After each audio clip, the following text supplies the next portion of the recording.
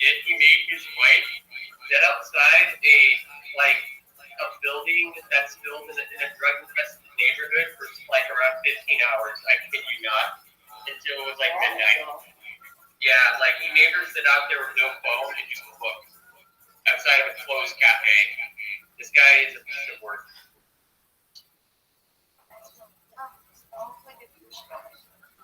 Oh yeah. It sounds kind of hot. I'm not gonna lie.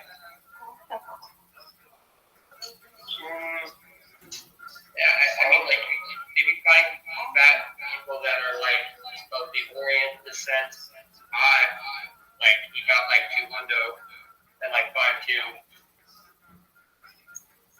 maybe one that 85.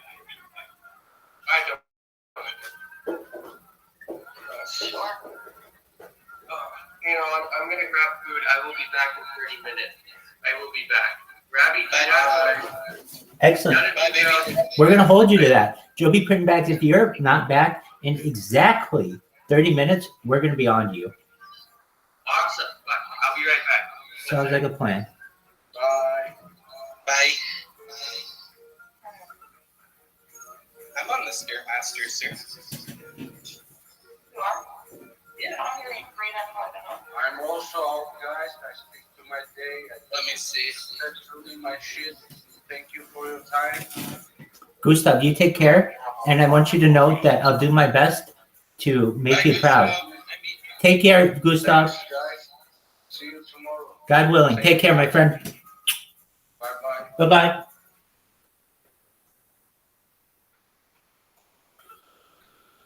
Oh, that's bitchy.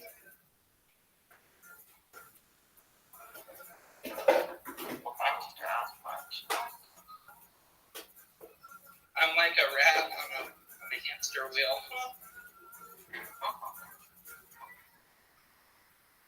I'm so sweet. I'm going to so late for me. It's in here, kind of. Go to bed. Go sleepy nights.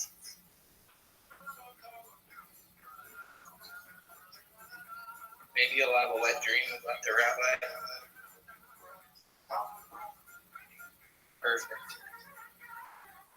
Rabbi? Yes, ma'am.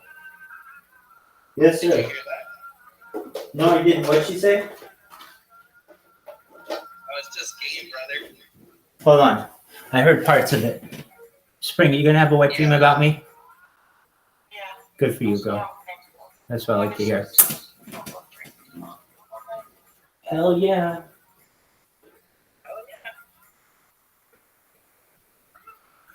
I'm so excited to go to bed, too.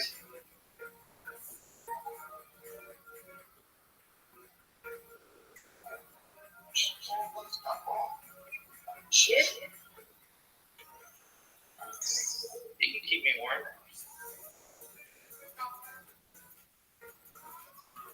No problem. And your cat can sit on it. You'll almost sleep nice in your life. Oh, that's the same with my baby. Yeah. You can't actually really move at all because, there's nowhere to go. Oh, when I wake up in the morning, my cat's like that, my leg fucking hurt, dude. Yeah, it's definitely, it doesn't really seem like it would be that uncomfortable, but it gets uncomfortable. Yeah, it's like when it's like that, I wake up and my whole lower body is cramped. Like, what? They're so hot too, 10,000 degrees, 4 heaters. Oh, they're hot. They're so cute, though. Babies. Do you have your baby next to you? He's actually sleeping behind the TV right now. Oh, so cute. So based.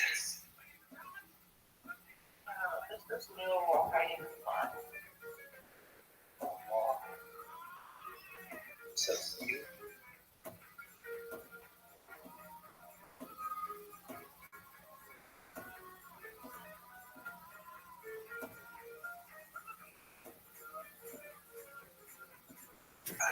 Spring is dead. Why is your name Spring is dead?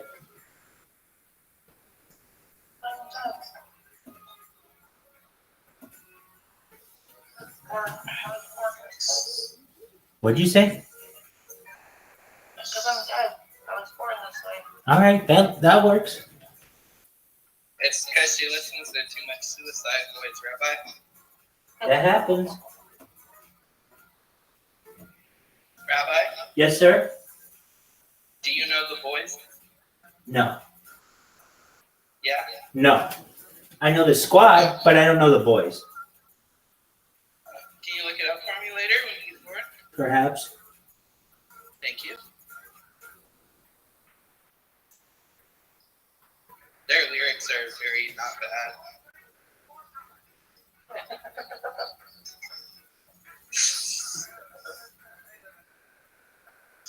Very friendly.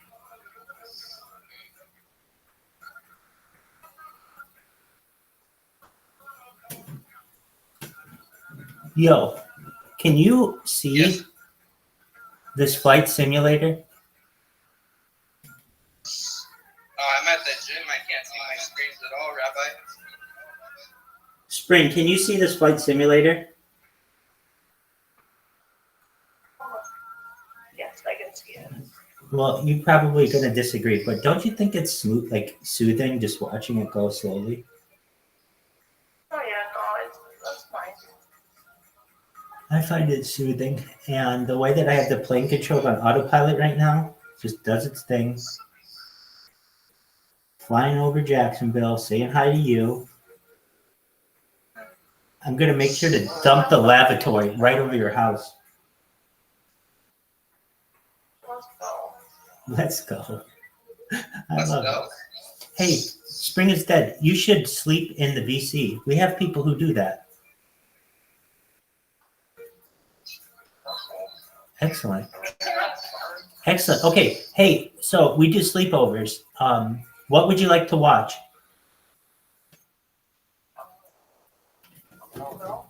Okay, so we're gonna watch the Joe Rogan Experience, the most recent one that person about which was talking. Just one moment, I'm pulling it up.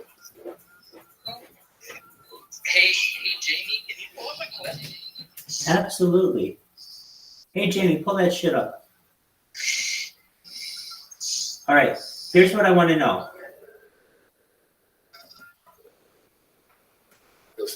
It's 44, right after the shit happened, and you're real mad. You're living like, but we lived in Wookiee times. So the clash between the cultures, every time I hear an Israeli official or military person say fucking BB speak, it sounds like someone's embarrassing immigrant parent Sounds like that doesn't know not to say gay slurs. What's it sound like? Every time. So, again, I do not support Hamas or any Arab or Muslim. I hope I made it clear I'm one of the good people. And like the good people, I yearn for us to go back and fight them.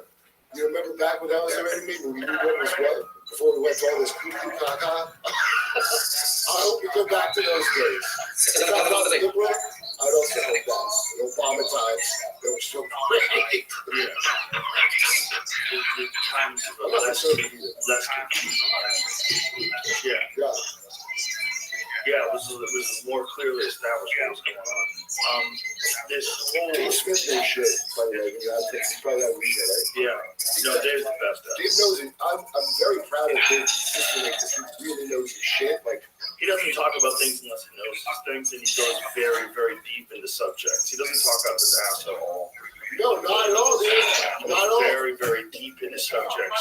Really gets an understanding of them and fucking debates people, and really knows what he's talking about. Like, Yes, he he actually does. contributes to these conversations in a very, very meaningful way. I know him a long time, but I'm very impressed with him. He's very impressive. And he's hilarious too. Like, he's both things. Hilarious. You saw him Pierce Morgan? Yeah, I did see that. That's my buddy Gary. You know, right? When Pierce Morgan, and then these two chicks from Old English. I was on Pierce Morgan. Pierce Morgan is getting like the YouTube talent pool of whatever to come on and debate. We stopped and he discovered all this. Right. It's like, are the Oscars over? Or are the Oscars irrelevant? And I can't cannot wait to ask Gary about it, right? Because the question, Why does it sound like how come Barbie didn't win an Oscar? Was actually like the topic. And just imagine how an international news show to feel like Barbie. Imagine being upset. How come Oppenheimer got it? Yeah. Listen, even if it was really good, it's a Barbie movie. Right. Batman Dark Knight. Heath Ledger, he's the reason that won, just his performance. Right.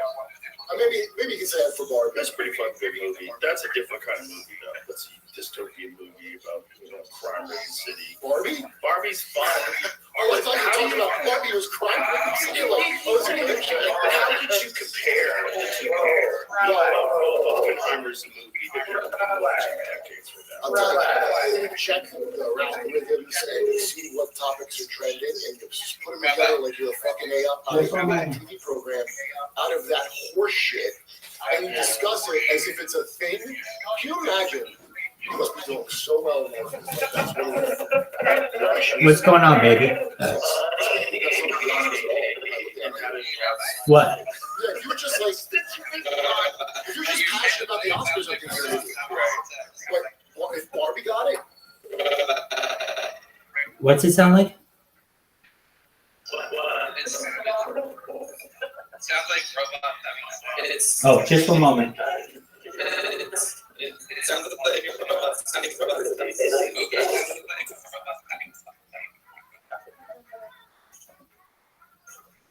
Okay, kind of ASMR. A little bit. ASMR.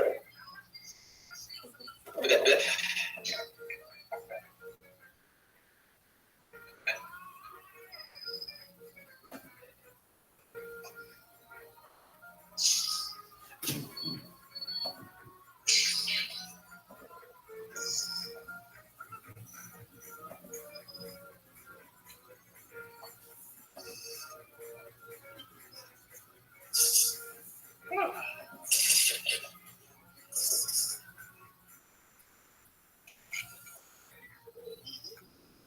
Can you hear me?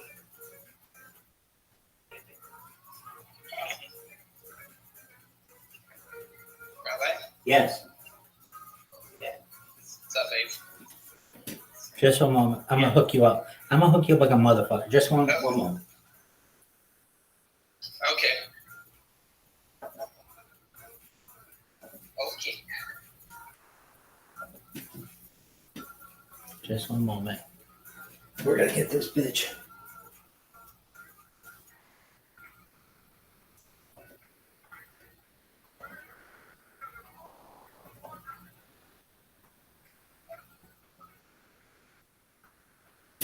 Yo, do you see who we have in this bitch? Marcus Wentz, how you doing, slut?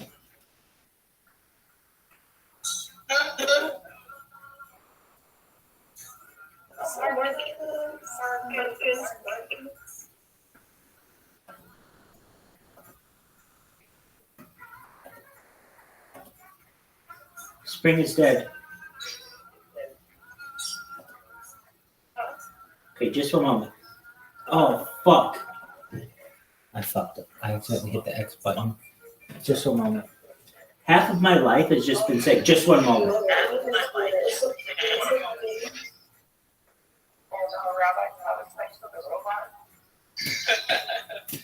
You got sucked in, huh? Motherfucker. I identify as a robot.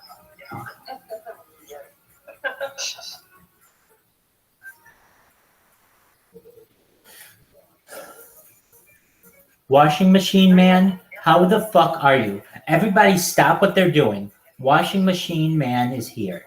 Become who you're afraid to be. Washing machine man, how the fuck are you? Come on up, let's speak. I'm great, man. How are you guys? We're kicking ass, taking names. Washing machine man, have you ever seen so many goddamn angles within a Telegram BC in your entire life? No, this is the most amount of angles I've ever seen. Excellent. Telegram chat. Excellent. Champions, guys. Champions. Thank you. Thank you. We appreciate that. What's new with you, washing machine man? Working hard and stacking sets, like everyone here. Excellent. Stacking Are you the slanging dick? POS. Washing machine man, are you slanging dick? Slanging? Are you slanging dick? I know what slanging means. Slanging means like throwing it out there. Are you just beating up pussy like it's going out of style? Yeah. Hell yeah, baby. Knuckles on that. Hell yeah. You gotta do what you gotta do. Hell yeah. What do you think you're Yeah. spending that washing machine money on, baby? HBOS. HPOS to the moon. Excellent. Washing machine man, do you know what I do with my life? No. I stream my life 24/7, 365. Yeah, I sling it definitely on YouTube. I have more data on YouTube, Washing Machine Man, than any person in global history. I've been live in this VC for 10 months straight. Oh, wow. This is the biggest event in You global also see history. yourself sleeping? Absolutely. 24/7, baby.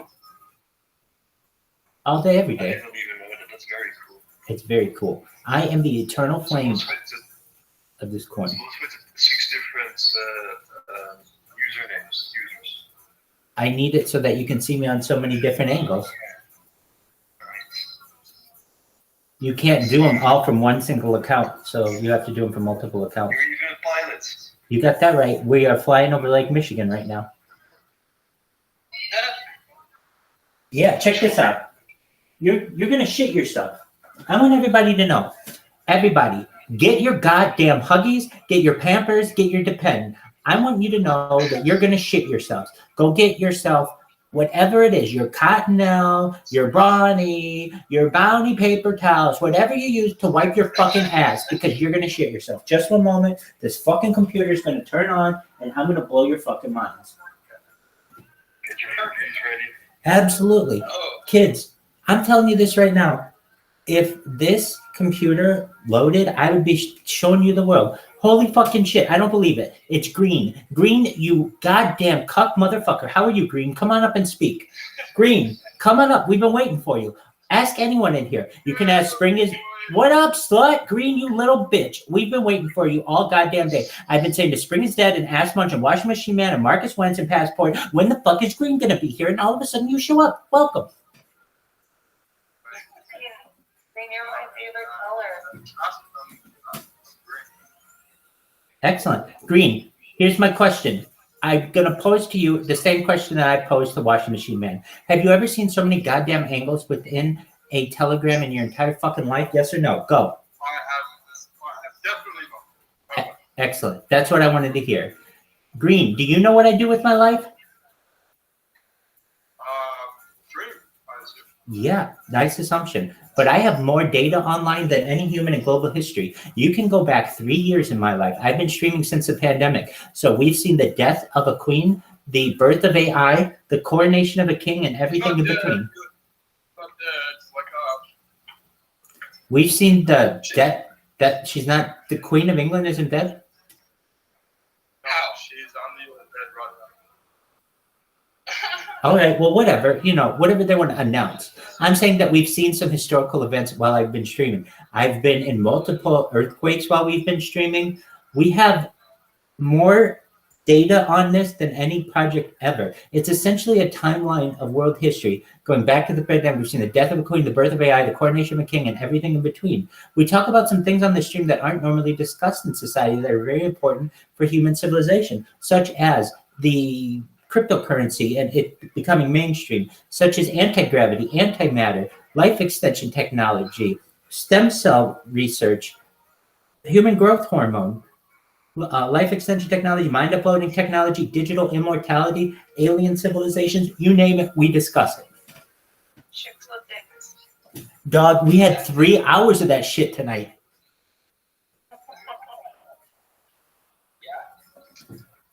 So, Green, with that being said, MILFs.com? Yeah, no, it's straight to the point. If you really want my favorite website, it's probably Wikipedia. And then a close second is archive.org. And then a third is chabad.org.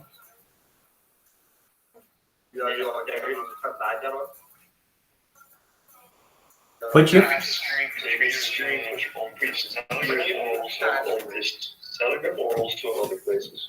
I'm sorry, can you repeat that, baby? So you're streaming speeches in this chat? No, I've been 10 months in this chat, 3 years on YouTube, from 6 different angles. So you can watch me not just from one stream, but 6 on YouTube. Nobody else has that. What's your name? Rabbi Rothschild. Here, I'll show you. Check this shit out, baby. Again, get your fucking toilet paper. You know what? If you need to, go get yourself some fucking U-by-Ks, which used to be known as fucking Kotex. Go get yourself some Always. Go get yourself your favorite scent of tampon. Shove it up your ass because that's how big a deal this is. I'm going to share my goddamn screen with you. And if you aren't ready for this, get ready for it. In 3, 2, 1. We are showing our screen. We're pulling up YouTube. You can see everything that's fucking going on in life. Not just in death, but in fucking life. Here we go. Pulling it up. We're doing 2 computers at once. This is the biggest fucking deal in the whole history of the world. Rabbi Rothschild. All you have to do is type this fucker's name in, which is my name. Click it. It's the first one that shows up. You go to live, and you see how many fucking things I have going. That one's live. That one's live. That one's live. That one's live. That one's live. That one's live. That one's live. That one's live. That one's live. Look at all these live fucking streams we have going right now. World peace, baby. World peace, baby.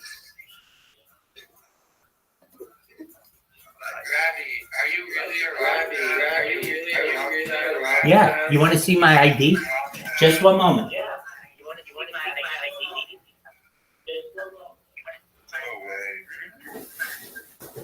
I mean, like, you very well could. You very well could. Yo, pimps, here's my passport. Just one moment. You can see my sexy self. Yo, pimp. Yo, here's my passport. Let's see if I can show it. So you can see it. I know it's. I'll get it. Hold on. It's easier if I show you my fucking driver's license. Here is my Michael Yisrael Rothschild.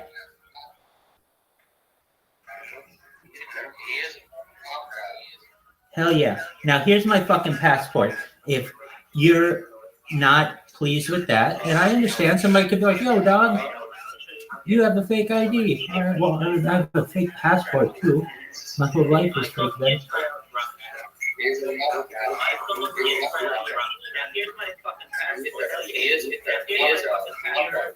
not, you're with that. Now, I understand. There you go, baby. What up, Christian? How you doing, you little slutbag? We've been waiting all goddamn day for you. Christian, how are you? Come on up. Let's talk. We've been waiting for you. Dog, Christian, come on up. Let's talk. I want to hear from you. What's up, baby?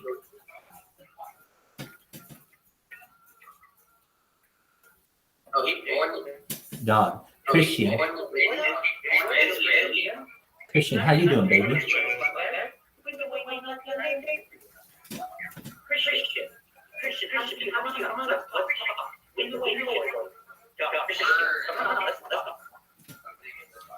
Hey, how you doing, sex machine? Hey, Christian, how you doing? Christian, there's this thing called talking, and people do it sometimes. You're welcome to do it now.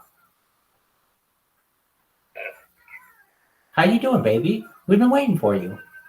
Christian, how you doing? That's okay. Washing machine man's here, and we got Green here. Green just fucking fizzled. Jacob Scott's back. How you doing? Jacob Scott, how you doing, baby? Oh, man.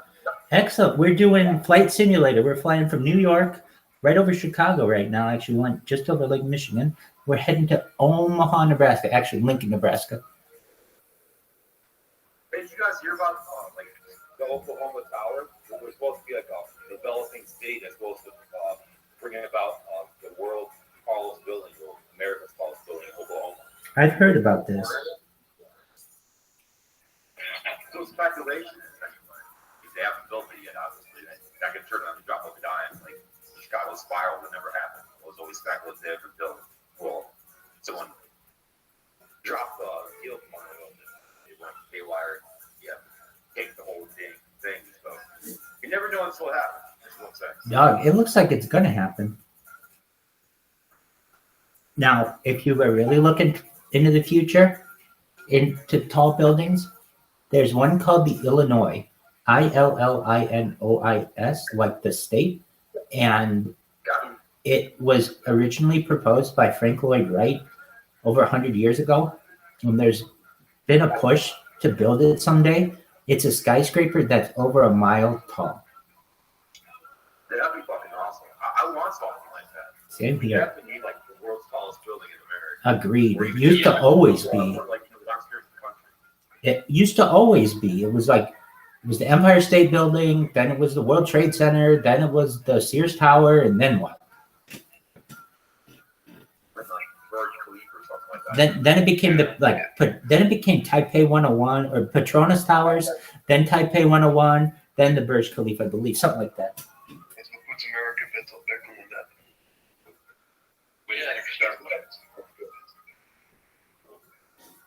What's up, Ashton? Good morning, guys.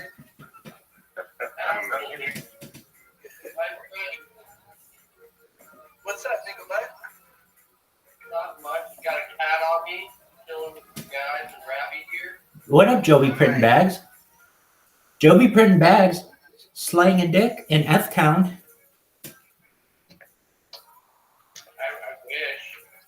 I wish. Dog, Fullerton has some of the hottest hang in Orange County.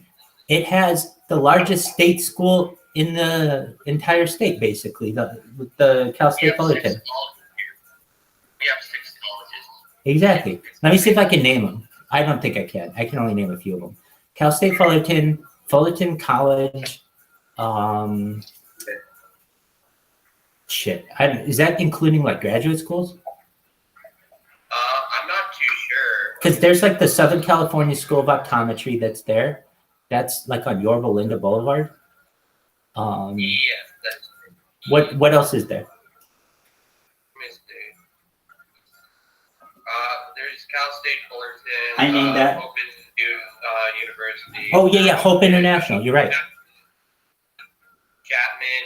Of course, there's Wait, hold on. Chapman's in Orange, dog. Wait, you're fucking right. Hell yeah, man. Get your shit together. You think you know Orange County better than I do? Go fuck yourself.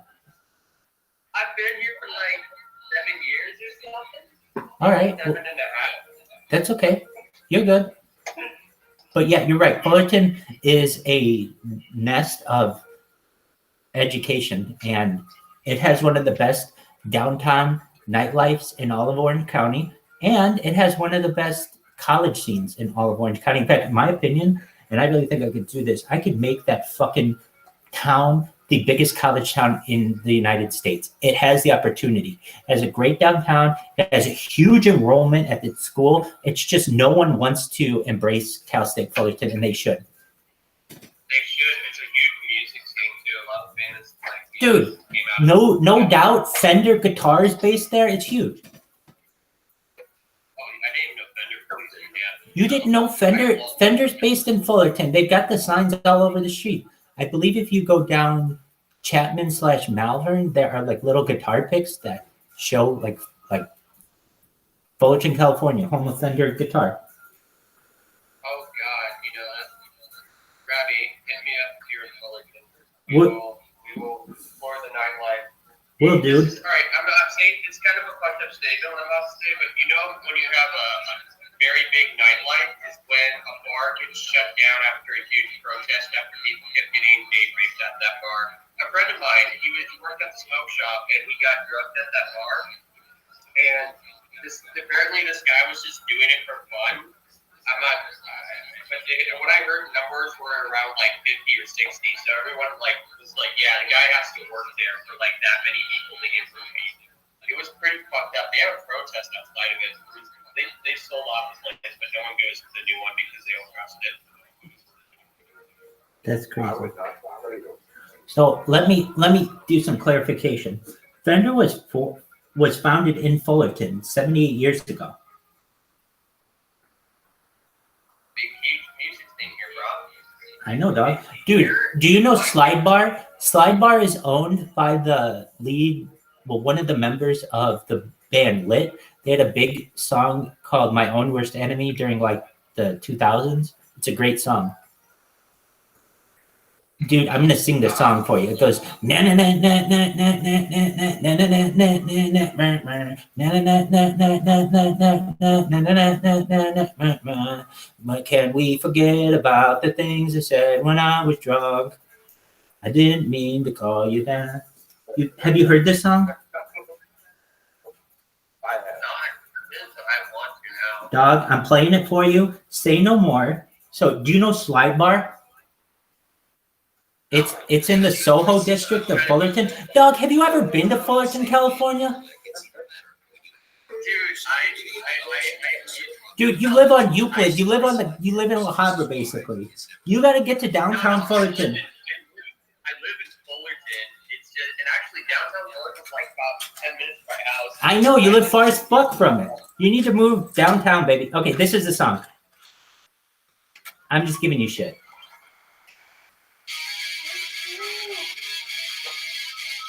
Boom, boom.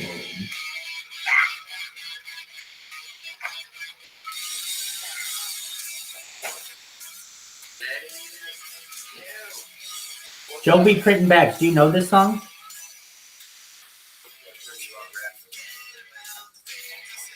Joby Printing Bags, do you know this song? I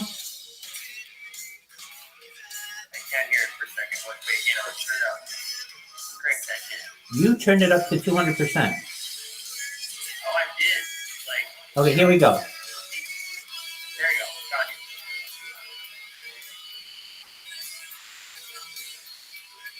I can't hear it. Dog. I can't hear it either. Jacob Scott, can you hear it? Rabbi, you have to turn off noise suppression. It's too much work. Send me the link and I'll blast the music right on my. Jacob Scott, could you hear it? No, I could, but I know the song. Okay, he knows the song. I'm going to try it again. Here we go. Just one moment. Son of a fucking bitch. My phone has frozen. Oh, here we go. Can you hear it now? There we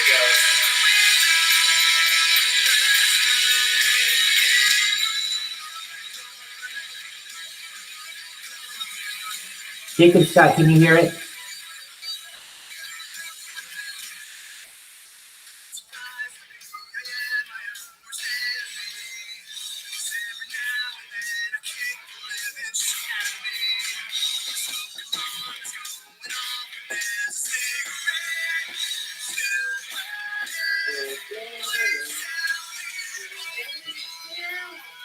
Dog, Joby Printing Bags. I like it. But you've never heard it? I honestly am music disabled. That's okay. I'm I'm just telling you, dog, if you're ever at Slide Bar, know that like it's owned by someone who's in that band. That's fucking cool. And so it's called the Soho District in Fullerton. It's like on the corner of, like, I think it's Harbor and what the fuck is the name of that street? It starts with a C. It's just south of Harbor, or it's just south of Chapman, Commonwealth. It's like on the corner of, you know where Commonwealth and Harbor is? Yeah, I know what you're talking about. All right, well, there's like a big downtown scene there. Anyway, It's amazing. Yeah, no, you're right. That actually, no, yeah, I know. Okay, that's actually a fucking cool fact. I didn't know they actually had a place down there. Yes. Well, it doesn't shock me. Because probably partied the fuck out of there when they were younger. Correct. There are like 8 bars down there, but there are 5 bars in this one little area. One time I went on this pub crawl down there with this friend of mine, and I was so fucked up after the first bar. I don't even remember where we went. It was one of the most fun nights of my life. Fullerton is a good fucking time, I'm telling you. No, it is, Robbie. Next time you're in Fullerton, we go out and party. Dude, I don't party. I slang dick. I tear shit up. This is a party, baby. Just wait. I just need that one shot, mate. Like, Robbie, you probably slay better than I do. You definitely do. Dog, I am a seduction artist. They name pickup artists after me. I believe it. Word, Mockingbird. All right, Joby printing bags. How's your MEV bot? My MethBot, we working on it. I gotta get something called a GED 2519. Dog, can you speak English? Because no one knows what the fuck you're saying. Okay, basically it's like this encrypted fucking wallet address that will give me access to Judo servers, and then once they give me the auth, I can use their node and their server, and basically we have a working MethBot. And once we have working MethBot, we control the world. Hell We yeah. control the world. That's what I like to hear. All of it. That's a good thing. All right, are you going to be able to beat Jared from Subway's bot? You know what? I am not sure. They made this. I am running off what their code is, but it's basically a MethBot. Hold on. You're running off the GitHub code, right? Yes, and that's the thing is, don't matter what code we're running off of. It matters how the fuck we scan, because we can teach it what to do. That ain't an issue. We can tell it, scan this, scan that. And right now, I know they're scanning a little bit more than 20% of the whole Solana network, which is a lot. That's a lot. You need a lot of power to fucking do this. But we can make it do more. And we will. We're gonna push it.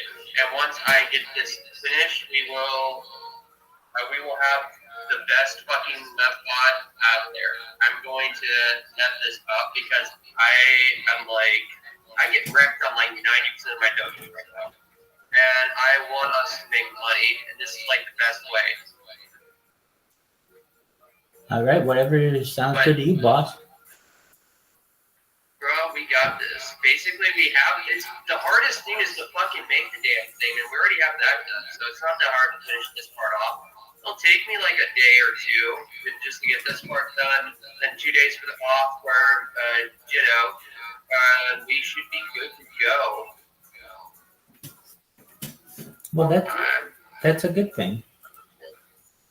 Yep, and what I can do is make you another key, so that way we can have 2 MethBots running at the same time. Word. That's what I want. That's what I want, baby. I'll have this bitch running 25 hours a day. I mean, no reason why you can't. MethBot just basically brings back money from you.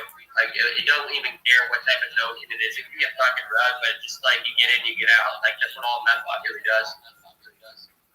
I got you. So you tell me what I need to do, and I'll run it all the time, and you'll be able to watch it, and we'll sit here and count money together and high five. Exactly. And partying full of money. Hell yeah. Hell yeah. Dog, do you ever make it up to La Habra? La Habra, yeah, La Habra's fun. I got a friend that, Wait. What the fuck is fun in La Habra? The cheap weed stores. That's basically it. Okay, that's I not. don't buy weed anymore, but they're fun because I go buy weed there, and they're dirt cheap. Plus, my friend is the manager at one of these liquor stores. If you're ever in the area, just tell him you know me, and he'll hook you up. Hell yeah. I love hookups. Dog,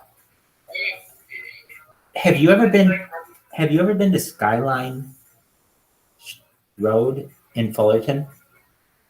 Skyline? Yeah, let me explain where it is. Okay, Do you, What's do you, on the street? do you know where State College? What up, Anton? Hold on, everybody stop. Anton Elect Bach, how in the fuck are you? We've been waiting all goddamn night for you.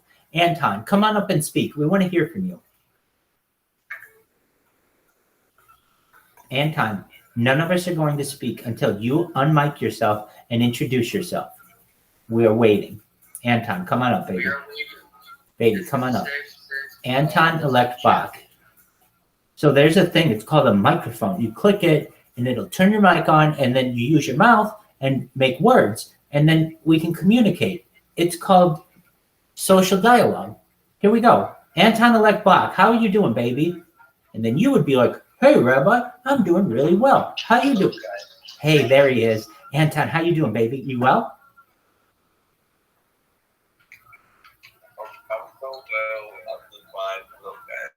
Excellent. We're so glad you're here, Anton. Welcome.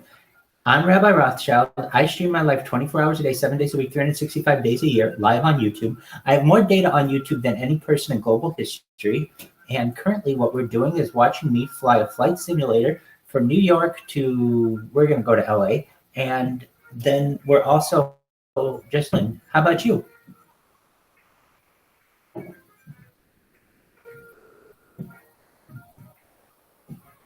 Well, Anton Elektbach, he's here. We're happy that you're here.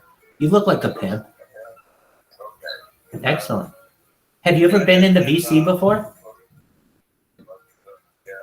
Have you ever seen... Dude, have you ever seen so many different angles in a VC?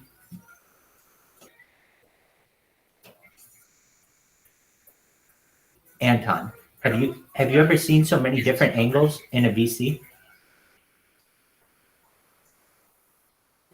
I think he said he's going to get breakfast. That's what I heard too. Anton, can you hear us, baby? What up, Ass Munch? How you living? All right, well, Anton, I'm glad that he's here. Okay, we were talking about something. Joby printing bags. Oh, yeah. La Habra. La Habra means the cove. Anyway, if you want to know the highlights of La Habra, there's basically Idaho Street, there's Lambert Street, there's Imperial Highway, but if you take Imperial Highway too far east, it becomes Brea. Brea's tight. If you take Imperial Highway too far west, it becomes like La Mirada or something like that. Anyway, some shit. Or Norwalk or something. Anyway, that's enough Orange County geography for now. We're going to try to play Joe Rogan now. Let's see if it works. All right, so yeah, play the new one where he's talking about P. Diddy. That's what I'm doing. Just listen here. Listen here, you little shit. Joby printing bags. I'm doing it just for you, baby. Thank you, bud. You're welcome. Thank you. All right. So if you're like, hey, Rabbi, I'm hearing your echo. Well, guess what? I know you are. Just hold on. Keep your pants on. Let's see if we can get this shit to work. It says you're live. Oh, shit. This is complex, but I'm going to get this done. All right. Here we go. We'll have them back contact. Hell yeah. And then seriously, Joby Printing's bags, you send me what I need to do. If I have to buy another computer, I will. And we're going to get this bitch going.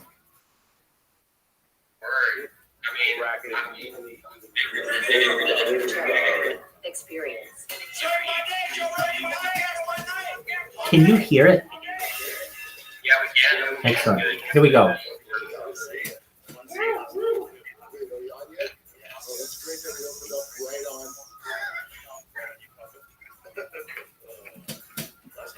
I'm here, kids. I'll be right back. I'm going across the room. I was remembering today that he said that Vince was his Barbie. He said so many asides like that. There was so many, like, 20 cents I watch John last week, and then afterwards, I can't remember anything he said. No, that's right. And then I start to have recall. It's like I got abducted and the memories come back. So when I woke up, I was laughing because I remember he said, well, he goes, I need to get a root canal, but I couldn't get it. I couldn't get a root canal because I was in Oklahoma. Every life is sacred. Did you ever have a back alley root canal? It was just everything around him was just so silly and so casual. It was very, very. It pulls out the recorder and starts playing that flute thing. Yeah, he learned to do that over the pandemic. He Uh, learned to play recorder. the fact that he used the phone for real. I guess he has. I guess he has iPhone that he uses for social media. I was want to send him shit, and I can't because I guess he's taking the calls on the flip phone. Yeah, he prefers to be out. Does he work for Assad? I think he prefers to be with the flip phone. But I think he's right. I think if you have a cell phone that's connected to the internet, a smartphone, but you don't use it that often, every now and then you check it, that's probably the way to go. This is right. Yeah. Everybody has North Korea in their pocket at that time. Yeah, you really do. Our government, their government, everybody's You government. better hope it's multiple governments, so there's at least some competition for your data. And it's not just one monopoly has all your data. Right. How much have you paid attention to TikTok? When they're trying to do this ban on TikTok. Too much because we covered it, and it's because, well, here's what it's besides controlling and being able to take shit down whenever they want, they're doing. Which is a real problem. Yeah, we are China, by the way. I don't know if people think we're not China, but we are China. And but now the real push was coming because of Israel, not because of all the Hamas videos or whatever, but Israelis post shit. TikTok censors people. TikTok's not like a free speech accepted platform. Right. So the shit Israeli soldiers are posting themselves is getting out. And what happens is the kids are on TikTok, and it hasn't been 1944 forever. It's been pretty woke here. So now that's clashing. Seeing this shit that remember a song that Rod made a huge comeback. I think about I don't know how many months ago. Oh, right. And people just discovered his letters. I think he's an industry plan. So what are these Israeli soldiers putting up on TikTok? All the war crimes that they do with. Look, I want to make this clear to everyone. I would never listen to an Arab. Okay, so I want you to understand that. I would never believe nothing. You don't have to ever do that. Look at not America what they tell you. Israeli news, Israeli politicians, their ambassadors when they come here and talk. Listen to what they say, because that's what I unfortunately did, and it was quite disturbing.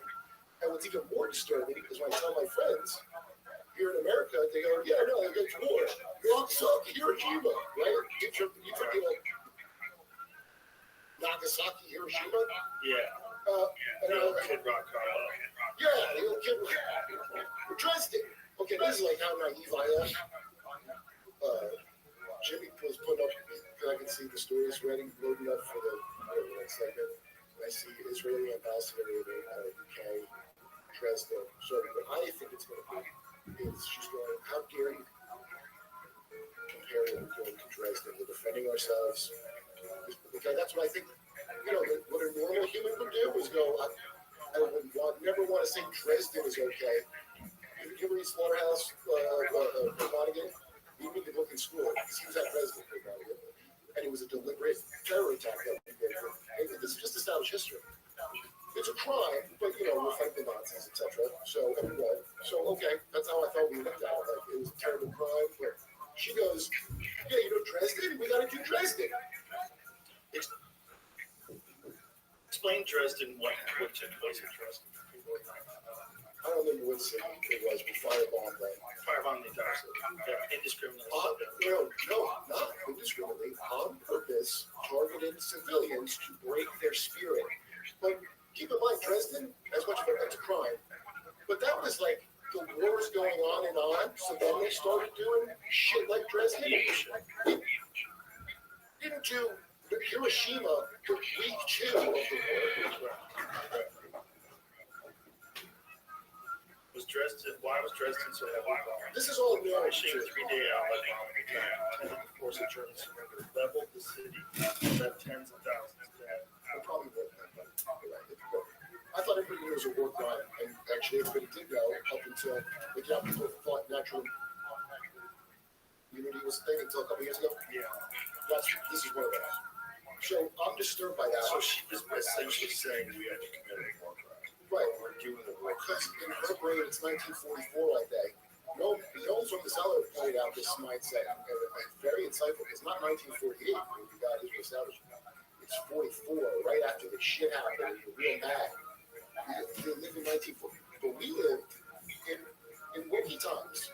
So the clash between the cultures, every time I hear an Israeli official or military person fucking geeky speak, it sounds like someone's embarrassing immigrant parent that doesn't know not to say gay letters here.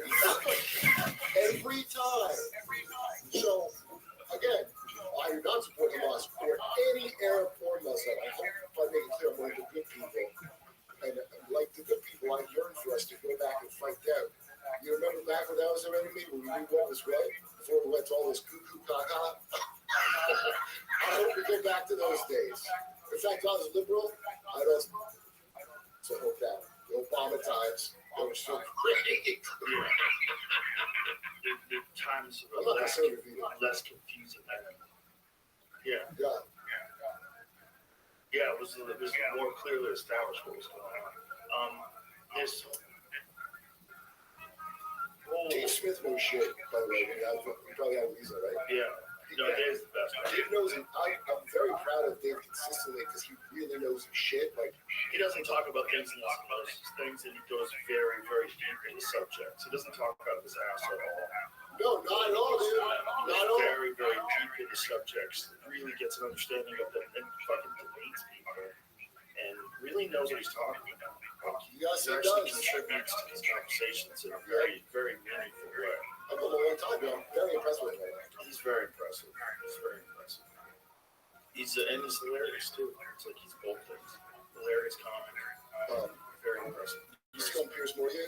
Yeah, I did see that. My buddy Gary from the live on Piers Morgan with and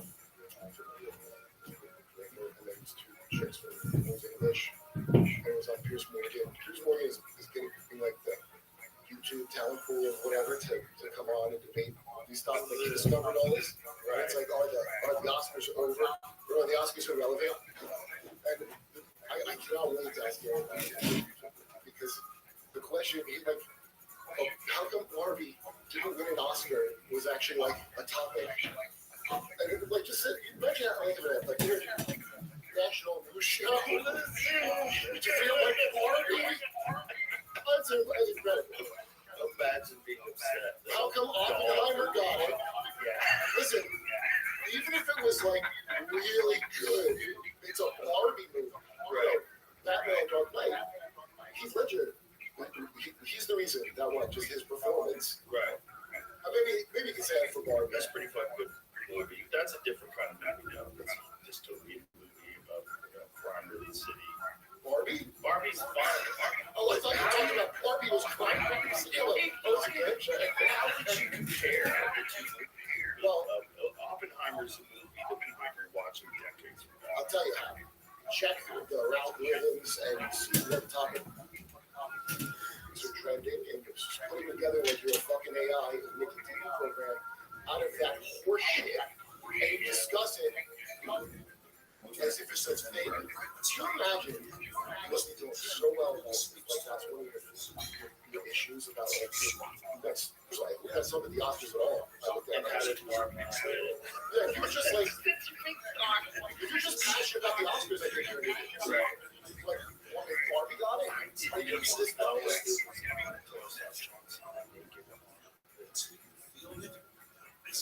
I didn't even know there wasn't a movie called Barbie. I didn't know they matched those together to save the theater industry that got killed after COVID knows all the movie stuff. What did you say?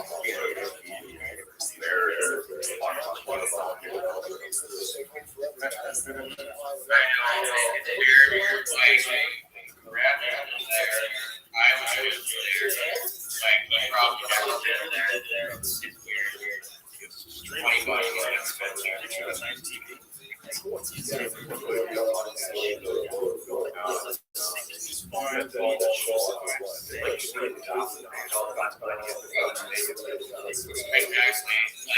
Like I have people I do very good friends. I just got paid.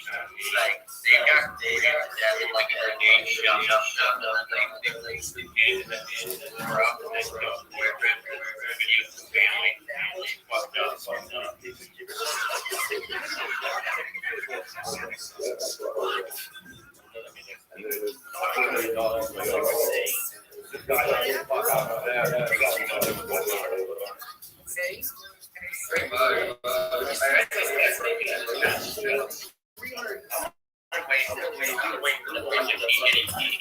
Best Buy is $3.99.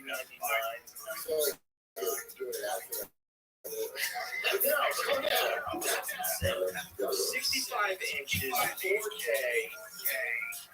Look how thin it is. $400. Those fucking things are so expensive at one point. Now, watching radio. So, you buy any, I always thought, and I'm not smart with any anyway, like top of the line technology such as that. Never in my life did I ever have a disposable income for it. When I see it, like out there, not even know. There you go. It wasn't one of those $20,000.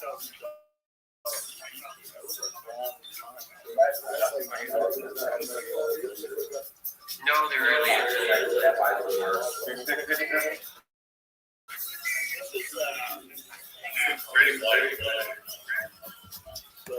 See if you can find an ad for a 28-inch plasma TV plasma. Let's say cell phones and PCs.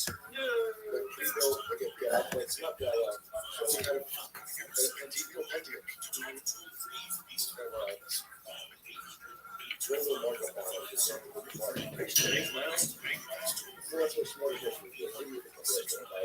Bought that too.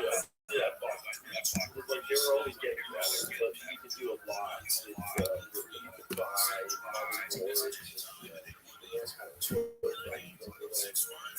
the jumpers in place, tweezers. And that was interesting. Yeah, and I don't know what they call it. Did you ever just actually? Okay, so what year is this?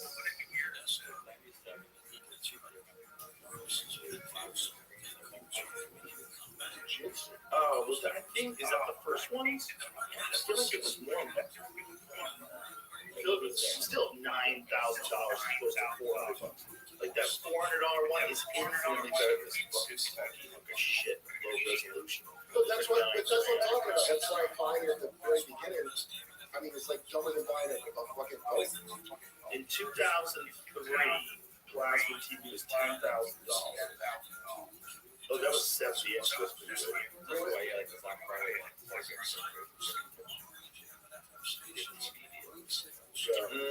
Right. Is that when people try to get and they get dressed?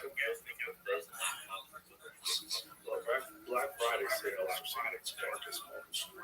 See those people fighting over boxes of shit. Like, what the fuck? I think I'm looking at the greatest country on earth. Thank you, Joe. That's what I took off the south side of it. On African American Friday. When you say guys are getting trouble on TikTok, like, I'm not on TikTok. So what's not good? So what specifically are they putting on TikTok? Showing off with blowing shit up. I don't look at it. I don't want to. I don't look at it, but that's what they do. Spin on it. Show clips. You know, like the clip of Wolf Blitzer. There's that clip of Wolf Blitzer.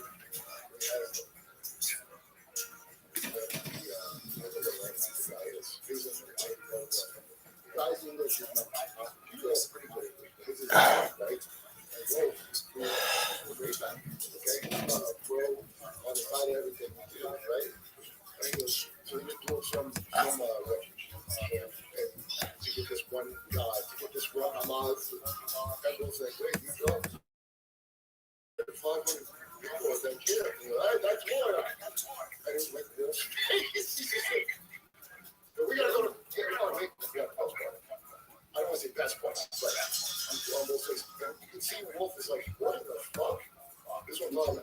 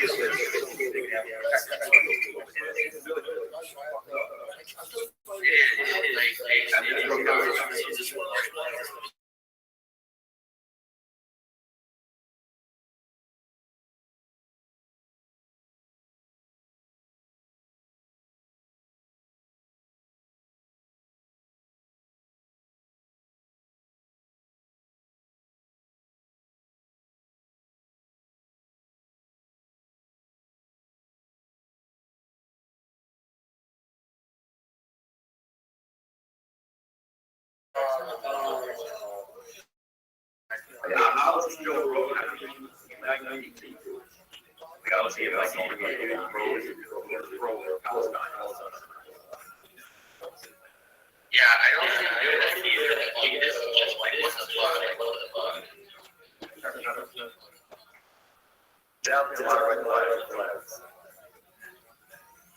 All I see though is that goal is that going out because I know I was going to be talking to them or Kelly and not really looking to me.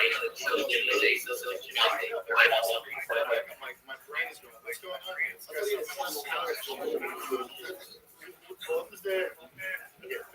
I've never seen this episode. I have no idea what happened. It just today. I saw it today. I saw it in the dog should die.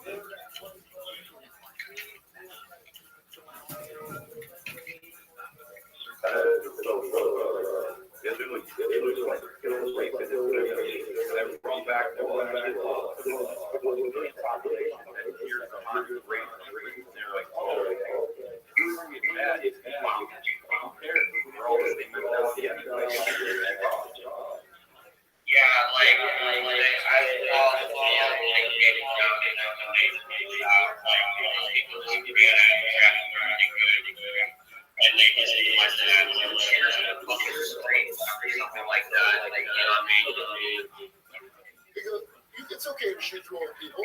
It's sad. That's normal. That's just normal. By the way, it's the most evil man in the world. Nothing is so fucked up as that. So look, hey, Isn't it crazy that when you see the difference looking at things objectively versus people that look at things tribally. If you're on the right side, against Russia, Vader, horrible country. But they want that. Right. So, But this, My life is the entire just to be smart.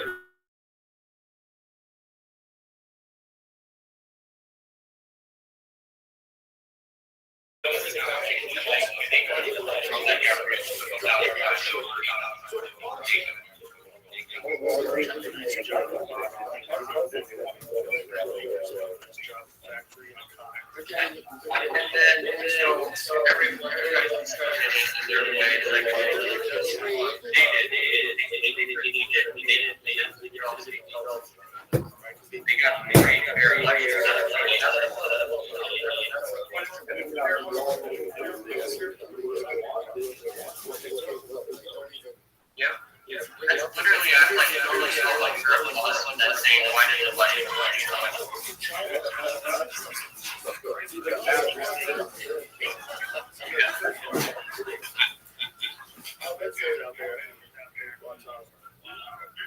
But Israel soldier videos reveal cheering, destruction, and marching. Social media videos found Israeli soldiers the footage provides a rare and uncensored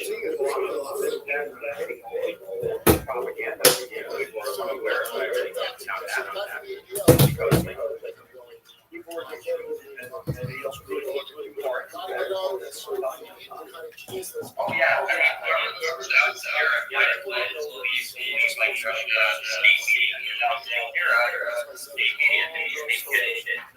can't trust your assholes.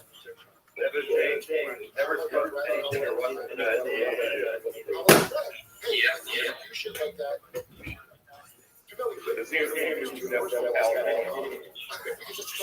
Hey, you're all going to be starved until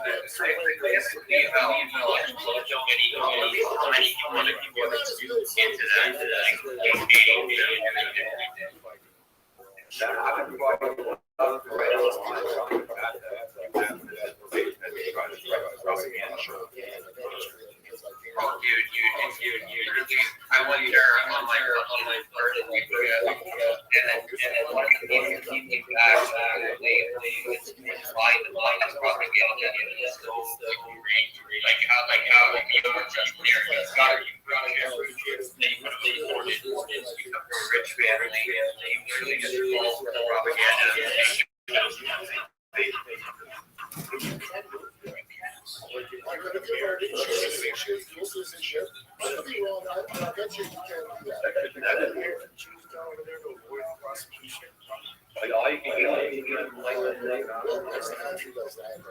But isn't that a thing, like American Jews, if someone's coming after them in America? I thought my Lansky truck. Oh, I think it was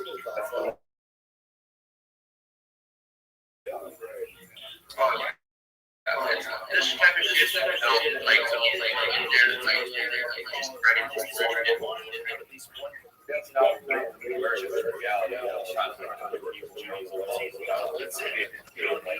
Just qualified to fit. In fact, many of our it's our birthright. Yeah. So he goes, that's what I'm saying. The people that came up with birthright. It's not.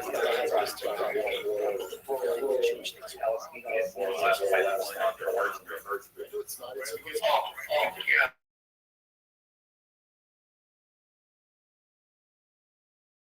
Also, ultra Orthodox Jews, which I was like, ultra, because that's like, but you have to say it's like people that there's a bunch of different reasons.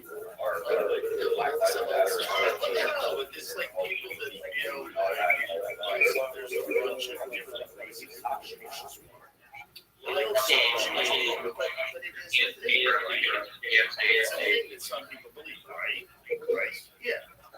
Imagine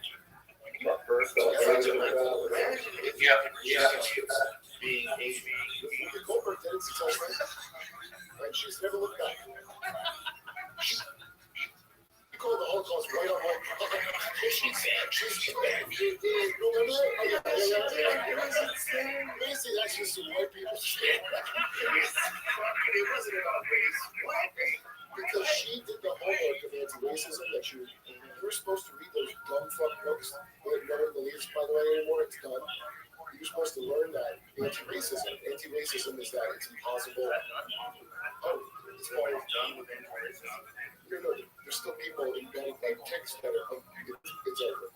Because now a bunch of people have finally figured out to have a goddamn lawsuit because all this weird ass shit was never legal. And it's been rejected by, you remember California, I think really straight down here, and they didn't vote for it, like, but now there's lawsuits up and down and people are winning them. But he wants to talk this, didn't feel college just got like $25 million. Starbucks, the manager, and this guy's not using the bathroom, and it was the 11 times. Right. And it came out that the higher ups were like, she didn't really have it.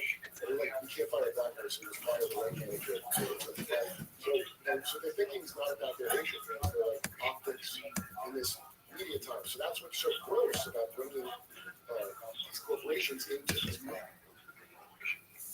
moral things, because none of them are moral, right? It's like Mr. Burns. We see Mr. Burns turn good on Simpsons. Maybe Lisa Slurry. And she's like, Jesus, you're worse when you're trying to be good. Yeah, that's what it is.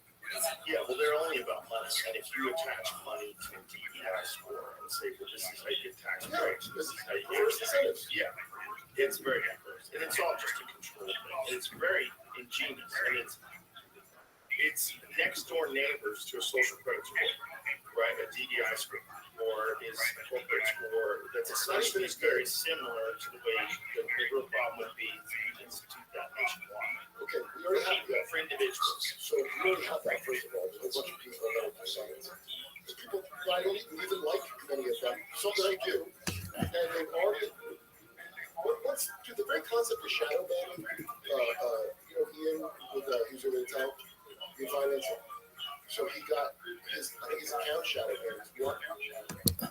Be shadow banned. It's like, he said like 4 things that are definitely going to get shadow banned. That are not offensive even, but they're things that you shouldn't bring up, like around, COVID. Right. And even now, on Zuckerberg's platform, but why is shadow banning a thing? How is that? How did anyone, who's a piece of shit, go along with the idea that we don't have to tell you what you did, and we're not going to say what we're doing to you, and that's our right to do that. Okay, but not only that, but we're all agreeing that they're going to do something to throttle the opinions of people that are problematic opinions in their lives, but it's not. How's it working out so it doesn't violate any of the agreements that you signed. You signed away all your rights to everything already, so go fuck yourself. But how's that work? You can do all that goofy shit you want, like Malice is right. The shit collapses under its weight. But you can only go so long telling people to ignore reality. The Soviet Union collapsed from everybody. Like, we're getting the stage now where people go, "Yeah, we all know it's a scam." And the next stage after that is like, wait, why am I saying we all know it's a scam about all the things? It's not too far. Next lockdown, we want people down. There's not nothing to look into shit. That's why a lot of prisoners know like more current events than them all. Like people that have been down for 20 years. Because you got to read and learn things if you're smart.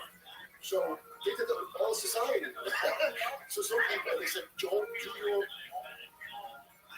research, which is such a suspicion. Don't go into daddy's forbidden closet of mystery. Oh, okay, I won't. Don't look into Hillary's.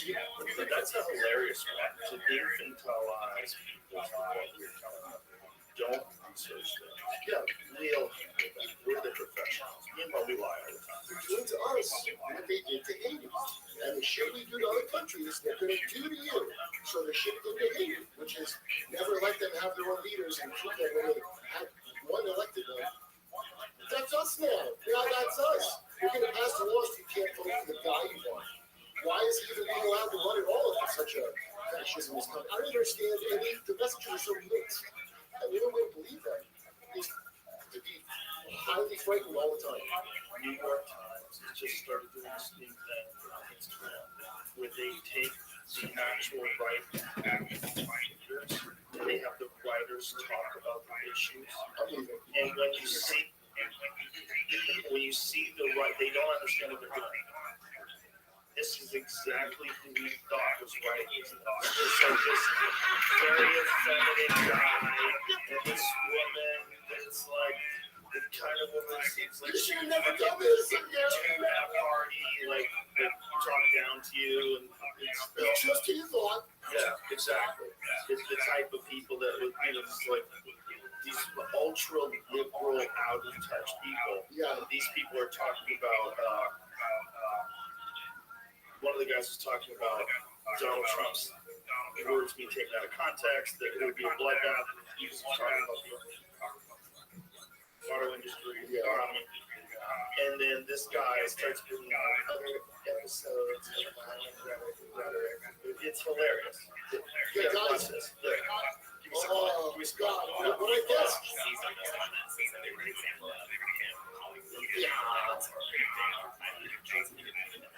His supporters said this conversation. Trump has a history of using violent rhetoric and dating because that language took on this against after the January 6th attack in Chicago in 2021. And throughout his third campaign for president, he's going to want to change that. This is the New York Times. This is these hard-nosed reporters that are like fucking chasing down thieves and pulling their hair out. This is Woodward and Bernstein. This is Watergate. But I mean, there's a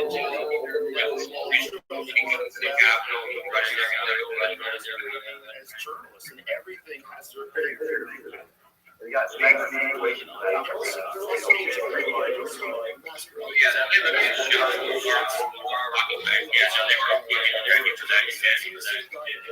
Men I work in the paper, they do the same amount of work as themselves. Google.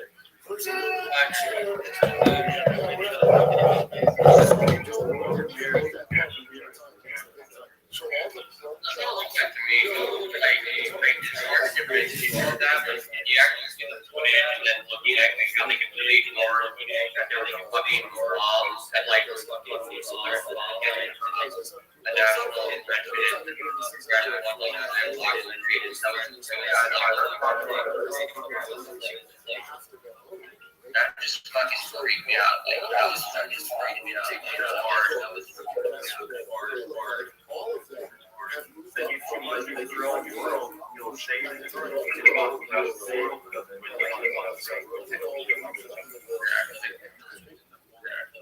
money coming from? You gotta hope you do well enough at making a little small.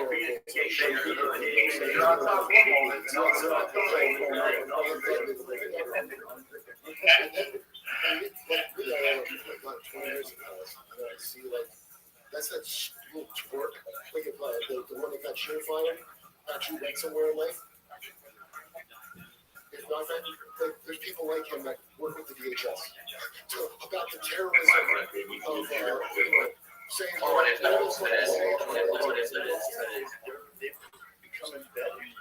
Running inside any city, just ran off the German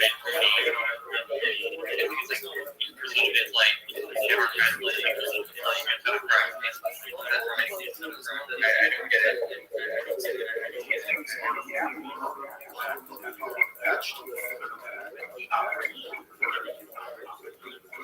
That doesn't shock me. It's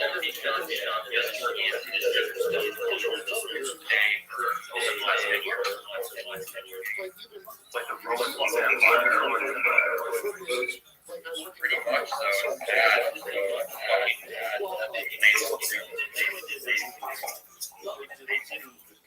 I don't mean like I'm not. I would.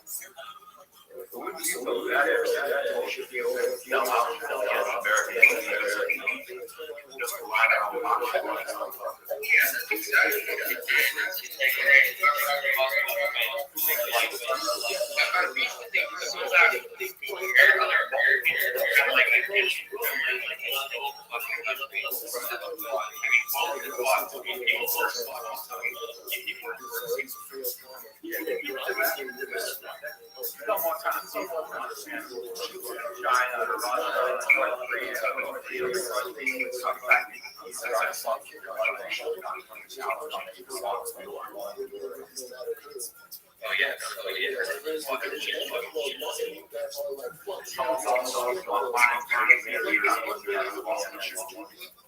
Like Biden's like all they did is they invented it and they forgot to do like like they got for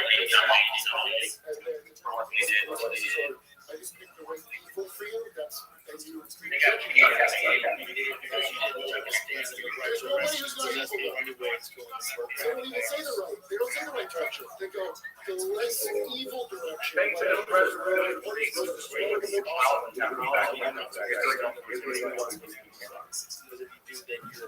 very Better though. Mine thinks marginally better. And I think to that like a child. I just want to talk about that. You talk about Biden. Oh my God, this is comparison to Trump. Why are we comparing to Trump? Let's pretend Trump was never born.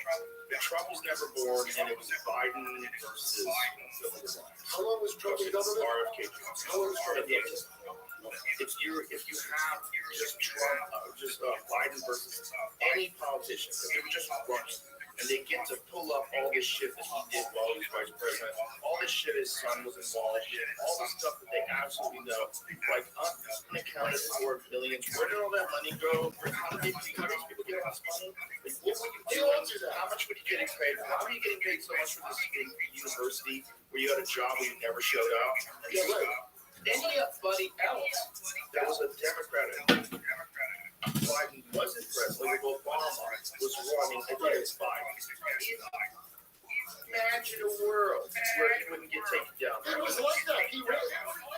That's who he was before he became vice president. Well, that's who he was in 1988. His nickname was Uncle. His Uncle Joe. That's not picture good. They called it Uncle Joe. Creepy, but creepy. Remember Obama was like, oh, that's Uncle Joe. Because Biden was like, take shotgun. You remember those clips on Nowhere where he was like, and that's all. That was when No. When he was Obama's vice president, you know, it's a gas machine. Biden would take goofy shit. Yeah. He always. This is what his brain was. Yeah. And the White House was hugely embarrassed by it all the time. And the way they would do the picture out of it, that's Uncle Joe. So that's how they would picture it. And then he was in So you're saying Uncle is like he's old or goofy or dumb? like how I'm an uncle of two. I've never heard Uncle use a pejorative before. That's why I'm confused. Like a crazy uncle. Okay, crazy uncle. Just saying Uncle Joe. No, like Uncle Joey. We call Joey Uncle Joey. Everybody calls Ted Nugent Uncle Ted. Like when they say that's because you're thinking about it like a porpoise. From their standpoint is a condescending, oh, that's a black uncle. Yeah. That real upper class view of concept. You're talking about like the way someone from a normal neighborhood thinks about family. Yeah. That's not how they think about it. But I should even first of all, Trump's only been in government for how long? Biden's been in for 50 years. And you can go easily look up all the damage he did to all the people. Yeah, that's why there's so many undecideds and various things. Let's pretend Trump doesn't exist. Pretend Trump doesn't exist. I would like to. And then tell me, how come RFK Jr. can get on the president? Just tell me. If this is a real democracy, you tell me why this guy, who's a Kennedy, who's an environmental attorney, who's, even though he's got this voice issue, he's extremely articulate, very good speaker, very good recall of controversial ideas, but who the fuck doesn't have controversial ideas in the world of 2024? Who doesn't have controversial ideas? The guy knows what the fuck he's talking about when he talks. When he talks, you're a guy who knows what the fuck he's talking about. That guy from the New York Times, in my world, has controversial ideas. I think what he's saying is controversial about, taking things out of context talking about violent rhetoric. By the way, Biden and Obama in 2020 were both talking about. What'd you say, Pimp? each other up. What'd you say, Pimp? Is it still running? Oh, Kennedy, yeah. So when he's saying I like to punch him in his mouth, that's what he's talking about. He just announced his running mate today, dog. Should be executed for treason. Well, guess what? Wait, RFK's running? Like, no, I know RFK's still running. I was playing the video one. Like, the reason, like, that's back out for me. If you get tried and convicted for treason. Yeah, it's still I know, running. this is a good combo to actually get coverage here. Like, RFK is not bad, but, like, So saying that that's violent rhetoric. motherfucker is definitely, like, even said himself, like, if it was any other country, it's going to happen. Like, any other country that, like, that happens, it would have, like, Just say what is might never happen. actually going on. Yes, And also talk about the evidence that shows that Biden is insanely corrupt. Because both of those things are true too. And if you don't want to talk about one because you think it props up the other, you're part of the problem. You're infantilizing the whole country and treating us like we're Pretty children. much, like, they just literally, they're just based on how many people can I This is real. If democracy is real, you guys don't just get to decide who runs your party. Give me a 1 minute breakdown. If I had to get in a plane and then rip all the controls to work way into the period.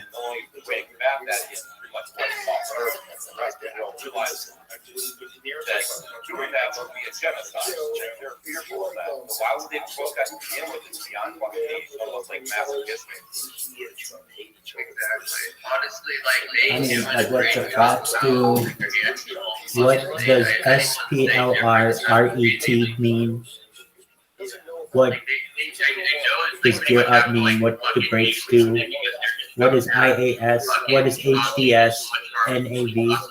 What is altitude? What is vertical speed? I mean, they're like, oh, they want the same thing as everyone else does, Like, I don't think so. I think they just kind of want to, like, grab one of the shoes like that's the law anymore. Teach their kids how to love people, teach them that it's a and, you know, to, like, do all the news. Like, they're just new Nazis, this different type of people, and they're fuckers. It's like 1930 or something. They had, like, the guy that was, like, the mayor in Band-Aid. He went up to the Nazi American after trying to conquer the land, and Band-Aid, and he got to exile, and he was, like, something Hitler with gas chambers and shit, just like they've been doing this for like over 100 years. On a plane, what is HDS? Well, they just don't. They want it to be easy and just take someone at their word. But like these people, you cannot take at their word. You really have to look in, just like go to Syria to Syria, and they're just making a whole race of people look at. Like not all Muslims are there. People just make that statement nearly true. And so.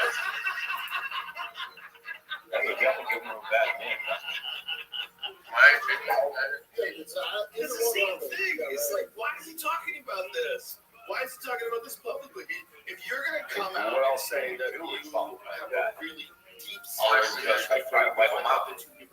I don't really. That's the thing. Is like, what do you do there? Because like, even if you kind of help them, like think the younger generation, like re-educate, like understand, you know, that wasn't your enemy this entire time.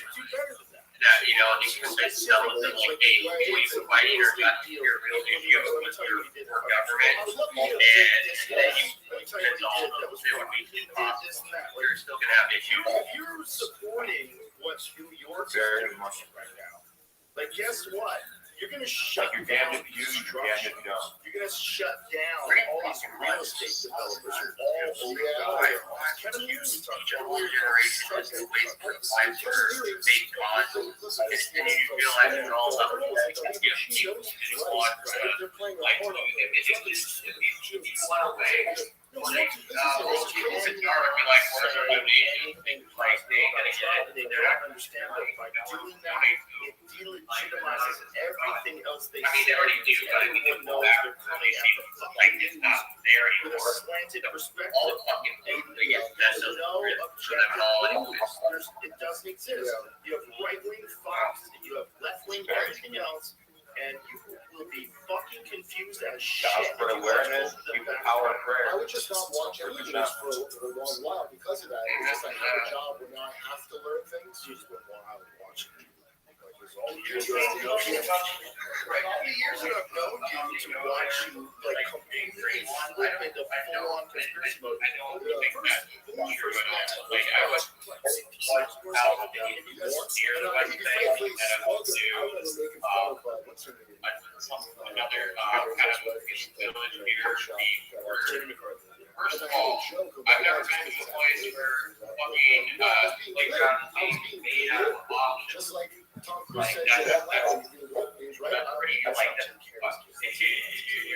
I know it's an accurate But either way, What is the fastest indicated airspeed for a Boeing 747? just bring it up. And they'll start. Sure, we can talk about it. They get very upset at you, and everybody feels When you put on other shows, like you really can't destroy them all because no one really wants to go there and kill everyone in the world. Or any let alone everybody in Gaza or anything like that. They want to go. That's why It's not only that. It's not was rendered on the table to begin with. They don't have that hatred that have never been widespread. Yeah, what sucks is that they've been offered it like right now.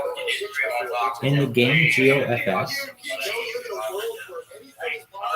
can you see the flight plan on the ground when you create it? That's not.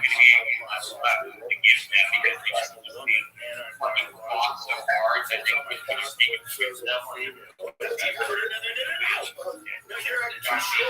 country has never lost. Like I've never lost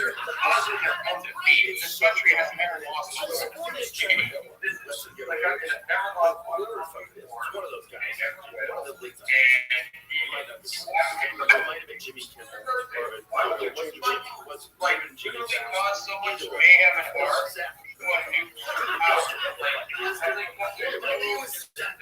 Like, that's like people coming up California, Arizona, and Texas. Don't say you are not a biological male, because now we're talking in terms of science. If you're going to say that you identify as a woman, so you're a woman, you want to be I'll do it. But if you want to say you are now a biological male, that's not true. It says on your passport now, female. Oh yeah, and they're like, well, you know what? You know, why not? Like, let's just go out and have a bang and. You know, people in Iran and Qatar just made us martyrs. Like that idiot that lit himself on fire. That was like one of those anarcho understanding of the human body forever. He lit himself on fire at the end. They made him into like martyr. Like he lit himself on fire. How do we get to that makes sense. What is the fucking guns on this side? We like this in our military. Listen to this. And what was, dude, he was like in IT too. Like, you know, that's part of IT. He handling like U.S. secrets. God knows what he did with them. Oh shit, that's definitely a lie. You got to question the people that are promoting people like that to that position. They're all goofy up there. I literally was like, why would they ever allow something like that? Like, this isn't the first time we have this fucking back in 2022, 2023. And then we have like this YT people, and they're not even checking their Reddit accounts and computers or anything. They're just letting them in because they alienated everyone else in the military or with their weird ass agenda. And they kept letting them out. That's I don't know. But obviously, like, I think they're just trying to fuck up everything over here. I have no problem with that. I have no idea. If that's what you'd like me to do, I will do it. That's not the problem. The problem problem is when you try to get me to deny science, you start saying shit like I'm a biological. So I just wish a wider audience was kind of more coherent to see past the bullshit more or less and accept this reality when all they have to do is do a little bit more research and then just see for yourself as opposed to accepting whatever bullshit What was that again? Back that or up. actually propaganda. Yeah, and here's the thing. Half of the videos that come out last night, more than half I want to say, are doctored or altered in some way, if not 100%. Like, you just type in, like, Hollywood or Hollywood on fucking Instagram. If anything, you can see them literally taking dolls and just showing it, like, it's like, like, my child died, and then, like, and then reshoot. Like, that shit is, that's out there for everyone to see. Like, if that is not enough, First of all, stop. second guess when they're watching. So here's the problem with what you said. First of all, there's Gotta keep the world warm. being biological. There's larger lungs, there's larger heart, there's larger cardiovascular capacity. There's more of an ability to generate force because you have larger, stronger bodies. This idea that because guys who are cycling, who, by the way, when they take their blood, let's try to understand when they're taking their blood. If they're taking their blood, they're measuring it during they're destroyed. Their bodies are destroyed. Like, identical comments, posts, gifs, Instagram, Twitter, anything. Like, I don't understand accounts, like, 3 different accounts, just posting the same fucking rhetoric. That's the only way to win. Yes, exactly. Exactly. If you took everything about Lance Armstrong, like, if you take away his titles, which they supposedly doesn't make a damn bit of sense. And then people engaging with like the national community, like you know that it's just right. You know that's no they pay for the rights of people in Indonesia. You know, no one gives a shit. Lance Armstrong. Very much. It's always the fuck up. It's not. It is worse than the people they pay to do tokens on fucking 20 meter, 30 meter sprint trials compared to males with lower testosterone levels. Yeah, shut the fuck up. You're lying. You know what makes me do that? All you can do is like block like just sit there and let that person say that and broadcast it on television. Like this isn't live. You can check that. You can stop.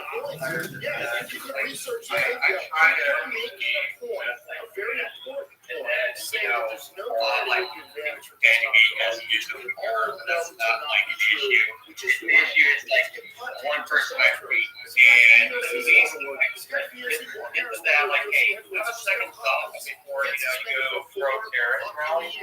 Because they found that non-endogenous. It's kind of like a little white girl going to having a party with all male congregation. He's like the only one. Like, I wonder what's going to happen. Yeah, it's like they make exogenous testosterone. I see these people and it's like, you're saying like just random people students that are like early 20s or whatever, like they go they tear down the American flag, so you're just like it's all make a statement. I'm like, first of all, it's a felony, second of all, any other country that lived in an active aggression towards another country, you're probably from jail. I don't know why that's so, but right now that's theoretical. Like they don't get away with that. The testosterone. I think they taught 5 words or not. I don't think they taught you guys based entirely on the property like that. So they never seen a chick carbon on anything. It's always been the fucking freaks are just lost in cases just fucking trying to get on TV. Look at me, look at you, guys. You know, I'm doing something positive with my life in their mind. But I'm really watching what you're looking at. Yeah, well, that's great shit. Exactly. And okay, I justify what they're doing, dominating a woman's sport with their goofy fucking rainbow guys on. They're not just cheating. What they're doing is cheating. And what he's doing is being a cheating supporter. Letting this person say these lies. He as a fucking man knows this isn't true. So this is some bullshit about all this shit about testosterone. I want to thank one does that would be in And we don't have to talk about like 90s cameras. I'm watching A lot of idiots. Captain America running around the black guy. Beer board, which is just You're like, wow, how that guy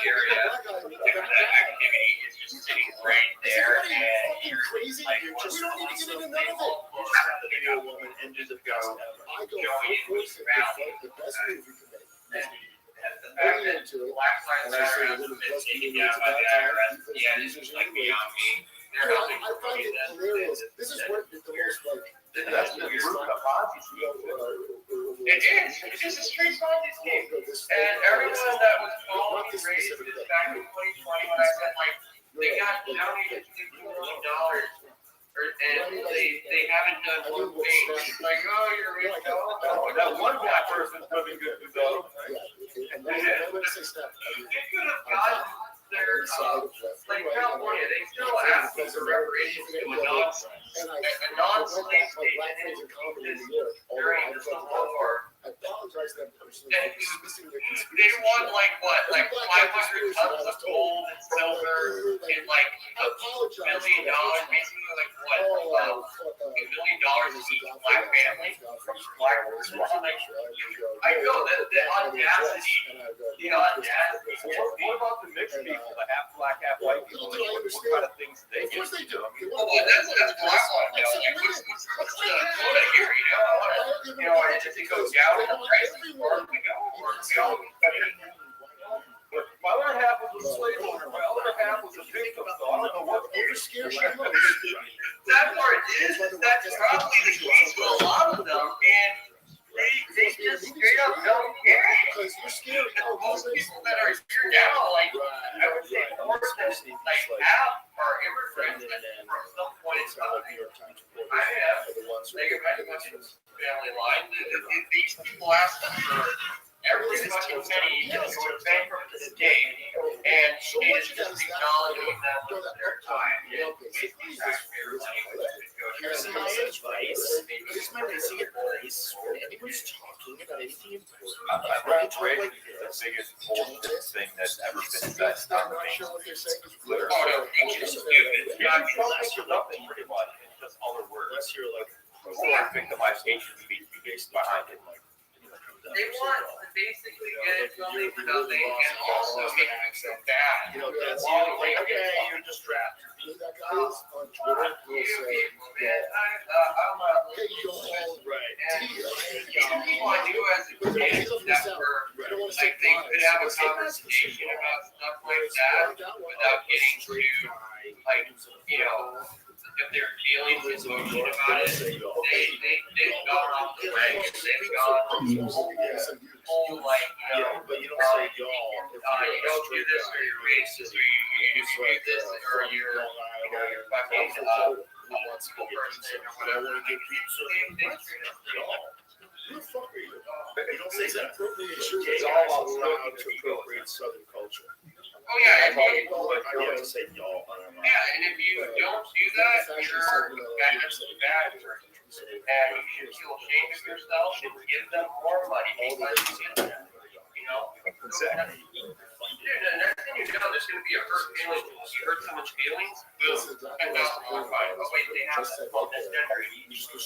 Misgendered? That's definitely not a thing.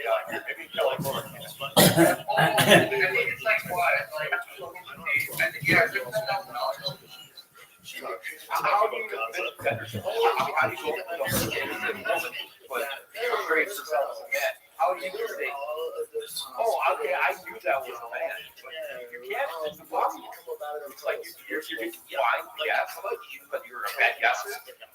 Because that was the thing that drives me the most like crazy. over here, like we have well, Hamas is doing this. Hamas doing that. They voted in Hamas.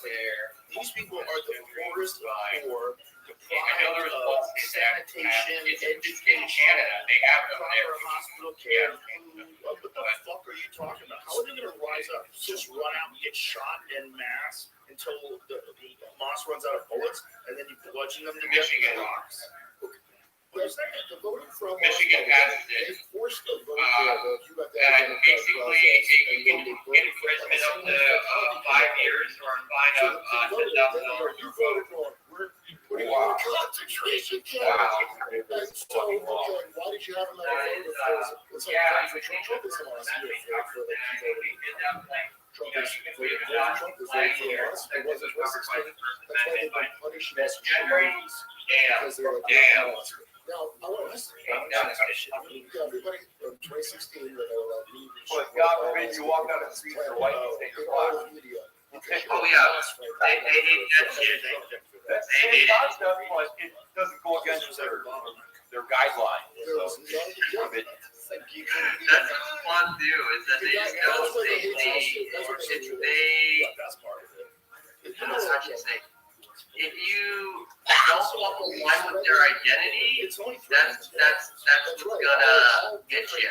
And I don't understand why that's the case, but apparently it's the case. It's fucked. It is fucked, my friend. Oh my god. Dominate girl sports. It just takes rainbow glasses, all you gotta do. I was hoping that maybe one day people would kind of look back at some of the shit they do now and I start to see that they're gonna do that all anytime soon. Still have a dick. That's what I want to know. Which You is know, the most Israel has crazy. any of those kind of That is the most crazy one. They can have Israel, sex. no. In fact, they don't even have a word over there for like non-binary or anything. I think there's only like a few people that ever Wave write that that. dick around. I mean, there's like, yeah, they have a gay scene. Like the gays of the 80s over there. Ideas going down. So I criticize that fighter. Right. And actually, they're not like bad about it or anything. Like, they do their thing and how they used to do over here with our thing. It's not like supposed to say. I honestly, I would go over there. I would go over there to meet a girl. If I had to get over here, the standards are too high. Like not what I mean by that is like they want you to make up for $1,000 or something that I value. If you're getting involved They basically, you know how to say little affiliation and stuff. They don't like over there. You're just like tired.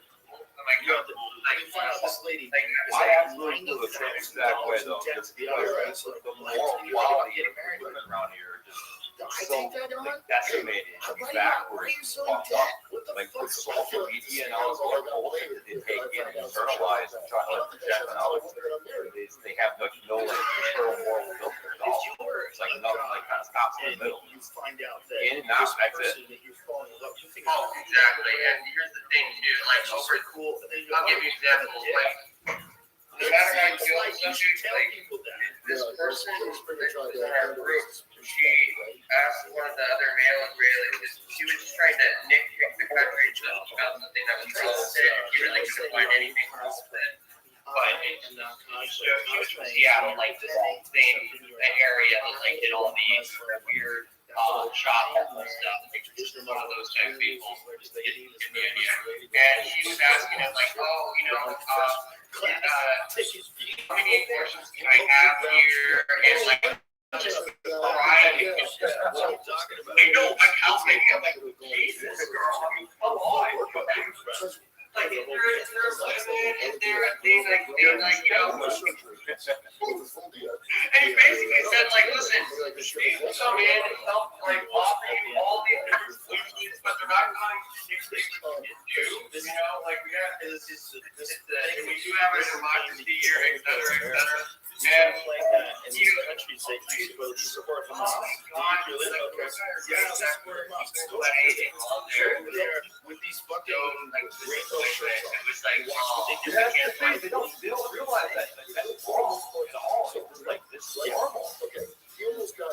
exactly. And dude, what I give it props to is the Israelis are so used to getting shit on online. They are just like any question you ask them is like someone they want to own, even if it's outlandish things like that. They actually will be kind of cool with. Like they'll answer questions and everything. Like I'm like, yeah, you guys are quite smart over here.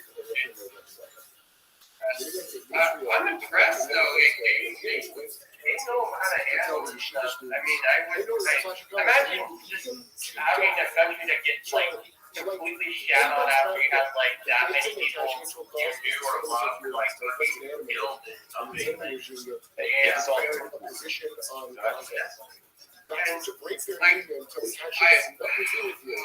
honestly, Fears for Palestine. yeah, like I hope they. Like, did you hear about the whole thing where they want 700 parents or baby hostages that are here? Like 40% are not even alive. Yeah, but 40 hostages, they want like 7,000 terrorists back. Yeah, they were like the amount of people are convicted by Israeli and Arab judges. Like those people went out and just started stabbing people, shooting them, killing them any way before you can think of. And hundreds of them are life sentences, like for just pure plain murder. And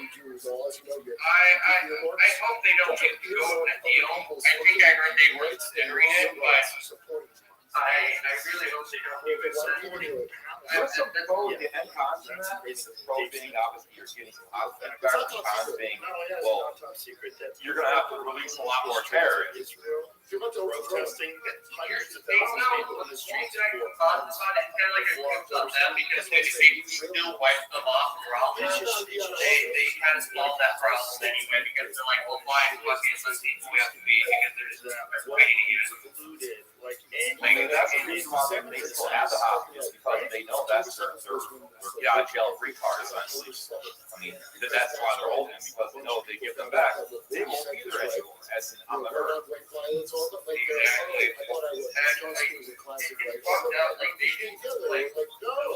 Those people are straight up savages. They bring everything from the men to the women to the kids. Like, how can you justify all of those fucking people just like going out and just getting assaulted every which way they were born? And, you know,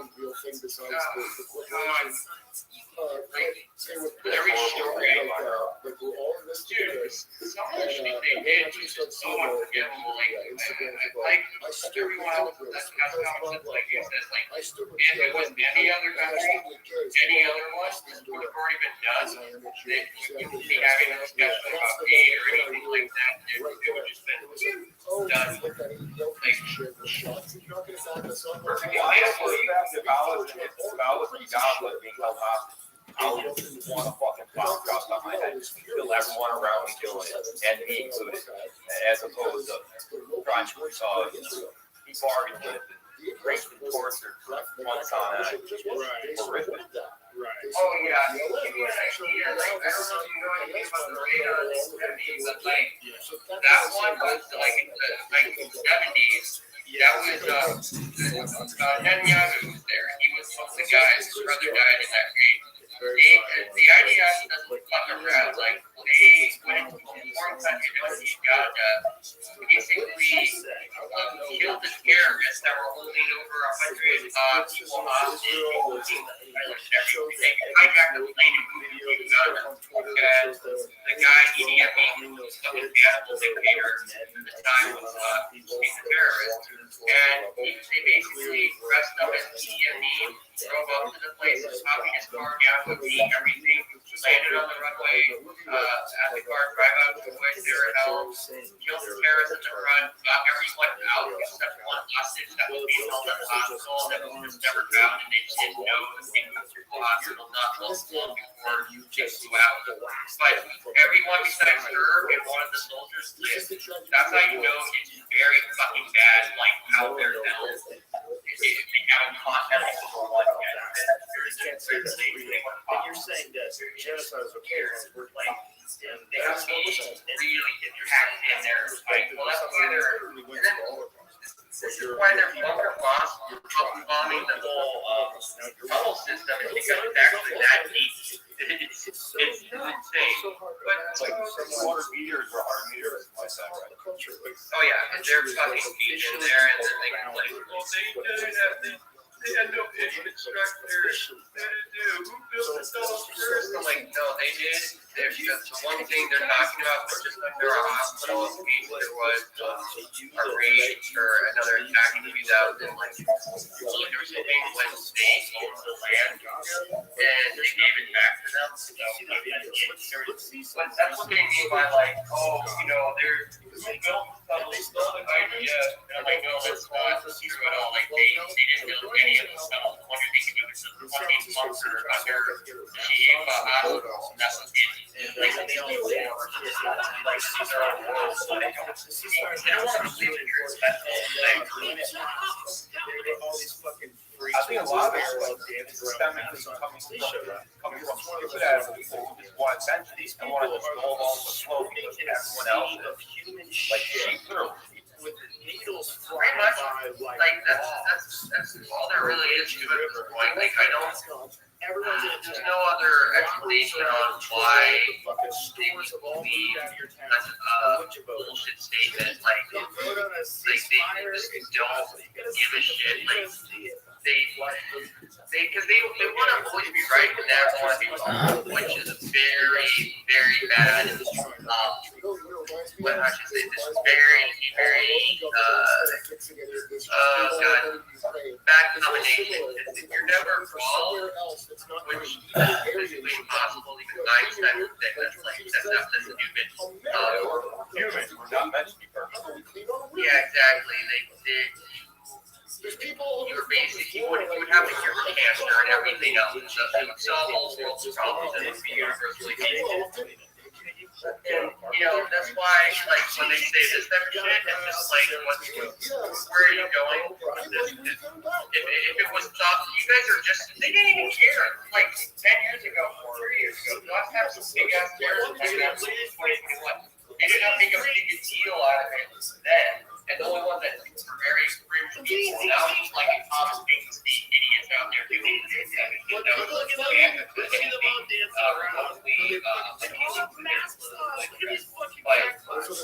Reason being why really because they planned it out. They knew what they were going to do this. They started pushing the bottom slowly after the 7th time, and it grown and now everyone knows about all over being in their story. They're dying, like fucking so stupid. Yeah, literally, it is. Like, you'll see a big thing outside because there was a Muslim at the fucking store, fucking convenience store, and she doesn't want to offend them. It's like some stupid shit like that. I know. That's really it. Listen, there's Muslims like they act like, it's only run or duck, Jews come in like every shape and color imaginable. There's Chinese Jews for, like, there's literally anything you can think of that exists. It's a multi-ethnic religious group. Jews themselves are their own race, and then you guys gather around, and then you pick up here every bit of the part possible of terror that you're at. You can pick up. So once they started returning there, like, we had like some of the original ones, like the Garden and like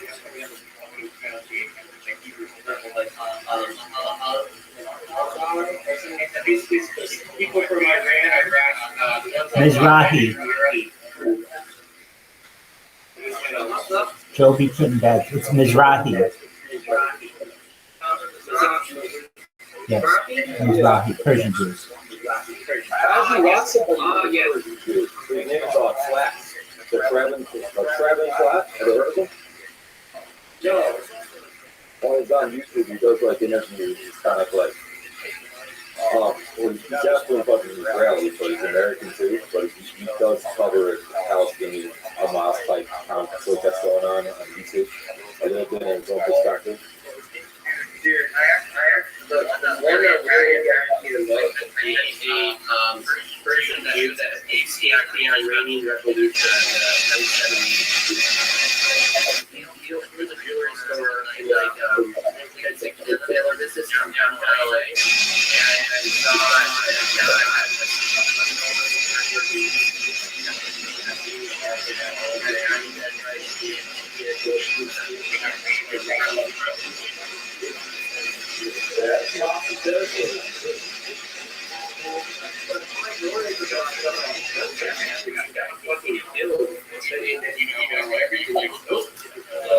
those ones specifically, the ones that speak to Iraq,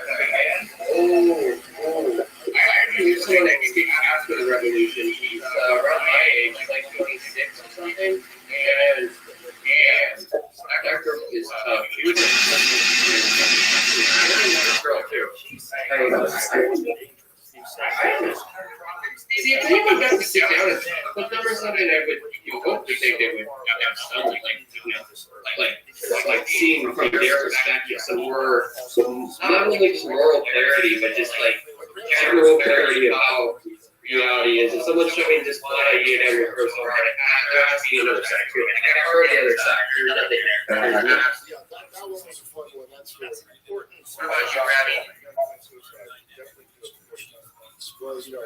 Apologies, I'm sorry. What's going on? What were you thinking on the program? Like, got us talking about this was like Rogan would have that guy on, and he was making like some random claims, and then he just immediately goes to, well, I just heard about those videos about the IQ.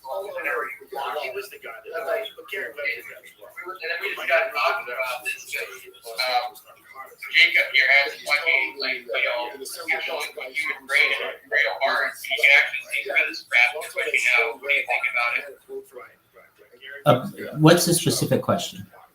But all the propaganda coming out of the outside of things is just like affecting people over here. Well, I don't like to get political. I would say that there is a war on for people's minds, and it seems to be working.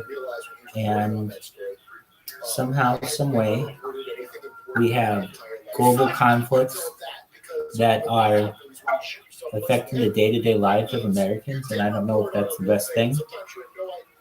You can call me a traditionalist, you can call me an isolationist, but I've always been an advocate that you take care of your own country before you take care of other countries. It only makes sense. I understand that we have some investments that need to be made overseas. I don't know if those are always the best. I don't know if American globalism is all that different than American colonialism with our military bases. So overall, in whatever it is, I don't like it if it advocates war. And it seems that if you turn on your television or your radio or on the internet, it's just war, and I don't like it. There's no discussion of peace. So I am critical of Israel for its lack of dedication to peace. I understand that what's going on. I get it. But I could sit down with Benjamin Netanyahu as well as anyone could and explain, and he knows that what threats exist, what threats don't exist, and that the best thing that could happen is for all of the hostages to come home on both sides, to sit at a table and have a discussion. I know what he wants. I know what I want. It's greater Israel. It's from Nile to the Euphrates and everything in between. And that's what's going to happen. And he and I would smile at each other and say, it's just a matter of time until we wipe this fucking little piece of land called Gaza off the map. And we're going to create a second Suez Canal, and it's going to go from the Red Sea to the Mediterranean, and no longer will Egypt have the only control of the main canal of the world. We will have a secondary one. But until we can make that happen and make a serious port out of Gaza, we have to play this game. And so what will happen most likely is that there will be a huge airlift of those from Gaza to other countries, not Muslim countries, mostly the United States. And just like we are taking in immigrants from south of the border throughout South America, Central America, we will take people from Gaza, just like we take people from Somalia and other African countries and put them in places like Minnesota, places that normally are not seen as a place of permanent residence for many of these types of immigrants. That's part of what America is give us your poor, your needy, and those who long to be free. But looking Benjamin Netanyahu dead in the eye, he and I both know that there will never be a two-state solution, that greater Israel will exist, and he's just BSing people in the meantime. So until we can have a peaceful discussion of what's going to, I mean, he's going to say, okay, Rabbi, you want to make you're the one who's telling what the secret plans are. You want to create a second Suez Canal. You want to create I think it'd be called Ben Gurion Canal, perhaps. It might be called something different. But anyway, whatever it may be, how are you going to do it without killing anybody? And I basically say this. To the people in Cairo, Egypt, and the people in Beirut, Lebanon, specifically, you will one day be Israel. You need to understand that the amount of offensive power behind this nation state is enough to wipe you off of the map. There will be in place a 20-year plan to assimilate all Lebanese and all Egyptians eventually into Israeli citizenship. There can be a process for that. If you do not want to take part in that process, that's absolutely fine. But I'm going to be honest with you, and Benjamin Netanyahu knows exactly what I'm saying. You will become an enemy of the state if you go against this plan. You don't want that. We'll make it a place where you and your family can have permanent housing. It's somewhat of a socialist state now, and essentially you can hopefully live in the world of milk and honey along with all of Judaism. Even though you may not have grown up as a Jew, you may die as one, or at least as an Israeli citizen, and that may be seen as something that's attractive to a lot of people.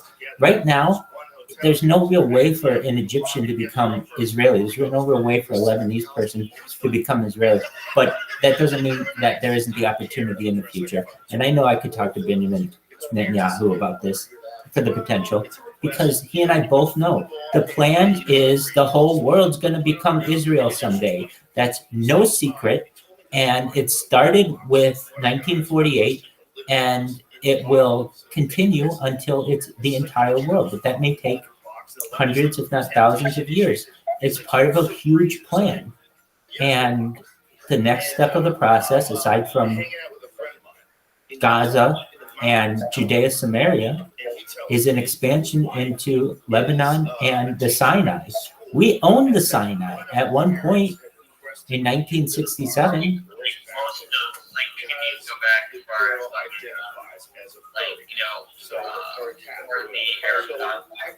Most of Lebanon, and part of Egypt. Correct. And the argument is made. Look, here's an Israeli flag.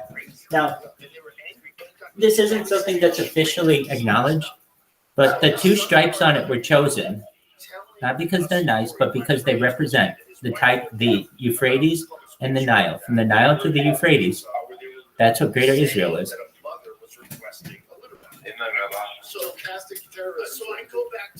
Yeah, but here's the thing. I really mean this. I will be influential enough that we're going to change the Israeli flag. And it's like, Rabbi, how are you going to change the Israeli flag? And I'll make this argument to Benjamin Netanyahu and anybody else. And Naftali Bennett, anybody. We'll change the blue. See how there's a little white between the blue and the end of the, all of this will be blue in the future. Just the stripe. There won't be a white here. It'll be blue here and blue down here with the white in the middle. And it's like, well, why is that? Because now that may not be today that we're going to do that, but it is symbolic that no longer are we looking to expand between two rivers, but two oceans. We don't want the Nile and the Euphrates, from the Nile to the Euphrates. We want from the Atlantic to the Pacific.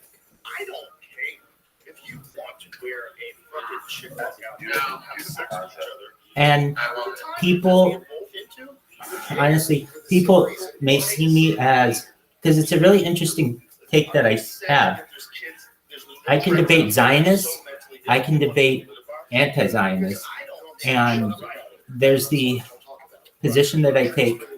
Israel is a special place, but we are, if you look at timeline long enough, this is all Israel. So you have to appreciate the entire earth.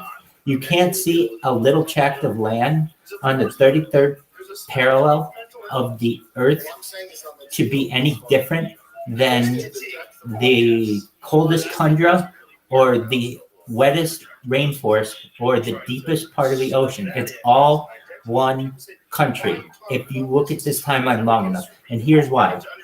If you look at civilizations or even just study simulations of alien civilizations, like eventually, if given enough time, the civilization either dies out, meaning like destroyed somehow, or it becomes unified. There are no binary systems where it's like 50-50. No, eventually one side defeats the other side before they start moving off planet. Why? Because if you start moving off planet and you have an enemy on your planet, they'll eventually undercut you to take over, and then they'll be the winning star system. So if you look at civilizations, you look at systems long enough, they all eventually assimilate into one group, and the world is starting to do that as well.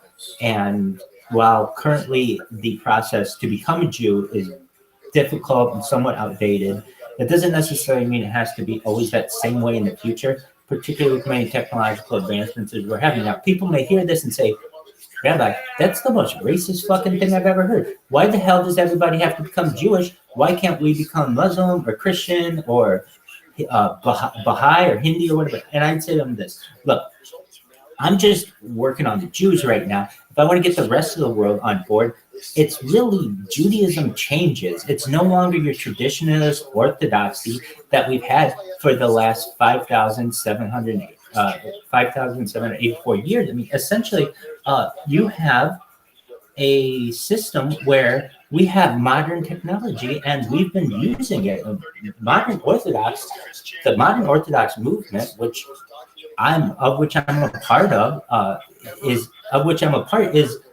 arguably a branch off of that 200 years ago. And we're just moving towards that even further with the smart home, with electric cars, and preparing for the next century. So we've been doing this 200 years with some modern Orthodox amenities, and we're moving towards that, or moving past that. That's why I consider myself, if anything, I'm an Orthodox rabbi, or have an Orthodox ideology. And under normal circumstances, when I'm not stringing my life, I'm in shul every day, and I'm in shul every Shabbat, and I don't touch lights, and I don't drive. I still don't do that shit on Shabbat, but I don't say shit. I don't cuss. I'm always wearing a suit. It's all this shit that you expect out of a rabbi. You see, you're just seeing it from behind closed doors and how we really feel. Now, if things weren't exactly, people don't, but this is how real people are. Everybody's like this. Go to any motherfucker in Brooklyn who's got payas, those little curls, and ask them how they really feel behind closed doors, and they're going to say 100% agree with Rabbi Rothschild. And on top of that, I'm sick of doing all this shit. We do all these mitzvot, and we don't know if we're really supposed to be doing. We don't know if we're doing them correctly, et cetera, et cetera, et cetera, et cetera, et cetera, yada, yada, yada. I don't want to go through it anymore. We're at a point in time where we're moving into space. Space tourism is a thing. I have my tefillin here. I tell this story all the time. William Shatner just turned 93 years old. A colleague of mine, Rabbi Ben-Zion Seidman, he's in Lake Forest. I'm in Irvine. He is he runs a charity with William Shatner. You know who William Shatner is from Star Trek. Anyway, William Shatner is the oldest person on Earth to ever go into space. Okay, so William Shatner, not the most orthodox of people, but a Jew, Canadian. We don't hold that against him. Nevertheless, he goes to space. Now, I talk with my colleagues, so I'm like, wait, we've got something different now. This motherfucker's going to space. Does that mean he has to don his tefillin every single day like we do? And the question exists. We don't know. Until Mashiach comes and answers this question, we don't know. And so the answer is, well, and no one knows. I'll tell you what the answer is. Once you're at the point where you can go to space, I don't think you have to do this shit anymore. You're like now moving out off-world. Once we start moving off-world, things change because all the shit that we do here on Earth, for Shabbat and everything is all earth-based and it's time-based. When we start traveling in orbit, the sunrise isn't at the same time. In fact, there may not always be a sunrise. There's an earth rise, there's a sunrise, there's a moon rise, all kinds of different things that our ancestors, for which they never anticipated. We are moving into a different realm of humanity. We're no longer Homo sapiens. In fact, I've defined us as a different type of species. I know I defined this like 3 years ago, and I use it consistently. But really, in the future, people, if you're able to survive and be one of the ruling class, people will do two things, basically. Religion will be based on two things. It'll be basically very holistic. It'll be taking care of your body and feeling good. That's really what religion will be about in the future. It won't be so much based on your anything of the past or tradition. You may have traditions that you do that make you feel good and that will have religious ties of the past, but in the end, it's much more holistic. People will understand why they are doing things and the reasoning behind them. And but what that means is that many of our previous mitzvot, many of our previous daily demands of our religion will no longer be relevant. And that's exciting. So long story short, I hope once this spreads that we will have a new movement, particularly within Judaism. I think we will, that people will be able to see that it's, I mean, ideally, I want to get back to that level where I was arguably, and I'll say this, the most orthodox person in the world.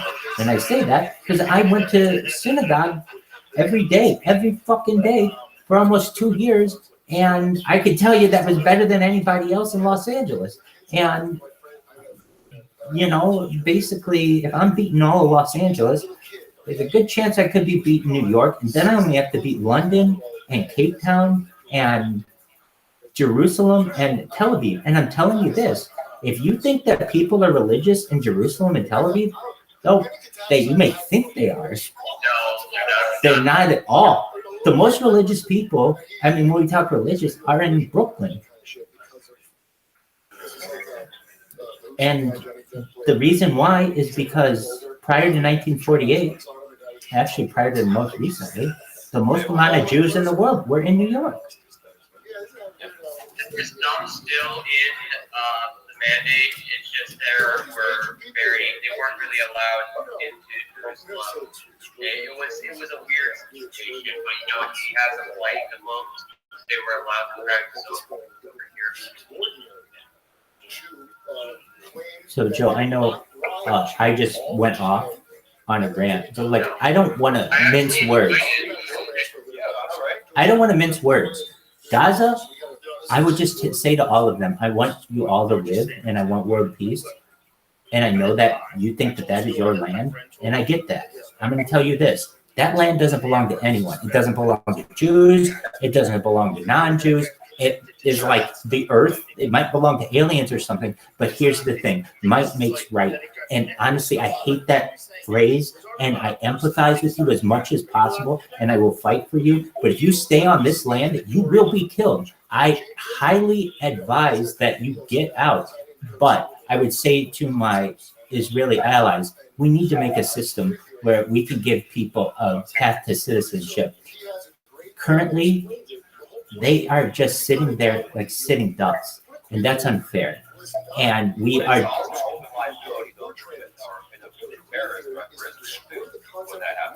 If you make a country nice enough, they won't want to commit terrorism against you. And also, technology will make it in the future, the very near future. We will be able to know if you are a threat to the state by scanning your brain.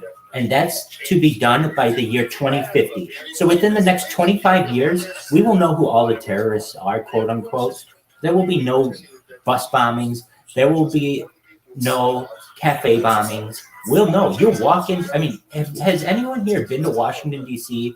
in the last 20 years? Whenever you go into any public, like you just go to like a food court, you have to go through metal detectors everywhere. Well, in the same way, you'll have to go through naked body scanners, just like at an airport, and they'll also do a mental read on you. and know if you are a threat to the state. It's pretty simple. So to say that, we don't know if they're going to be hidden terrorists or anything like that, there's no need to worry about that. We'll be able to scan everyone's brain. Now, unfortunately, that brings up some very dystopian Orwellian terms like pre-crime. What's pre-crime?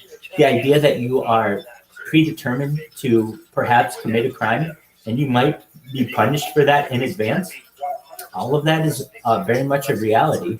But when it comes to fear of people against their neighbor, we shouldn't have that as much because, frankly, the nanny state will do its best to control any type of threats that it may have. Now, that doesn't mean to say that you won't have false flag operations still, and you won't have perhaps gaslighting of the citizenry, but if you really want to get down to brass tacks, the Skynet, the nanny system, Big Brother, will know absolutely everything that's going on with you if it doesn't already through 5G and Wi-Fi and some other things, being able to read your brainwaves. It is just getting better and better at that. And give it 25 years, and there will be no doubt in my mind that mind scanning not only will be a reality, it will be a regular activity in people's lives. And these 5G and 6G towers, and really they're not even towers anymore, they're like stations, are becoming closer and closer together. And from what I've read, they can read your mind. Your mind is giving off energy, it's giving off these little waves, and those waves are detectable. We just can't detect them right now because we're organic beings that are limited. But the type of thing that was actually the human body would be what is it called? Neuralink. Right? Did you see that? They had the first. It was this week. The first. He was playing chess with it. Did you see this guy's playing chess with it? So, if you're playing chess with it already, imagine what it's going to be in 10 years. You'll be playing. No, he got like 10,000 more clicks than the average person within a day's span. Like, he was doing amazing stuff. Exactly. I was so proud to see that. I was too. In fact, I posted it. I don't ever post heartwarming shit. I always just spam my own shit, but I posted that. I thought that was cool as fuck.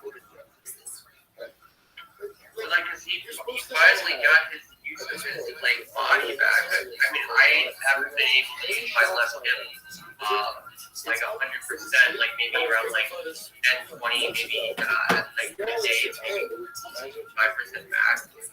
For over 10 years, spinal injury bugged me, and it's mine's a degenerative condition. So when I see that, it's like, oh god, I don't have to worry. There's shit like that that's going to advance so far where I'll be set. That's so fucking cool. Well, how you have to have the terrorist potential threats have that only for themselves to have that capability to read their threats before they happen. That's true. Otherwise, we talk about AI television. And if they hack into it, you imagine what they can do. That's I know, that's crazy. Dog, why didn't you tell me? Why didn't you tell me that it wasn't shooting Joe Rogan anymore? Oh yeah, You're good. No, I know. I understand. We were just so annoyed because basically, I agree with you about 85 to 90% of what you're saying, Rabbi. I totally get it. And I think that there's going to be more hope than we think. It's looking good now, but it's going to get better and better. We'll have that world peace. We'll have that world peace. Certainly hope so. One world under one world. I love it. it. Like, when's the last time you ever heard of like all the famous rabbis trying to, gang rape employees down for a coffee shop? I mean, it's just unheard of. That's more like an Islamic Christian thing, like trying to hurt somebody. Oh yeah, I know. Like, I know.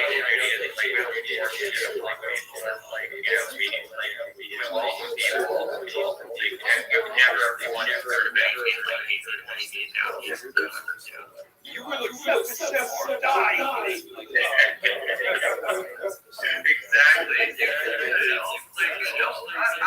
But that's, I hear that with Allah a lot.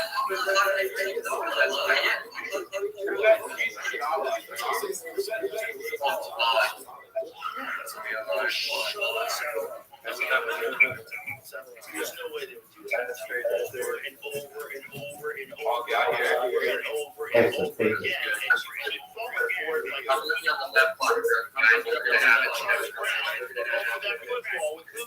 I'm not smart. I'm that Charlie Brown stupid. How do you still take the kick now at this point? Like, I don't take her out. What are you gonna do what Allah commanded us to do? Allah does not allow Lucy to play games with you. You're supposed to be able to beat her. You look at her with her uncovered hair, poor man's feet. Allah is a sign of the fucking feminism rise. Or rather, Lucy is a sign of the feminism rise. Allah does not want that. If Lucy's like dominating Charlie Brown, Allah would not. I think Allah just wants balance. For sure, but he definitely wouldn't want Lucy kicking Charlie Brown's ass. I mean, that would be. Get the fuck out of here with that. This bitch needs to be put in her place. What was Charlie Brown's crime stuff? It depends what he had done. Good point. Charlie Brown was an infidel. So that might be like the worst punishment we have for you. Yes, it is. No, it's perfect. Everyone's gonna laugh at you, Jake. It was perfect. Just, I'm concerned that it seems like all this stuff is accelerating to some sort of. Do you love it? Do you want to like one? My girlfriend's like, she sounds like her.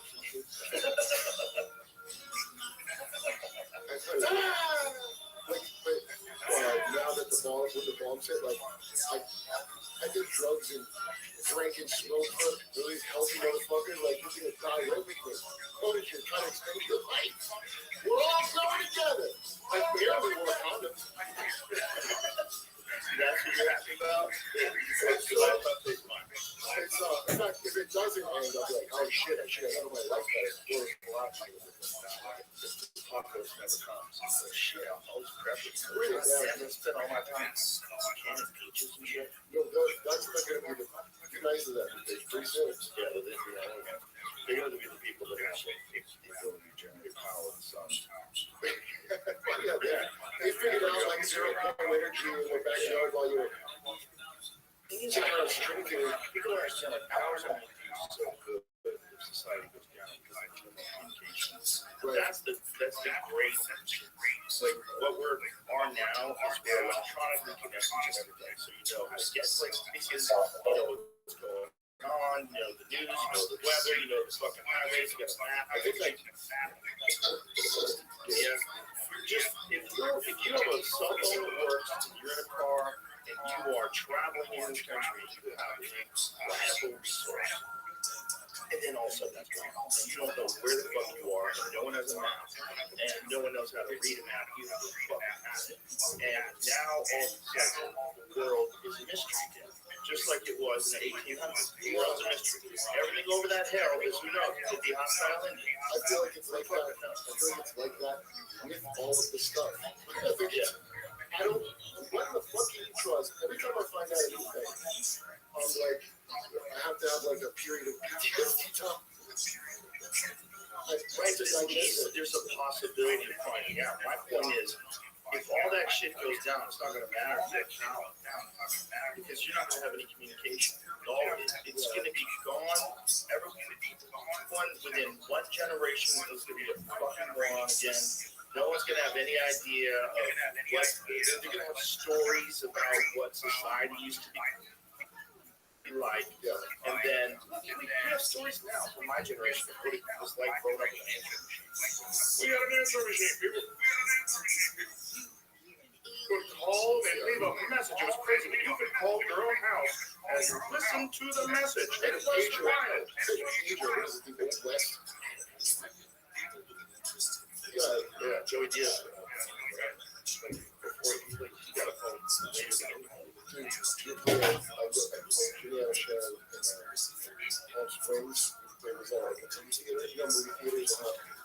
Yeah. Oh my God, this is like what after the apocalypse. This is what this would be used for. The place is over, so just be a guy until it felt like I was at the we had the apocalypse. This is how we're getting by. Did you ever realize like before it takes you to work shit? People would just tell you things. You're like, what happened? Like imagine you're this existing pre-internet. Like you don't even know what. Was it Haiti? You know what we're taking Haiti? Like literally, like what is it? But you know what's fucking sad? I'm getting the God time conspiracies. Like my conspiracies. What's the biggest one? Yeah. 100% believe the dude with the Raytheon thing, the whistleblower that came out during the little tin peak of UFOs we had over the summer, when they were like, they announced UFOs are real, which is fucking crazy, by the way. I don't do it.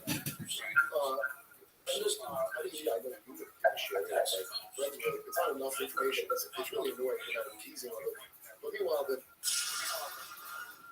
Titanic submarine moving around the same time, everybody knew that's it's a distraction.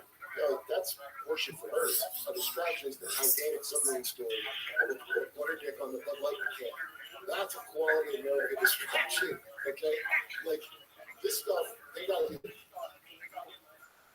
just like Haiti UFOs. You program not to get going all over. Raytheon UFO.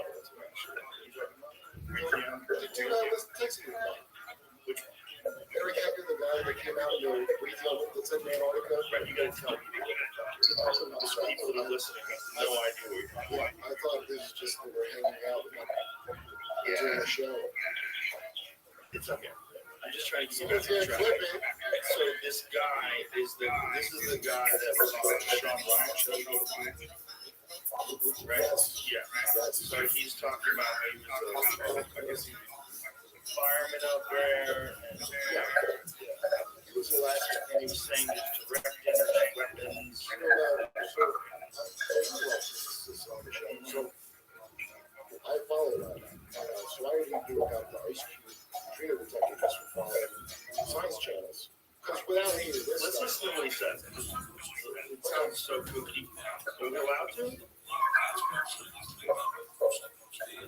Oh, that was a whole bunch. Okay. But anyway, it's interesting because I'm listening to the guy talk.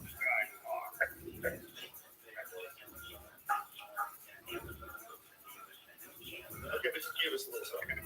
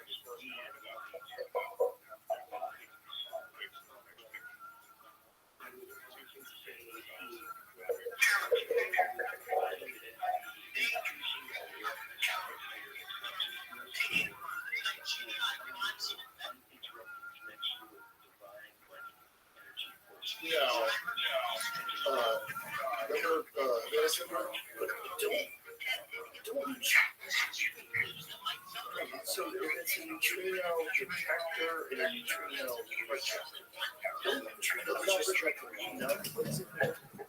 Just one second. Can you all hear me? Can you see that there's a flight simulator? So it detects neutrinos and then it projects something else. Excellent. Okay, I just wanted to switch on.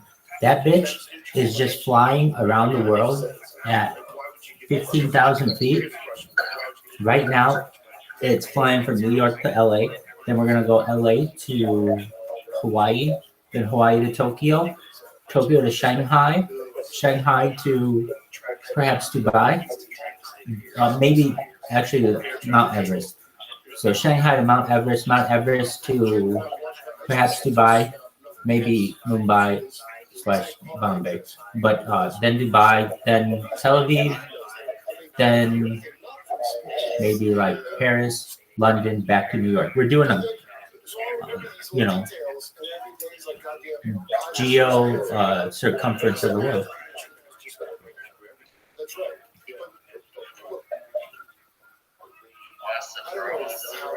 When a neutrino interacts with an Antarctic ice, All right, that's all I'm saying. Thank you. in this event graphic, the muon is created to travel to the detector almost at the speed of light. The pattern, the amount of light recorded by the ice cube sensors indicating the particle's direction and energy. So, I get how you'd be interested in finding space, but also if they're got a purpose and you actually know that these kind of whatever the fuck these things are. What do you think those things are? And what do you think that was detected? No, they UFOs. Do you think that a lot of them are ours? Yeah, a lot, right? I'm sure. So maybe some of them are. Where do we get that technology from? Right. Where would we get that? Right. Because but the TikTok thing is so boring, but it's a fascinating topic. Those things appearing back in the 50s that we didn't invent that. That's actually a good flash. If they first saw me, Yeah. No. The thing is, like,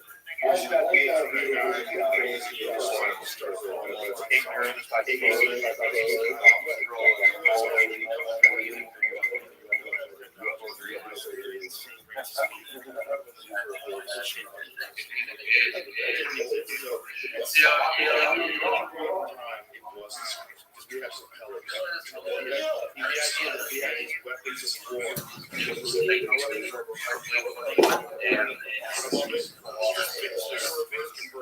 just drop a bomb at it. They can look down. You literally go, you just like figure out, drop it down. we just saved a bunch of Nazis just to figure out how to get beyond that. Let's say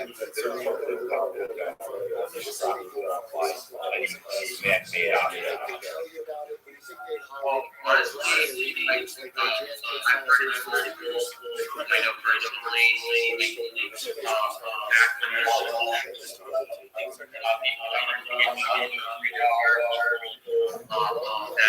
Midwest, my mom right there.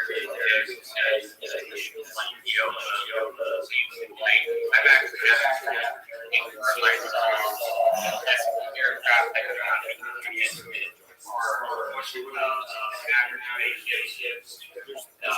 goes right up in space. It was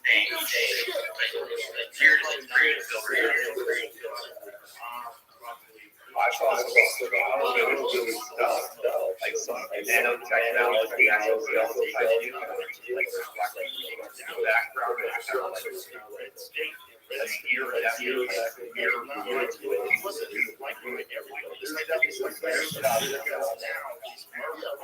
Everybody loves you after you get murdered.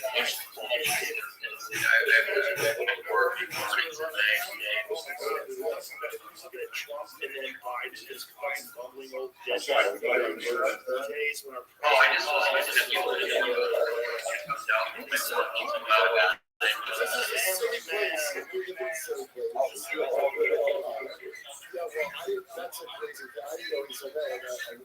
I'm gonna go find that clip. That's what he said. And that does not read, does not register. Like, it has to be something that's so egregious that you would realize, like, this would throw the whole country into disarray. You would completely lose trust in what I think is necessary. I think what this is necessary. I think the FBI is necessary. I just think you're not supposed to fucking do some shit outside in the fucking ground on January 6th. I think for legitimate crimes and like dangerous fucking terrorists, that shit's important because sleeper cells are fucking real. Like, they knew something's going down in Russia, and they tried to tell them. They tried to. I actually think some of this shit is still on the board too. That's really the last time we had this. You're not just like not out sharing and everything. Something was going down. Do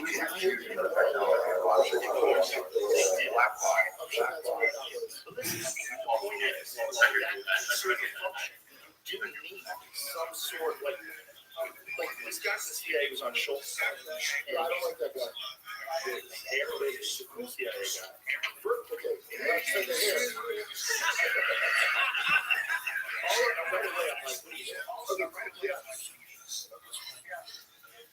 He looks like he's from old school. He's the Dominican kid from old school. The young one with that same hair with the funny.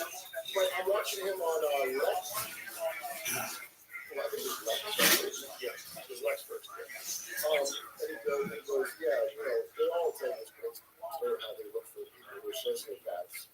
And he goes, they don't like me to say this, but I feel more comfortable around gangsters and something. And I'm like, so I'm naive, as I said. I don't want to say that because it sounds like you're a criminal like a gangster, but that's not why. It's so he looks cool for the kid. It's because they're recruiting. It's recruiting season all the time. It's the, ooh, I'm a cool Grand Theft Auto. Look at my dumb fucking hair. That's what the fuck that is. I don't know what. Because that thing of running down, dude, the spin of that story. Let me get to what I'm saying. So what he was saying was there's sleeper cells in like Chinese kids. And one of the guys, which guy on Schultz's show brought that up. And he asked him, and then he's like, yes, it's true. They're like, what? He's right. This is real. And that Chinese nationals will embed themselves in these, like, expat cultures. They're not expats. It's a China. What is it called when you have they explained it on the podcast. What's it called when you have a culture that is essentially, they only speak Chinese, they hang out with only Chinese people, they're in a Chinese village that's inside of the city. There's a term for it. There's a term for that, and he was saying that in that, like, we would do that. If there was something like that existed in our country, of course we would do that. We embed our intelligence agents into that country. It's a responsibility. It's the only way you find out what the fuck is going on. So, of course, China's going on. Oh, you don't think they're coming at us with balloons? They're doing that too. Yeah, I don't believe it. seconds. I think they're doing that too. I think they're doing that right now.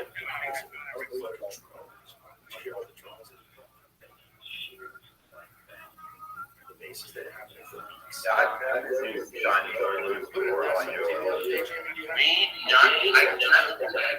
haven't. I think there's more towards military bases, type bases near, but if you're living near a military base guaranteed, you're probably seen it. I'll say that they fly over all the time. I don't know why. fucking shit. I don't know why you That were hanging around. I like China.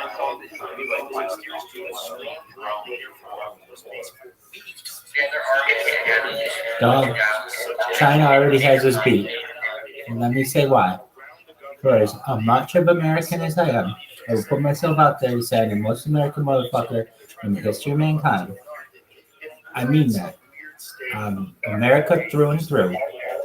But I'm telling you this.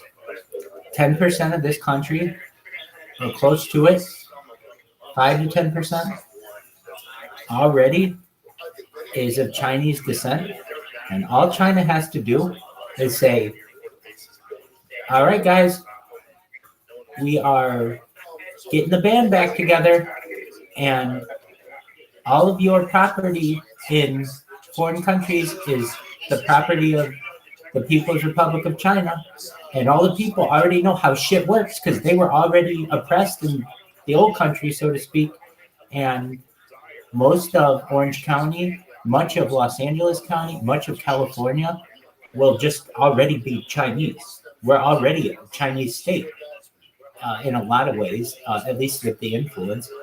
I mean, Orange County is a very interesting place. Irvine, California is a very interesting place. I've always said this. I'm a minority of a minority of a minority. I am, most of Irvine, California is Asian. Most of Orange County, most of California is Hispanic.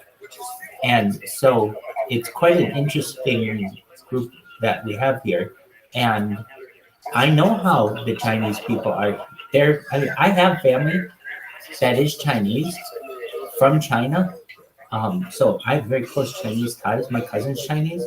And I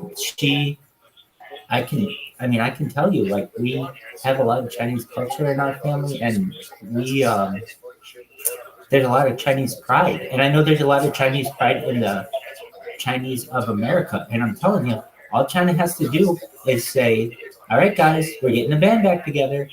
And already, most of America is already, like, infiltrated. I'm not saying that in a bad way. I am if you're American, but basically, like, China doesn't even need to send a single troop over. They already have, just through their population, and that's not just the United States. If you want to know where China dominates perhaps more than anywhere outside of Asia, is Africa. In fact, China volunteers, now my numbers are a little off here, and I'm going to tell you that with my stuff, guys.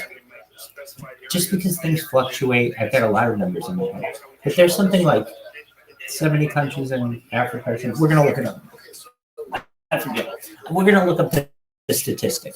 This is kind of not a well-known statistic, but okay. Africa, China embassies wanted to pay for it. There's something like, and they were bugged. Okay, so what do I mean? There's like, okay, no, Chinese embassies, death trap. No, dude, is Google like suppressing this, which I could totally see. All right, we're gonna go to the good old-fashioned, old style. What did we find? What are these things called? Search engine. Not algorithm. What the hell is it? We looked it up earlier in my aggregators. Okay. China bugs African embassy. It was some story like that, but it turned out African Union espionage. Okay, so the African Union was bugged by China, but there was something more to this, and China was able to just like rebuff this, like whatever. And it also Um, translated on an app where one side of the screen's cut in half, one And- side screen's facing you, the other side's facing me. But in January 2017, a French newspaper, Monde Afrique, or Afrique, published a story alleging that the headquarters of the African Union in Addis Ababa was being spied on by the Chinese government. The surveillance was believed to have begun in 2012, and the headquarters of the African Union was open and conducted via bugging equipment and digital backdoors installed in buildings with electronics and construction. Now, if you're like that's no big deal. All these people fucking spy on each other anyway. Five Eyes, the prison program, is already spying on them anyway. It's just China doesn't have a way to dip into that perhaps as easily.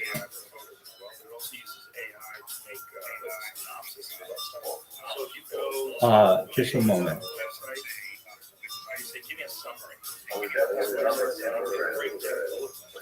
If they can't do it,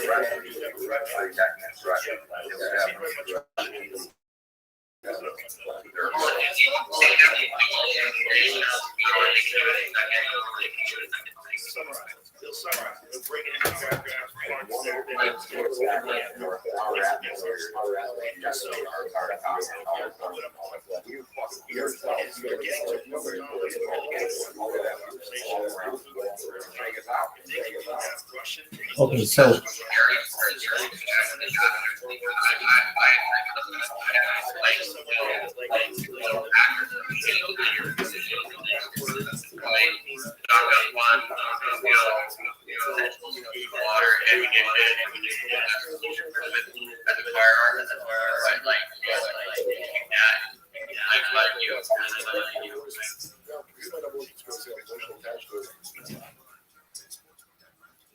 President Macron's wife is a Well, trans woman. so when it comes to China, it's like do whatever they say because they're the big boys now. It was nice, America. America, the United States specifically, was the top economy in the world from approximately 1890 until the year 2020. And it's no longer.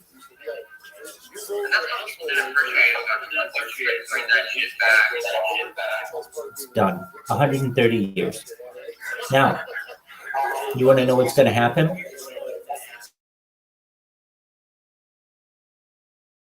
Like, wherever manufacturing is globally, it goes to the lowest bidder.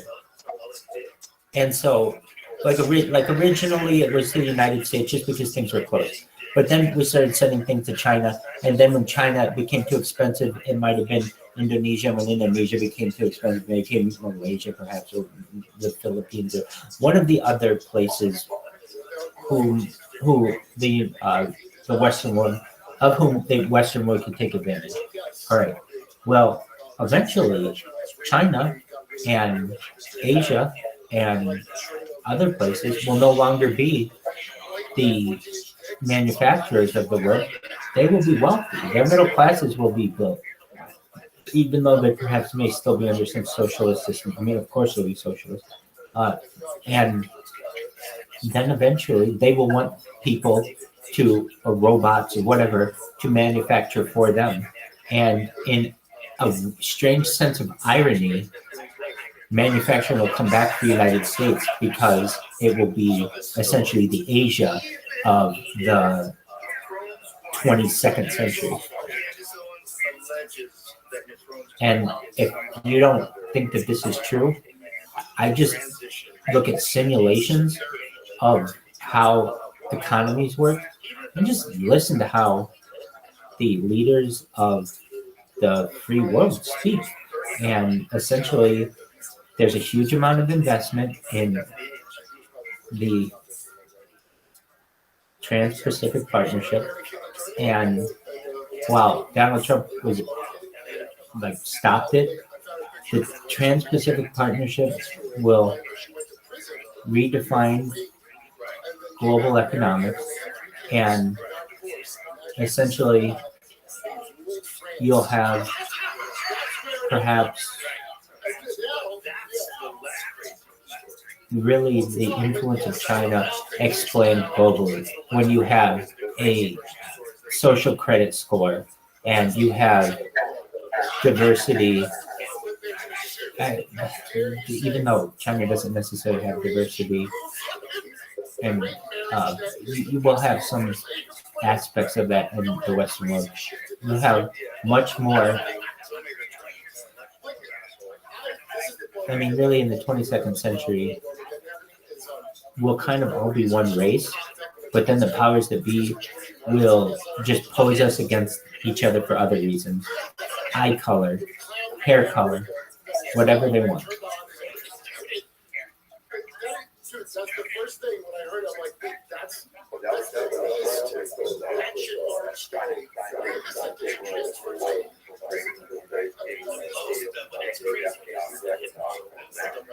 Here's the weird thing, though. Something takes over China. And you know what that is? I think. It's no. Judaism wins out. But Judaism is just going to watch other shit. In a lot of ways. I mean, like, as the world fears China, Israel controls China. And so everybody gets pissed at China. So no one gets pissed at Israel. Or they do, but, you know, they're just... So, you have China that will eventually, I believe, if this is not, I could be totally incorrect, but if this prediction, if I had to predict, the thing that will take over China is the Republic of China, which is Taiwan. Somehow, some way, those motherfuckers are going to get off that island eventually and infiltrate their homeland. And if you know how microprocessors are built and like semiconductors, Taiwan is the top place in the world. Even China gets its semiconductors in Taiwan for some reason. They have these labs, these absolute complete. Yeah, exactly. So they have these labs, these semiconductor labs that are like complete clean rooms, and they're run by robots. And the thing is, I don't understand why China just doesn't do it themselves, but that's not my fight. They import a lot of this from Taiwan. Anyway, that's not why Taiwan takes over. I think eventually Taiwan is able to convince the Chinese people, hey, we're your real fucking government, you cunts. Those guys only took over in like the late 1940s. The real people who are your heritage are on this fucking island. And then those people become very influential and eventually turn on the communists. Now, I'm not saying that happens overnight, and I'm not saying that it's still not a socialist future. It is a socialist future. And it's the haves and the have-nots. It's how socialism always works. A small group of people at the top who have power, and then everybody else. And that's how it will happen. And that's why you're seeing such a push for socialism. I mean, when I was a kid, to go around saying that you had socialist or communist beliefs was a scarlet letter against yourself. And now you can do it proudly. And frankly, I do it proudly. I've gotten to the point where I recognize that you can either go one of two ways in society, as I have studied it in many ways, is there are very binary systems. So you either have capitalism or socialism, communism, however you want to put it, you can define it. But okay, you have capitalism and socialism.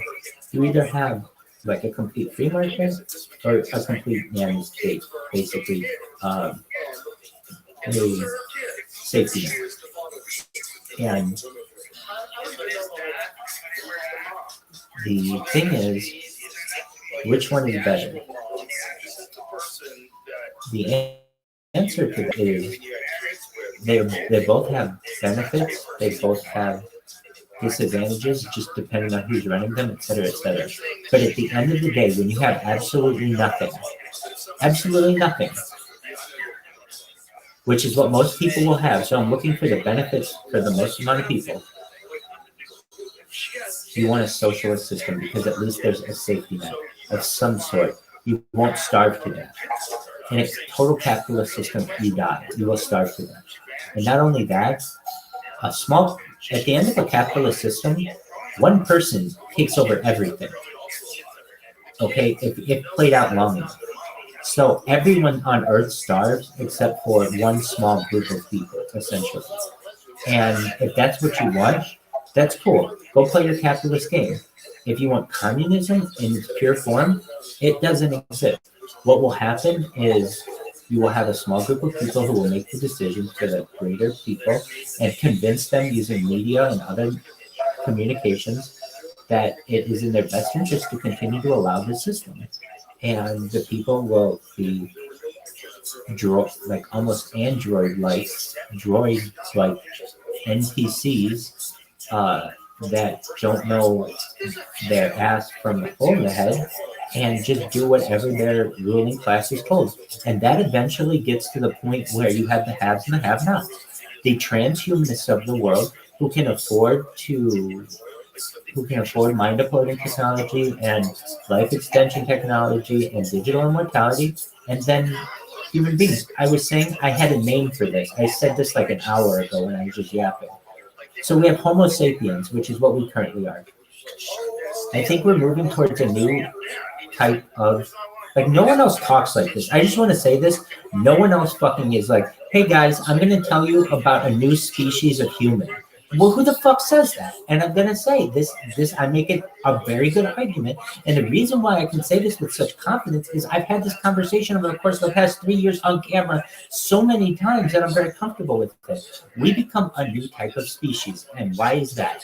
Because we're now making decisions where we're extending our life to the point of digital immortality. And when you start to do that, that's a different kind of being. If we were looking at an evolutionary chart, at Darwin's chart, and we're looking, you all know what I'm referencing, where you have the evolution of man, where you go from, the common ancestor of a primate long ago to Homo erectus to Homo sapien. All of that, like basically, what's the difference between Homo erectus and Homo sapien? Homo sapien literally means wise man. It's the larger cranial cavity and the complete, like, even though Homo erectus walked upright, the idea of Homo sapien to then be able to walk upright and use its brain, that brain is the next big step. Well, there's a new species that emerges. I'm declaring it that once you don't die, that's a new species. That's something different. Homo sapiens are mortal. They die. That's going to be that thing that can't afford life extension technology and mind uploading technology. And perhaps it's everyone here, but I think because of cryptocurrency, we all may be able to escape that future, hopefully. But what I'm saying to you is this. Basically, there's a new type of species that's being created. It's what transhumanists are. And so I have defined that. And when I said in the future, people will just want to take care of their bodies and feel good, essentially. I mean, that's all anybody wants. But I have defined this as, and here's the thing, humor is used a lot in a lot of things that I do, but I think people really will like this name. So what is it? So we go from Homo erectus to Homo sapiens, and then I believe we move towards what's called erectus hetero. What is that? The reason why I think that name catches on is it's kind of a misnomer. But the fact is, it's what we do in the future. We live forever and fuck a lot. Basically, the erectus is the fuck a lot, and the hetero is that we... I don't know if that really has to do with living forever, but I'm telling you, there's something about that name. I don't like the name. I think we should be really more scientific about it. But there's something about that name that people like in the future. They think it's really hilarious. Anyway, I'm telling you right now that there's a new kind of species that's being created, and in 100 years, you're going to see it much more. I mean, I experience it. It's the people around with whom I'm around. Like they're in in really wealthy areas of the world, people don't have the same kind of issues that normal people have. They don't have children anymore. They have in vitro fertilization and they have surrogates. So that means that they're able to have their embryos frozen and their sperm frozen, and they can have children at 80, 90, 100 years old. It's a new world when you start doing that. We are a new kind of species when you start doing that. Now, there's the argument to be made, Rabbi, how are we different fundamentally from an evolutionary perspective when I'm looking at that Darwinian advancement? We're no different than the Homo sapien. We're just using technology to our advantage. And I'm saying this. At a certain point, well, I'm saying this. If you don't die, then that evolutionary being becomes anything you want it to be. It becomes like a shapeshifter. Basically, if you're able to upload your mind into a computer, then you can be an animal, you can be an alien, you can be a cyborg, you can be whatever you want. So I'm saying that that evolutionary scale ends. And on top of that, it's incorrect to say then we evolve into something else. Yes, people will. People will eventually have more alien-like features, probably much smoother features, larger cranial cavities, perhaps more efficient bodies that aren't as large. Who knows? I mean, but I don't think so. Actually, I think we get larger to the point of like we're like what are called the tall whites, something like that. They're like an alien species that apparently is us from the future. I know that sounds crazy, but like if there are some weird things about time travel, like what? They're just like weird things if you think about them that I've heard, and I'm not an expert in time travel, but I think it's a real possibility. And here's one interesting phrase about it. If time travel exists, it always existed, which is like a weird thing about. No, it absolutely has. Absolutely. Why? No. Think about it. Just wait. Think about the phrase. You're not thinking about the phrase. You're not thinking about the phrase. Let's break it down.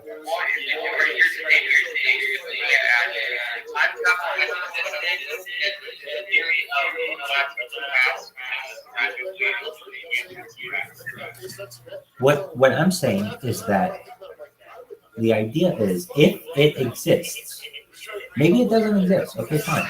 But if it exists, it has always existed.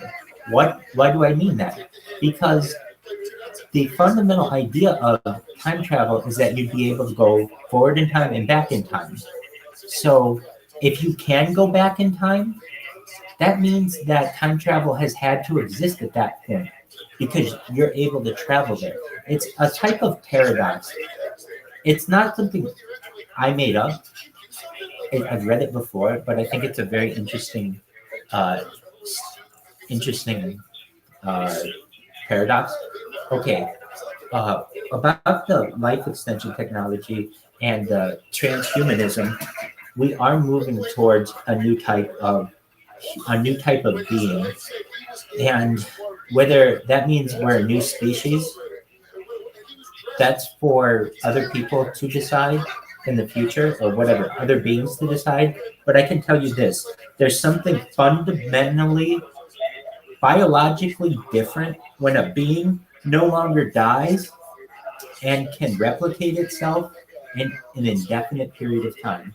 I don't know what that is. I don't know if it's reflected on Charles Darwin's evolution of man, but I can tell you this, it's not being discussed currently in mainstream, and it should be, because that's where we're at in society, where people are having these types of decisions. There's a reason why it's not being discussed in the mainstream. They don't want people to have these discussions.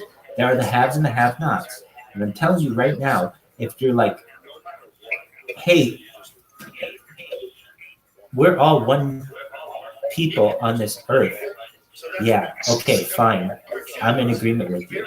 But guess what? In a couple generations, there will be a group of people who are moving further and further away from what mainstream humanity is. And then eventually they will have all of the resources on Earth, and mainstream humanity will die off.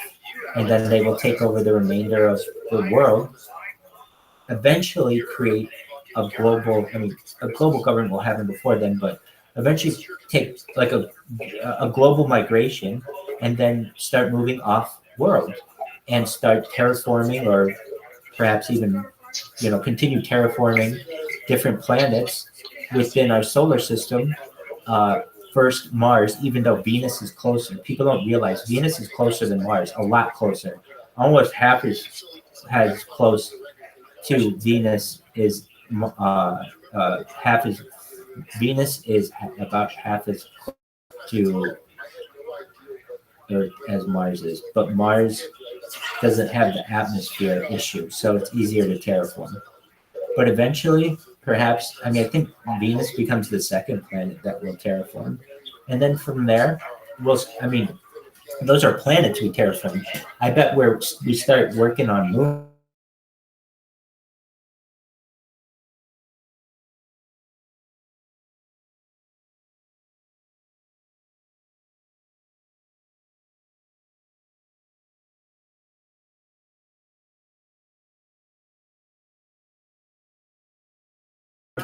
I don't know. I just think of my rabbinic brotherhood, and as it has expanded personhood now with people of other genders who are recognized as rabbinical figures. But traditionally, as a brotherhood, we would immerse ourselves in Torah, immerse ourselves in the Talmud, and immerse ourselves in Kabbalah. But and I recognize that is an option. But to me, it's not as interesting to teach on those subjects. To me, it's much more interesting to look towards the future and what possibilities are. And so that's what my focus is. And when we have these discussions about going off-world and traveling interplanetarily and then interstellarly and then intergalactically, how do we do that? How do we get to those different steps? Those are really interesting discussions to me. Really have nothing to do with polarized Japanese that they have to microwave the core of the when they're trying to terrorize no gap or anything like that. Otherwise, it's just Exactly.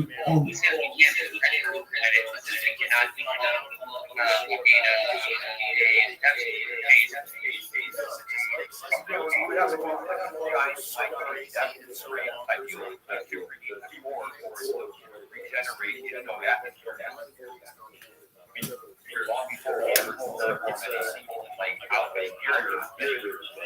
any planet, that's gonna be like CBDMD.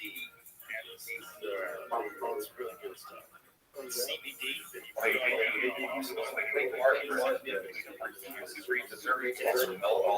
the lights on it. It's not gonna create a permanent atmosphere. It's gonna create temporary. It's gonna cool down.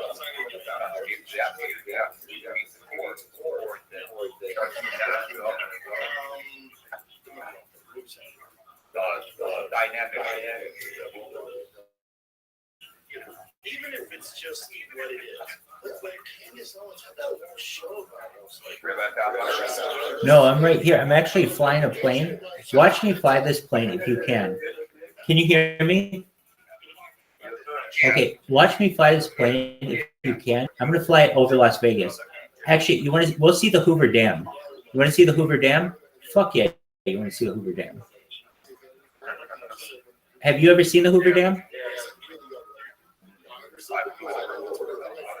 All right, well, you're going to do so virtually now. Okay, so that's how I reacted. I was like, come on. I looked up, and sure enough, I don't remember. I think it was a movie called My Father the Hero, which was a Disney movie at that point.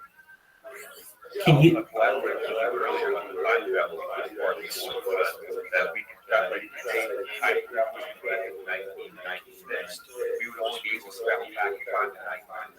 Incorrect. Incorrect.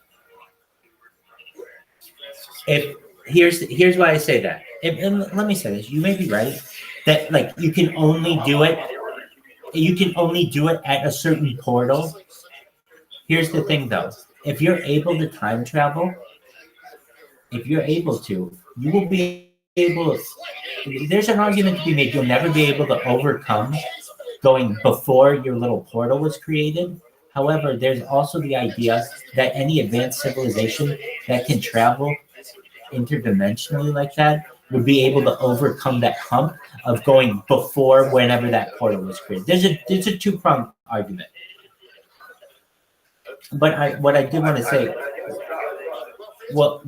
say is that it isn't a paradox that I've heard before, and pretty famously, if time travel exists, it has always existed.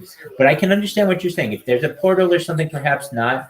But then it's like, well, what's so special about that portal?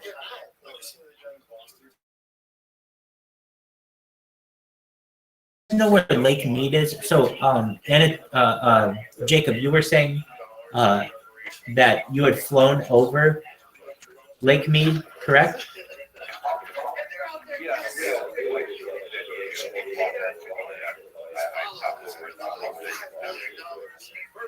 Height. All right. So this game is amazing. Can I tell you? Okay, so I've been playing this now for like, I don't know, however many hours, and I've never played it before, but when I'm like trying, I can fly it and I don't crash the plane. I haven't landed yet. So I mean that's the difficult thing. But I've flown cross country and we've flown from New York. Have you guys been here since that whole time? No, I haven't. You guys have been here since like Pennsylvania, I think. Perhaps not. Anyway, well, and here's the funny thing. I haven't crashed because I've just had autopilot on. And when I turn on autopilot, while it doesn't do everything for you, it's pretty easy. Anyway, we're going to fly over Las Vegas right now in the next couple minutes. If you want to see what that looks like, I think that'll be cool.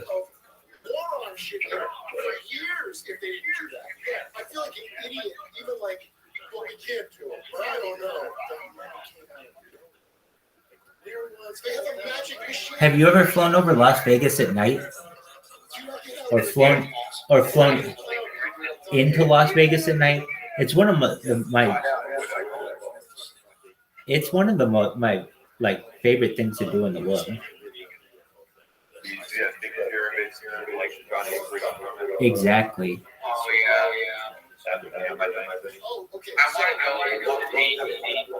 That's the Luxor. Can you see in the game? Can you see in the game? There is the Grand Canyon. Can you see the Grand Canyon? Me neither. I just think it's amazing. I mean, I know that this mapping technology exists, but it's okay. This is what's amazing. I didn't download this game.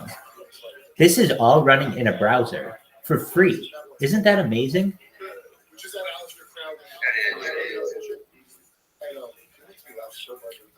And like, truthfully, any flight simulator that I've ever played in my entire life has always been kind of touchy.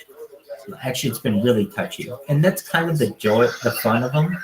But this one in particular has been very easy to maneuver. I mean, again, I haven't landed yet, but I'm just telling you, I normally crash a lot more, and so I'm definitely an advocate for this game.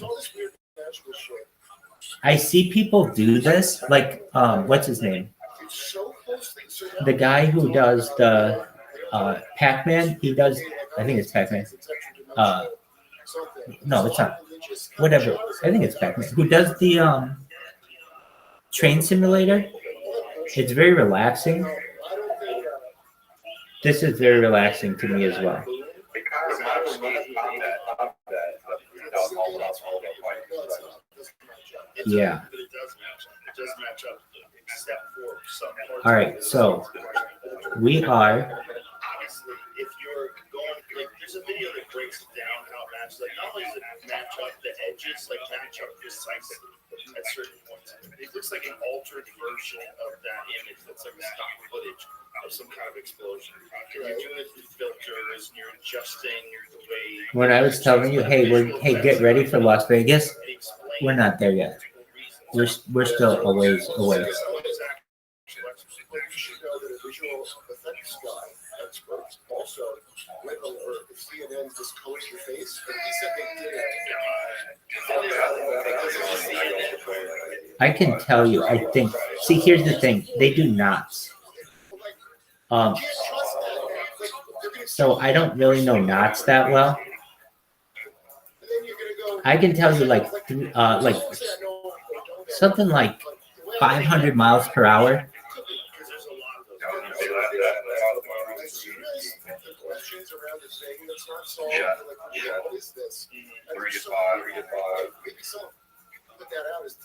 Right. I mean, I'm like maxing this thing out when I can, and so here's the cool thing. I think I can run this. I'm not sure. I mean, I'll see how it is, but I really like when whatever Pac-Man runs that train simulator. I think that is really relaxing, and this thing's actually relaxing to me as well. And it's exciting to me to know that it's not just a video, that it's like, you know, like it can crash into a mountain or something like that. But it's just like, I don't know, it's almost like a really soothing screensaver.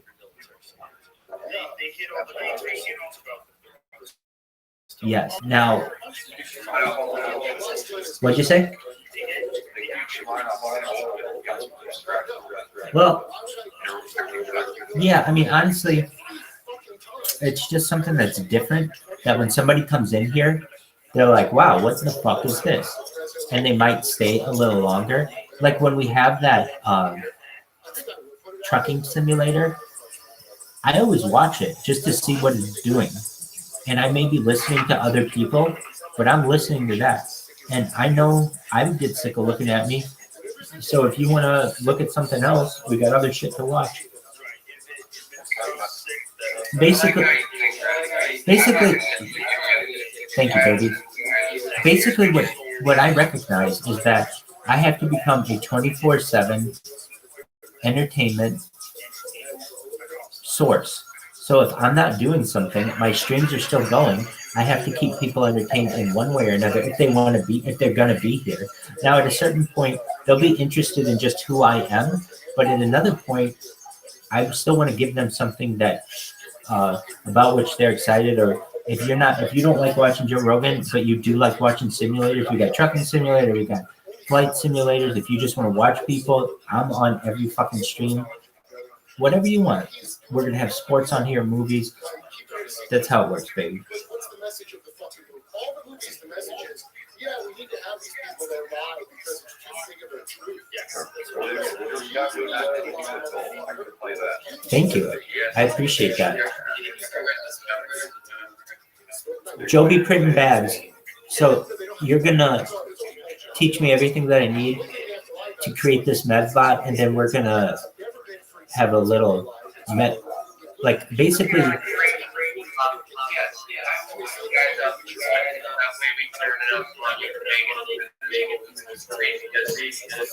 Hell yeah.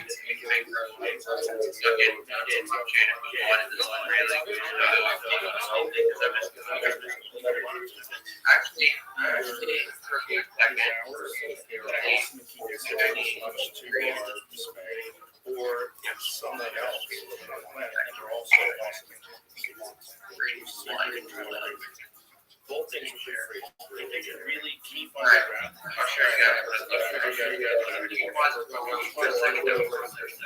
And if it is not story. So right now, We got all those in here. So these are variations of how you we need this to get access to the server so we can get our own. I'm using AI to help process. In order to get the shit node server, we need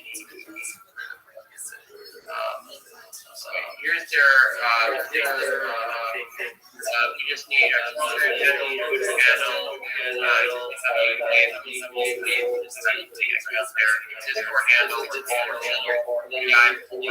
Hold on a second. Hold on a second. Everybody stop. Holy fucking shit. Dolph is here. Dolph, how the fuck have you been? We've been talking about you all goddamn night. What's new in your neck of the woods? All right, keep going. So basically, yes, I get it done. I'll just copy it. It'll be really easy. But in order for us to get back to the first server, one to another, we are saying we're not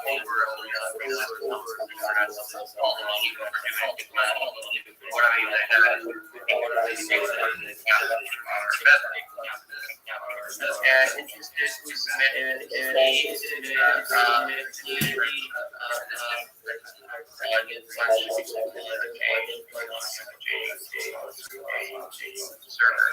We're using their server, they're using their now. We use their own server, and we make the rest of our own server. In fact, we have a server. You know, they get access to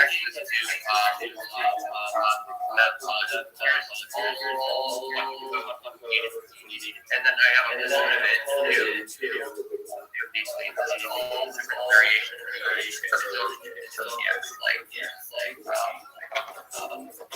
You can get basically typing up things like so once I get this down, we should be good. We can use it and then get ourselves that way we can keep trying to use it. Yeah, property. That's tight. Dog.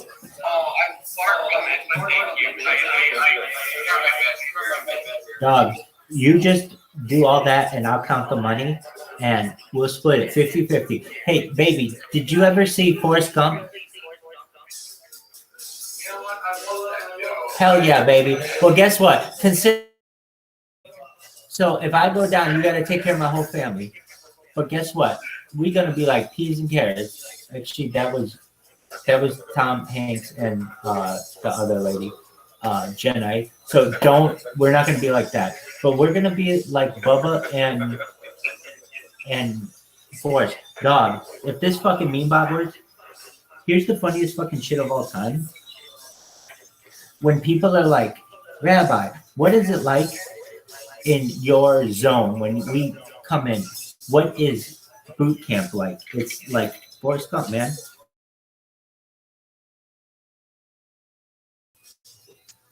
When we start telling the world what it's like,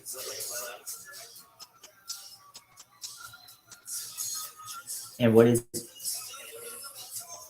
how to best prepare themselves, all we have to say is, listen here, motherfucker. Watch Forrest Gump when these motherfuckers are getting off this goddamn helicopter. Dog. These motherfuckers on these whirlybirds and like...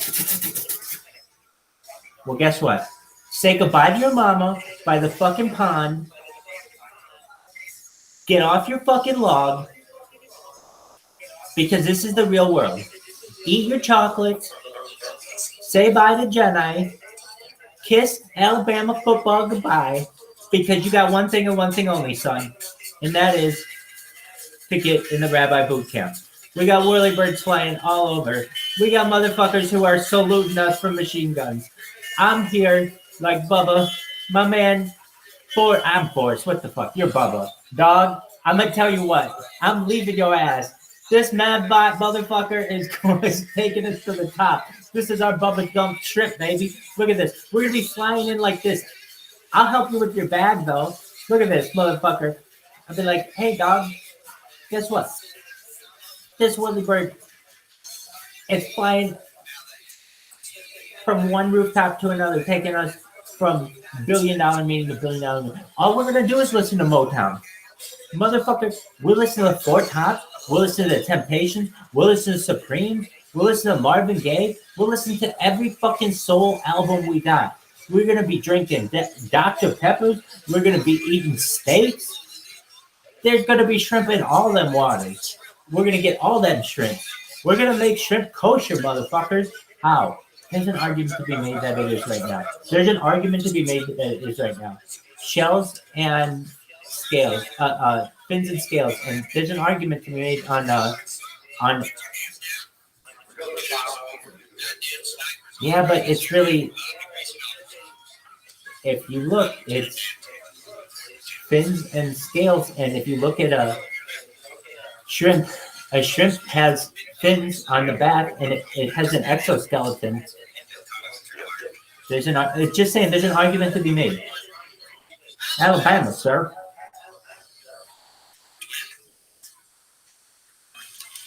Anyway, like this. We're gonna be like this. Yo, dog.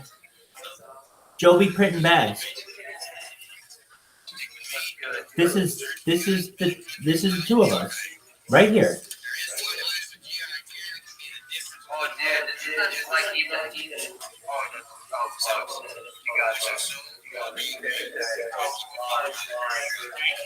Dog.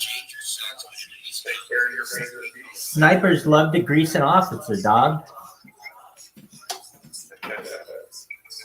It's not even like I have another project too that basically I came up with first verification on the law. They have another thing, but it's stupid. It's only how it's rated by radio.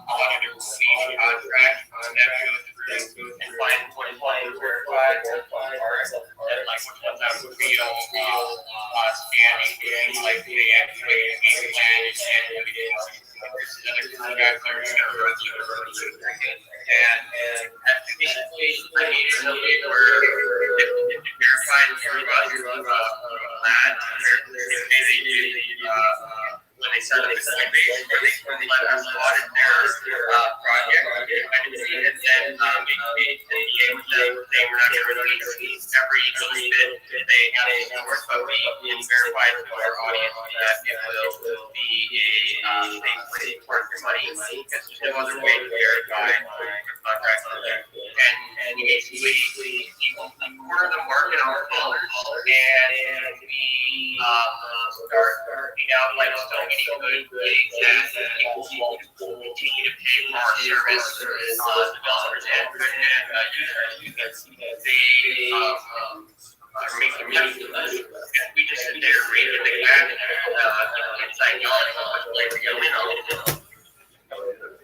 know. When it comes to cocaine allocation, hookers, and counting money, I'm your man.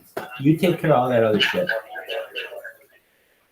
Trust me, bro, it's not that far off. I mean, I already got that. Doug, I know it's not that far off. When you were like, hey, do you know anything about medbots? I was like, yeah, motherfucker. I know a guy who went from working at Subway to being worth $150 million.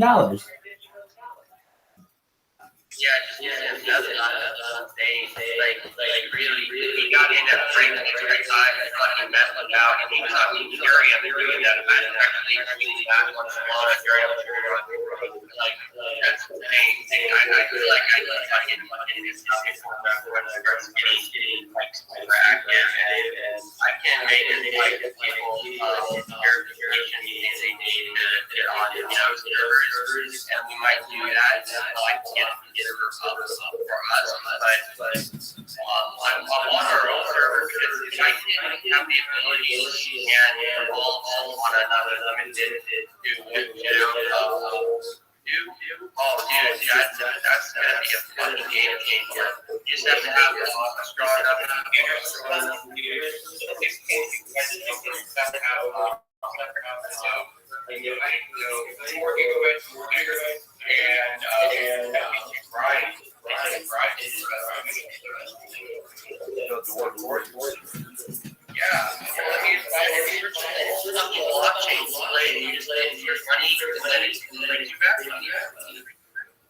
Oh yeah, you don't want it, you get like $100. Oh yeah, no, like you can literally do that, and they're fucking complex things, complex, but it's really worth. Oh yeah, I mean it's when you have most of the code built for you, and it doesn't really have anything that's blocking you from using a different server. You might just have to edit a few code. So I mean I'll do that. That's your job. That's what you do. I did all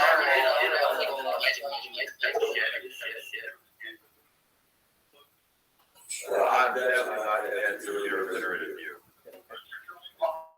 See, I'm not even like fucking any like computer science or anything. I'm just really into making stuff for crypto and trying to get a little step here and there.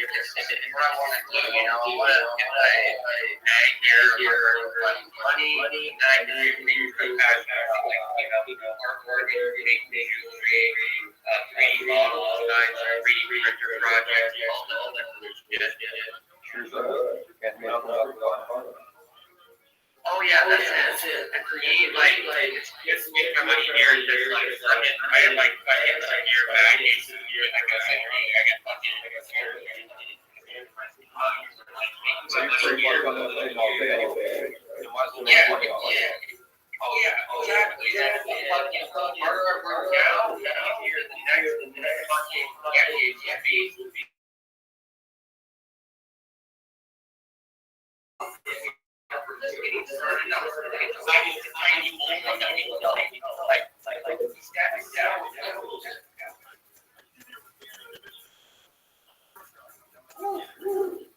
That was best in Coinbase. It's like I think it's like $277 on there. Oh, yeah, probably gonna like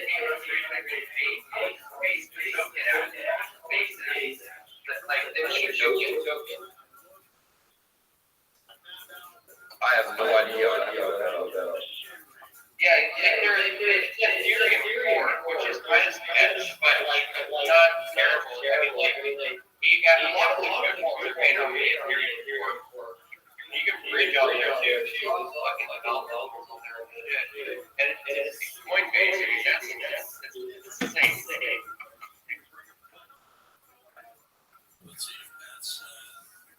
Oh my, your email too. No, it's made on Ethereum too. It's actually owned by Coinbase itself. Oh, shit. Yeah. It's all like Oh yeah. And there's $26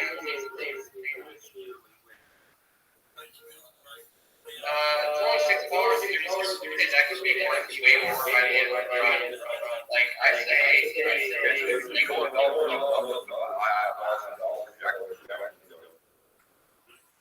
I'm gonna look into it. I guess this base is okay because they're doing good. Honestly, there's a few projects here on base that it's like me when people do like they want the I've never seen anything like an Empire Scholar.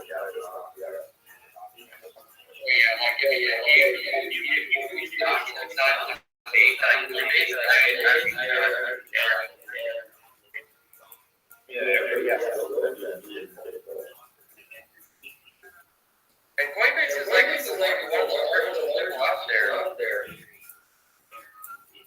You know what? We might need to get some actually, they make a map most of these map things are also running on Ethereum.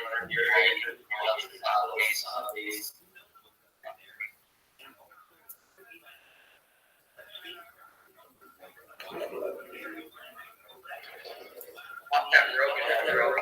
You got it, baby. Don't have to tell me twice. Slut.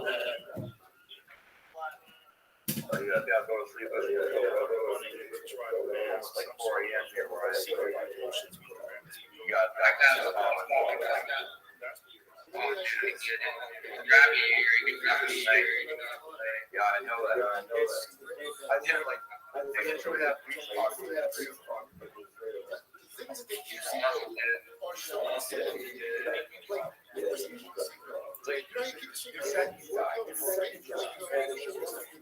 Word, Mockingbird. You got it.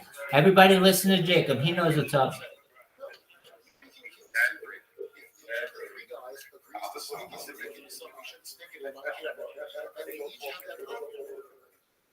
On each other, and they can keep all kinds of secrets for a very long time. You're talking, so what do we do to make sure that people keep secrets? We have to suck a dick with a skull mask on. Fred has a tutu. Yeah, we film it, right? You've heard about like the cookie or all that shit, Big J knew all the names ago. And you're like, wait, why did you have to do that to join? I don't know what to have that, but I know why. It's strict. Take care. Stay. Keep an ear out. Stay here all night, baby. There's no reason that you need to leave. Just fall asleep. Just literally just fall asleep. We're gonna watch another Joe Rogan. Just fall asleep to it, baby. What if he goes rogue? What if he goes JFK? What if he crumbles under the weight of the hideous things he knows and gets the bright idea snitching? I would.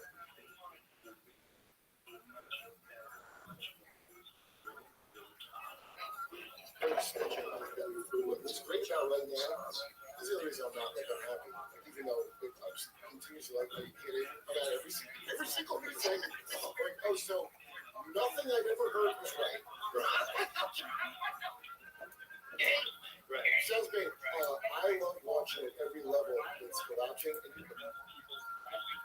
you don't do anything except be a disgruntled enough employee to be like, fuck it, I'm saying it, I don't care. So now the P. Diddy thing, which like for years.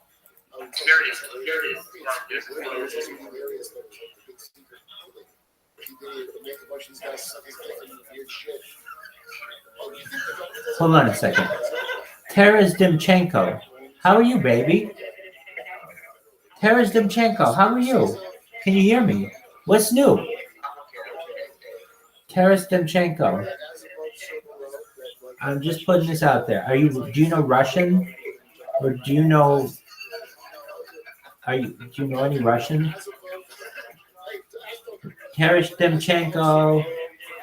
Taras Dimchenko. Taras Dimchenko. Taras Dimchenko. Taras Dimchenko. Dog, can you hear me? Taras Dimchenko. Do you know any English? Dog. Taras Dimchenko. Oh, you can hear me. What's up, baby?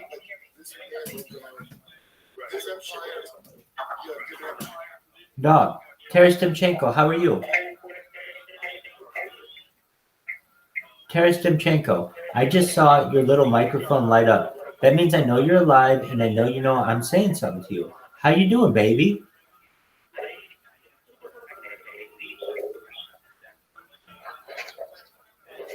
Taras Dimchenko. Dog. We're waiting on you. Taras Dimchenko.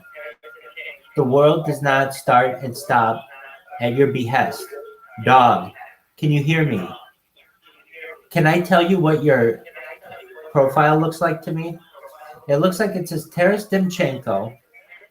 Then it has like a little circle with like an up and a down. And then it has an upside down U. And then another one, but it kind of looks like pi.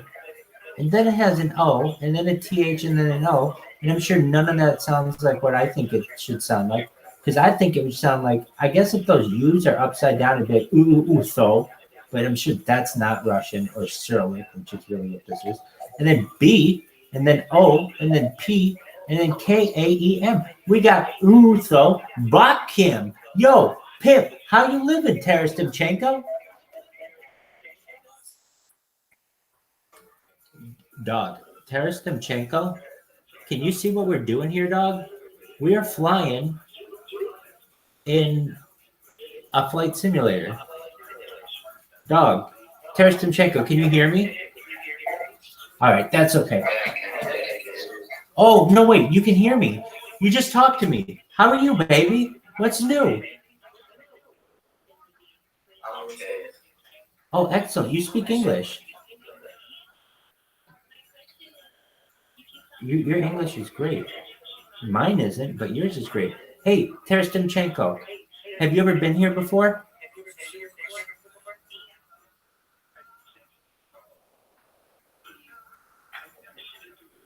Terestimchenko, have you ever been here before?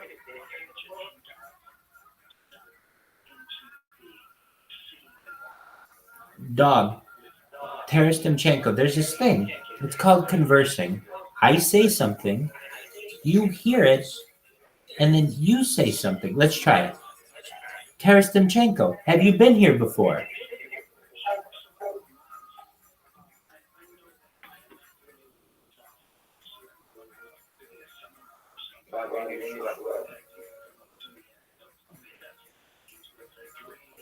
Terestimchenko, have you ever been in the... He just bounced. I don't enjoy the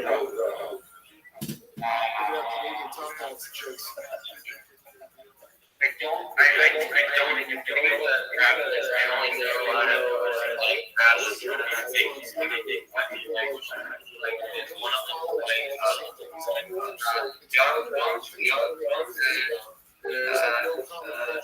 basically they're just gonna ask like are you French?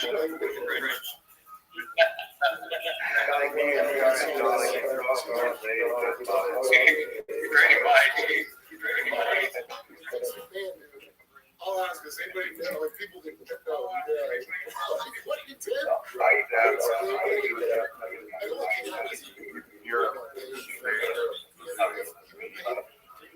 To do all perfect things, and you're like, yeah, I'll do that thing. I'd be like, no, that's not a song. Like, this fucking has history of fucking people like shit. I've always been here, which he agreed to. Oh God!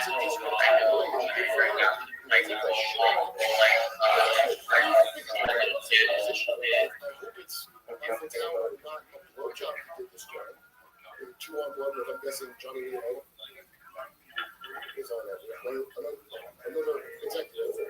So they're both having sex with this girl. This man gets up, shits on her head, and then he goes, I'm gonna go get. Let's finish up. I'm gonna get a shower. This was written in the legal. He definitely say definitely. Okay. Yeah. You should. Finish up. I think we're all done here, Vince. Should we steel man his position? Should we say he's an elderly gentleman involved in rigorous activities, and oftentimes they lose control of their bowels. There's a reason why. This is exactly why we want to. Well, let's say if I was his lawyer, I would say Vince is a wonderful man, especially because he has bad bowels.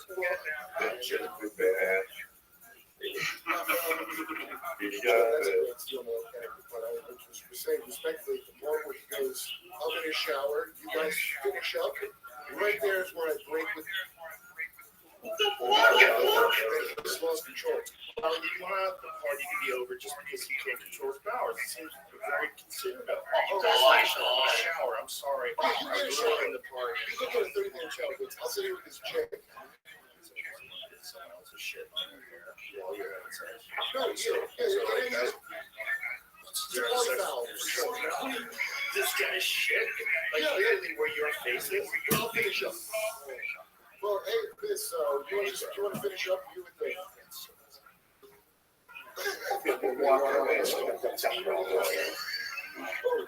Maybe we'll just chat about nicknames for this depraved acting. Just like Vince McMahon. I need one example is extreme depravity. In 2020, defecated his grantor and commanded her to continue pleasuring his friend with feces in her hair, running down her back. Hair must have been.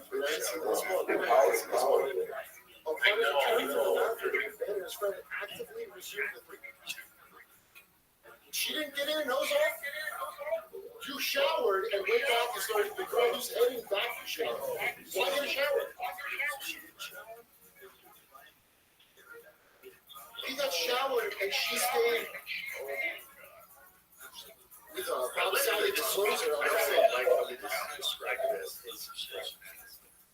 his bill.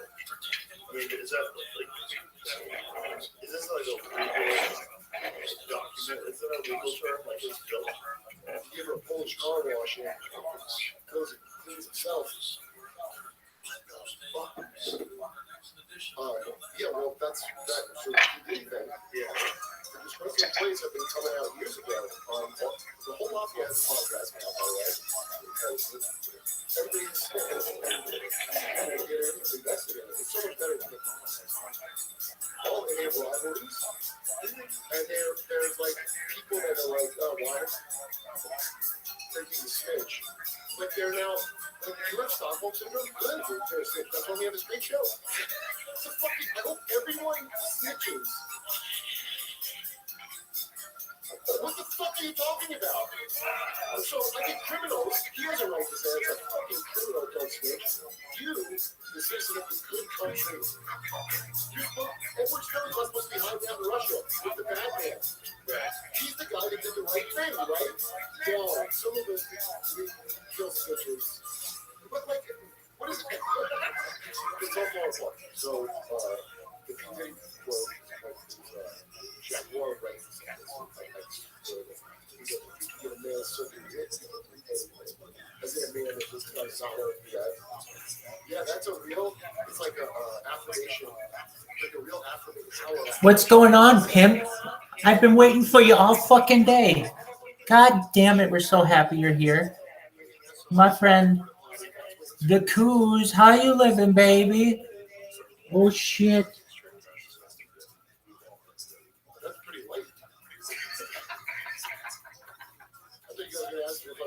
The Coos, how are you? Can you hear me, baby?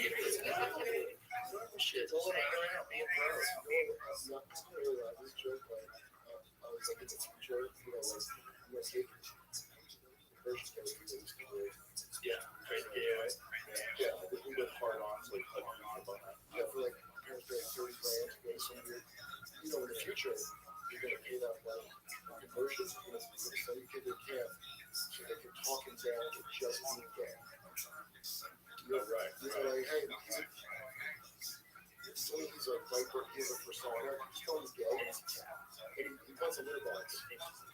He wanted a litter box. So covering up the litter box things, you see that principle at play of, like, don't even talk about it. Yeah. Because it's the same principle as if you talk about John Stewart putting the medal on a Nazi or Canada applauding a real Nazi, it helps put you the bad man. So cover up the fact that the Canadian House of Commons gave a standing ovation to the World War II Nazi.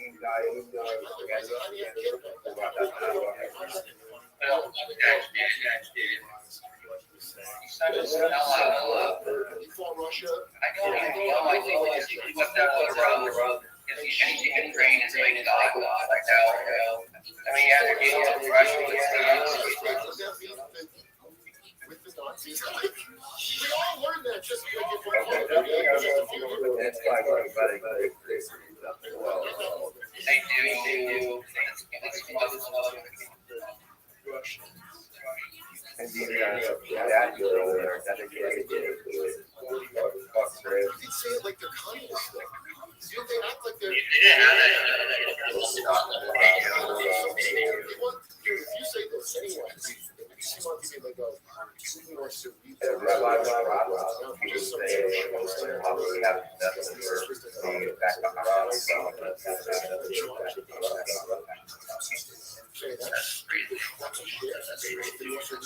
you're a fucking liar or you're a fucking chump. You're probably like a innocent chump like Chris Polo or some shit. So that's domino theory. You're still selling domino theory to people? The Vietnam, that thing will be lost. They're doing great. Communism has never worked. Well, Vietnam won, and also it's a great vacation spot. What the fuck are you talking about? I don't believe in communism, okay? I'm going to So why are you spending everybody's money to go make a thing that doesn't work? Not work. That seems like a waste to me. That's our entire first half. Now it's Russia. We want to kick Russia. A friend of mine says, it's a comic. This isn't good. We're weakening Russia from the guy with the hair. The CIA guy. He was listening to these. This is great. We get to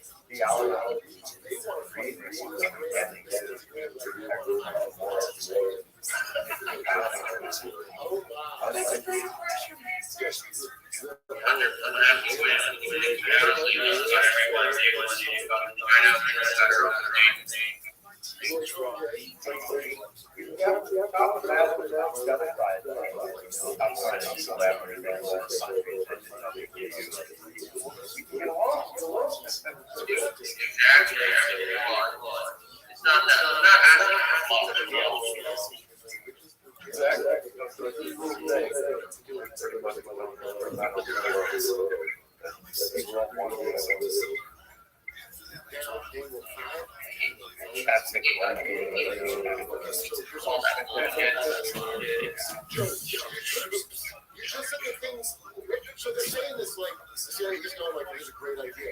So we want Russia, they're our enemies. So we got these crash test dummies that we're gonna just grind them into hamburger. Isn't that good? And use our old weapons we weren't using and creating jobs. That's not good. No, that's despicable. That's lower than any shit I've ever heard about another country. And we want to have a war with another country. Well, not secret, openly bragging about it.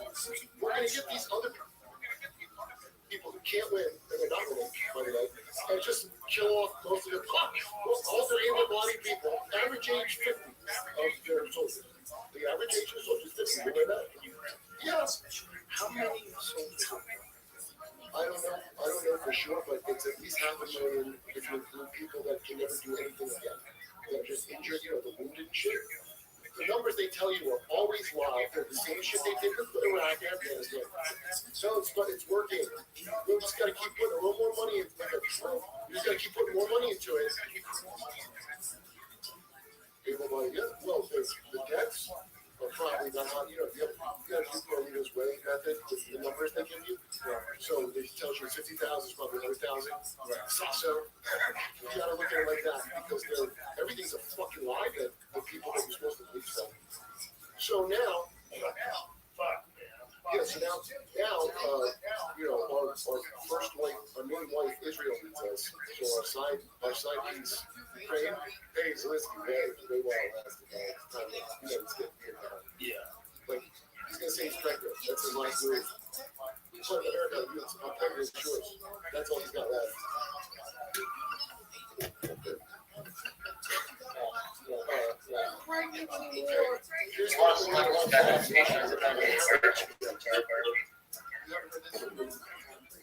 Here's the video of the saddle men that were moving in me. I'm realizing that was also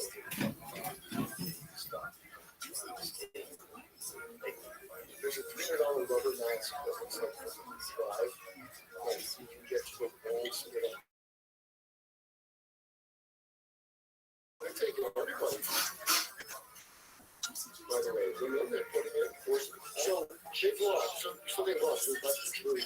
Why don't we just kill another fucking amount of them until whether they're doing better. I feel like what's it? You made Russia weak, right? Like, now you guys can show that. When Tucker Winkett and showed the subway, this is where John Stewart, he said something great. Like a Colbert commercial about healing.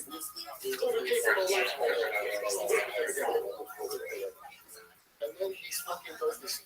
He goes, well, that's the price of freedom. You have the National Guard in your subway and it looks like shit. And you're saying, oh, we're so free here. That's why our subway, that's why nothing is running correctly. He's smarter than that guy, too. That's fucking shitty. Well, it's echo chamber thinking. And you find ways to support what the echo chamber has sort of established. Stop doing that. You don't have to fight nobody. You don't have to march. Just stop doing that. Everybody, at once, it'll end the whole thing. Yeah. it's a problem. It's a real problem. It's also a problem that's being used to one way or another. They'll use that. Yeah. Those manipulated. Just comment. A lot of times I'll look at something like a conspiracy theory like that. Just read about Monarch, the one that's like after Ultra, and it was making me laugh because the thing they're saying is like the scientists have kids in these cages and they shock one cage and they go, "I love you," and they don't shock one. They go, "I love you not," and shock the other one to make them. It's like a mind control conspiracy. But while reading it, I was laughing because it just sounded like a metaphor for an actual entire society. Like, I don't know if that shit's real. I'm sure it could be, but I don't know. But when you read it, it sounds like a metaphor for all of society. I love you. I mean, Cal Williams talking about the homeless people, seeing all these illegals getting cards, cards with money. Yeah. That's a great point you made. Like, homeless people lay on the ground, watching people that aren't from here that sums it up right there, It really is like, at every level, there's this fucking, just like a scam. You're supposed to buy into it. Every level. The homeless people thing is crazy. Just for $10,000. That whole fucking thing they were trying to do with Eric Adams in New York. That whole, you get an ATM card, you put a certain amount of money in your ATM card.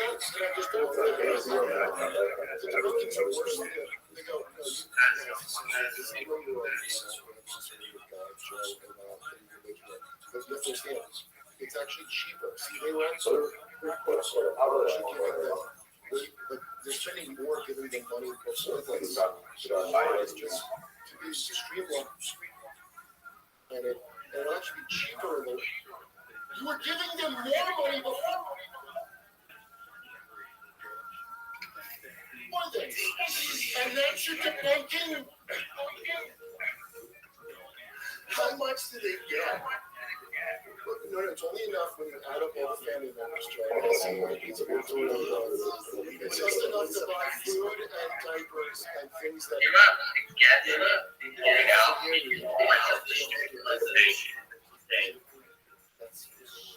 Did I move to Alaska from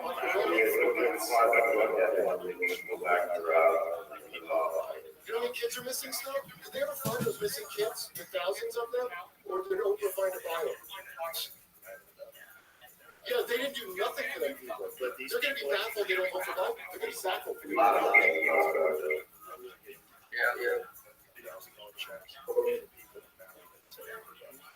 have to imagine that's what happened.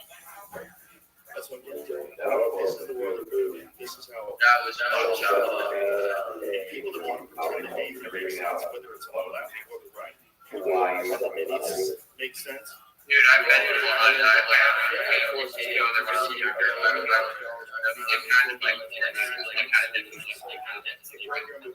I'm not nowhere near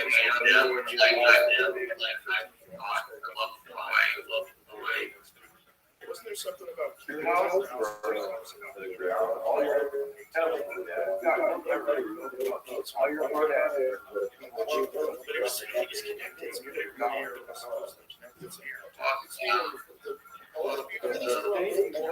it's not a little it's the whole thing. Worst president ever. Top 10. Top 10. It's like really upsetting because now when we some other channels and everybody accusations would come in. It's like the reason all these people are rushing in, and it's intentional. It's 100% intentional. All these NGOs and shit, and the corporations want to flip with immigrants.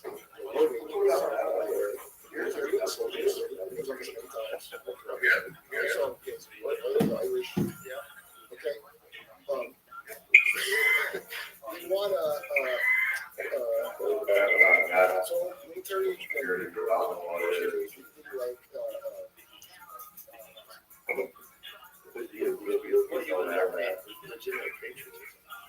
Because you got people that come from other countries and you arm them and have them go. That's what we're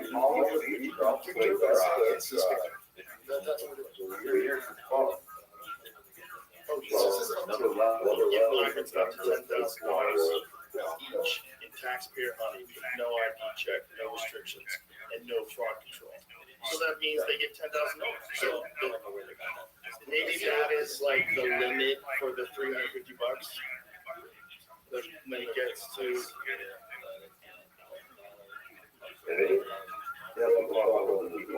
So maybe it's like at the end of $10,000.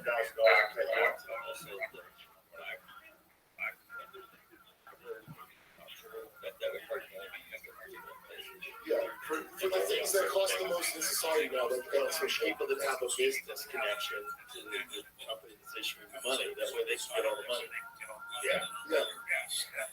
That's So that's crazy. That's 100% crazy. So that's your Democrats on it. But the people doing that flooding in, besides the ones that the government and these companies put on purpose, we fucked their country up, and the people on top know that.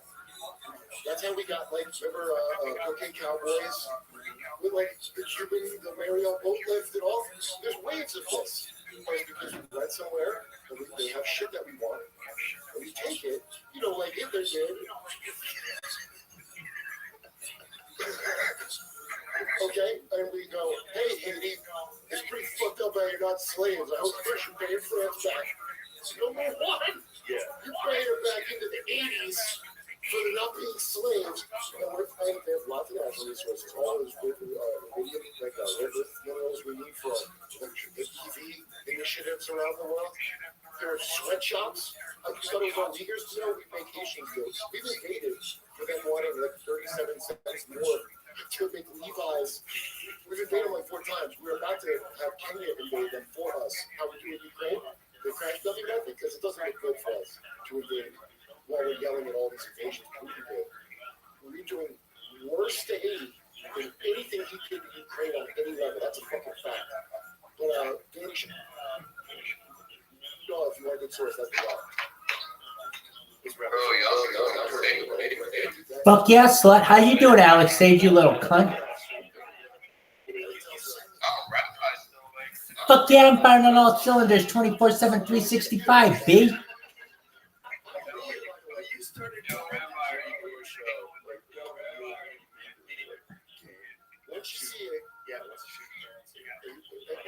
Yo, dog, I can't hear what you're saying. Can you repeat that, please?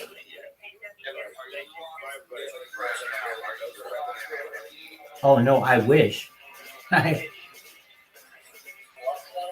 No, in fact, I'm about to fall asleep.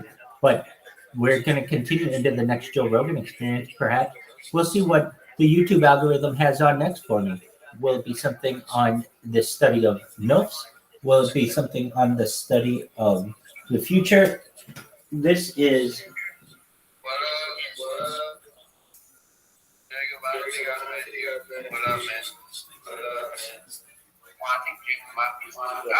Jacob Scott's here. He is just talking. How's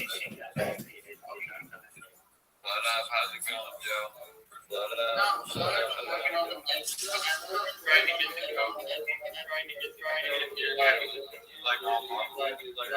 Oh, sorry, I'm moving around. I'm trying to get moving around.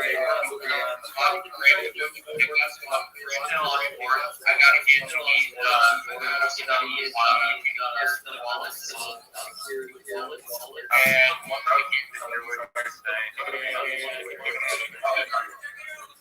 once I get these custom secure wallets done, I'll send you guys that mod. I'll make sure you get one.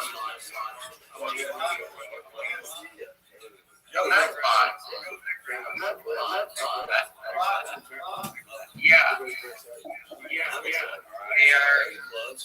are basically a mod used in the blockchain and finds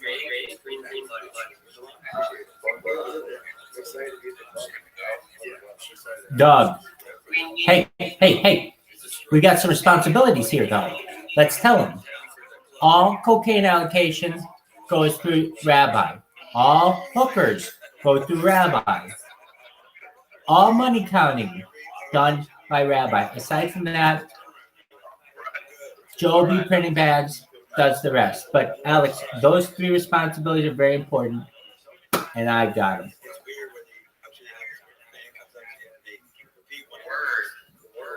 Mockingbird. Joby Print and Bags. We're gonna fucking rename Euclid Joby Print and Bags Street one day. You watch. Let's go out.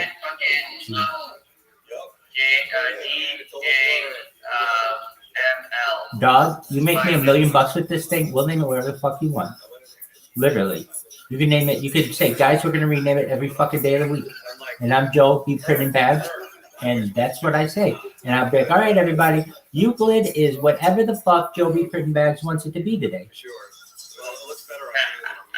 Hey, it got kicked out. So when that happens, dog, when that happens, you have to say, hey, Rabbi, I need to tell you something. And then be like, hey, what's going on, dog? And you're like, hey, Rabbi, I wanted you to be aware that Harry Potter Obama sign 10 enu, $sign Bitcoin, 0 tax. It does not have the social media streaming in the Telegram. And I'll say, social media? What do you mean by social media? You mean YouTube? And you'd be like, yeah, but you use the term social media because you're just stalling as this thing comes up. We just had a new friend join us in the Telegram. Now we're going to share our screen as we continue to stall. I think I'm one of the world's best stallers. When I say I'm stalling, I'm doing everything I can to keep you entertained as I do another task. So essentially, you are distracted from how long it is taking me to do one task because I'm entertaining you with some other type of action and or discussion. So with that being said, I believe we have everything in order. We're going to continue to hit play. We're going to click here, and the world will be good.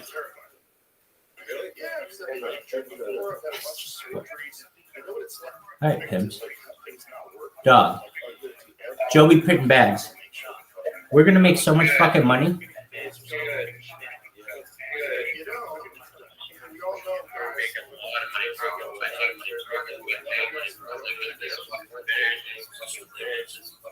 I'm working 24/7. Dog, I'm here for you. I am your 24/7 support system. If you ever need to talk, you need to cry, you need to scream happiness, I'm here for you. Whatever it takes. We are gonna make so much goddamn money. My eyes are gonna hurt. I'm gonna say, guys, honestly, I'm tired of counting money today. I can't fucking wait to say that. Guys, I'm tired of counting money today.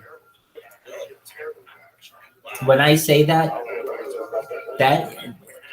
I'm sure somebody said it at some point. You hear about these like drug kingpins, and they eventually end up getting so much money that it rots. They can't store it. They end up burning it for like fuel. Exactly. You know it.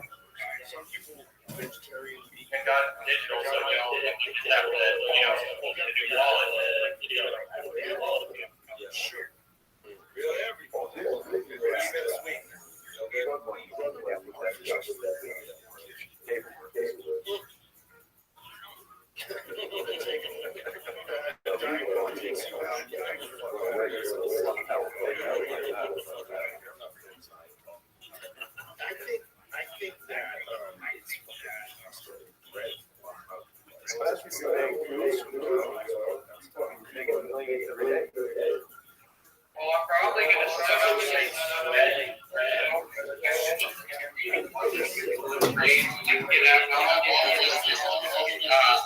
I was making everyone here access their server and shit, and shit, all of you things, all of you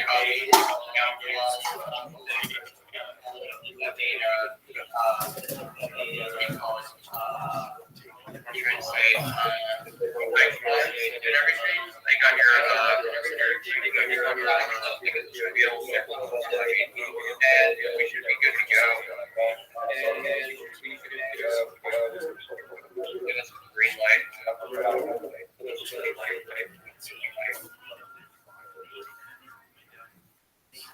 crazy. I ride a bike in New York City, so I eat a ton of pasta and I'm riding through.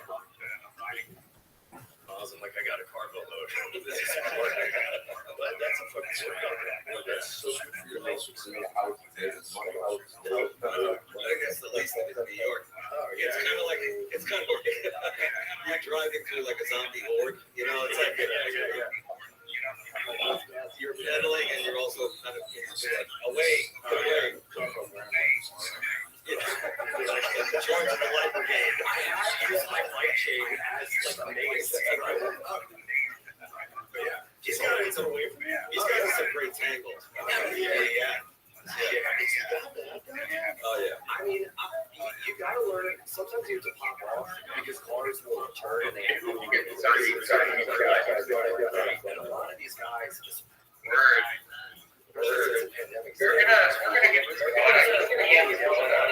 That box has a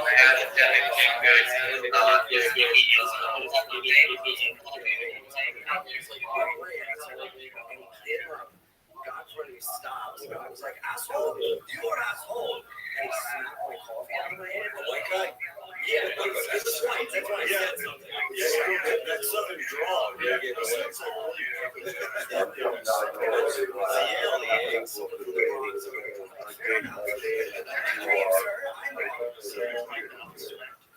Oh yeah, I split his face, and then and then I went down, and then he came up again and took his phone out and started to take me, and I was like, "You're a fucking pussy, you fucking snitch!" And then I took my chin, and I was like, "You want to be fucking tough? Let's be tough." And he was like, "Amazing!" And I rode away. And I went, "Welcome to New York." So there's a whole crowd of people watching. That's coming from the guy who just saw Ghostbusters how many times? This guy's a Ghostbuster nut. He's a fanatic. He was probably coached. Oh, yeah.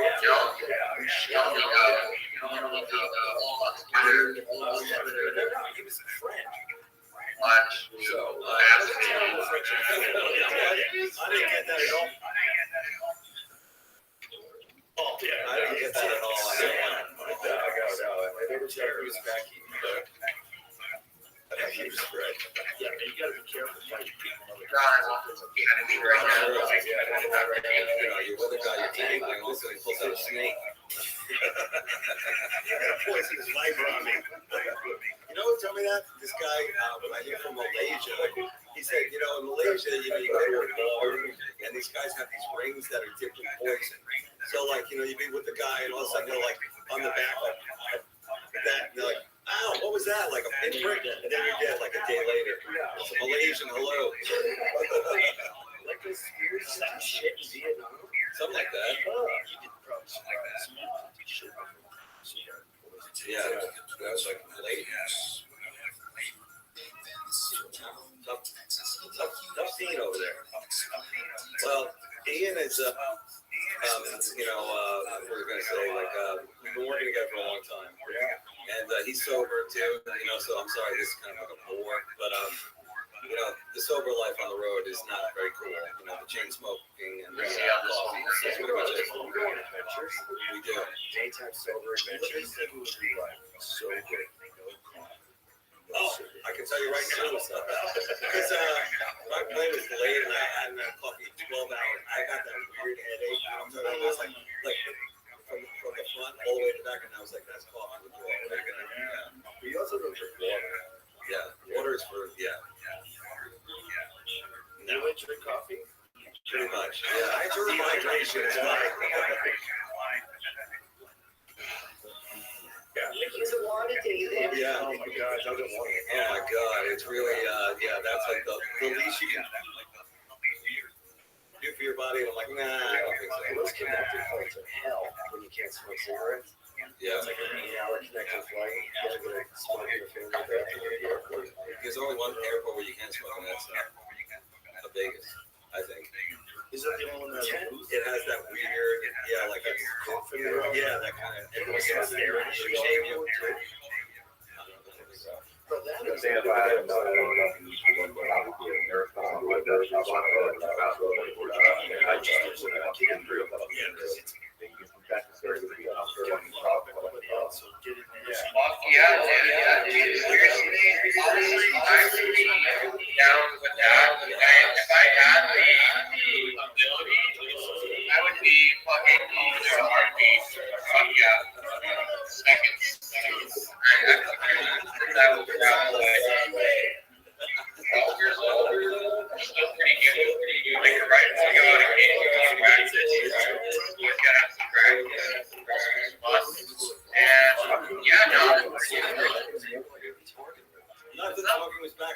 That's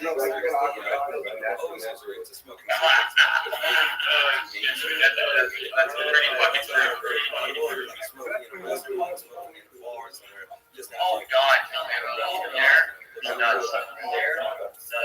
It's trading. Like one fish, like people like a dry fly. That is true. But I was just gonna let those go. There's not much more. Trade that phone for like But that's only before ever happened.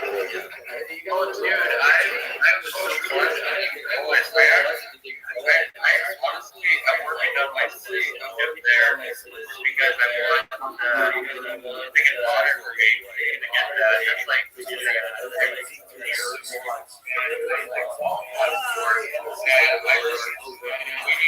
everything's coming over here by the lawsuit.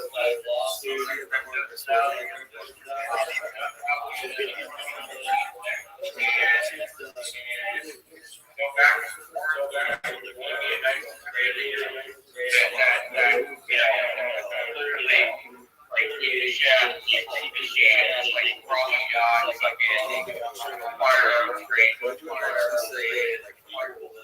Less strenuous workout.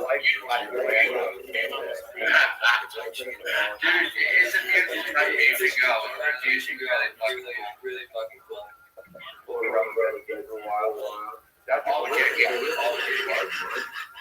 Dude, seriously, every you know,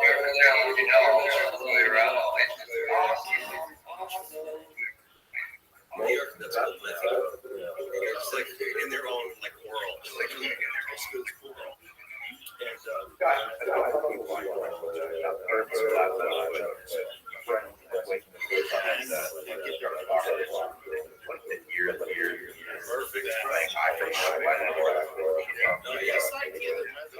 trust me, like, more than enough. They're like, oh, yeah, what do you need?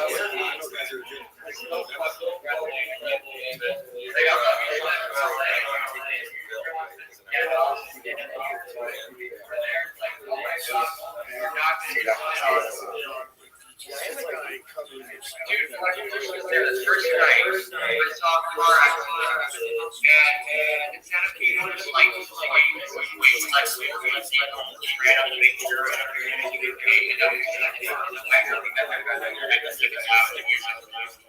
crazy. Some people say it doesn't do that.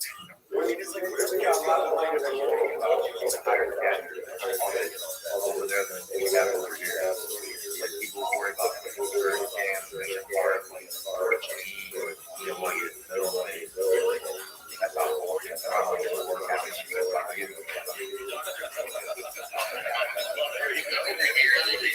Try to like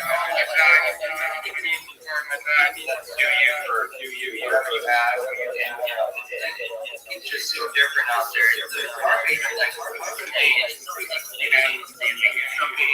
I suggest like anyone who's like definitely taking one time Americans could be easier to do like the old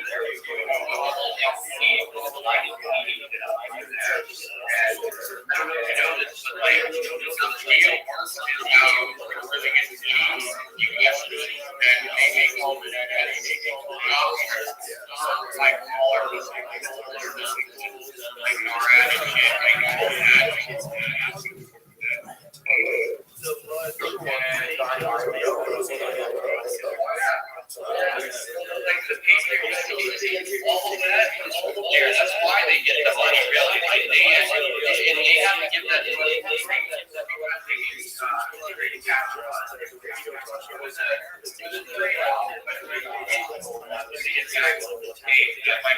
Fucking shit up. They're not going to get anything. It's not like so many other countries. Fucking China, man. Fucking China.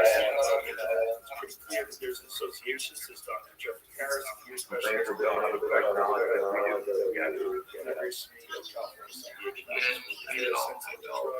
and this particular association would like to make it quite relevant as people are getting their hands on it as a recreational drug. How many did he take at the height of his illness?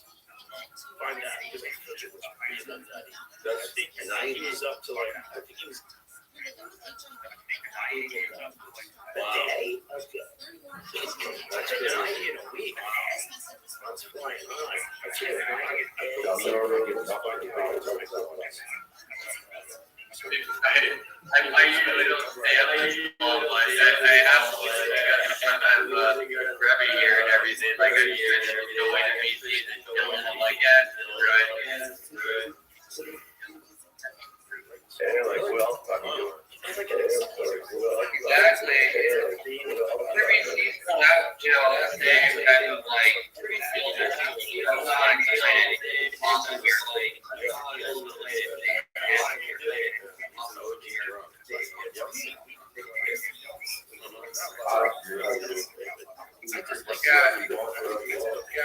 Do what you want, and no one's really like your anything. You know, I'm like weird refiling people. We got normal people. Everyone does it with you, and like if everyone does it with you, you feel sleeping.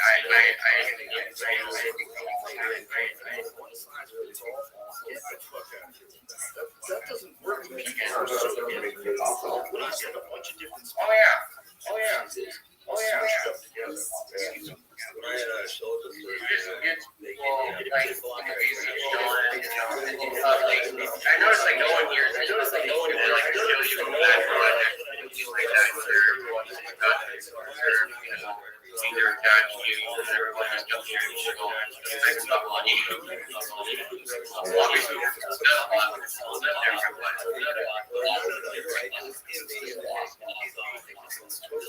an epidural, it's like a spine block. Okay. So they do it's like you want to be conscious. Like I was conscious. My body. Dude, trust me, I'm like an amateur at here. There's no advertising.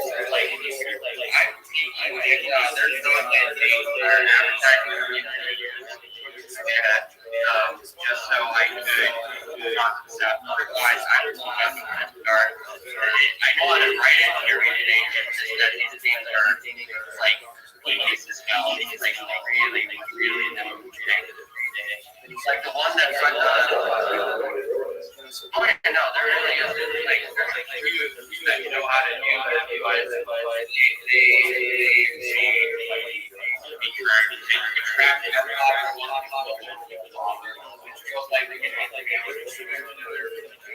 so it's watching Dr. Screw it in, hammer it, look at that. Oh man. my point is, you're definitely gonna make money. You know, the amount, but I'm sure it's definitely the same. But I know the guy that works for, you know, he does. It has a reason. The more you add, the more you get. The more you add, the more you add. I would love this. I simply have. It's legitimate. I say it's legit. But they like, I don't know that's real. Like, bro, it's real. You gotta be real. Like, she doesn't like shit. Let me know when you get it. Once you know about it, let me know when you got it. Oh yeah, no, this is perfect. Oh yeah, it's not a run. It's not a brain wall. It's legit.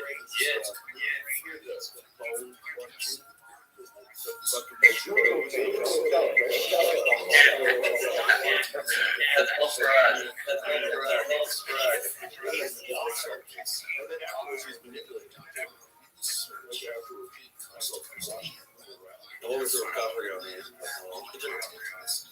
Yeah, that's a long one because it's launched trauma. I think that took a big year. The knee is harder than the shoulder.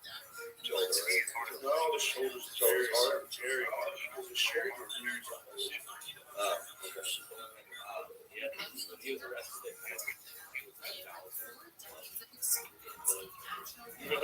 In the system or on the but that's oxy. That's not like that. that's what they gave me after my surgery.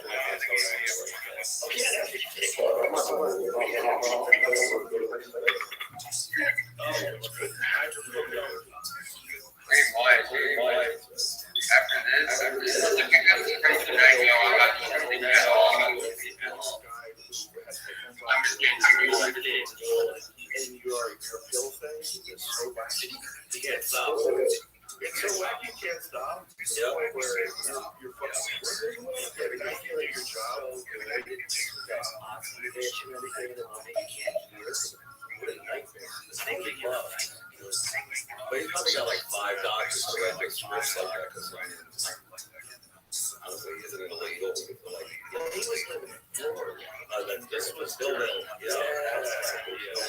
That's a great doc. Guys were making all that money to sell like fake, you know, like it's just like anybody people coming to that game. Yeah. Hey, I got a precise. That's my friend Mariana Benzel.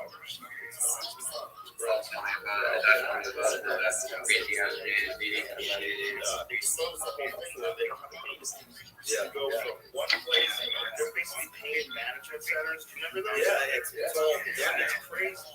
Okay, Mr. Limbaugh and I have maintained from the start that there was no doctor shopping, and we continue to hold this position. I love that.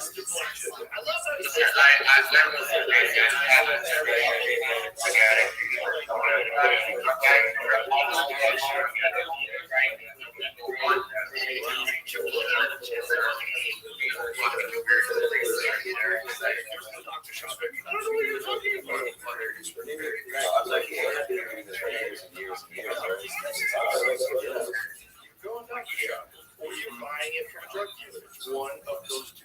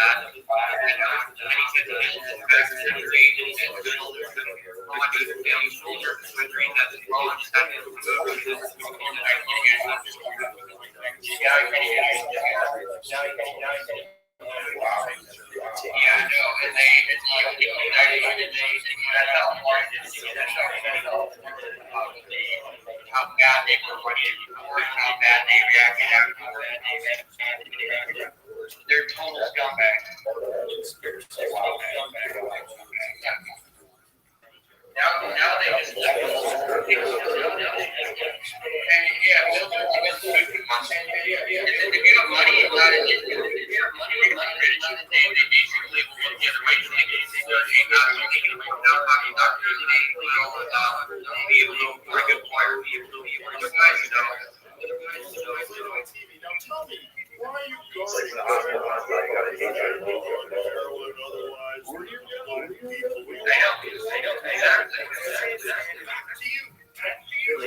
from the Taliban or something. I was like, oh, I hate it. What's the truth and what's the story? They're two very different. They're always fucking selling heroin. Heroin action went on after we invaded by some fucking insane number. Yeah. That's not like a shit. And then this guy's like, we need guards. We're guarded. So they send fucking soldiers over there to guard heroin. Look at Ron with his big fucking silly smile. Hi, everybody. I'm at a war with a big smile. Say this. The smile. Yeah, we did. To let everybody know that everything's fine. This is not to be concerned with. Listen, this is right around the time when opium and oxycontin was just flowing. Look at even the way he's like performing, he's shaking his hand in front of the camera, like he doesn't met this guy before. The whole thing is such a fucking charade.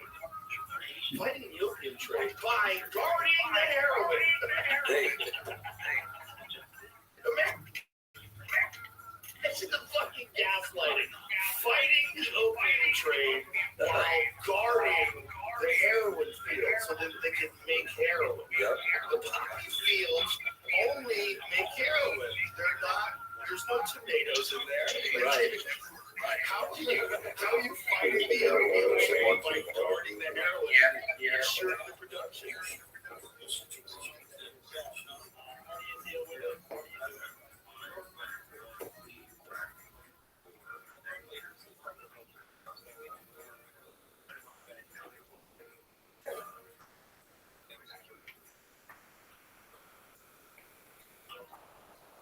Hit the brakes. The government became a drug dealer. One fucking 100%. There's no way they're doing that unless they're making it so. The alternative pumpkins. You thought maybe you The project that's on the areas is really drug dealer. We just tied pumpkin season right. We're gonna make it, boys. Now the Vietnam thing is interesting because I know my cousin was Vietnam. In actual Vietnam, they don't make heroin. It's Laos, right?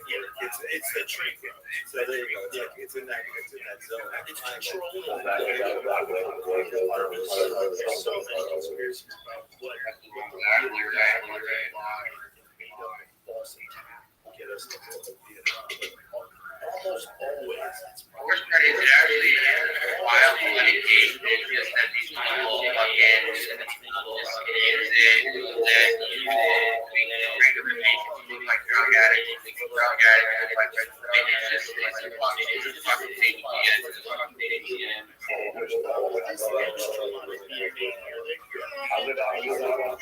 There's trillions of dollars in like I'm not looking at it.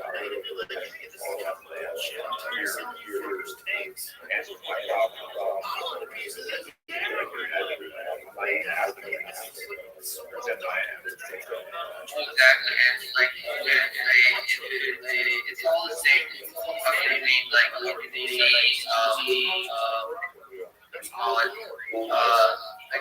haven't your reports already like take place price line and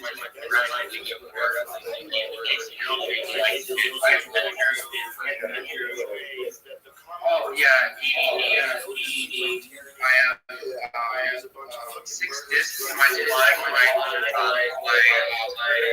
thoracic and thoracic partner. I think about 56%.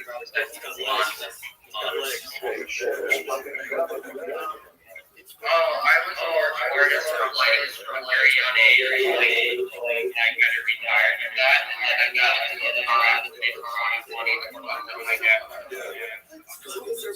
I got first pictures. I got scheduled throughout. I didn't roll the right way. They did the right way.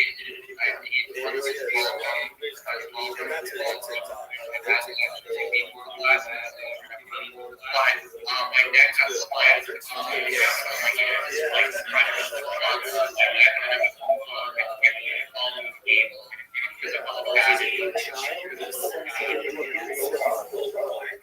Oh yeah, I only got one. Getting better.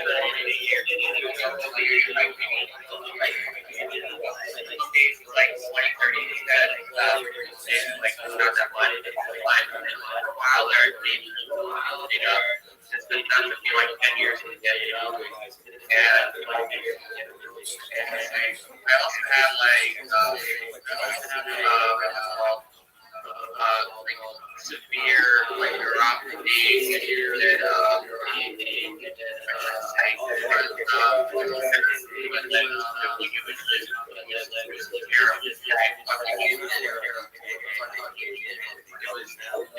I couldn't even get up properly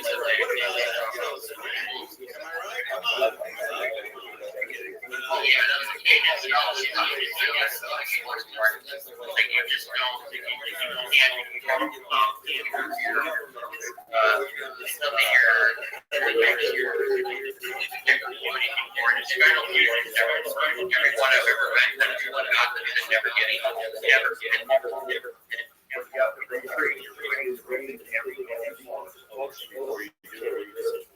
Oh yeah, and then there's like a high rate of failure. It's like fuck that. Yeah, like that's been changed. I'm trying to figure out how. I'm telling you, man, they got all that you're holding that's taking away the game, some of that.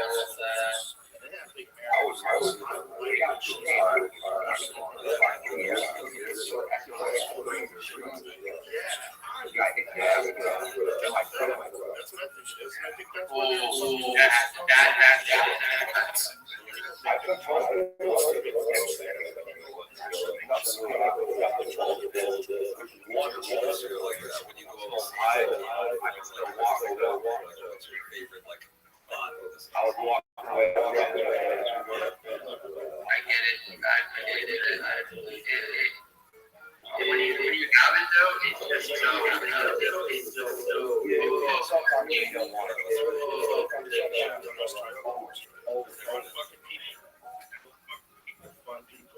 you know, there's a lot of Americans.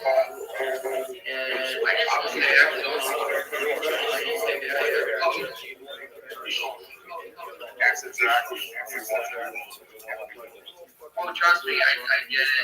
Trust me, I get it. I'm just happy,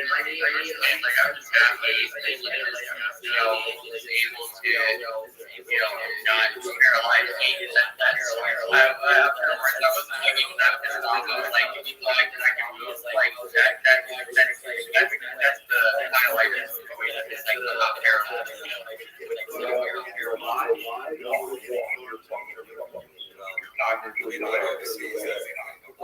Yeah, I mean, and then, while you're kind of like some of these painkillers in the game, I got to look at that shit.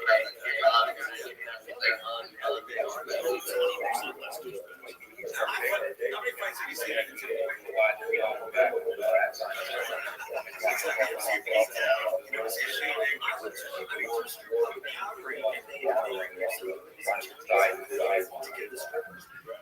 Yeah, and then the other part that is,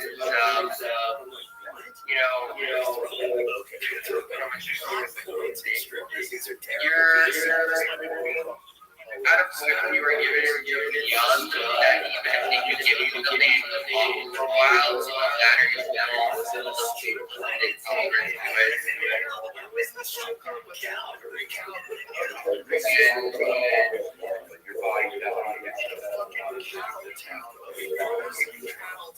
well, after like 10 years straight, I would say like solid, that even if I was off, like surgery, I have and last time they did, I got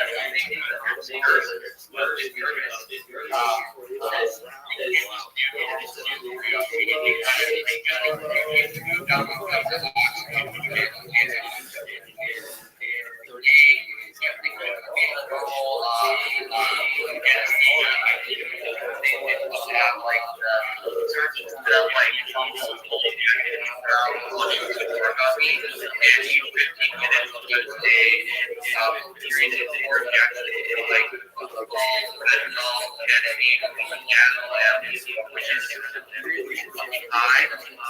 Like that's a lot. And I would say I sleep with that. You know how like most guys go and they just kind of sit and observe. Like the gas fucking spanking an ass. I don't know how to do that. I don't do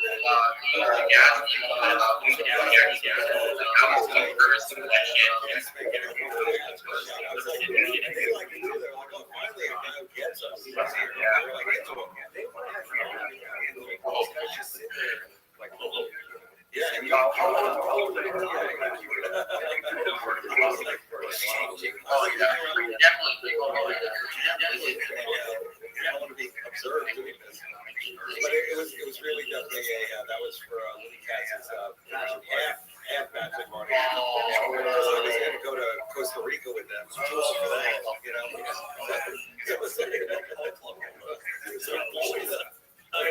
documentary David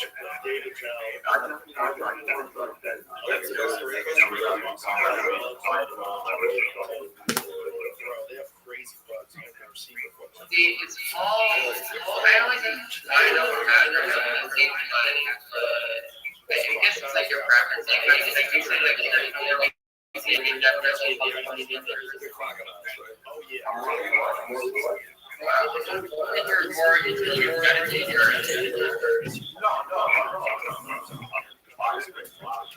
Oh, okay, yeah, sorry.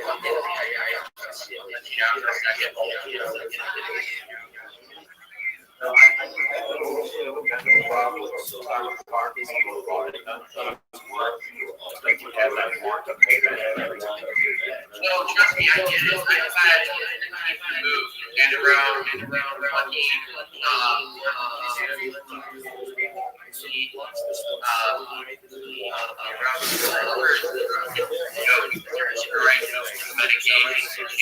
I can't say I'm right at all.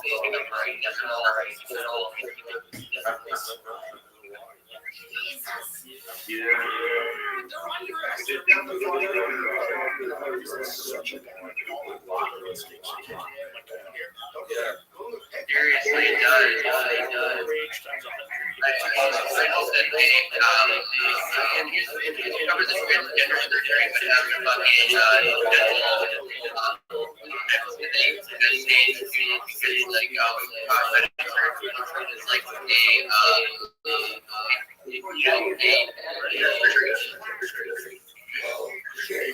that's just so shit. How about the ocean? It's not like amazing, but there's a lot of shark.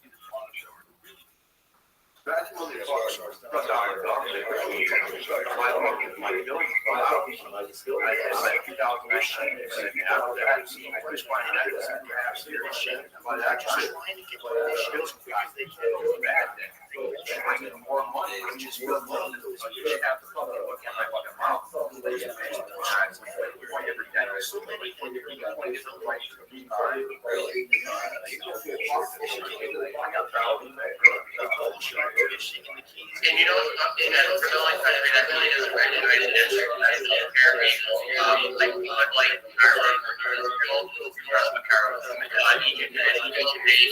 like Egypt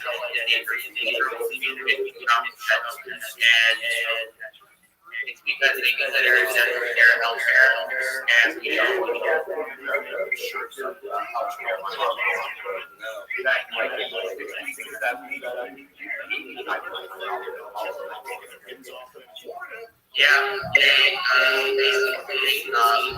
what I heard is that dentist kind of got together and they just made a meeting where we're going to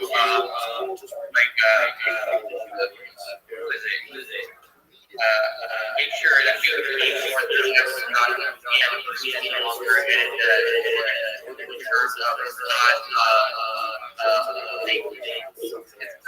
real healthcare, it's extra care, and which is bullshit, but it's true.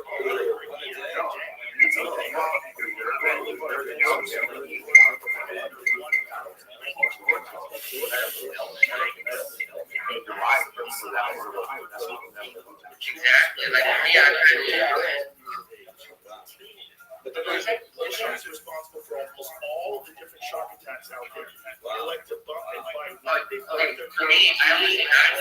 These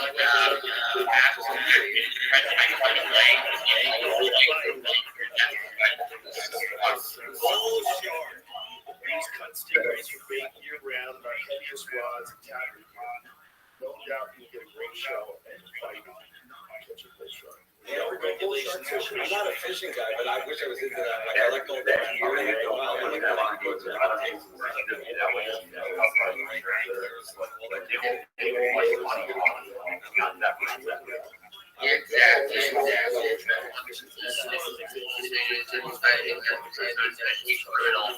Honestly, I guess towards the people. I'm dealing with that right now. I'm right now. The rules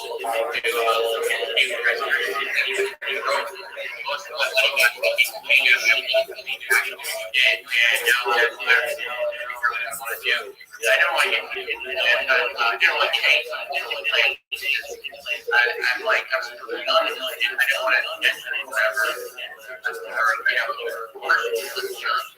Like me up there, yeah, no, I don't want to shit, but I don't have to grab something that shit stuff.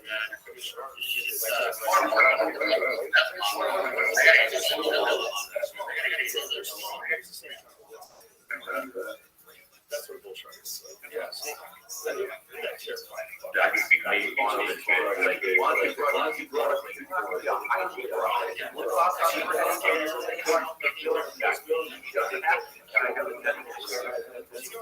Exactly, and also like what has to be it's like even my like I was great smoking through guns like fast like this bad at this rate like some people just decide it they gave me like I have one bad game and like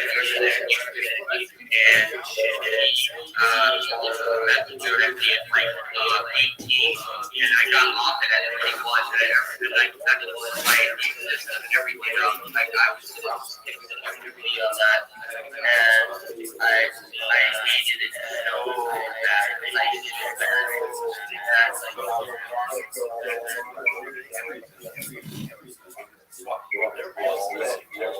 Oh yeah, so I'm trying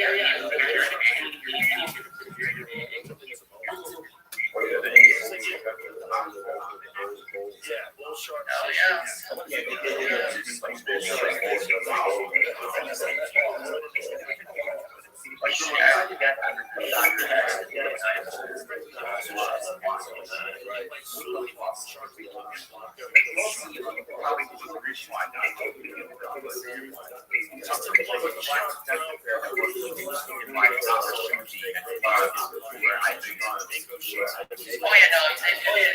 not right. Well, it doesn't matter.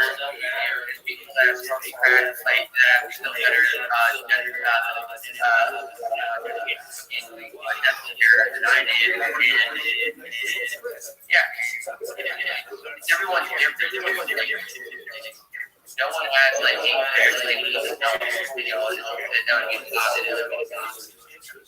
bull sharks upstream fishery.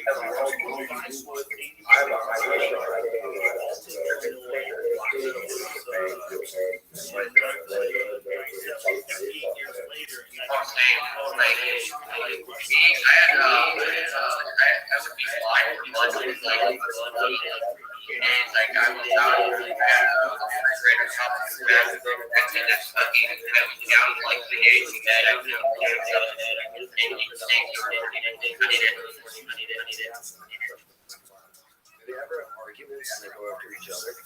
Oh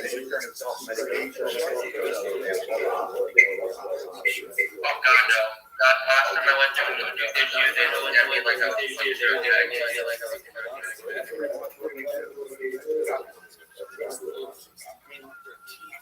and they just fucking know everybody's fucking as well. From the stuff I look at it,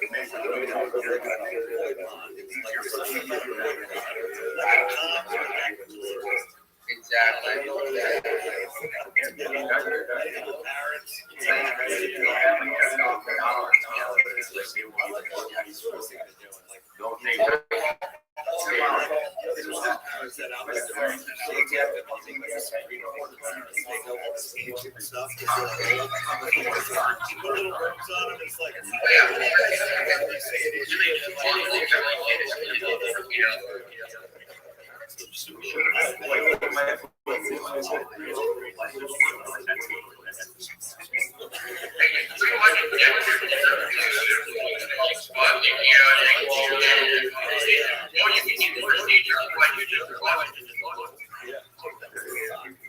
I think they can.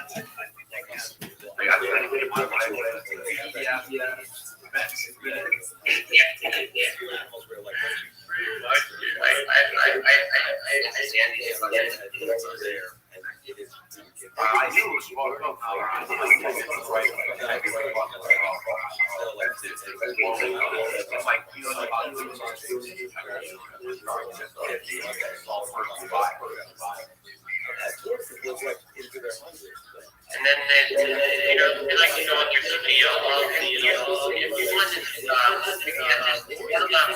to tell me,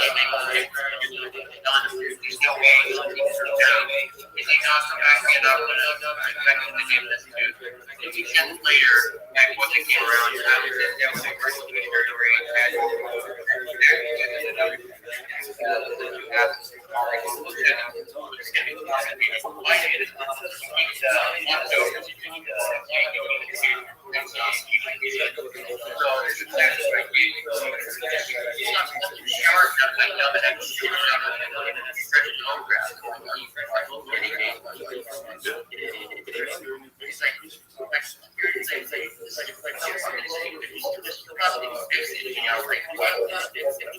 Yo, dog, you know when like those kids have to randomly fly a plane?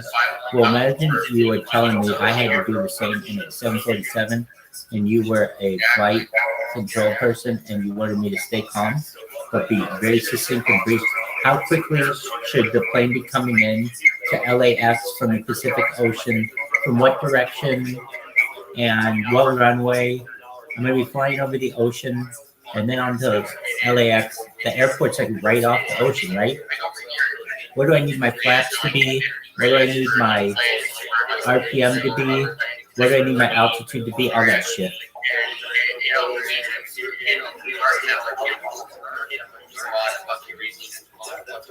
We know why.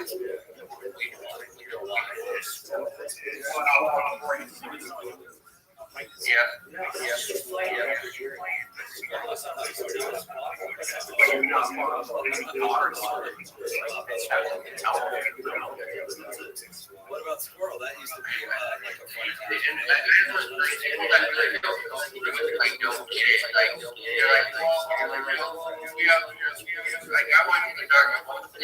Dog, don't you mean I should be coming in from the west? Question mark.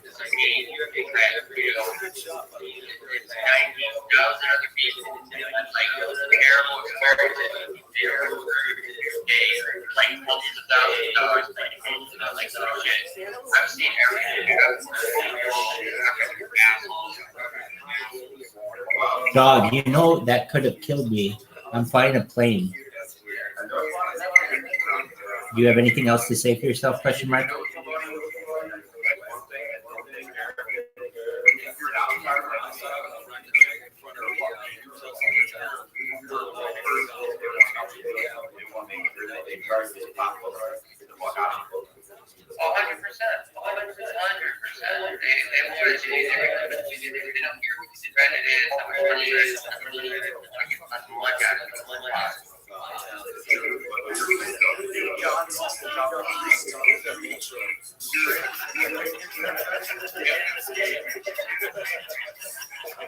Dog, on the approach, should I have my flaps on?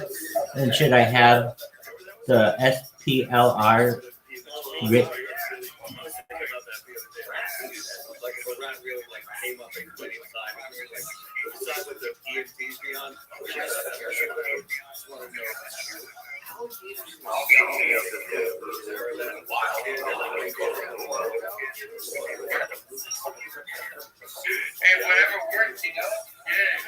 What do the spoilers do?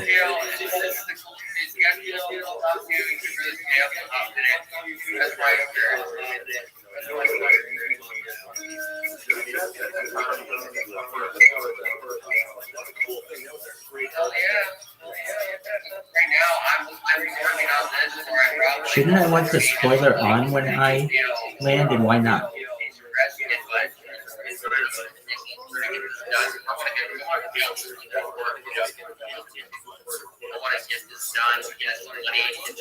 Did you know you're not a very good pilot? Question mark.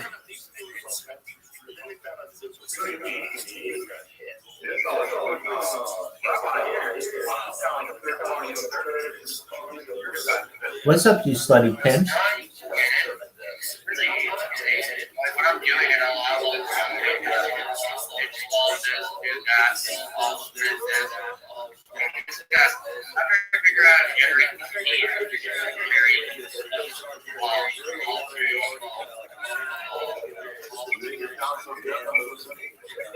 Dog, we got 3 responsibilities here. They are not simple, okay? The first responsibility is cocaine allocation. Second is hookers. Tertiary is counting money, okay? There are 3 responsibilities. And don't you ever underestimate them, Jacob, or anyone else out there. That's a full-time role, okay? Don't you denigrate what I do on a day-to-day basis. Thank you.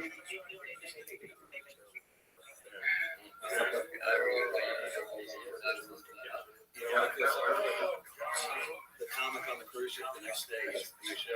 I never missed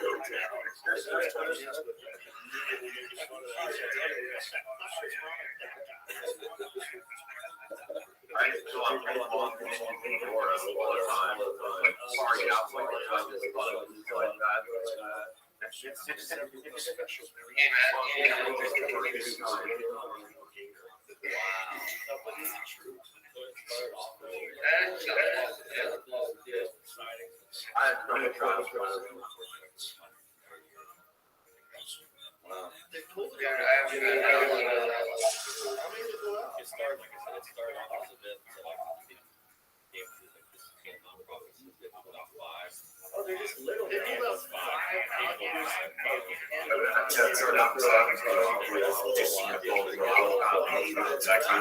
How many RPM should the 747 be on landing?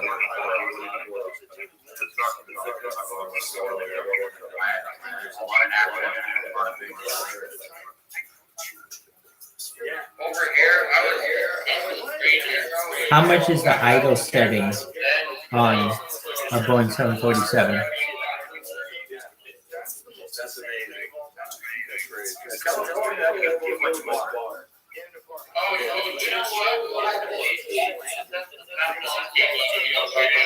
What is considered low RPMs for landing in a 747?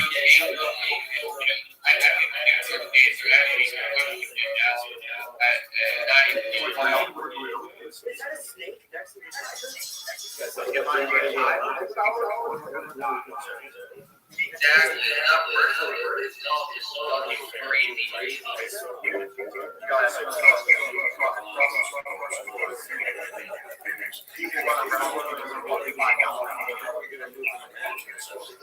Oh yeah.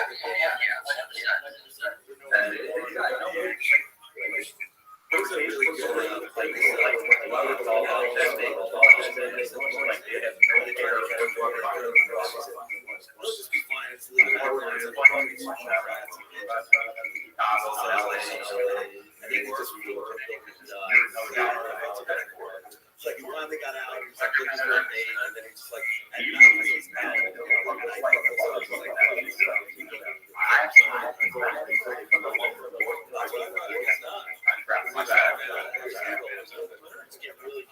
It's insane how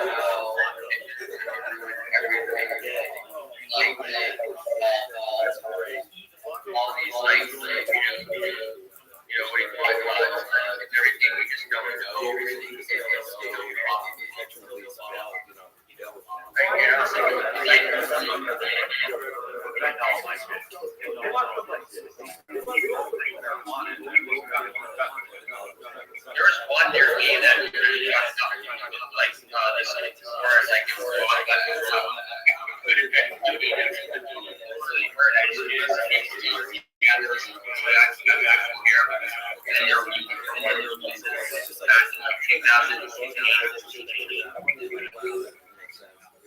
I've never selling it like heroin or cheese, and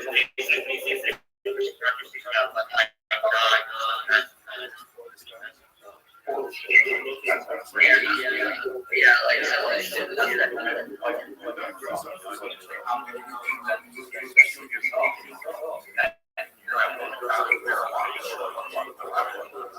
oh yeah, they're not licensed. They're ones out here like really fluid. Like oh, you basically just bought back shit.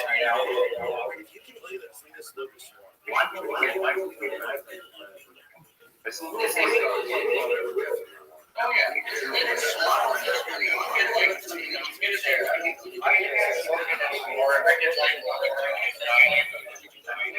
Helping me out.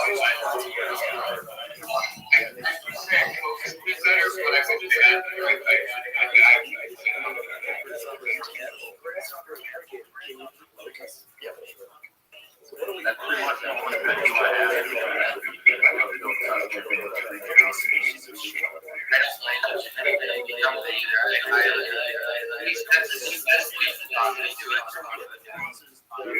I've done everything. I've been so painful like 5 years. Just because all that bullshit was so rough and blew up, so it's probably worse. We're back.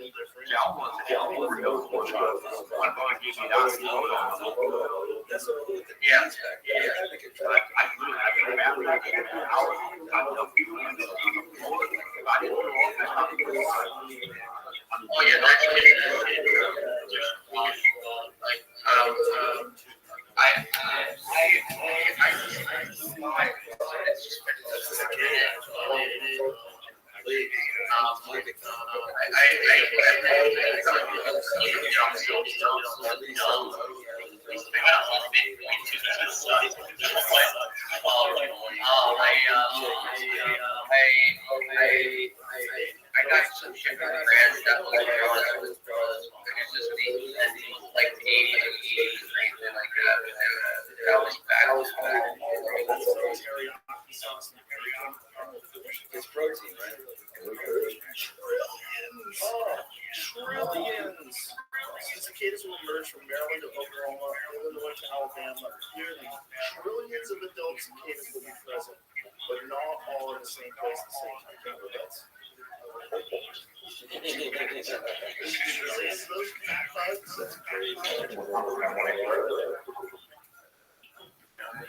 I'll check just a moment. So they're out every year, right? Small eaters, drug dealers, yeah. Are they the ones that make the noises? Yeah.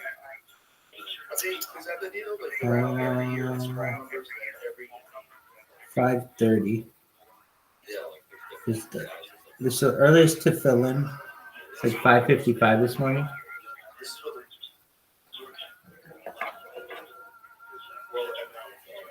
It depends where you are. Sorry, I thought you could hear me.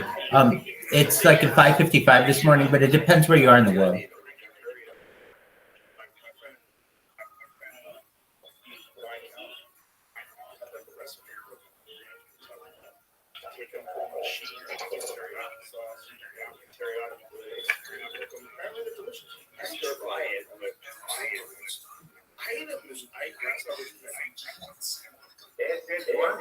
Last game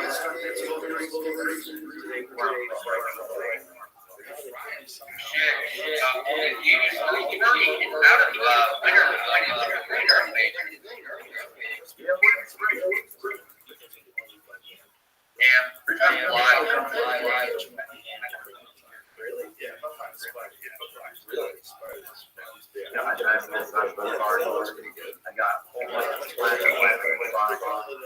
Dude, that's I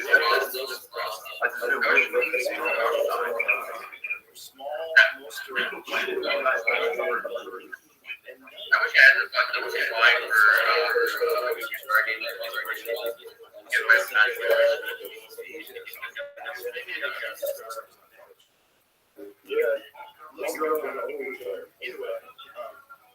I can see that. What about like are you like a guy? In the Philippines, where it's like an egg, but like it's like the fetus. Yeah,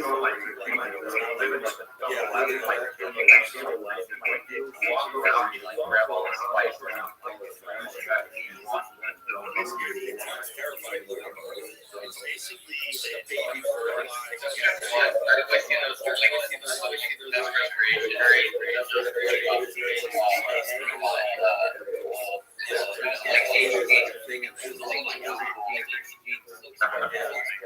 Like my own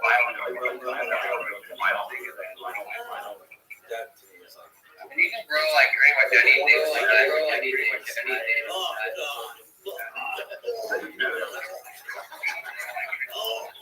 I'm such a baby with food. I was like,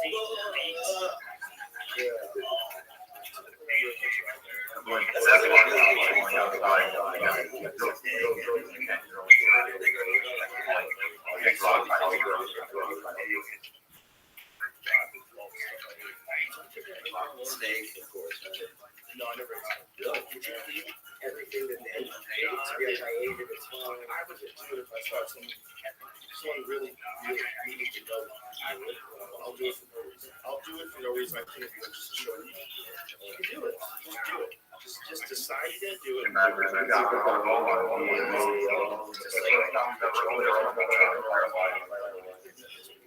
Doug, congratulations. That's a huge accomplishment.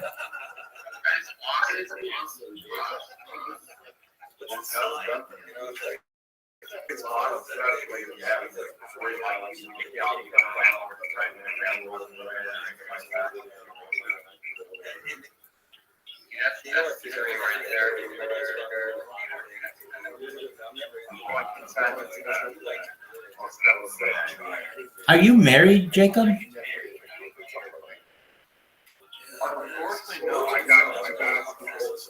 You've got what? Oh, very good.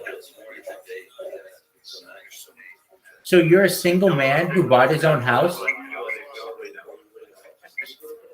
So you're a single man with his own house?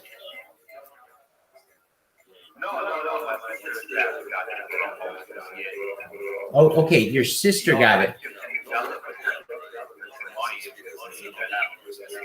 So you guys went in on it together? Oh, very nice. So you live with your sister?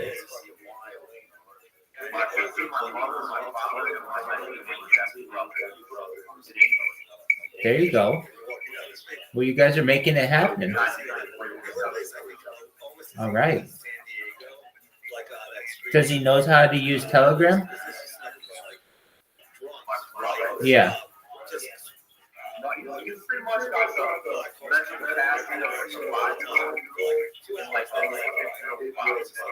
All right. Well, if he likes YouTube, I'm his rabbi.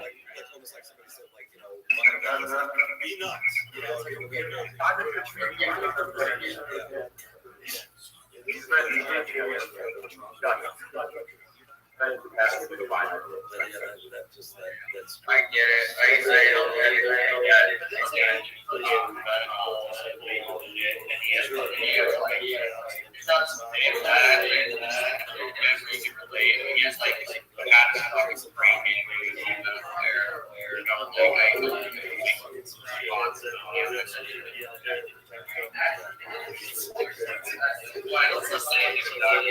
I know when I go in, it's like,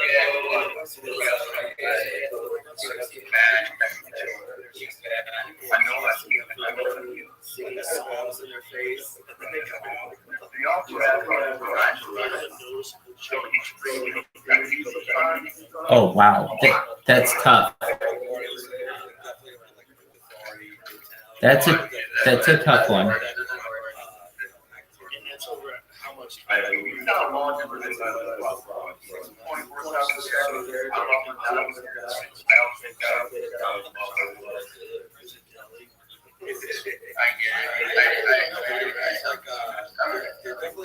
My dad was best person in the world, but you know, I'm not really my dad. Whoa, look at like a bus station here. Like, so for all that stuff, I really can't. I really can't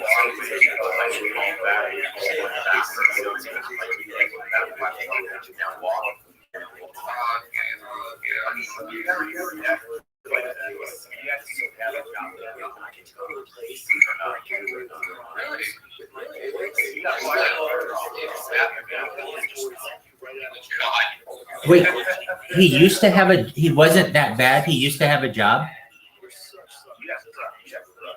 What happened to make it worse? So he, over the course of the last 2 decades or so, it's gotten worse. Do you know what caused it to get worse?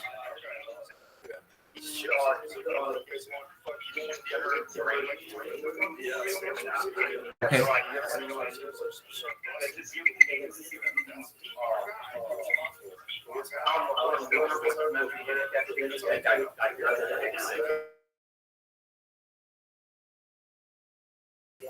The different cities you can answer. No, honestly, I can't see something like that. You got to family. Yeah. I can't really get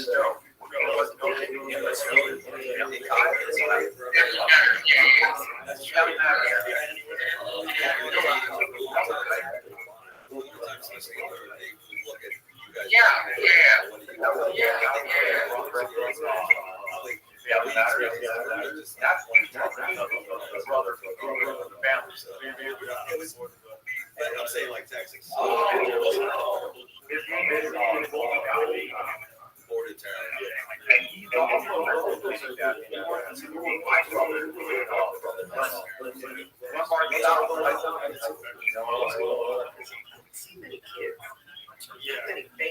Hold on a second. So who with whom did your brother go to school?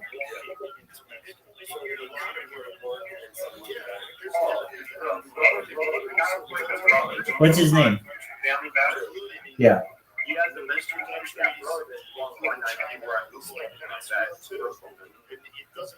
No, I'm not trying to find it on Google. I want to know what brother on Family Matters. Like, the brother. You mean this guy, Darius McCray? Okay, so his brother and your brother went to school together. Okay, I got you. Dude, I have to say something. This girl is so fine. She died of a brain aneurysm, I think. Oh my God, she was the hottest fucking thing like ever. Hold on, I'm going to show you this girl. She's dead, R.I.P. This girl died far too early. Okay, she played Justine on The Cosby Show and Myra on Family Members. This girl was so hot. Dude, hold on, let's see this girl. See a good picture of her. This bitch was so fine. And she died of a brain aneurysm. Of anybody we need to revitalize to bring back, because she's so hot, was this bitch. She died at 30. And she died. She was like Miss Talented Teen New Jersey. She was in all at age of 15. She was crowned Miss Talented Teen International in Jamaica from 35 states. And, I mean, like, this bitch was fucking high as balls, dog. And gone too soon. All right, we're looking for her death. She had she had like a stem round cell tumor. Hold on. She never smoked or drank alcohol and was a vegetarian. Wow. Oh, she had like a rare cancer. Anyway, she died of this tumor. It's really sad because she not only she seemed like a talented individual, but she's super hot too. Anyway, I'm sorry to have gone off on that. But like that girl's super hot. Beauty has to be appreciated. But man, did Hashem put a challenge on your plate, dog? Well, it seems like you're a really good brother. Better than I'd be.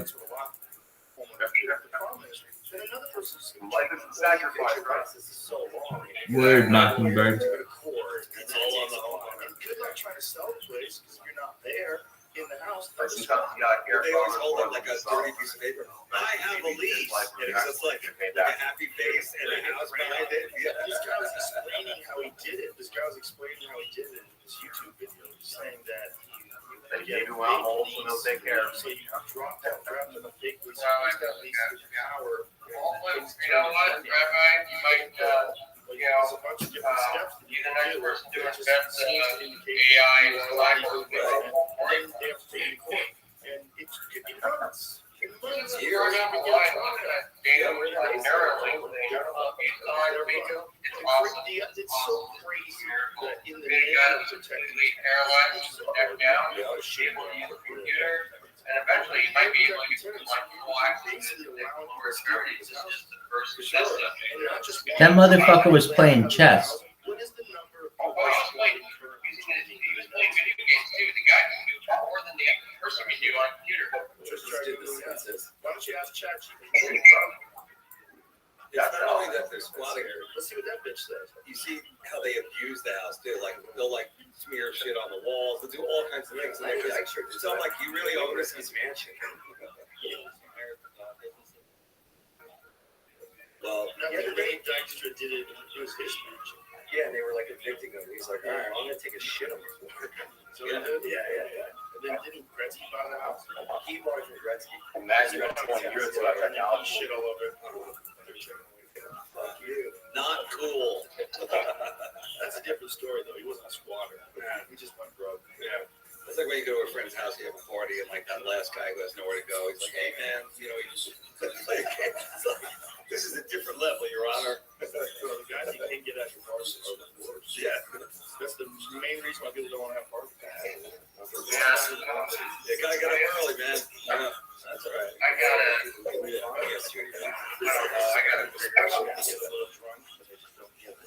Yeah. I'm hoping that Brett might come up with an idea. Smart guy. I need to help my legal Dog. matter. I haven't got much progress on it. Dog, that legal matter is nothing. You get this MEVBot going, we'll be able to take care of all your legal matters. That's what happened with that guy. He had that cake. Oh, dude, it's just money on the table. All I'm doing is stop like, it's just defensible. Like, they chose my dad and like fucking bring some more and got away with it, and then they let him stay in bed so long that he goes to Korea and like he fell out of bed and on my wall and his birthday, and then I left with him, and then he was the guy table, he kept saying it's like can't breathe, and like that like voice like he had no oxygen, and if I didn't go check on him that day, he could have died that night because the oxygen tank was hooked up, and like I have to worry about all this shit they did to him. It's so fucked. I have to accept their principle. Okay, what's ChatGPT say? Like they shouldn't be getting away with that. And they don't get called out, so they're just gonna kill some more people. I think that's the goal. It's like the population, like that's a government. Word. Neglect. Population is neglect. Well, this is ChatGPT 4. ChatGPT 5. I already lost out on one chance that would have got me literally enough money to sustain me for a very long time. And I have to see what I can do because I'm limited on that time as well. But this this would help out. And then while that does its work, I can work on the best possible else. So they like moving, fucking Joby printing bags. Joby printing bags. I need you to tell me what kind of computer I need for this MEVBot. And you have to keep the lights. You need at least 60 gigabytes of RAM, a Personally, like anything above 9 to 5, but that's like that'd be good. I5 would work. Yeah, it's above 16 gigabytes. Let me send you the data. Dog, I don't want that. I want you to say, Rabbi, buy this computer on Amazon and it can make you X amount of money. Well, I was thinking about No. Here's what I want you to do. Joby Prittenback. I want you to write me an email. Okay? You don't have to do it right now. You can send me the link, but when I get the link, I'm like, oh, okay, cool. Because I'm not going to be able to buy that computer right now, but I can maybe go to someone and say, look, this person says if you buy me this computer, it can make $1 million, $10 million. So can you please buy me this computer? And maybe I get $10 from someone, maybe I get $50 from someone, but I'll go around and I'll be able to get that money.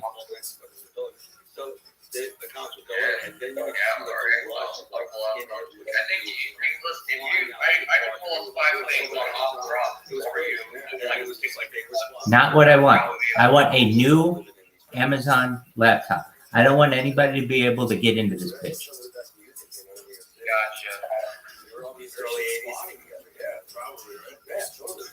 I mean, you understand, if this is our MEVBot, this thing has to be as secure as we can get it for a reasonable person.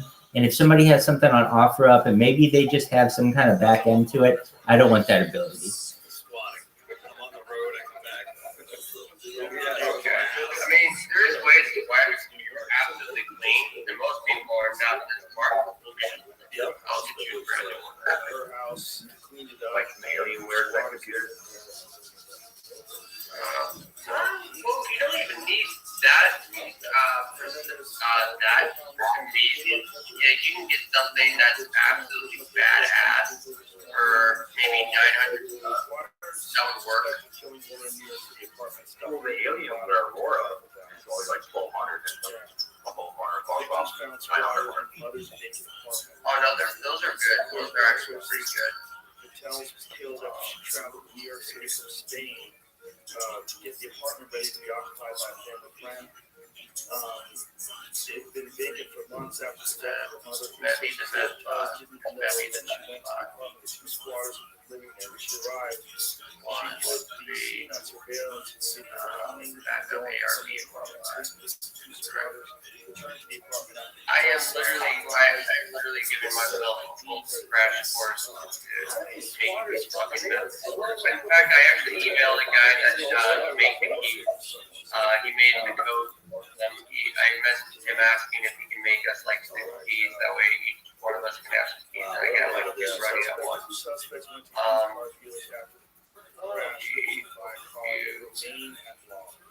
What did he say? Oh, I just emailed him, so hopefully he'll get back to me in the morning. Here we go. This is going to be Bitcoin admin. Wait, you guys are For mine? Hold on, mine is kind of difficult. Let me send you a message, and then you send it to the account that sent you the message. If not, I gotta check through 18 fucking phones all around this room, and it's a pain in the ass. So, one more. You got it. I'm gonna keep saying you got it until you got it. But I realized I would be saying that for a really long time, and I'm still trying to stall. And I could just shut the fuck up right now, and I wouldn't have to stall anymore. So I'm gonna do that.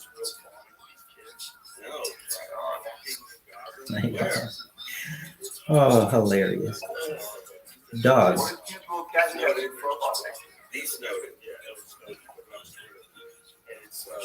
Has the phone sticking out. Your cat on the phone. Well, that was cat online. Mine looks like Yo, I just sent you that message, dog. I just said sup, pimp, because you're a pimp, and I want to know what's up. That's like some famous cat online. That's like, what cat? What fucking cat are we referencing? If you look at my profile, you can see. I thought it was a Benjamin's. Oh, if I go like that. I don't know that cat. got him too. I thought I knew everything about the internet. We learn something new every day, kids. Learn something new every day. Is it a missile or is it a drone? What's a missile coming from? From a drone. Probably. Or it's I mean, it might be coming from somewhere else. like a plane. So I believe it's a drone. Is that what the conjunction is? Wow. Yeah, so they have drones that can do this, which is so insane. And they're not showing you. You know what's so crazy? You see those drone videos on Ukraine and Russia, and it's really good quality, and then they drop a little bomb on the guys, and then they put like Russian techno music over it. It's so creepy. It's so creepy. You just see guys hanging out. Well, that's what they say now is that they can see everything all the time. So they want to like use like tactics to like sneak up on them, you know, and go because we're going to get that.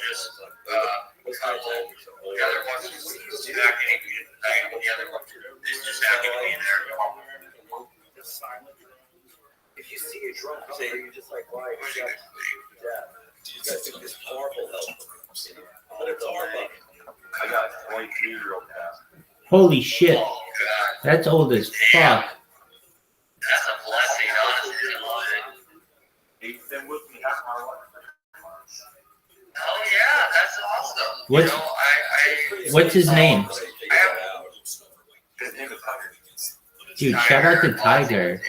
Tiger is amazing. Tiger, that's the name isn't that the name of like Mr. Rogers'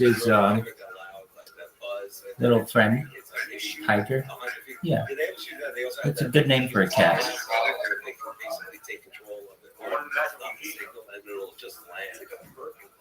Dog, you didn't even fucking tell me my stream went down.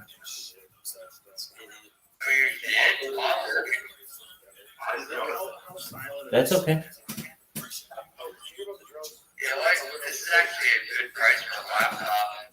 Oh, it's 40 gigabytes of RAM, 2 terabytes, a hard drive, Wi-Fi 6, 10 hours of battery, touchscreen, 8-core AMD Ryzen 7 5 Dog, I got laptops that we could use. I want a supercharged desktop. Yeah.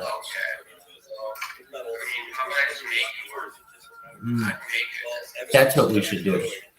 You should make me a desktop and then I can pick it up or you ship it and then excellent. And then yeah, we get fucked up.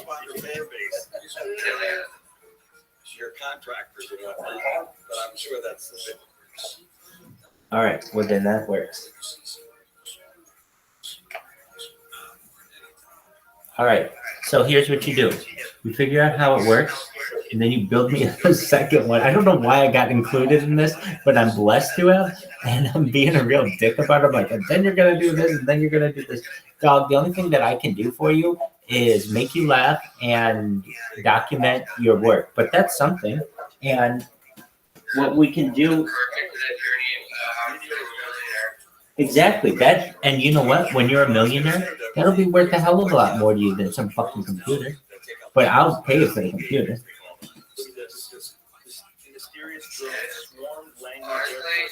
I think that we're getting to a point where we can almost make tokens that will just automatically be successful. It feel like everyone that would be dedicated to Rabbi stops, entertaining everyone. Totally work out. I believe in it. I think we could too. Honestly, we have, or at least I know, I have so much content. I have more content than it would take years for you to it would take a lifetime at this point to watch every single stream that I have. Like every moment that I have, it would be like 75 years worth of content.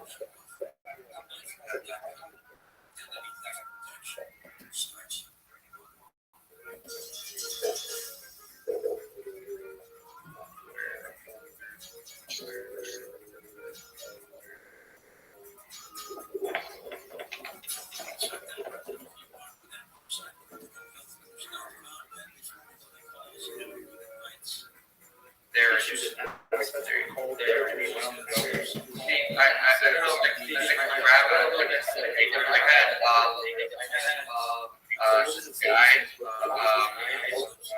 he'll basically,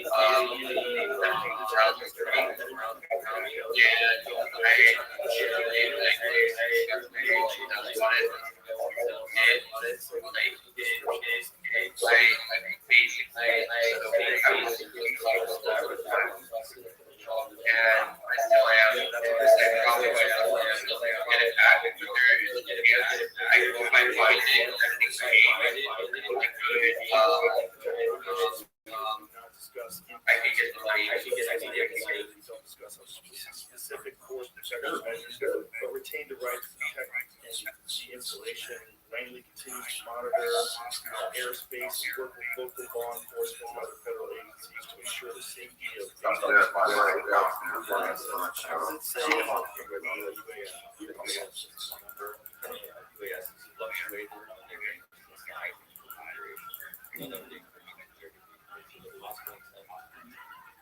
but anything flying in airspace can pose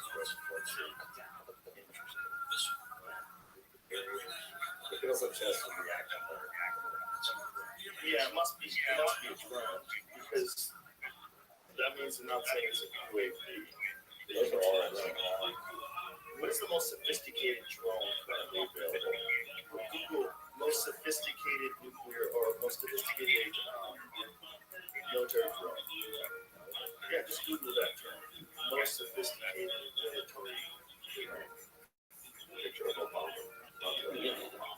They have the ones that are like little fighters. They're like able to do turns that no you can. Well, that one's that's a spy. That's cool. That don't fly for days. Okay, so just salt.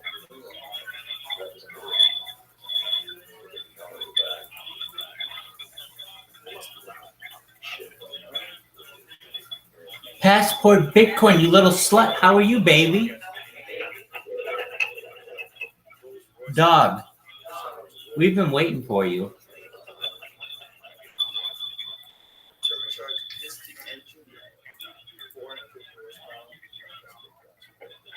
You motherfuckers didn't even tell me that my fucking stream of my plane wasn't going. Sons of bitches.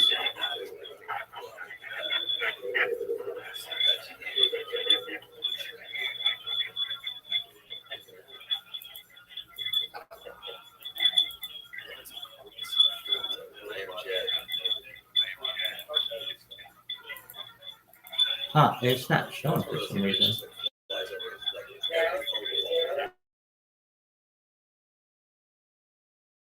Some of these must be just that one does.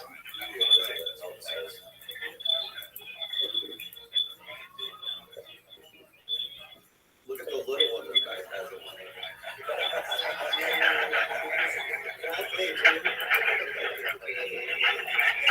I'm just annoying.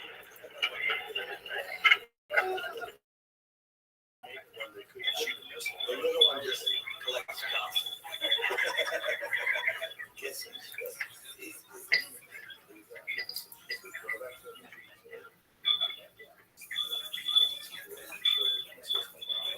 Yeah, that's a classic. Awesome. So it's got 2 missiles. What are those 2 things?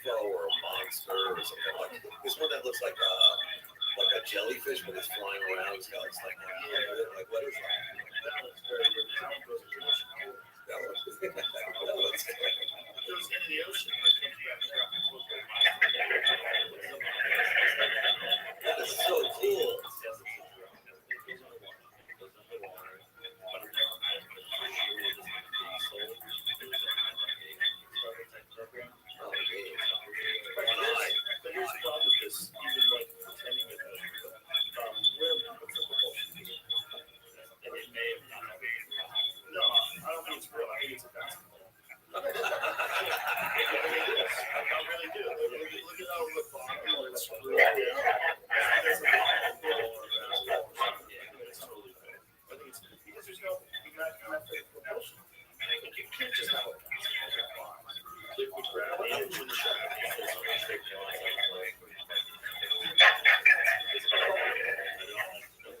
Exactly. They use a golf ball. You have to have every fucking propulsion system that you know of right now has to have a fan, like a propeller, or you have to have an engine that shoots stuff out the back and makes it move. That's it. So these things that you've seen that don't operate like that, that's what makes me think that because the traditional combustion engine propulsion system. They're not going to have a yeah, no, shit, I would go. And make it better every year. To the point where it's basically a UFO. And if you just think about the unlimited amount of money, and they've been designing military vehicles, jet engines, doing that for decades. All that time. And one thing that no one knows about better and better and better and better. Flying around here, there's a lot of those things people see. They're just like, yeah, aliens, yeah, we do it. It's just us tested. I do too. I'm hoping I really am hoping they are real. I really do. No, I didn't ever say that I didn't believe it. I think the things you talk about, like, some of them are secret projects, some of them are there is definitely another presence, like this, or whatever. Yeah. And that there has to be something to explain a lot of these sightings.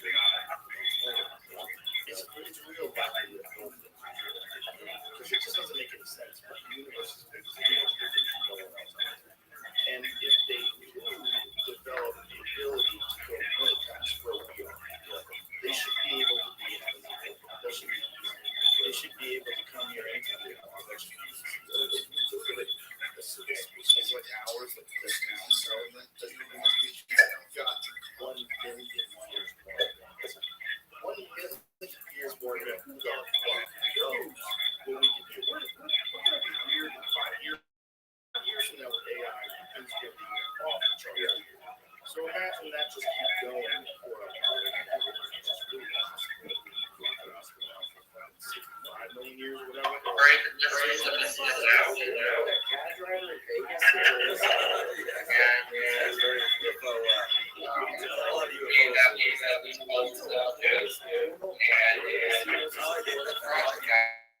He says there's a secret railway under like the MGM Grand, and that's where aliens are coming from area 51.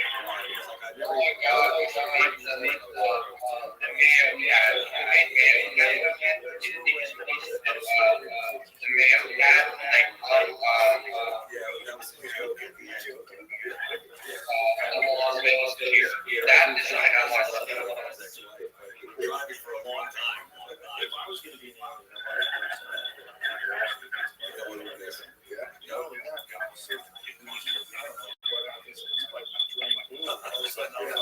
spaceship. In Vegas, everything goes. Like there's always like a new thing to do, so that would definitely become like the sphere, you know? Imagine instead of like abducting us and just ruining people's lives, what if we made a deal with UFOs? So listen, you guys got it all wrong. Take us on board and test us. We don't care. We're totally willing to be your guinea pig.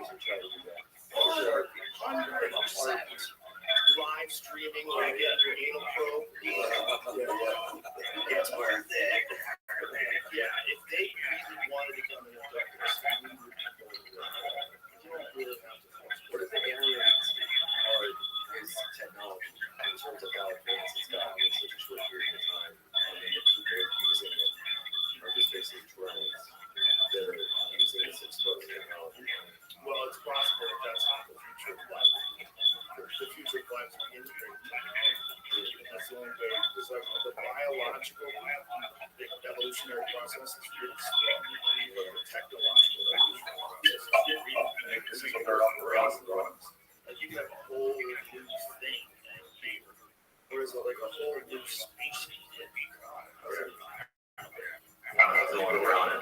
Species are hybrids, they're hybrids. Some of them are, some of them aren't. How long does it take to make a human out of a monkey? How long does it take to make a monkey out of a baby? It's too long. It's too long. But if you can integrate technology, then you have an insane ability to adapt. And then probably you just stop being a person. Probably will realize that. I think that's already happening. People stop being people. But you can't say that they have a little bit, right? Yeah. You know the whole set people to Mars. Like I was looking at like how long it takes to get anywhere. Like it takes about 6 days, 3 days to get to the moon. It's just doable. That's why the moon is the way to go. Mars is like 9 months to a year. But then the other planets that stay with like in like whatever at our current like ability to like travel, like Jupiter, 25 years, and there's really nothing there except for that Io moon, whatever. So you have craving this whole thing. When you're right, it should be some kind of techno hybrid of a human, something that would be able to do that, you know? Yeah, and it'll probably become a machine. Yeah. So the person, you don't have to worry about being crushed by gravity because you'll have a carbon fiber hull, and all your orgasms will happen. And then you'll be able to radiation, all that stuff. Because space is a killer. You know, it's like it's not built If you're back there and you're taking 25 years to get to Jupiter, but the technology exists to make you on board, what are you going to do for 25 years? They should just you're going to play video games the entire flight. It's going to be amazing. You're 6 months of video games to go by on your trip to Mars. It'll be so great. You're going to have a local area network set up. Even the other astronauts just fucking geeking out all day. Oh shit! They're coming for you! Guard your flag! Guard your flag! Just drinking Mountain Dew, smiling. If you knew that you didn't have any responsibility, quick 6 months to go by. Oh, that sounds like hell though. All the games. Maybe not. Is there if you put that fucking Mark Zuckerberg headset on and pretend you is there a dick sucking robot? Oh, it's not that's probably very happy in China. They're probably testing it out right now. What is it called again? That's a fan bot or something. It's a sex doll, but it's whatever. Those are kind of neat. Yeah, those are kind of neat. Have you seen that robot that like cooks like sets up the kitchen for you? The robot like puts plates away and shit. Everything is called a boat.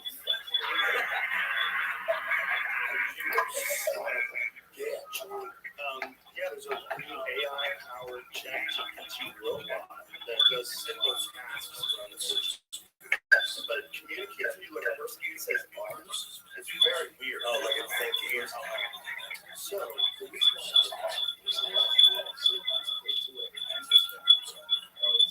you'll dump garbage on the table. Sure. What?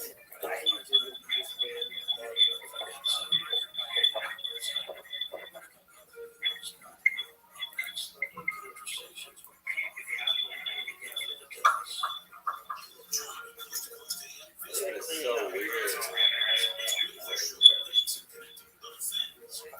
Yeah. It's dance too.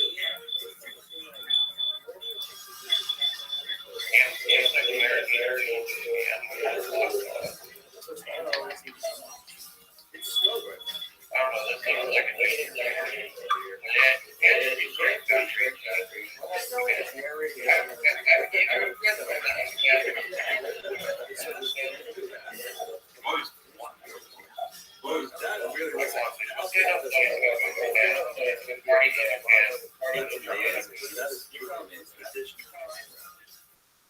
Did apologize for making a mistake? Yeah.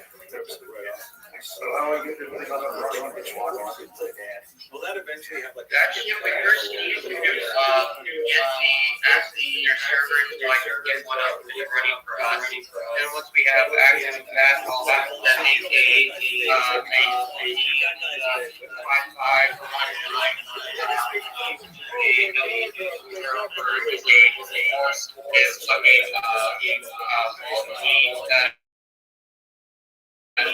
We have that.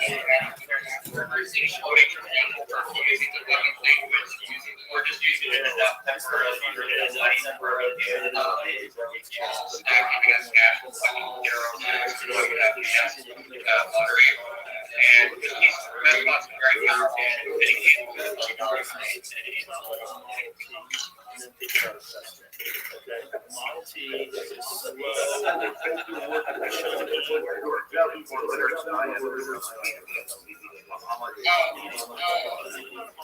Oh, trust me, no, that shit goes straight up fucking the boat. I'm gonna probably don't get going. It's just right here. This is something, this would be like a few like almost a whole week to just kind of learn how to learn you. I was completely out of my range for a minute. I crashed for it,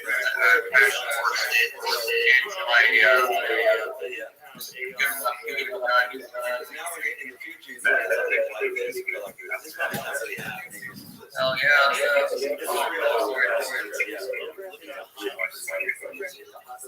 That is amazing. And the program is tough to stuff out there.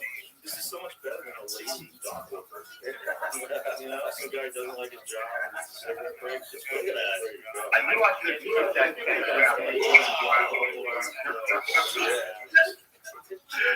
And if they figure out a way to make very small nuclear powered engines, which I think they're over. I think there's, isn't there, is it China? See, this is the thing. Well, it's never too late to learn coding. Honestly, you can learn on YouTube and shit. AI does a lot of the work now. Half my shit's built with AI. And stuff it in that thing. It'll be able to go. That's everything. Oh, shit, like a battery, like a, they already have that. They used to do this spacecraft, you're right. They don't drive that stuff. Nuclear battery produces power for 50 years. Oh, yeah. And AI can really teach a lot, too. And that's what I'm doing more of myself. I'm teaching myself with AI, just looking at different things that I can do that I didn't like do. I can achieve. Which I didn't know I could do. I'm learning how to fly right now. I'm sure the government wouldn't allow these companies to sell the things. So just let's just let it get out there and let's just see what happens. Pieces fall where they may.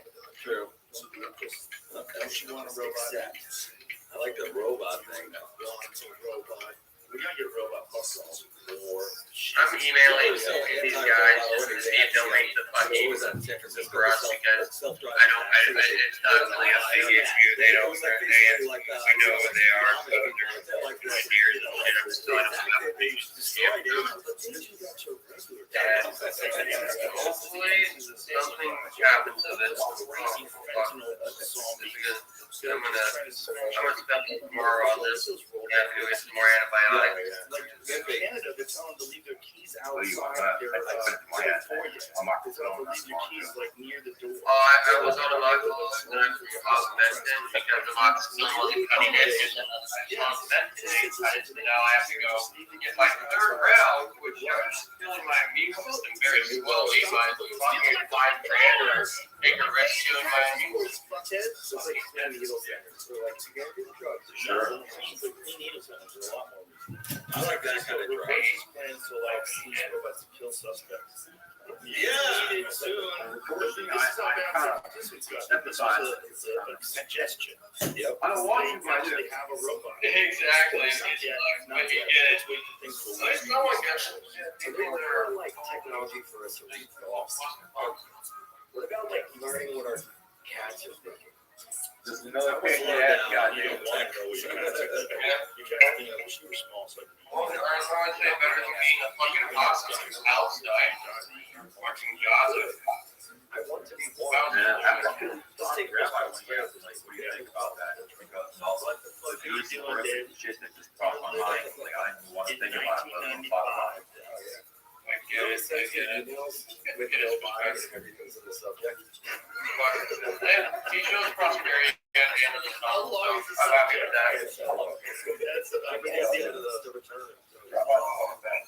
Everyone loves Rabbi. This is a great sound when I'm doing it, like Morse code. How long does this take for you to accomplish this? keep going. So you don't have a iPhone at all? I don't have a fucking phone. I spine is just killing me. I lay down, so I should work tomorrow. But I'll be hopping into these meetings as soon as I wake up. You're gonna be on tomorrow, Jacob? Almost up, and I think it's fine. You text on Whatever you want, man. So when I text No worries. Dog, when am I getting my med box? Yesterday? Yesterday,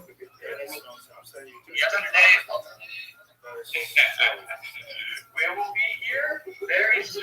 Excellent. We have the main part, which is the code.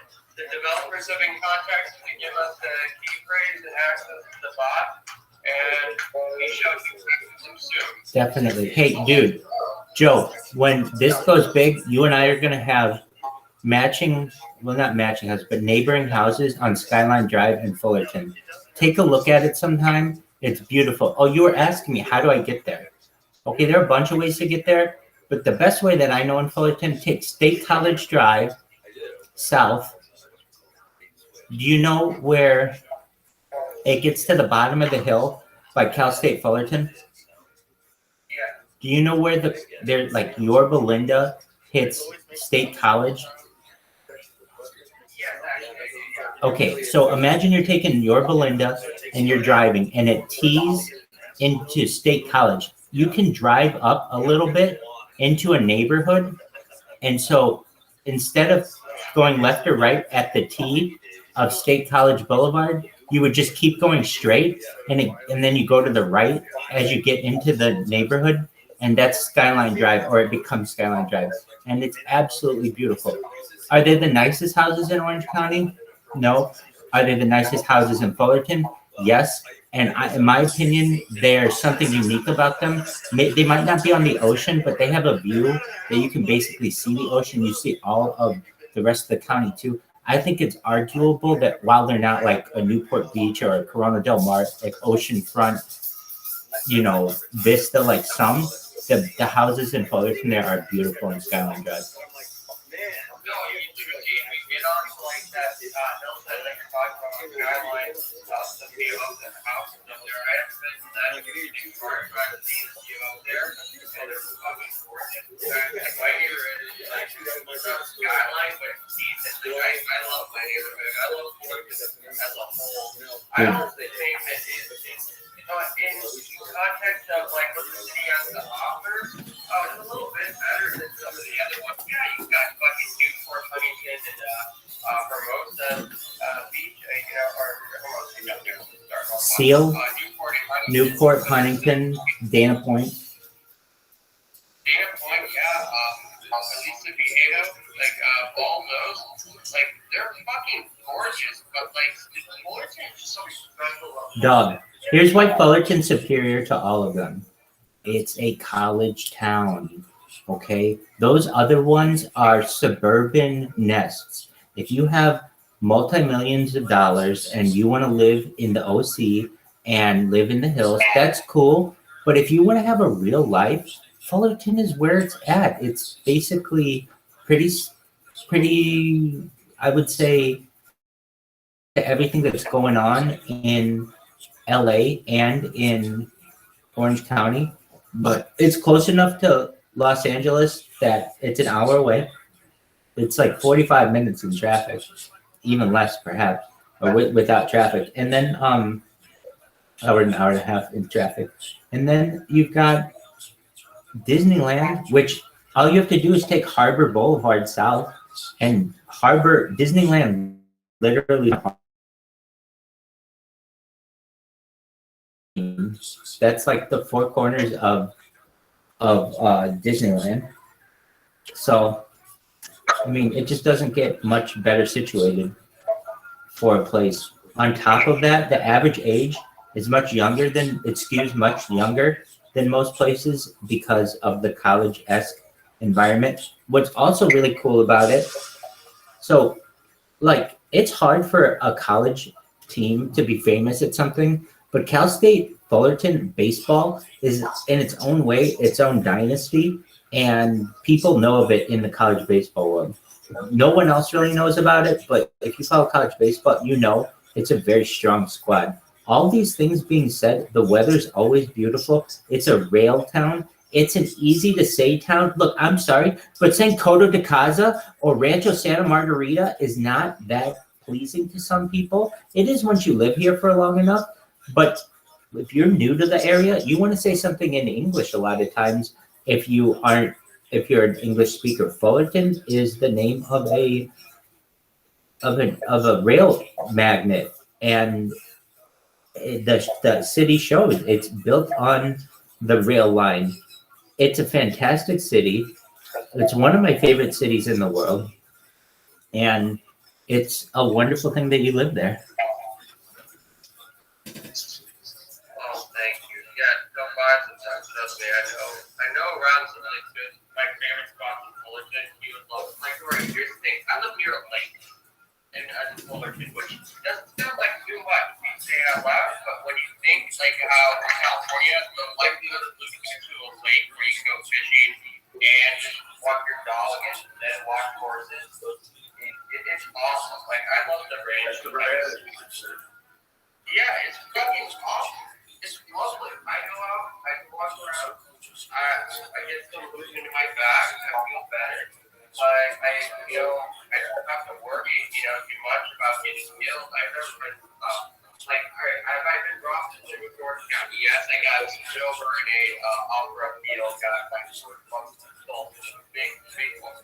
But in North Fullerton, have I ever been robbed here? No, not once. I love your Fullerton. Fullerton's like, alright, I had my other house taken from me in bankruptcy, and then we moved here, and I just absolutely, I admit, I don't even miss that place anymore. I love it here, but this is my home. I got a nice guest house to live in, and I get just wonderful. Housekeeper, better? Yeah, good, but no, I love it here. Sounds like a fucking journey. And it really is. I've been in California one time in my life, man. I fell in love with the ocean, man. Literally, I went to Mission Beach up in Boardwalk in San Diego. I just fell in love with the ocean. It's like, it pulls you every which direction. You feel the light.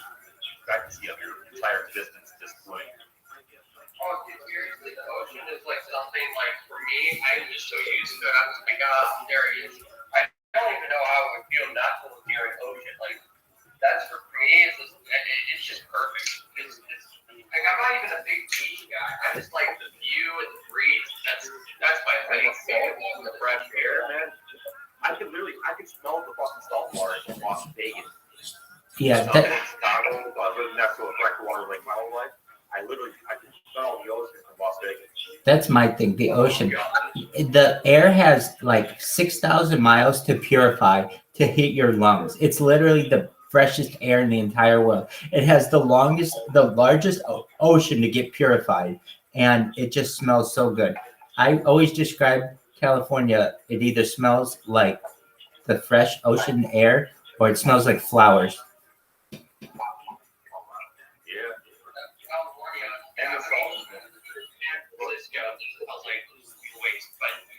That's San Francisco, just let their city go. That's sad, though. That was a nice city for a period of time. I was younger. Oh, they cleaned it up with the Chinese company. Oh, yeah, they do. That's what you did in San Francisco. When they actually had the police patrolling and, they pull the laws, you bow down to the dictator. Oh, my God. To be fair, our governor is kind of a dictator. He makes very dumb laws, but you live here for the ocean, the good weather, not necessarily the tax code or, number laws or anything like that, but, weed's legal, and, they got some decent weed, and plus you can't beat the weather. The weather is amazing. I love it. 100%. All right, guys. As usual, it's a pleasure speaking with you. Hey. I'll be back as soon as I get up. Absolutely. Come right back. Dude, Joel, I just want you to live in here, and I'll keep motivating you to get this fucking MevBot done and do whatever I need. I'll keep you entertained. I'll keep you full of anything you need. But when it comes to three things, these are my territory. 1, cocaine allocation. 2, hookers. 3, counting the money. Everything else is on you, baby.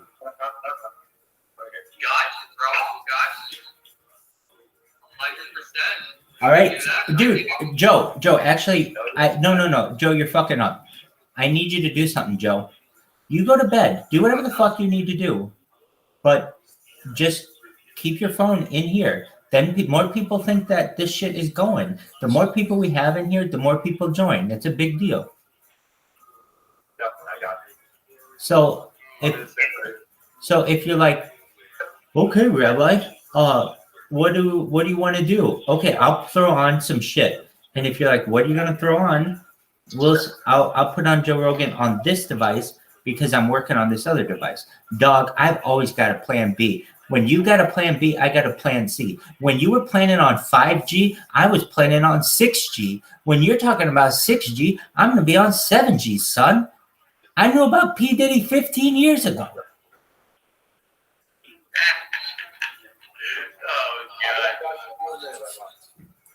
That's actually probably true. Big Diddy's been diddling a long time. In fact, we already got Token been working on Diddler. Diddler, yeah.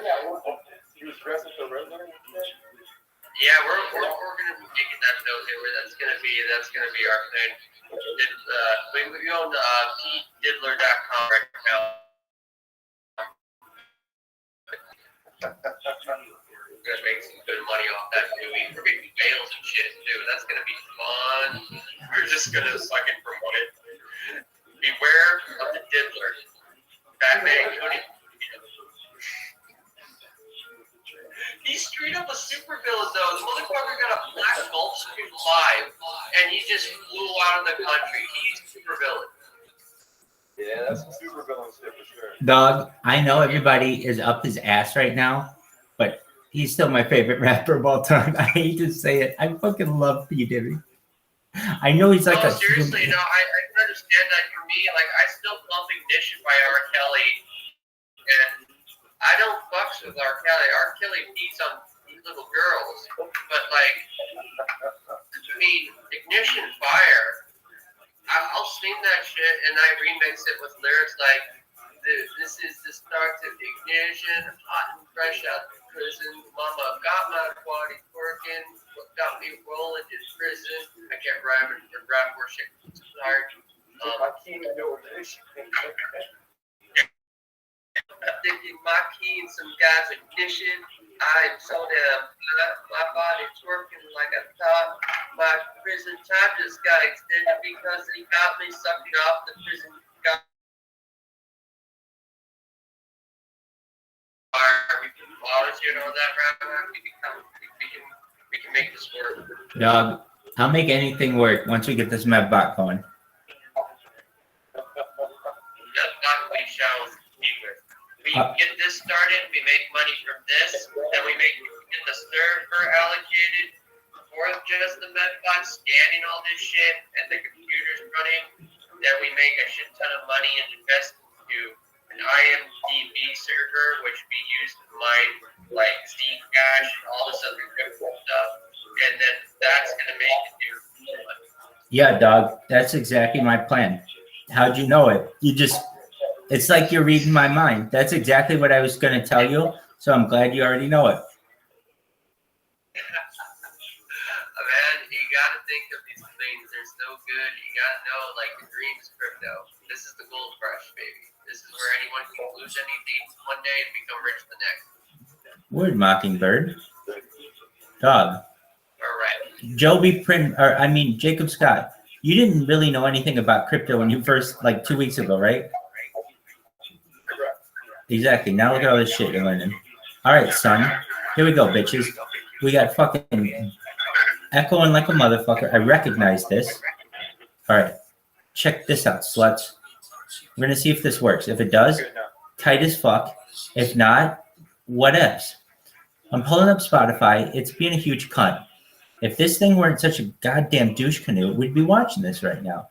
Instead, it's just being a slut. I want everyone to know it's being a slut, and we're just going to let it continue to be a slut. It's got these 3 little things going in this little color. It's got its little green color here. Very nice. I don't know why they decided, hey, let's have our 3 little lines be like a little to the side, and why they're not just like centered. That's not my deal. I don't know. I don't make these decisions. I can tell you this. The motherfucker who owns this company, his name is Daniel Ek, I believe, and he's from like Sweden. Nobody knows shit about him, but his company sucks right now because his app doesn't work. Joey Printing Bags was getting his beauty rest, or he's getting ready to, as is Jacob Scott. I'm over here literally just wasting time while this fucking app pulls up. It finally goes from the green icon to black. Now it is loading. As we know, we go from green to black to load. Now I see something at the bottom of the app that says Brian Redband on the Joe Rogan Experience. I don't want this episode though. That's the unfortunate thing, folks.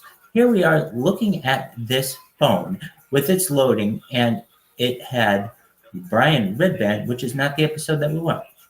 The episode that we want at this point is anything not Brian Redband. In fact, we would listen to Joe Rogan read the telephone book at this point than to listen to Joe Rogan speak to Brian Redband in episode 2046 of the Joe Rogan Experience.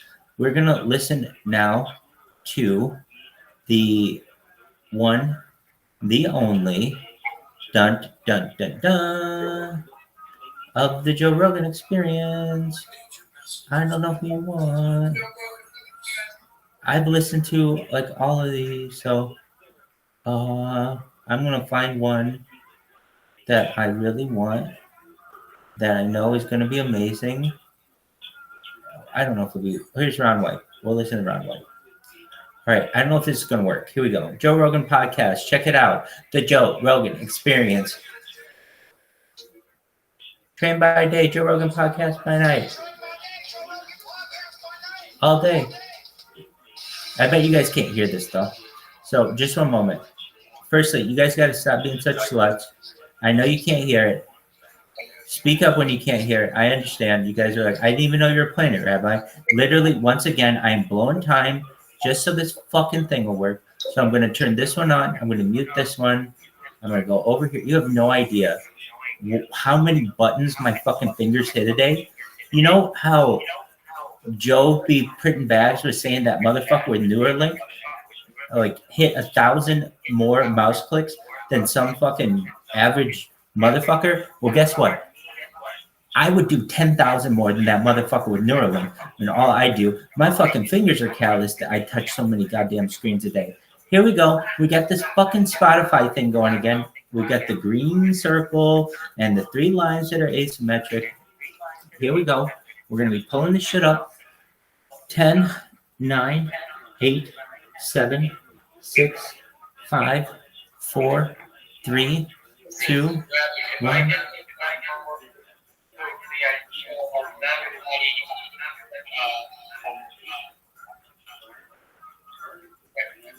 I get the map back over to the idea of that points, I will make a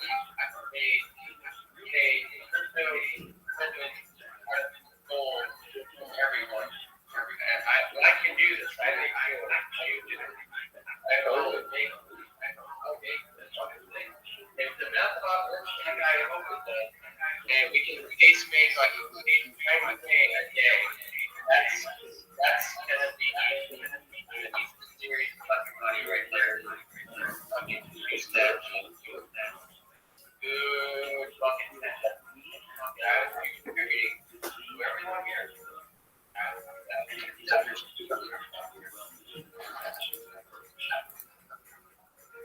You feel like a solid gold door with that.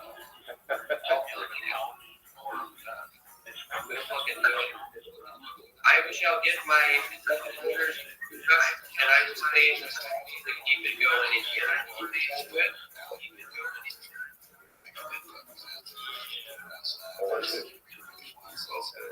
Alright, I'll be back. Can you hear it?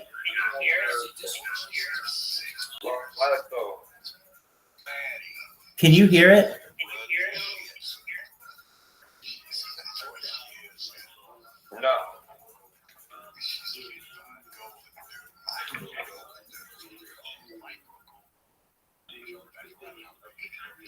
Can you see it? I can see it, yeah. I'm not hear it.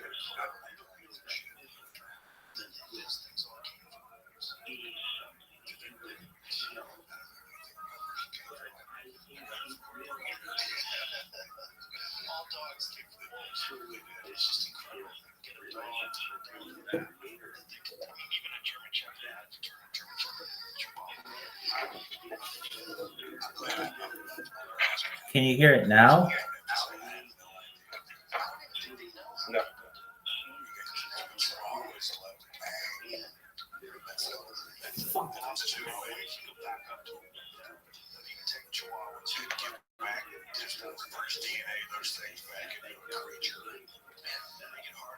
What in the fuck is this thing doing? Come on, you little shit. Quit being such a cunt.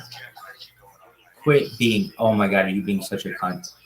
I swear to fucking God. Quit being a little bitch. Stop this.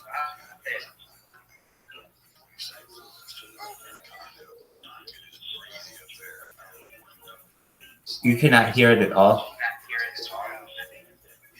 Correct, I can't hear it at all. Son of a bitch. Alright, just a moment. I'll get this shit going. Oh, fuck. Shit.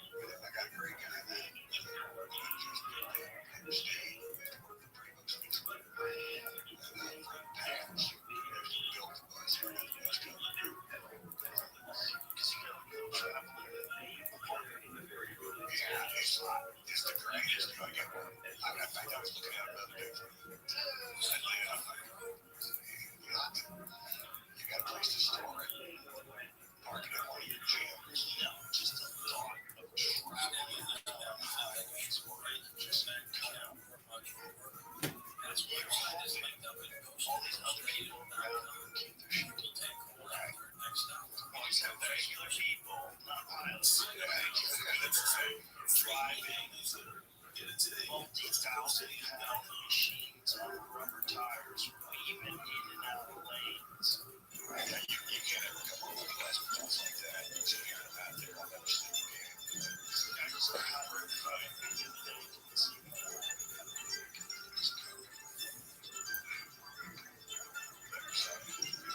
He saw me if we just turned in my lane.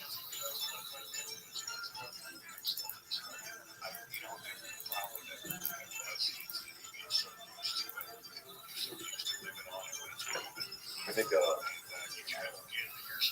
Steve Dencorn, cocaine hookers and money. There you go.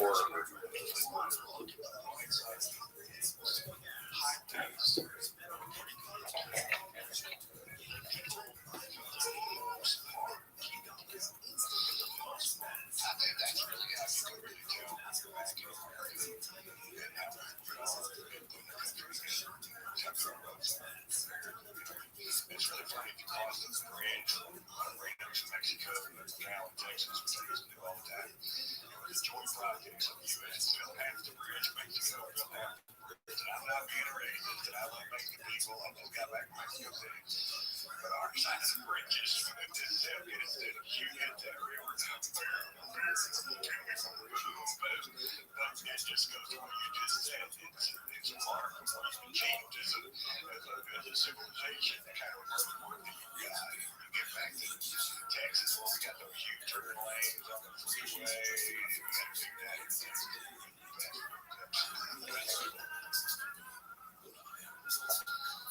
It's just counting on all those people to keep pushing this driving on the highway. And most people, the vast majority of people keep pushing. That's why I think Western is pilots. Because there's way more shit to look into. Way more things that can make mistakes that are all around here. I know things that are doing the ideas of 12 and I don't know. So it's just monkeys. When you're in a car, this was explained to me. The reason why road rage is such a high level is because you're being tuned into the car. It's an extraordinary thing. You're really things are happening fast and hot. So any little thing, what the fuck? You're already at 7, right? So when you're already at 7 and something happens, it just freaks you out. It's okay, it's amazing how even-headed I think I am. It takes to set me off, I like to think I'm a step above all this stuff. This episode is brought to you by ShipStation. Listen, when you're making 100 sales a month or thousands, it's time to optimize how you do business with ShipStation. It's easy to use. You can manage all your shipping tasks and orders on one simple dashboard. It doesn't even matter where you sell. ShipStation can easily integrate anywhere you sell online, including Walmart, Amazon, Shopify, and more. And as your business grows, as you start making more sales, ShipStation has solutions that you need to make scaling easy. Over 130,000 companies have grown their e-commerce businesses with ShipStation. Best of all, you're like this. ShipStation can help reduce costs and improve profitability. And even has industry-leading discounted rates from some of the top mail carriers. So optimize and keep up your momentum for growth. ShipStation.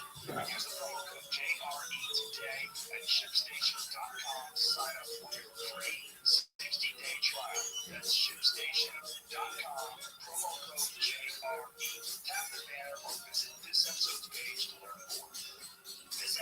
brought to you by Bond Charge. I've talked about on the show before, but saunas are one of my favorite things to do, especially after workouts are the best. And I have one installed in my house. We have one here at the gym. The benefits are amazing. They just help you relax and sweat and flush out all the bullshit, heat shock proteins. It's so good for you.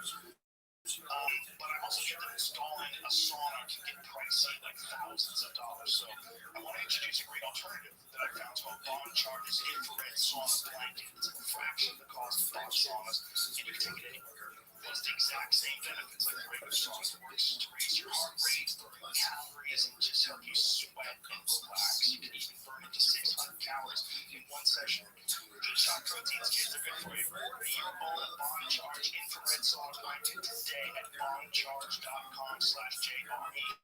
And use promo code JRE to get 15% off. Plus, every infrared sauna blanket ships free. That's promo code JRE at bondcharge.com/JRE. Tap the banner or visit this episode page.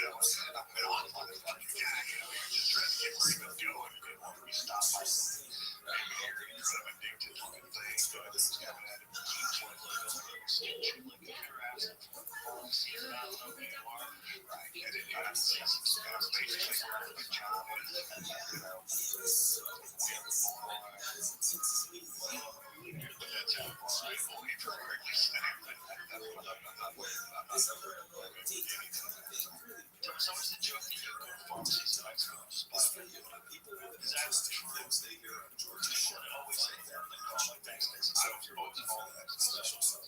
Yeah, steroids with things. I think, you know, there's some things you can't get like that.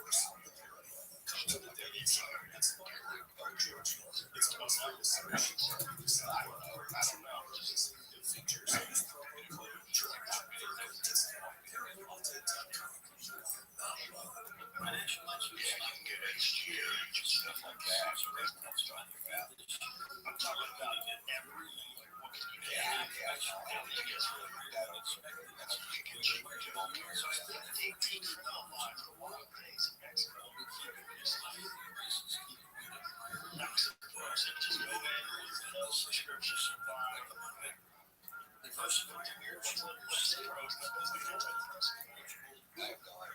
You just go buy it. Why not? Why should you have to go through it?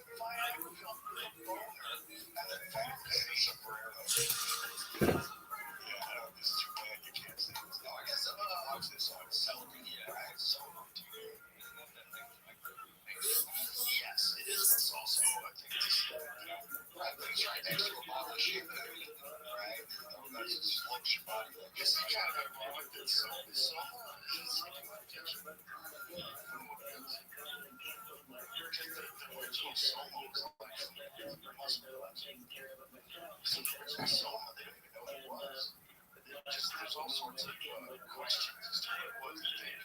It's mushrooms, perhaps, but it might be other psychedelics too.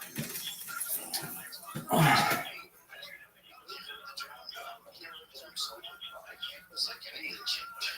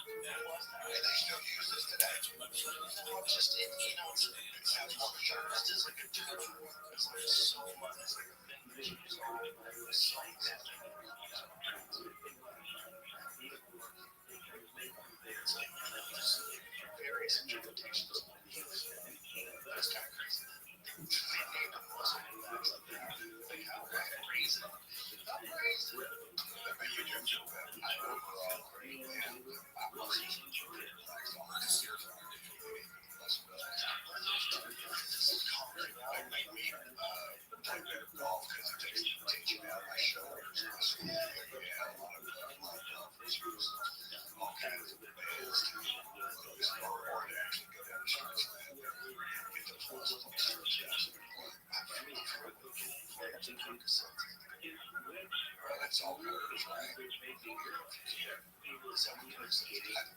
Well, yeah, I think so.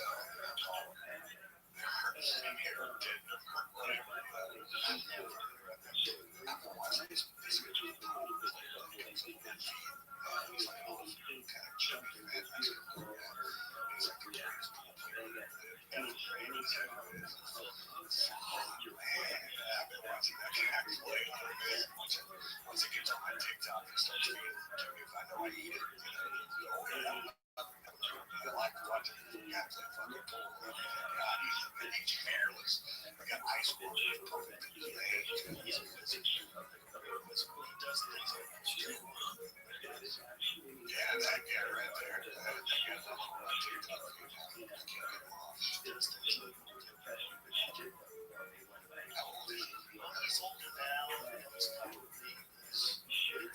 he's 60 now. And then he's still playing.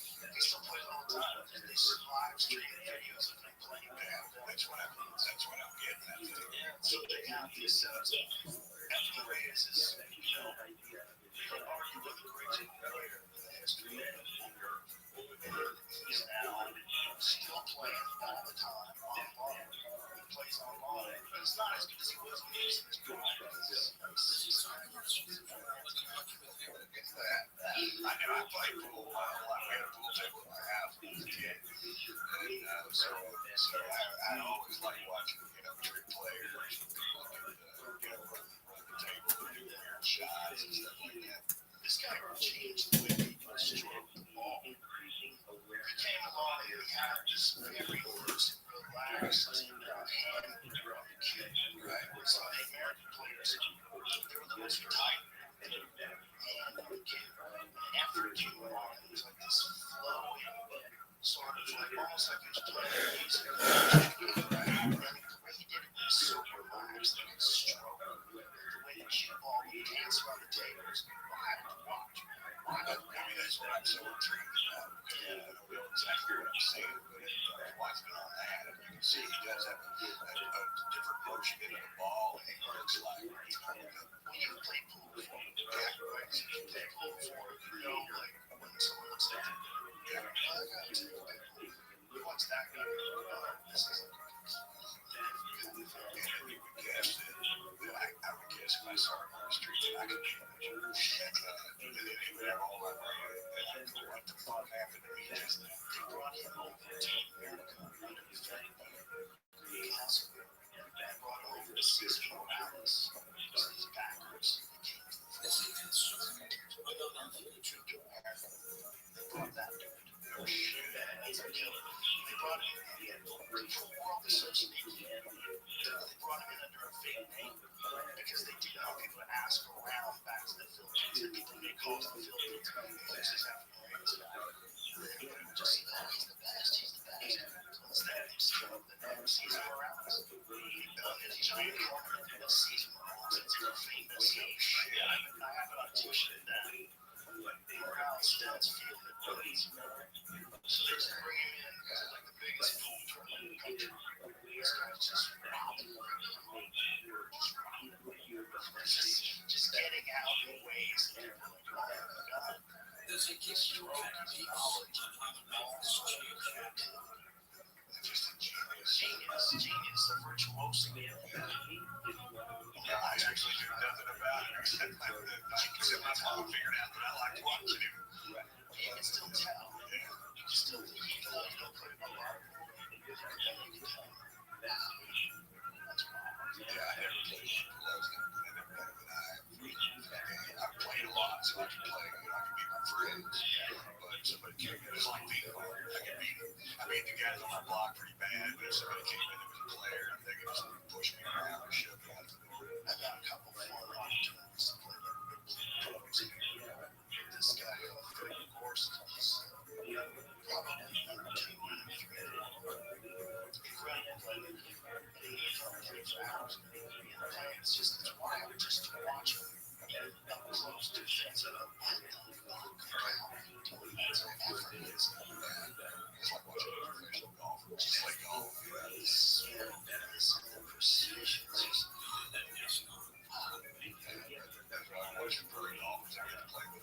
It's actually kind of like that guy's loose thing, you know.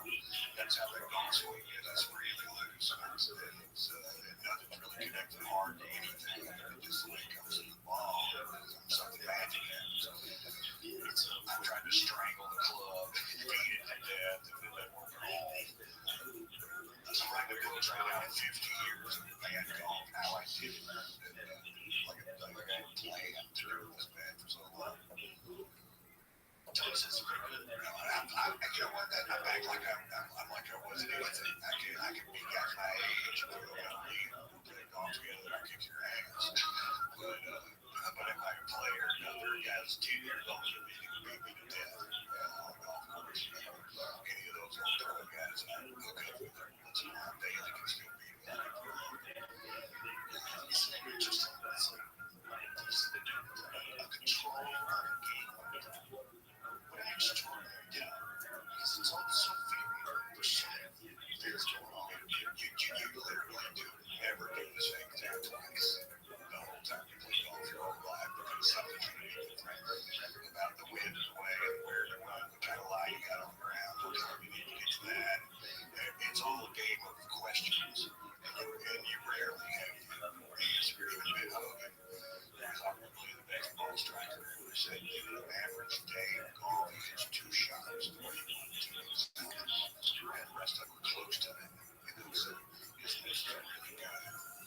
And so if I have one shot of one that I do about, then I'll go for that. That's about it. Everything else is pretty good. It's such a fast. Yeah, you don't have the time. You don't have the time. I'm scared. You would, but you always had that position where you always kind of looked at golf. Maybe that's why people that want to get into golf, they think about starting that. It's a waste of time. During my day, Joe Rogan podcast by night, all day. So how much of a we've been working on this show. Yeah, it would be a relief if I can hear it. Good. It's the accident. I suppose on vacation.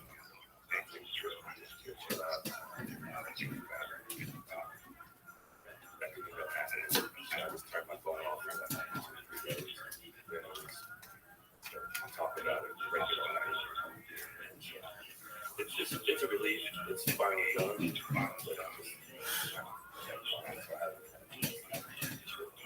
But it's crazy. It's just crazy. Yeah, I really like that.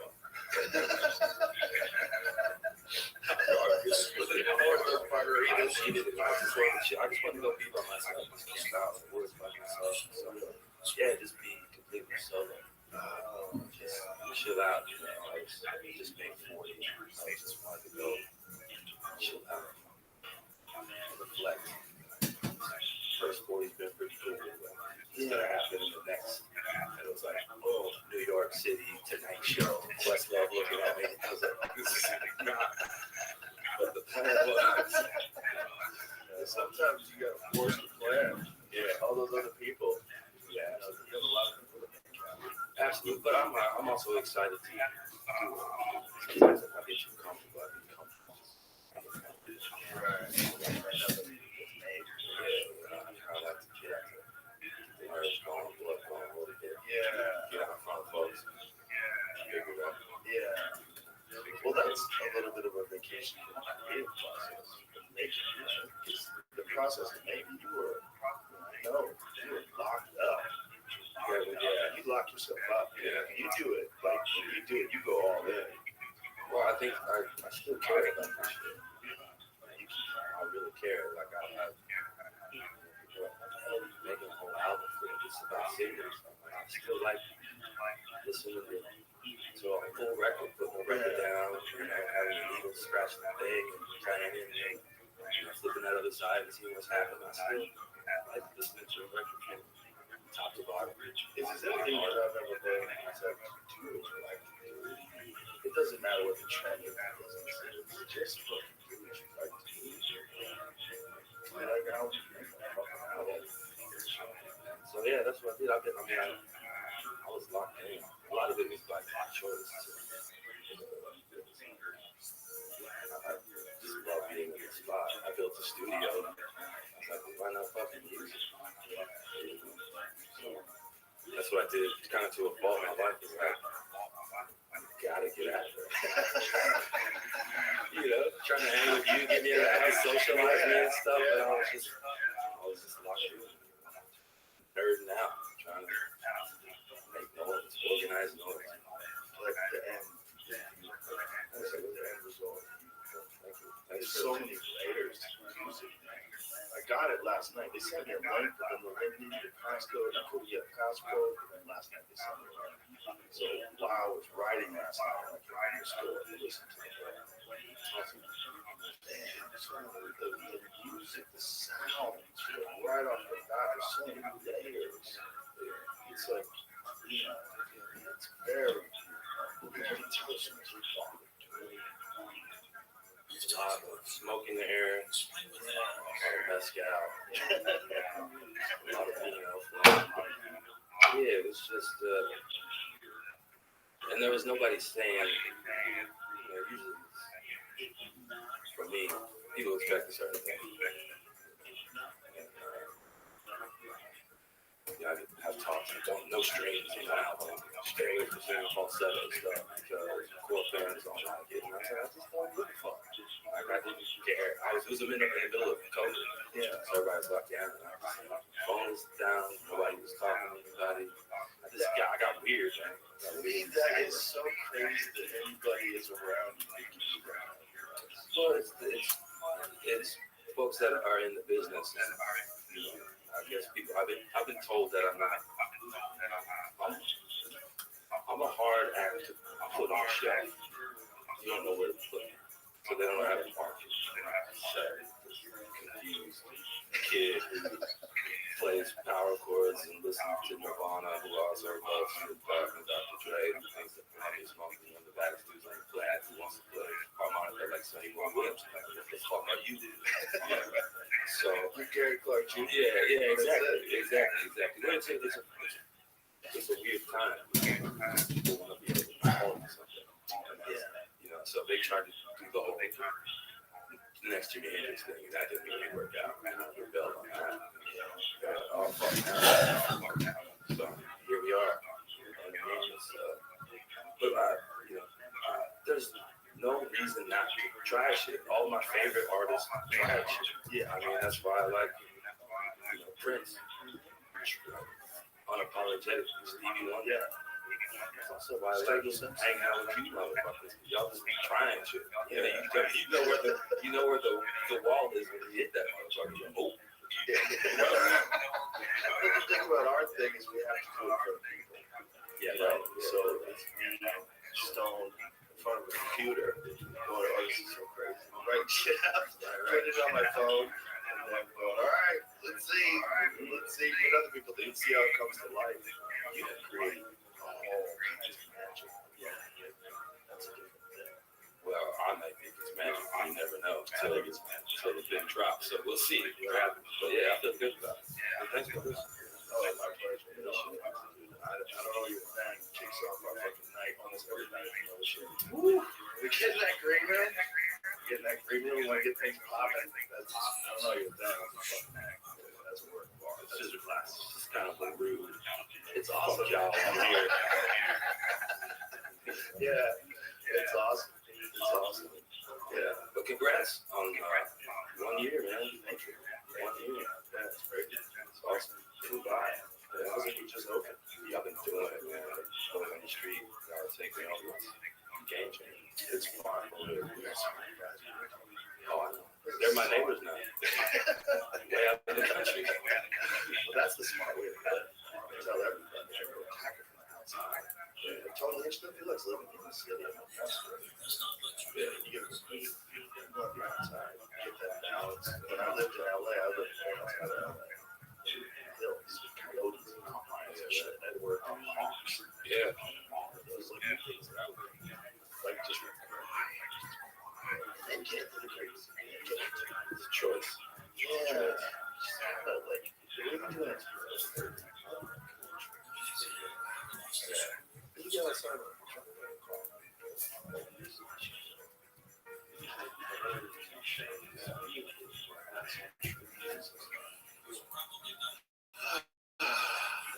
I've become such a fucking nerd, bro. I've been sitting outside, like walking around my house, walking around the camera store. I spend way too much money on camera gear, trying to capture the perfect clip to send National Geographic and next thing he was in my backyard. It's just sitting out there with a crazy zoom lens. Trying to get this shot. I would say, yeah, I spend way too much time out there, but See, one of those big crazy things. I'm that guy. I think I might quit music. I'm trying to get a gig for that. Might get off.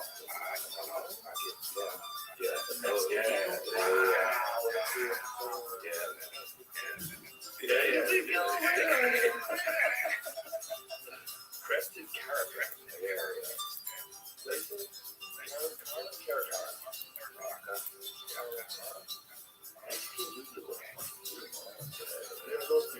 Yeah, there's like this family, like 3 of them that shoot down.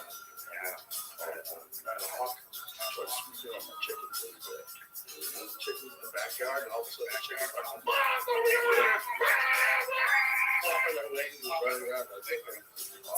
yeah. Watch out for those motherfuckers. I saw a house shoot up the kid, and I didn't think about that. I looked out to this video. So I don't know if this was fake. Yeah.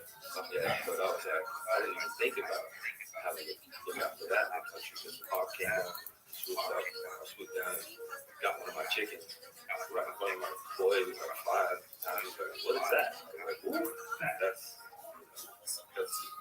the world having. It's nature. That's nature. So I wrote down exactly this weird thing I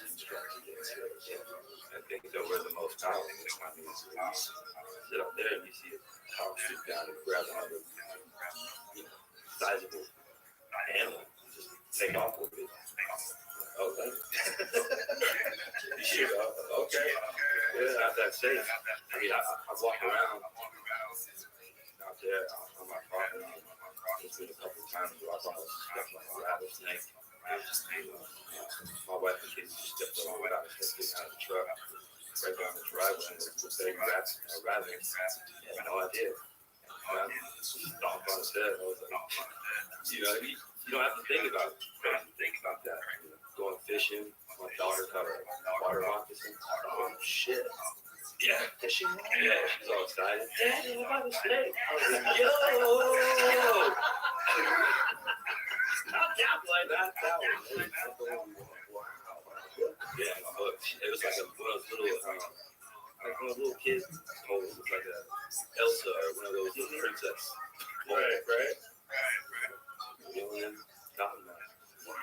Nothing. Country. They bought on the wall. I didn't know that either. Yeah. Come get some of that. Yeah.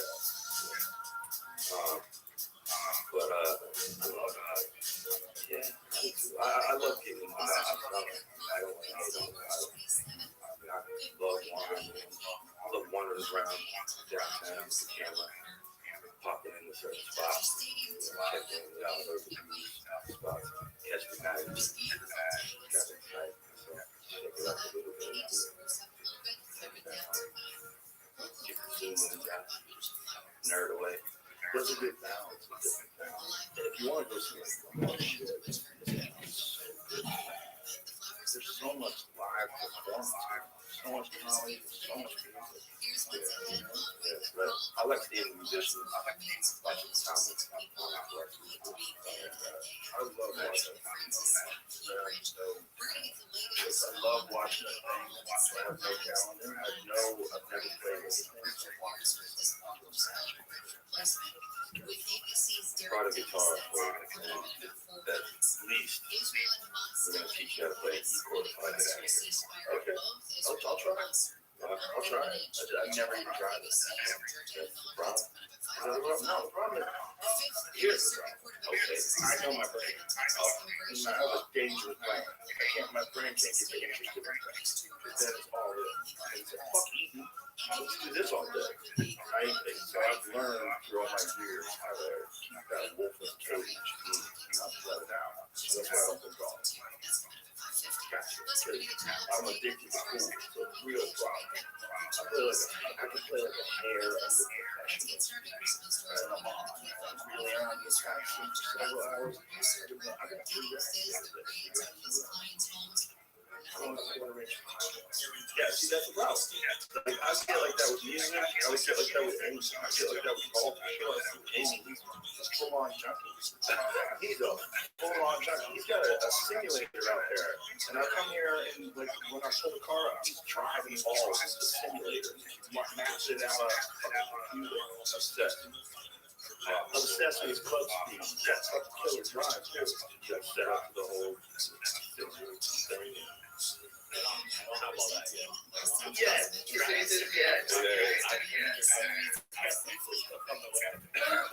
I've watched it get you. It's interesting. When we first met, you were not involved. How many years ago did you get involved? We got here. We got the office. So 4 years ago. So in 4 years, he's become a stone cold junkie. Gotcha. So integral. Stone cold junkie. Ron White is a junkie.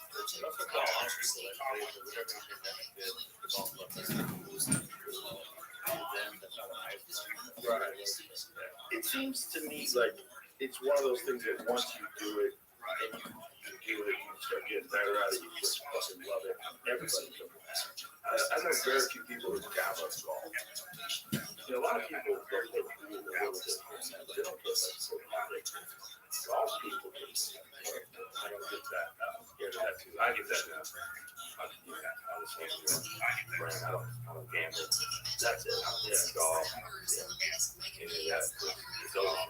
Yeah, it's already probably the cameras. My wife is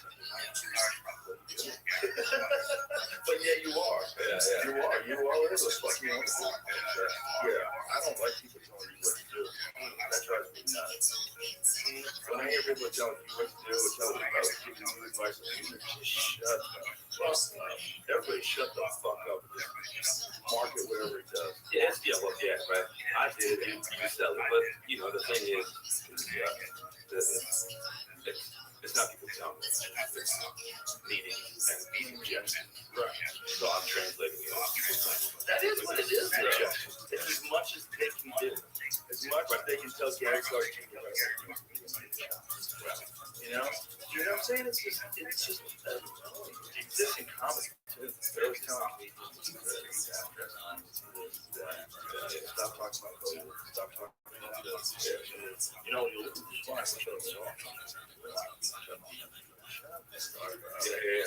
Yeah, I was in a conversation the other day in New York talking about this and this for her.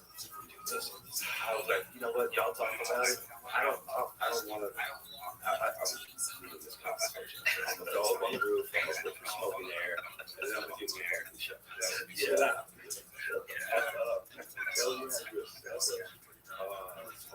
It's a funky business. They're all like that. They're all like that. TV is like that. When I was on news radio, it was madness. You had this guy Paul Sanders, brilliant writer from the Larry Sanders Show. All these amazing cats, incredible writers. And then you have the network. You need a wacky neighbor. You know, give me the this, give me the that. You know, you need to have a hot girl that seems interested in. There's always something. Like, stay the fuck out of there. But they can't help themselves. Yeah. And you have to listen to them. Because they're the executives. They're the people that have money. Right? Okay. And you love doing the art. Exactly. It's this weird relationship. You know, that's one of the best things about comedy. We used to have a TV.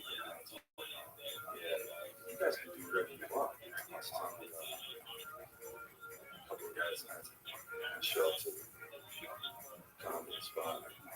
You guys are nice enough to give me free drinks, so I take advantage and then I start to that's like going on. Hey, you guys are real fucking rock stars.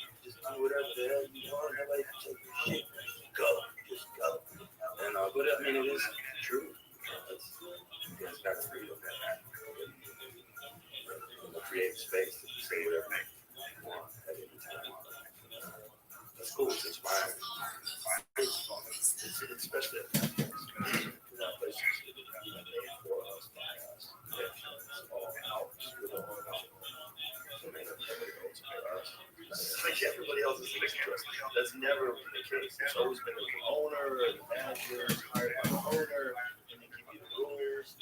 So the rules are now, like I go in the thing, you guys do now, and everybody just starts keeping up with it because it feels like they're done. Like, okay, do it that way. We all agree? Okay, we'll do it that way. So because of that, I would be able to just have it like a real safety. It really is like a mothership. Because everybody there goes, travels, and does the road. They come back home. Come back to home. That's how you build a community. Yeah. And it's just like everybody who comes here is looking for that too. So then when you get it, you're like, oh, this is just like hang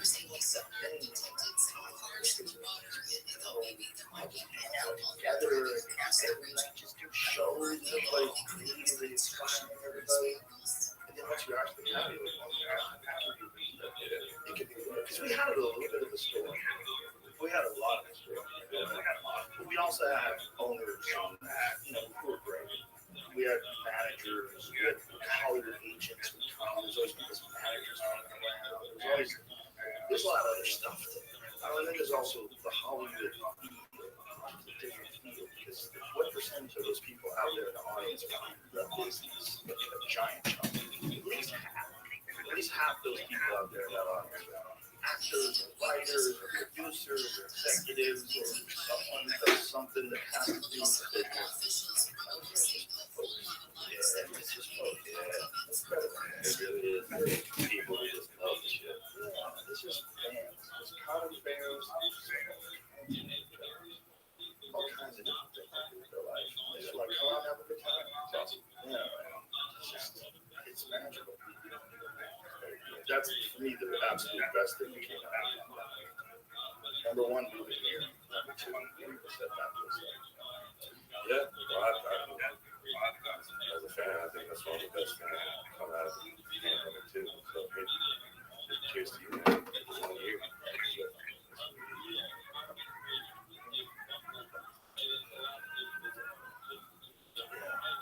It's exciting. We thought about doing it something else. I was like, dude, let's do it this summer. Just to find something fucked up down in Montana. Montana would be amazing. I love Montana. Montana, yeah, that would blow up. Yeah, Tony's like, don't fucking do it. Don't go to, I'm not going to Montana. I'm like, come on. Justin was like, I'll get a house in Montana. Let's go. Montana's beautiful. Stare at the stars. I would dunk it on that. I would without it. So yeah, I think what do you think about that? Just that was the only thought. Just last land Montana. Weird town. Montana. Drop the mothership. Get interesting, man. Montana, yeah.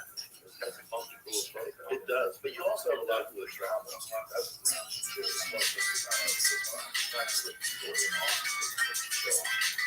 people traveling from all over the world. Fixed programs, live stream, step-by-step details. Check your internet connection. Make sure that you have a strong and stable internet connection. You can do this by trying to access the website. I'll be out there trying to run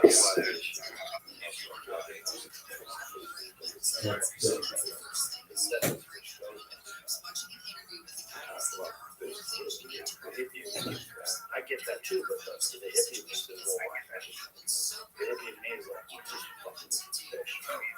Yeah, it's like you're just trying to get the juice, that feeling that you get when you catch a fish. Yeah, that wild. I'm guilty.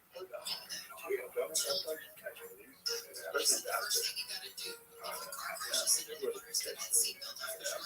I got it. Every now and then, lay them up, catfish, or whatever. Yeah. For the most part, just learn how to be patient. Just chill out. Yeah. Wait for something. I know, when's the fish gonna bite? Shut the fuck up. Yeah. Chill out. Yeah. Yeah, that's my next quest that I'm class straight up. There's a buddy of mine, Jacob Ski Buddies. Guy I worked with in the studio producer, engineer. All we recorded here now. Gone on a couple of Blackfish and expeditions.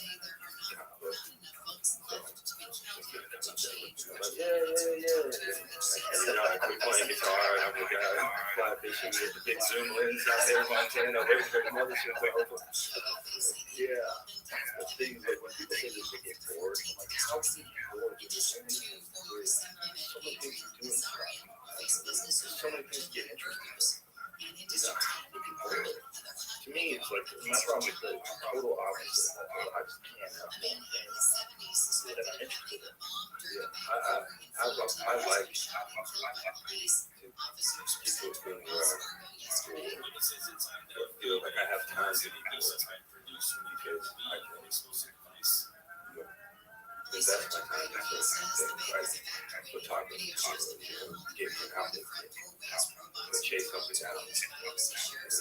For better or for worse, I feel fulfilled, like I'm learning a new skill, challenging myself. I'm never satisfied. There's so much to know, there's so much to do, but I'm like a hands-on. From board playing guitar, trying to figure out something on piano. Board playing, like I have bagpipes, but just in case I get time to get bored, maybe I'll figure out how to play the bagpipes. Yeah. Well, it's something about learning about new things that excites a part of your mind that doesn't get excited any other way.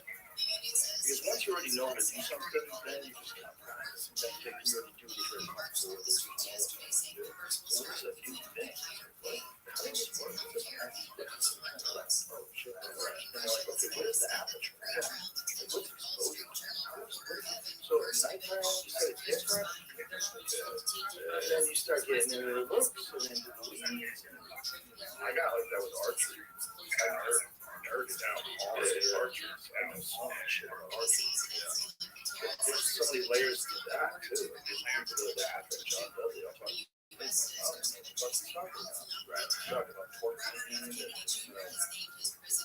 torque setting lows, torque tuning. I've got a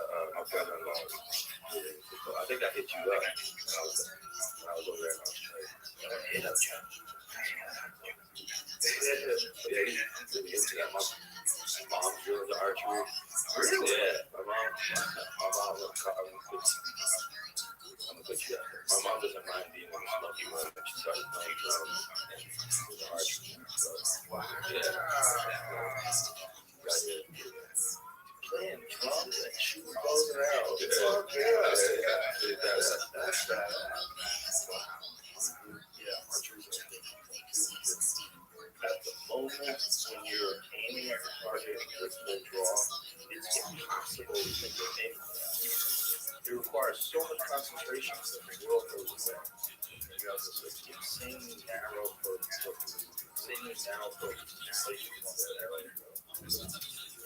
All these different things have to be ordered. Your elbow has to be high, your right arm has to be pulled back, your left arm has to be locked and stabilized and release.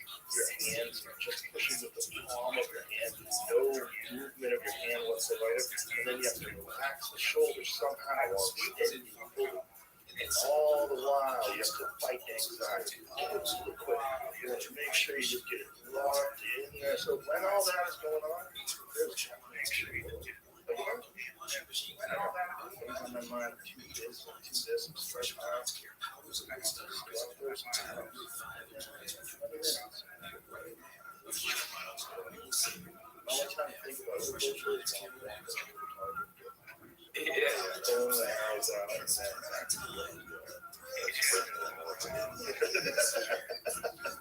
Yeah, if I can keep firing hard, I never have to look at the arrows. I can kind of let that just playing guitar. You know, again, in order to work in safety, work in precise with this, kind of all falls off the rails. You can't really think about it.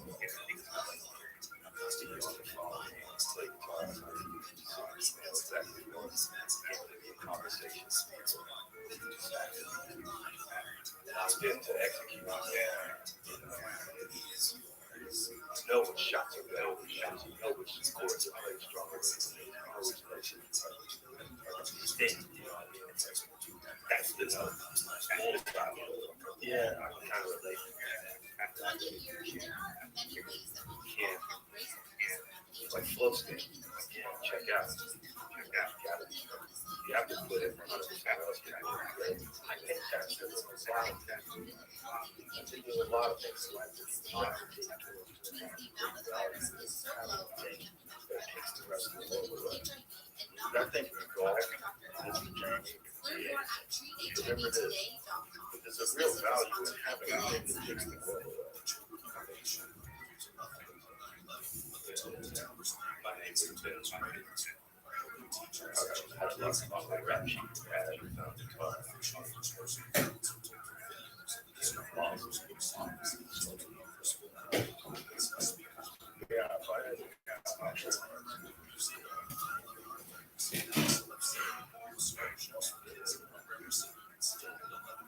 Something that I had ever done.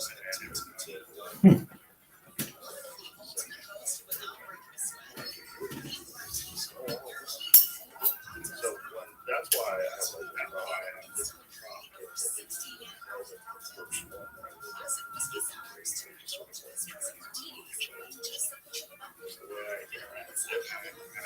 you have a good experience off the bat, not immediately, I understood it. I understood like distance. I understood like hitting it hard. But then there's the exciting thing about it. Like this solving this puzzle of human reflexes and instincts, flinching at them, faking them, getting to react, and then gauging what that reaction is going to be. Different ways to set things up. It's like so multi-layered and multifaceted. And when you're young, you're so fast. You move so quick. It's exciting. You learn so quick too. So it's just see instantaneous rewards. If you're learning something while your body is growing, it's the best. Because your body grows when it gets movement. So your body has a built-in way of doing things from its, like literally from the ground up. What's your grown man? And you try to teach a grown man like kickboxing. You know, you're like so accustomed to doing certain things with your legs. You get these grown ass 30-year-old man legs, and I'm gonna try to teach you a throw spin back.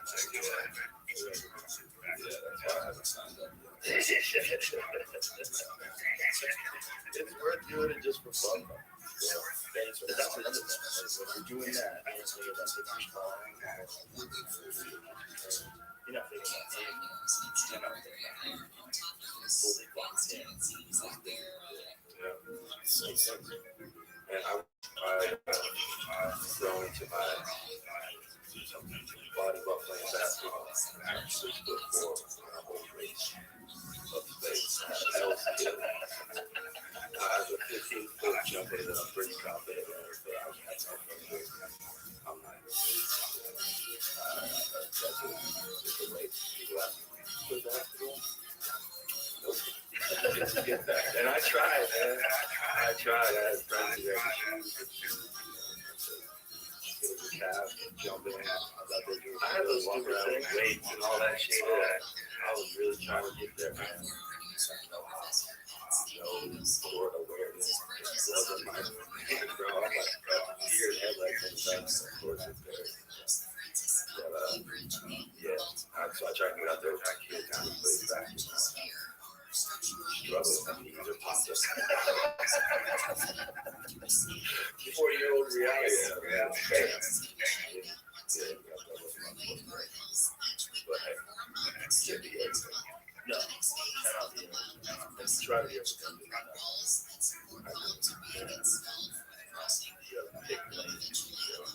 can have a couple lanes, but you can't have too many. In each lane, there's separation of resources of the other lane. I agree. trying to tell my wife. Yeah. People who don't have to do that don't understand it. Like sometimes people come to me and say, this is stuff. This is not. Yeah. Yeah, let's talk about this one. Absolutely necessary and never in it before. That part. Yeah, say it again now for the one that got the volume out. Yeah, eventually we can talk about this. Seriously. Yeah, let's start talking about twerking shit right before a show. This is so crazy that you're doing this. You don't even understand what you're doing. Yeah. Really? Yeah, that's one of my biggest shows. And there's like some sort of business element involved. You know, when you're out just on the road, you're touring through or whatever, there's not that conversation. Hey, I was thinking about this idea with this company. It's like the tour manager comes in and goes, 5 minutes, monitors on, voice. They're just selfish. Yeah. You're a captive audience. Yeah. I finally got you alone. I want to talk to you about this cryptocurrency. Yeah, right? But yeah, that's part of it, I guess. It's just good, weird, and kind of funny. It is kind of weird. What's on this?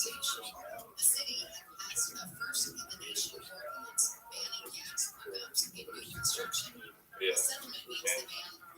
Odd relationship. Because whenever you look at the art, it's totally different life.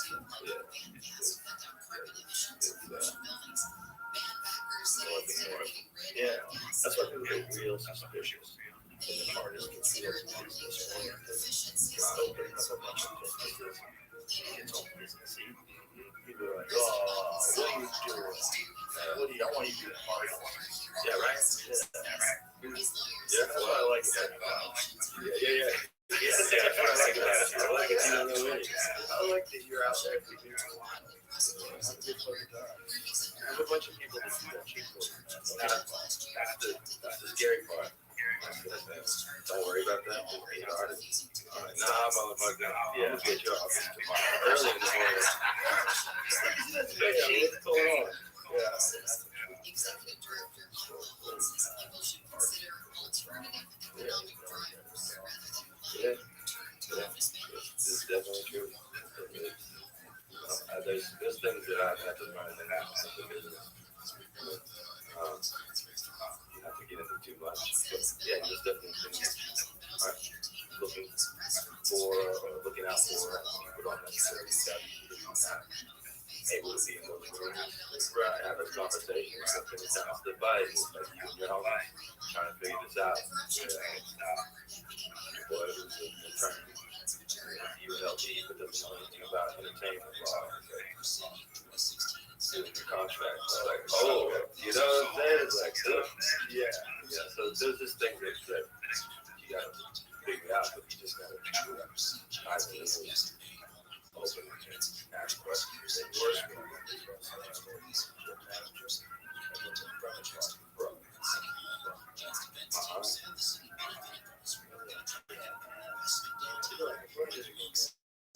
Trust you. Yeah. That one goes sideways 50% of the time. 5-0. You got one out of 2 chance of that thing going completely sideways. Yeah, absolutely. But so many guys go that way.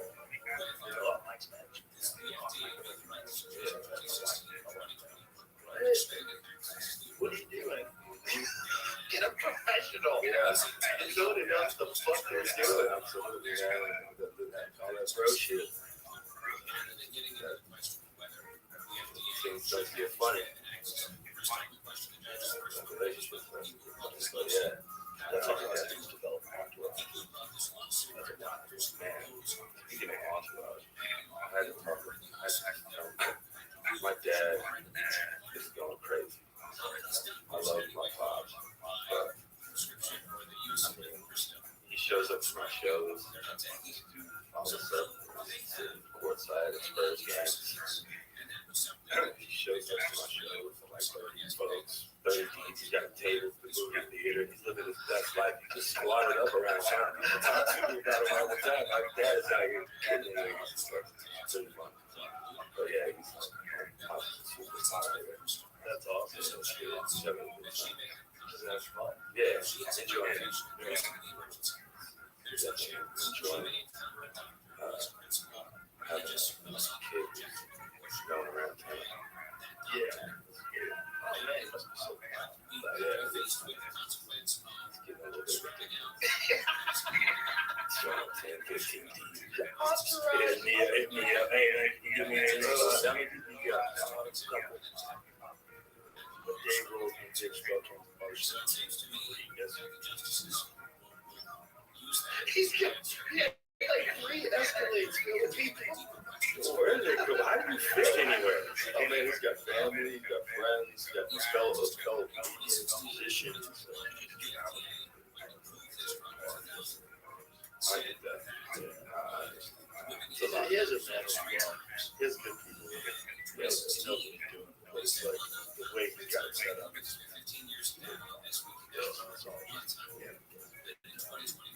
Get an IV, vitamin IV trip. Yeah, I was around for that. Yeah, I was around. Yeah, we actually around for some of those fun times. Yeah, that's kind of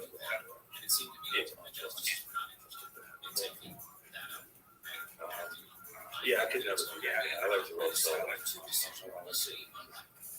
Yeah, no, I can make my own decisions. Yeah, go left, go right.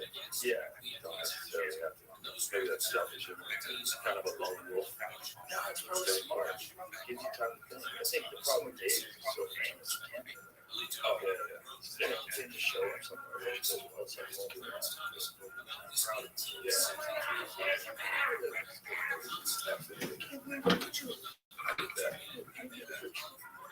I get the every now and again.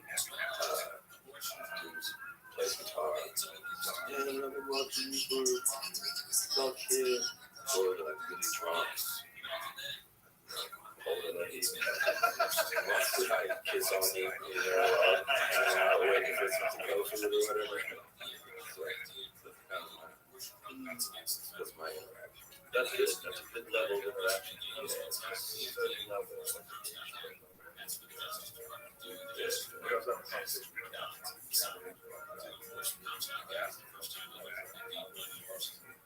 And then it's clear this song can be made like goes next.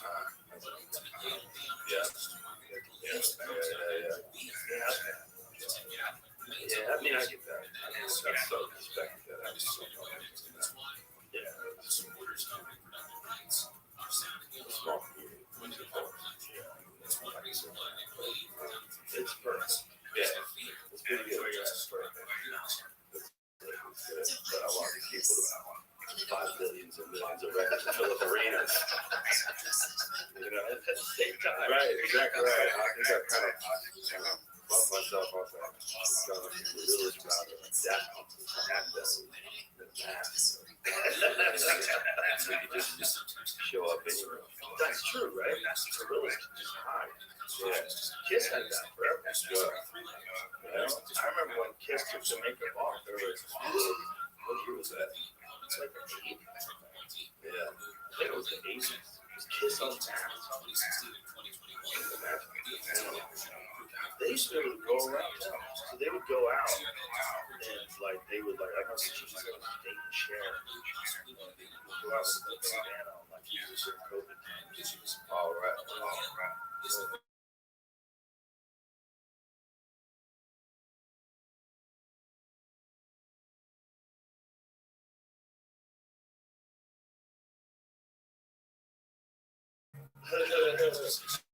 the bandana, that's how you used to go around town. I used to wear a bandana. That was ridiculous. It's 1980. Yeah, I was like going into high school. Okay.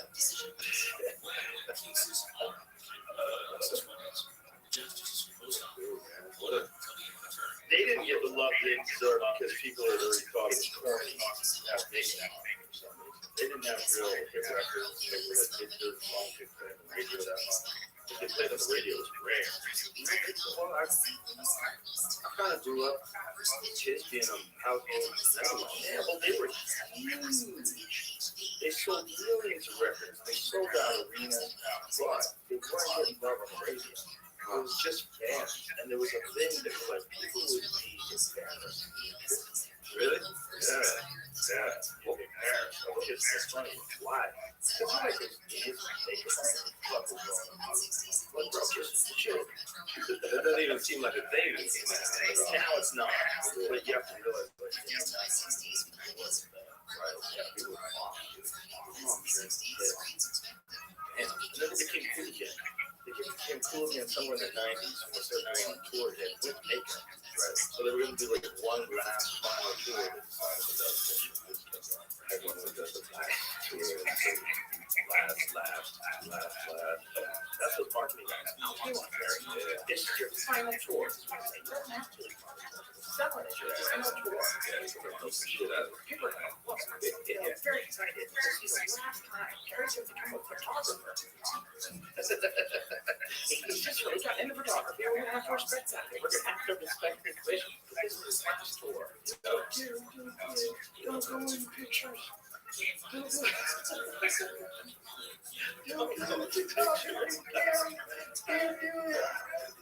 it's Kiss came back in the 90s, and I was seeing Kevin James and Kevin James with Kiss when they came back. Is that in Hollywood? I think it was. I think it was in LA.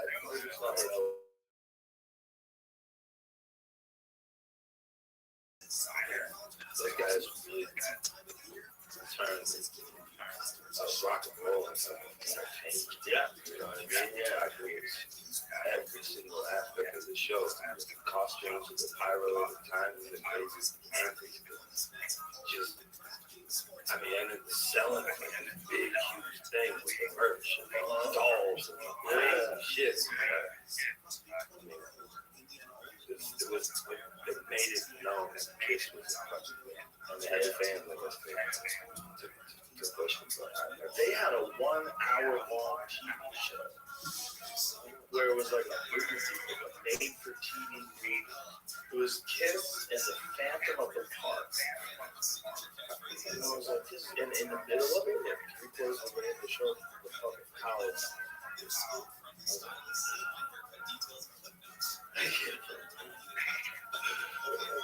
Shut up. It's just a cow. Shut up. This is Kiss and the Phantom of the Park. It's like a real corny, made-for-TV movie. I'm always waiting for this. But when you were a Kiss fan, first of all, you had to find out if you liked the industry. Like, how did you know? Or you read the TV guide. What? Kiss has got a movie? It was maybe the dumbest movie that's ever been made. It's pretty dumb. It's so dumb. I need like look at this. It's so corny. Oh, I might have to go back and watch it now. It's so corny. It's literally so ridiculous. It's so bad. So bad. What the heck? They were superheroes. They became superheroes for a while. I did not know that.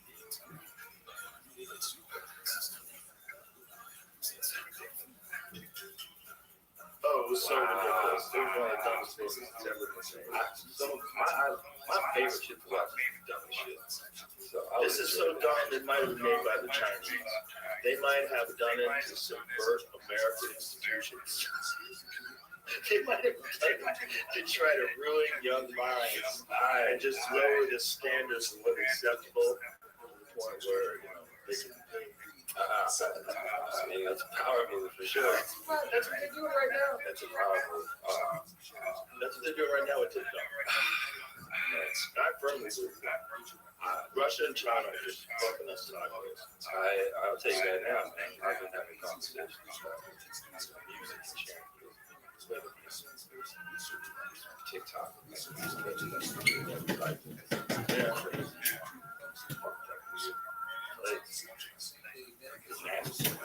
Well, it's something that people are not designed to manage. They don't know how to manage. They don't know what's that experience is.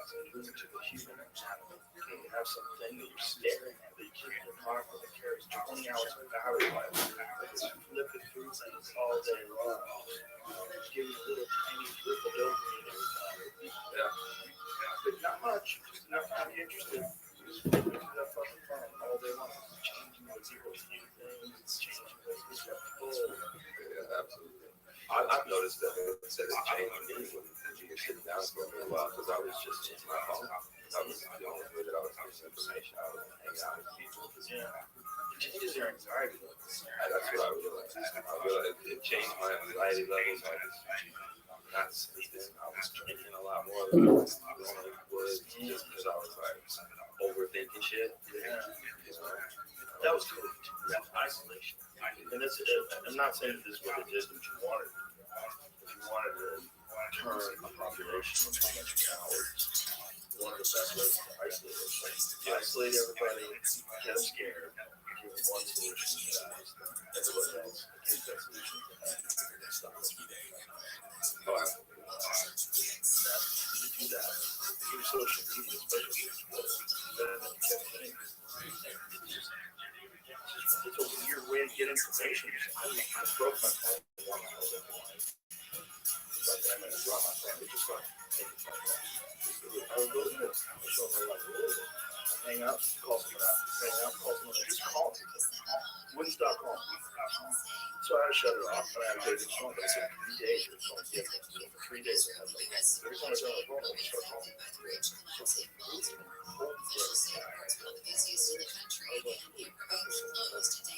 And then part of me was like,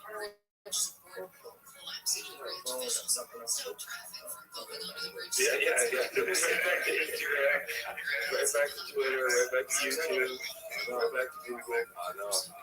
Right back. Yeah, it's over. Yeah, it's over. It's back in the game again.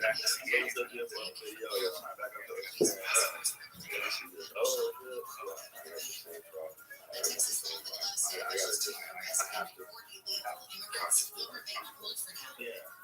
Well, I have one phone that I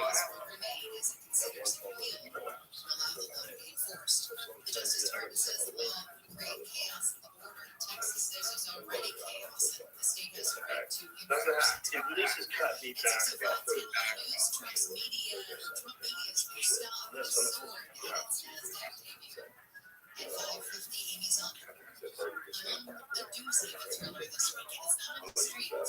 yeah. That way also you can track down.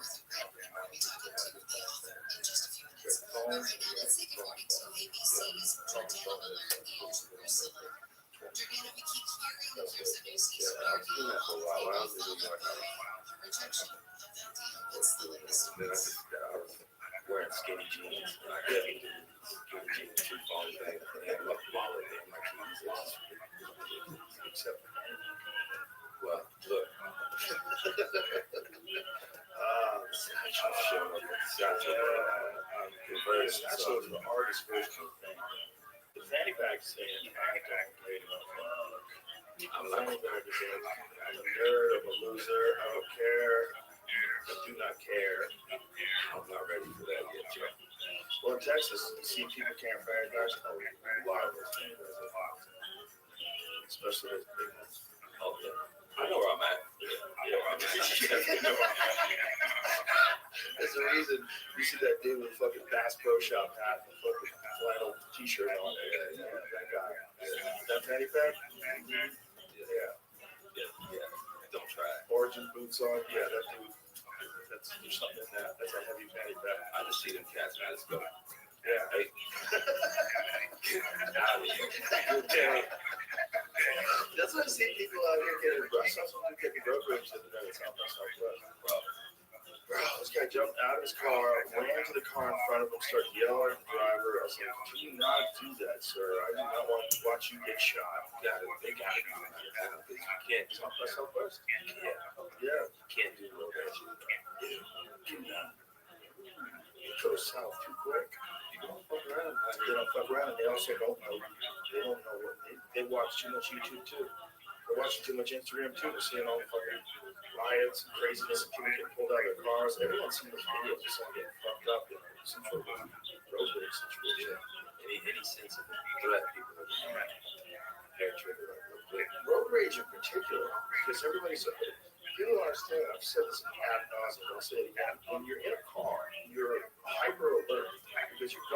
class, there's all these things around you, and you always have to be ready. So your brain is at a 7 already. Yeah. So when someone cuts you off, so motherfucker. So like on the street, if someone gets in front of you on the street, because you don't have to worry about crashing. There's no fear of this person stepping in front of you. It means nothing. Like I have no worry that I'm gonna crash into this man in front of me and we're both gonna die. Right. But when you're in a car and some guy changes lanes in front of you, like motherfucker, dude, what are you doing, man? You roll down the window, you fucking idiot. And then you see him at the stop sign, you jump out of your car. Oh, good. Yeah, I'm guilty of. Yeah, I'm yelling at people. As long as you stay in the car, I'll motherfuck somebody. Yeah, yeah, that's fine. But and then I get to a light and I just give them a look like, no, I saw what you did. I'm just acknowledging that I'm not down with the bullshit. Yeah, I just want you to know that I saw it. I don't want to run. Right. Just check. It's a come on. And there's a reasonable person, that person's like, there's a reasonable person. My favorite though is yeah.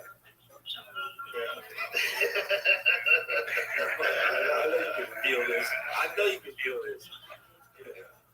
What's interesting watching Texas culture get invaded by California culture, see it how they drive. Yeah. People that are cutting people off, rushing to nowhere. You see it how they drive. No, I avoid certain streets. Yeah. Based on that.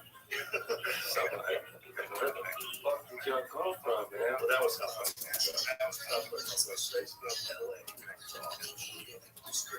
I stayed away from the most part.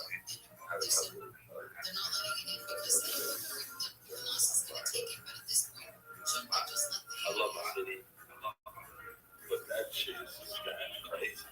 Those festivals, it's wild. Yeah, I used to have this one parking spot that people thought was a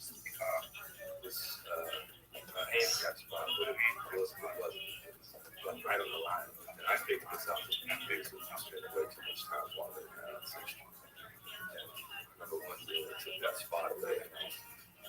Driving around fucking hour and a half. Fuck this place, man. This ain't my city no more. I love it, y'all. But yeah, I was like, oh, damn. The game has definitely changed. While we were driving the car last night, we hit those 5 skyscrapers. 5 skyscrapers. Yeah, right now. Although I know all those folks who are building all that stuff, I know them. My neighbors. Blow the city up and come back to the country. Yeah. There's so many spots that happen. Yeah, it's wild. I've never seen a city grow like this. I haven't either. But I think it was amazing. It's too good. It's just too much of a jam. I blame you a little bit. I'm responsible. I know I'm responsible for at least 20 or 30 comedians. Yeah, no, absolutely. Which is amazing. That's my favorite shit. But yeah, it's the city is growing in a way that is somewhat unrecognizable to me. Like everything that I kind of grew up with, all my spots I used to hang out and are gone now. So I said to my whole family, man, shut the fuck up. I've been here my whole life. You think that I've changed and that's pictures from 8 to 30 kids now. Right.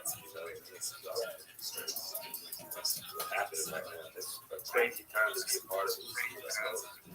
Watching all these town, seeing familiar faces on the street. Business since years. It's cool and funny and funky. It's just change happens in the middle of watching. Yeah. I was hanging out with you on the very beginning. I was scared.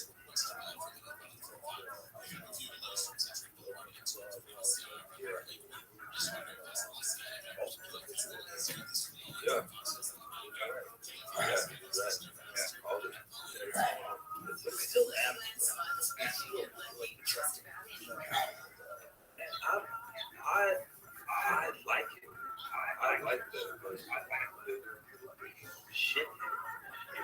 a city that I grew up in, you're looking for some excitement. If I can come see you, you don't have to go look for it. Yeah. My car comes with some new shit.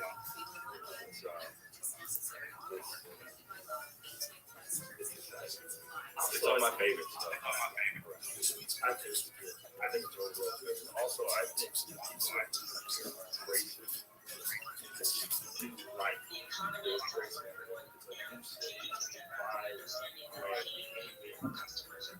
Friendly. So I think people will adapt to that. When people move to the environment, they adapt to that environment. Town sort of take up the energy of the town. And this town already has it. Yeah, I'm still concerned about driving.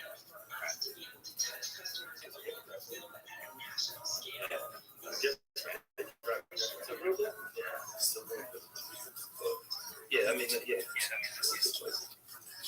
Love the energy. I'm just watching that. Watching it. The tech people are there.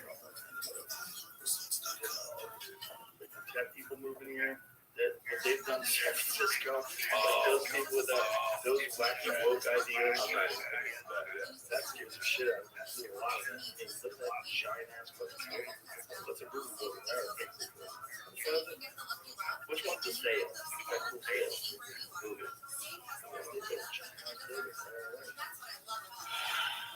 I don't even know if I noticed that. Giant ass building. But then they just fired them. Do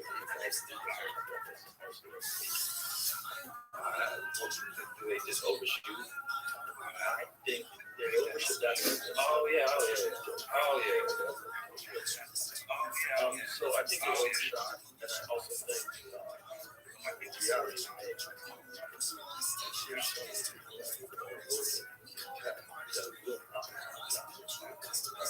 good job. They do like asking questions, like Stephen backyard. No, why would we do that?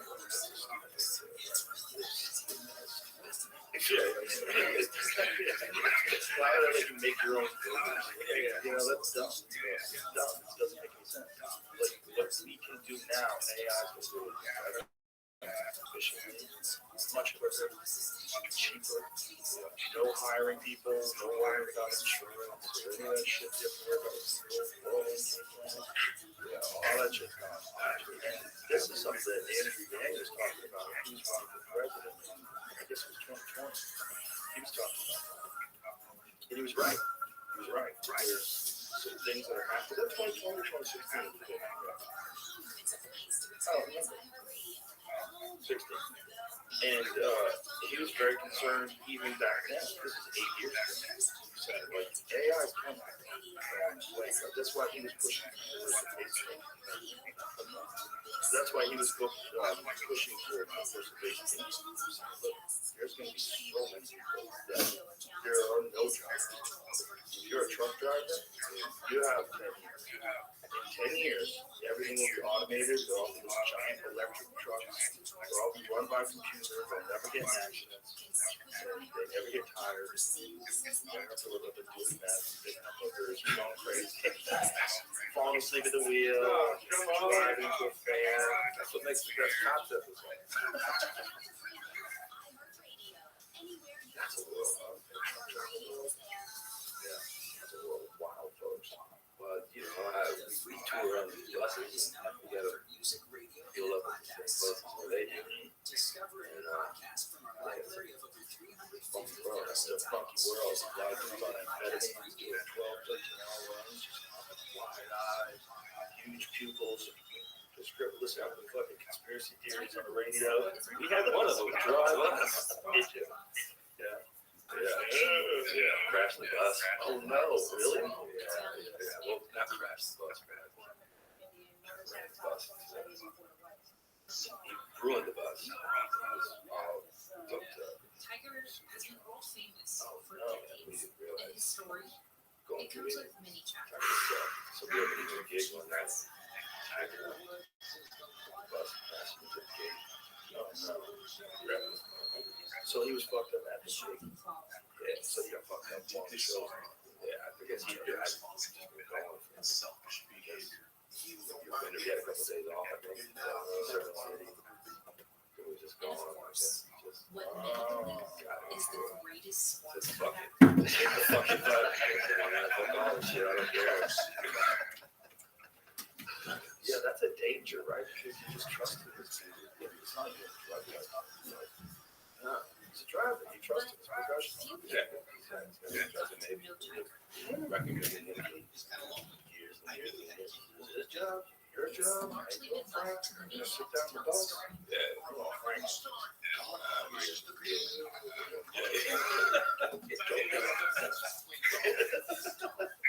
Frank is on coke and tequila, and I've been in the hotel lobby for like all day. Wow. Shows up. Hey, Brad's here. Hey, Brad's here.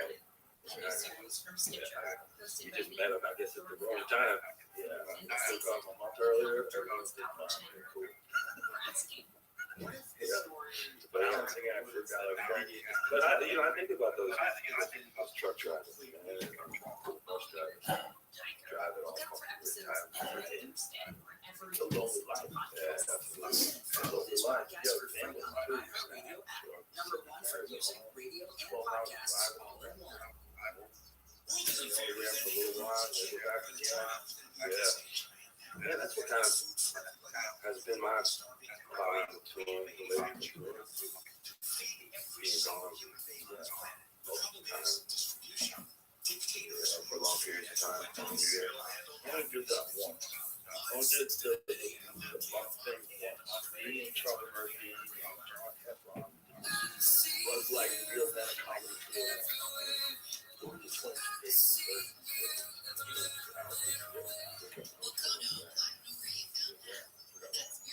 And after that, I was like, I like Tom Segura, that crazy fuck. He'll do like 60 dates in a row. He'll be gone for 2 months. We're in the show almost every night. Yeah, and he's just going all over. But his name, the name of the tour is I'm Coming Everywhere. Brilliant. Brilliant. But, you know, that's what he's doing. Yeah. Literally everywhere. Yeah, everywhere. I mean, I get that. I would love to do weekend, Friday, stuff like that. I got a whole band. I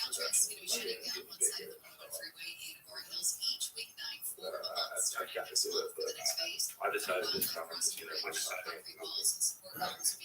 Yeah, I'm throw about on the road. You did that for a while, right? You took your son when you were in Europe? Yeah. That's gotta be great. Yeah, it was great. It was great. I don't know if I could just didn't want to play guitar. I think I told you. But yeah, so I think I'd rather have him come out and hang with me this time. Yeah, that's safe. Like small fun. You don't feel sad. They don't feel weird. And for them, it's an experience. Yeah. Right. Yes, friends in school. What the fuck did you just say? Yeah. You just call me Brett. No, you come with me. Yeah, like his starts in cap. Cap and no cap. What is it? What is it? I don't know what that is. I don't know. But yeah, that's a better way to do it. It's like it's a different thing with a band. Yeah. You know, Chris, we were just talking. I was talking to Shane Gillis, and he was talking about his experience with that.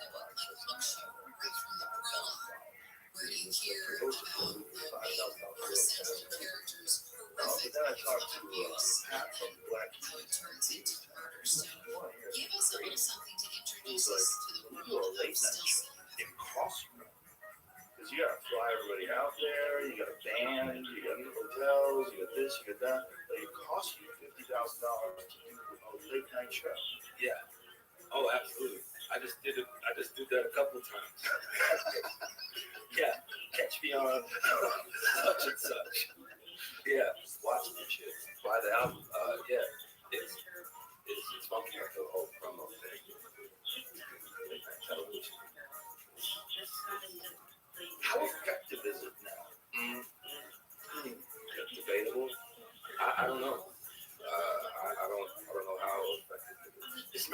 don't think so. I mean, from my experience, the TV promo, like certain ways that were, I guess, the only way to move are not as, it's not moving the needle as much. Maybe it's just for me, as my personal experience. I think it's for everyone, but it's not really moving like it used to, but it is still important in some capacity. I don't understand it, you know, but I'm a fan, so I like to go play the Late Show with Letterman, to go play the Tonight Show. It's like, as a dream, as a kid, you know, like I love to be able to do that to this Saturday night, whatever. It's like a thing, but it's investing in something you keep trying to make sure. Right, but still, you're doing it because you just want to milestone. Yeah. And also, in the record business, people aren't really, you gotta be everywhere. Right. And you gotta do that and also do your own promotion on social media, which is a wild thing. And people are leaning on TikTok. Have me and folks about what's the strategy we're doing. Well, you gotta get traction on TikTok. So I caught myself a couple times doing some goofy ass shit on TikTok. And I'm like, I don't like this, man. Like, this doesn't feel good to me. Right. You know, or it feels boorish. It's not in my characters. It feels fishy, it feels reachy. It feels gross. And it's like, well, this is kind of what's happening in the business. And I'm like, well, I don't know if this is, this is where it's going. That's why I'm going to go on this photography. You know, it's like, it doesn't feel like it should be. Right. Not at all. And everything, you can't feel sideways anymore. It isn't going to be vertical for the algorithm. What the fuck are we talking about? Right. Let's talk about the music of James Brown. Isn't it weird that the shape of the phone dictated the way you hold it? It's wild. And that's what we're talking about in the music business. It's fun. Because remember, before TikTok became huge, Andrew Schultz had that thing he was doing on Instagram, like turn your phone sideways. So he was telling everybody, hey, turn your phone sideways. They turned their phone sideways, and then he had it that way. Simple, right? Simple. Yeah. But now it became all about the reels, and you got to be able to flip up from one reel to the next. So now it has to be vertical. Yeah. What's going to happen if those foldable things get adopted by everybody? Because I went into a rabbit hole last night. Because I have one. I have a fold flip 4, whatever it is.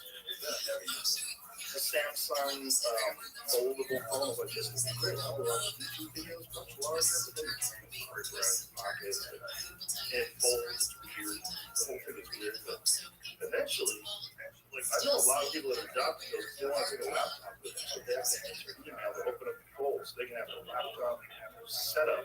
Basically, this 10-inch or 8-inch thing. Yeah, got this little thing, and then folds it, and it's the size of the original. Oh, so what are we gonna do with that? If that becomes like Apple releases a phone, that's when it's gonna come wrong. Because right now it's like only an Android phone. And you know, it's only a certain segment of people, especially most of the social media platforms they're made better on iPhones because their apps are better. They're optimized for iPhones. They start giving an Apple foldable phone, and they're going to be a different thing. Yeah, now you have to decide. Everybody's going sideways.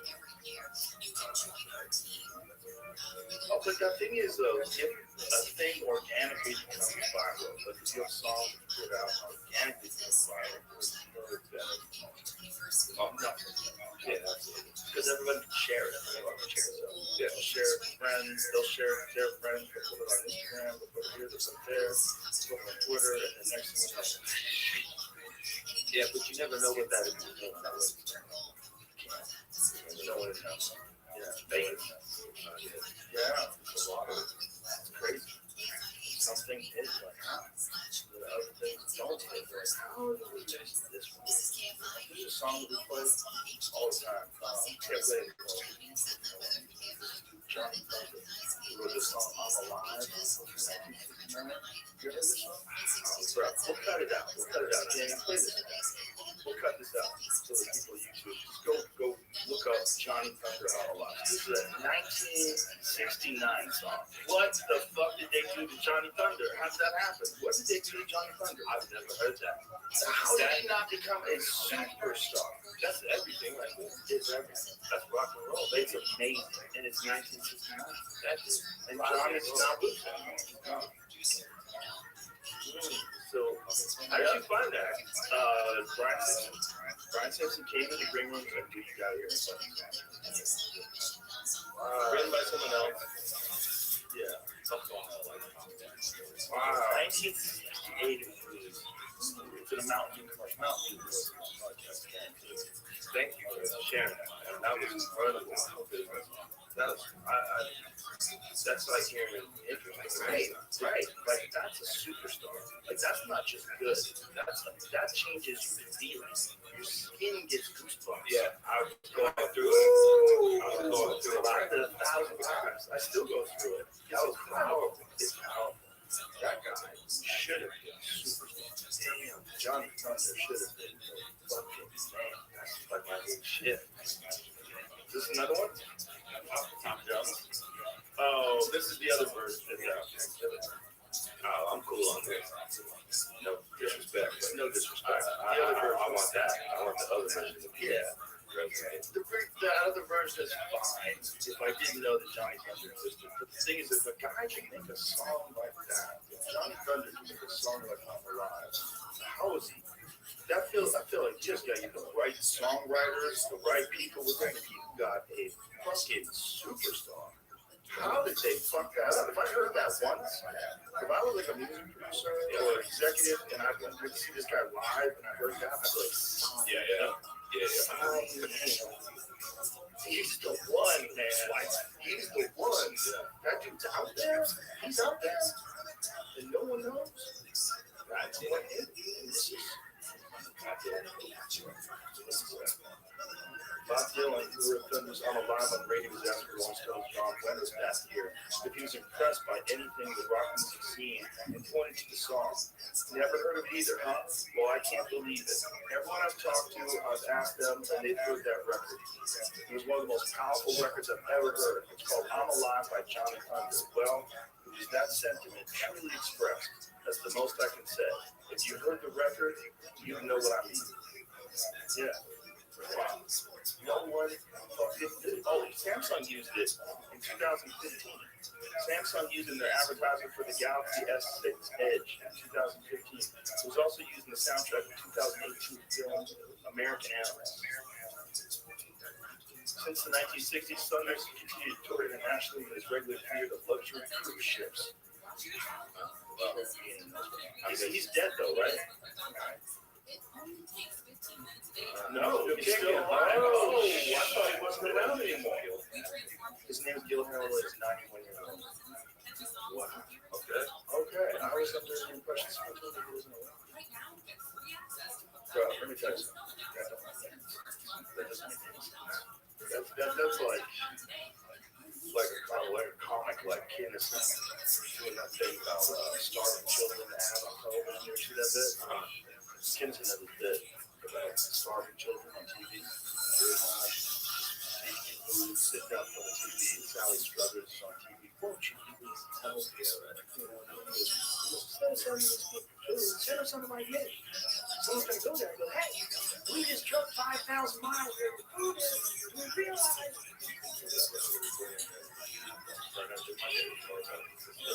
Until there's nursery around here,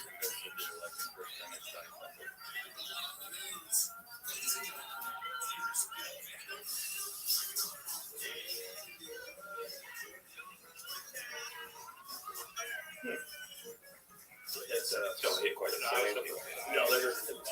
No, I'm alive with the song. You need the right song. So you can do that. Like that's you got magic. It's in a bottle. Now you gotta figure out what's the formula. Like get some writers, get some really good songwriters, sit down with that dude and let him go. Yeah. Sometimes you just catch one. Sometimes you just catch a wave and you just go. Yeah. And you can't keep trying to chase that thing. It's just never the same. That is the craziest thing. That is the craziest thing. Sometimes those books are bangers, right? Yeah, that's what you want. Just catch it. I feel like it's trying to find the right people.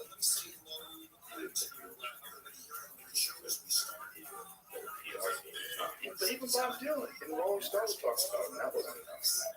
What year was that on? 90? It was that year. Oh, it was that year? Wow. Matrix. Oh, yeah. You know, there was James Brown pop, but it's just like, doesn't make sense. That guy is that good. I feel like that's transcendent. That transcends everything. That transcends culture. Like that's something that everyone knows. Maybe it was a little ahead of its time. How did that? Because it just didn't. But doesn't it sound like a hit? It sounds like a hit now. God, it had to sound like a hit back then. But it probably sounded like, what the fuck is that coming through the radio? I don't know, man. If it was Peace Frog, that's at the same time. The Doors. You know, there's like a lot of wild, funky music that comes from that. You know, that hit radio at the time. Yeah. I don't know, some things just depends. One of my favorite artists who I think the life that they deserve is a guy called Arthur Alexander. And this guy was like Americana, songwriting, blues, country, all of it. Great songs, great songwriting, cool funky voice. What's the song? There's a song called Anna, called Go With Him. Try Go With Him.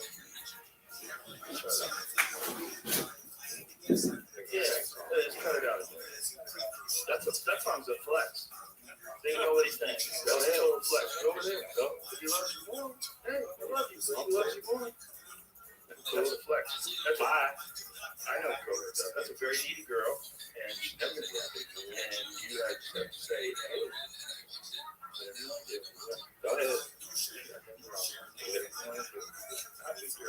Yeah, there's some that you just can't hold on to. Yeah, it's a record.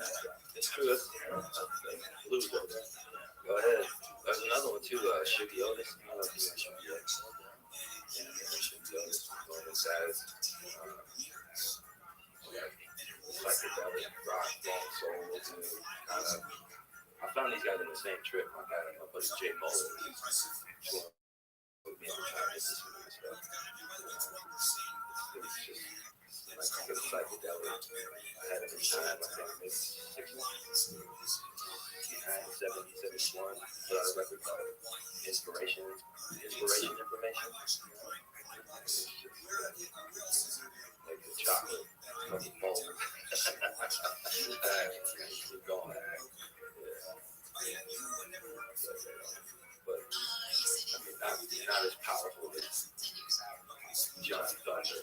Like that, I'm Alive. That's a classic. Yeah, you get this mostly just from other artists. Tell you about stuff. Yeah, a lot. Yeah, that's. I don't know. I like moving around a little bit. Old school, hang out at the bar. Yeah. What are you into? I've been checking these out. I still go into record stores and just go ask, what do y'all like? What are y'all listening to? Just turn me on to something. I don't care. So I'll be like, hey, try this. I'll try it. Either I love it or I don't. But I'm just curious. Well, those bar conversations are underrated. Absolutely. Yeah, they're the best. They can be the best and the weirdest. Yeah, it's all of it. You're like, oh, wow, that's what you had going on in there. I'm sorry I asked. That's what I'm saying. Yeah.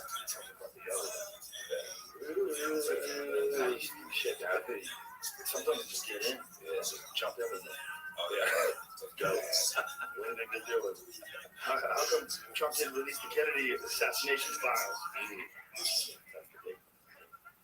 Yeah, I got a couple of people around me getting keys with that, and I just have to train them. I have to get out. Smoke break. They killed the president. And they got away with it. And one of the guys that probably killed him was on the one. So he's probably one of the guys that involved in the conspiracy. There's so many people involved in that conspiracy. See, I don't follow that.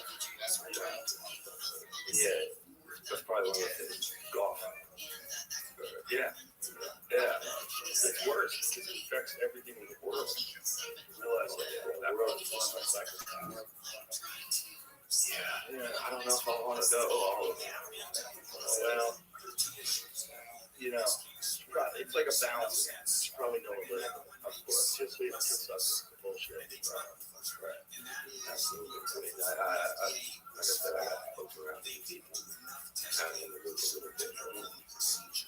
You're dedicated conspiracy analyst. Just one. It can't come from it. One source. Just one dude who's gonna scour the internet. Right. You know? Right. Yeah. Well, just call him up, just let him go. What's going on, Gary? It's a very scary time. If you do go too far down that rabbit hole, there's no end to that hole. The hole goes to the beginning of civilization. That's terrible. Absolutely.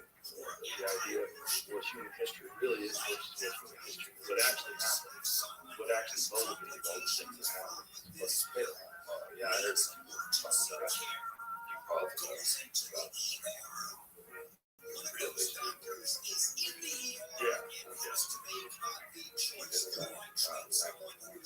It's just the kind of blew my mind. Yeah. That's the thing that I've heard about. Gone deep into done research. You don't want to. Yeah. Just bar talk spots. That's what I'm listening to. Yeah. Spit it at you at a bar, you go home and freak out. Yeah. You get too deep into it. It'll ruin your life. Yeah. I remember being a kid in bars. Guys in particular. I don't know why they found talking to me about this stuff. I guess they're trying to get the message to the youth. But I remember smoking cars, going out back. Yeah, guys telling me about all kinds of crazy things that I've never heard of. Coming around, they're doing this, such and such. They did this. Like, I'm 15. I have to get up and turn in a school project. I don't know what the fuck you talking about. What are you doing at a bar? I'll play shows. Yeah. When did you first start playing? 98. I was 14. Wow. Yeah.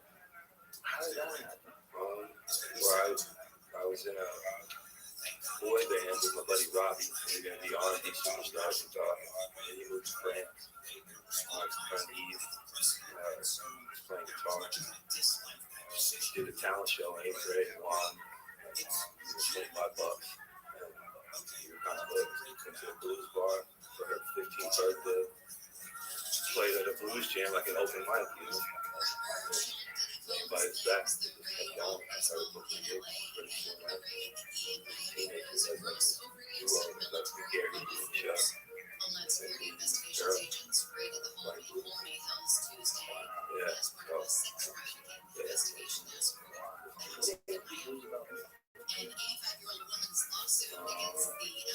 My girlfriend left me for the lifeguard that she was working with during the summer.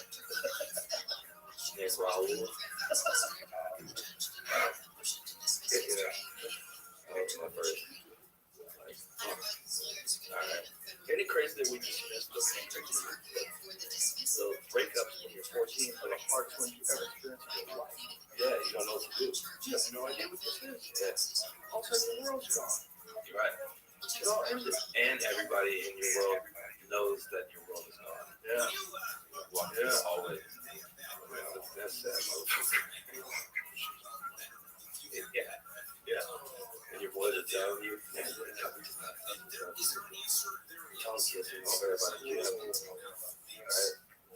You just gotta sit and take that math test. Nothing at all. Out of 5. Yeah, I don't want to be in it anymore. 5. Nah, but somebody told me when I was a kid, so what do you know about cinema? And you really don't. At least I did.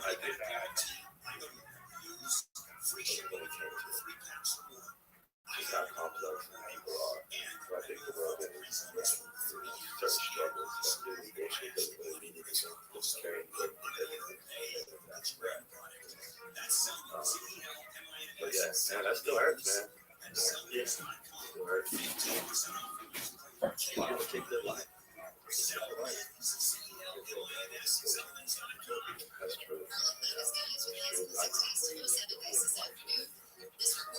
Definitely lost a couple of especially for all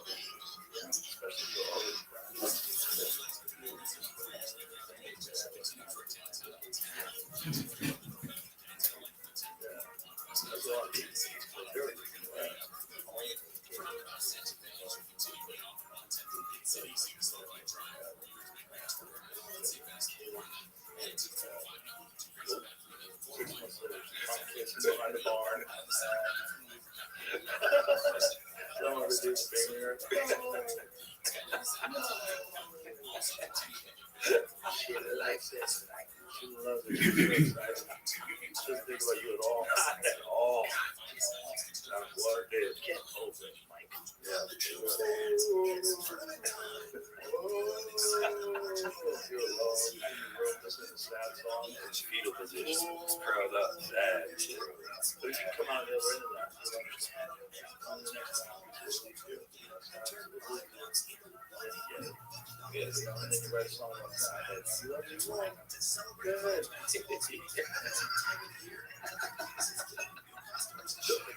Some ladies that you will run into in this life. You can't accept that. And maybe you can take years from now. They'll change, and you'll change, and you'll be up, and it'll be better. Right now, you're on path. You're gonna let it go. That's all for now. That's all for now. Enjoy it. And that's a flex. That song's a flex. Yeah, he loves you more. Yeah, it's good flex too. They don't have to deal with that. They don't.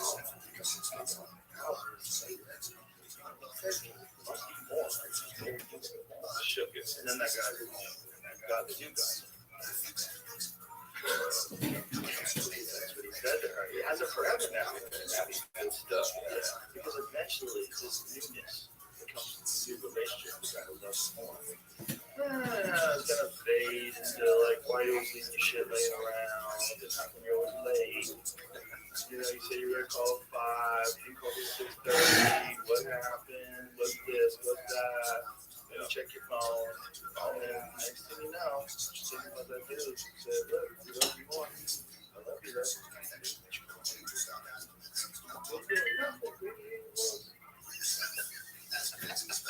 Oh, man. You know what it is? You know I still love you? Yeah. But, you know, some people use that advice. Use that advice a lot. That's a strong move in certain circumstances to preserve your sanity. You know? Because just because some people are fun doesn't mean you're supposed to be with them forever.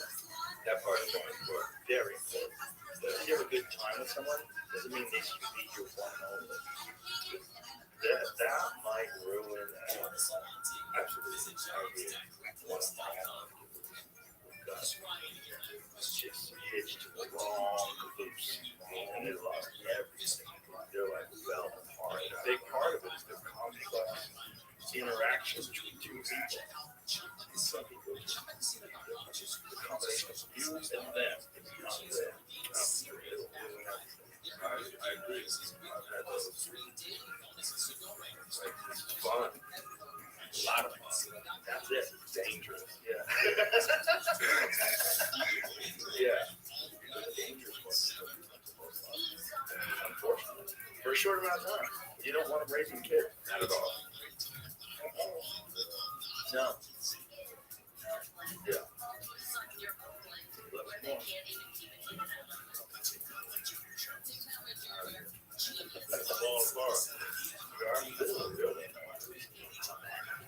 That is.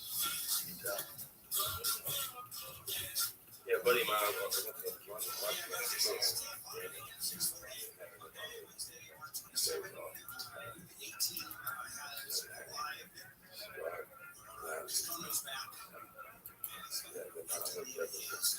It's one of those few places like a barbershop or a bar. So guys get together and talk. Sit around, shoot some shit. Talk some shit, have some laughs. It's fun.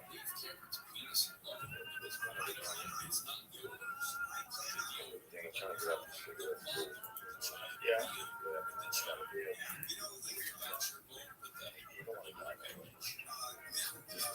I've always said I was so even hard place to lose, man. I was sitting during Southwest, pissed off all the motherfuckers in town. So girl that I was and man, some other dude off the down the street having a good old time. That's not so next thing I know. Yeah, it gives you a wild head rush, though. Yeah, it's cigarette toes and stuff. Excitement of your central nervous system, brain fired up for cigarette. Different than any other form of nicotine. Like different than cigars, than different than anything. It's not just tobacco. Yeah. But even if it is, one of those natural spirits. Oh, they call them natural spirits. Yeah, it's just enough. Even those. But if you get them,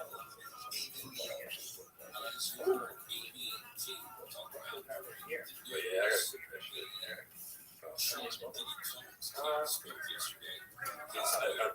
I only really do if I'm having a conversation before a show that I don't want to have. So it's like anxiety. Yeah, like before, like.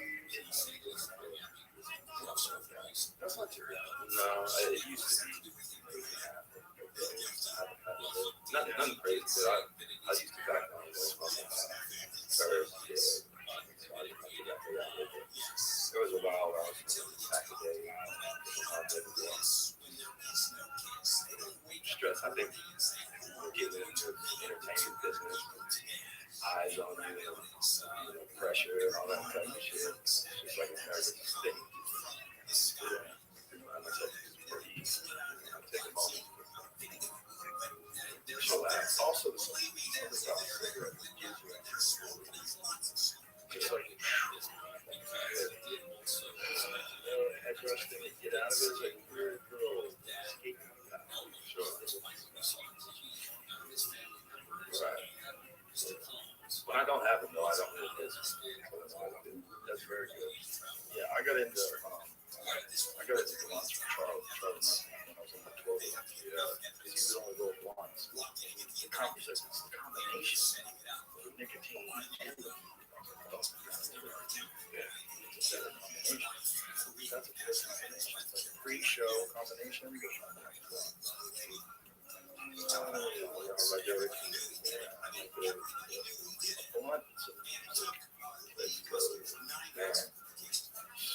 We've been getting hyped up to it.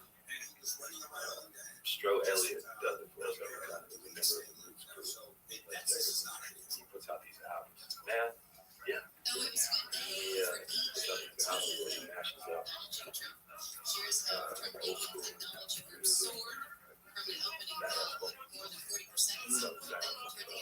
That's good. Do you have a hype soundtrack? Yeah, we did for a while. It goes anywhere from Rolling Stones to Shaka Khan. Shaka Khan? Yeah. Stro Elliott. Kind of all over the place. Trying to get everybody. You got that certain type of music. Keep the crowd hype. Yeah. Stuff like that. But John D's backstage, he's the best. John D's probably still kind of thing. He's always been consistent. Unapologetically, it doesn't matter how close we are to anybody. Big, loud as fuck. Walking through the stage, through the office.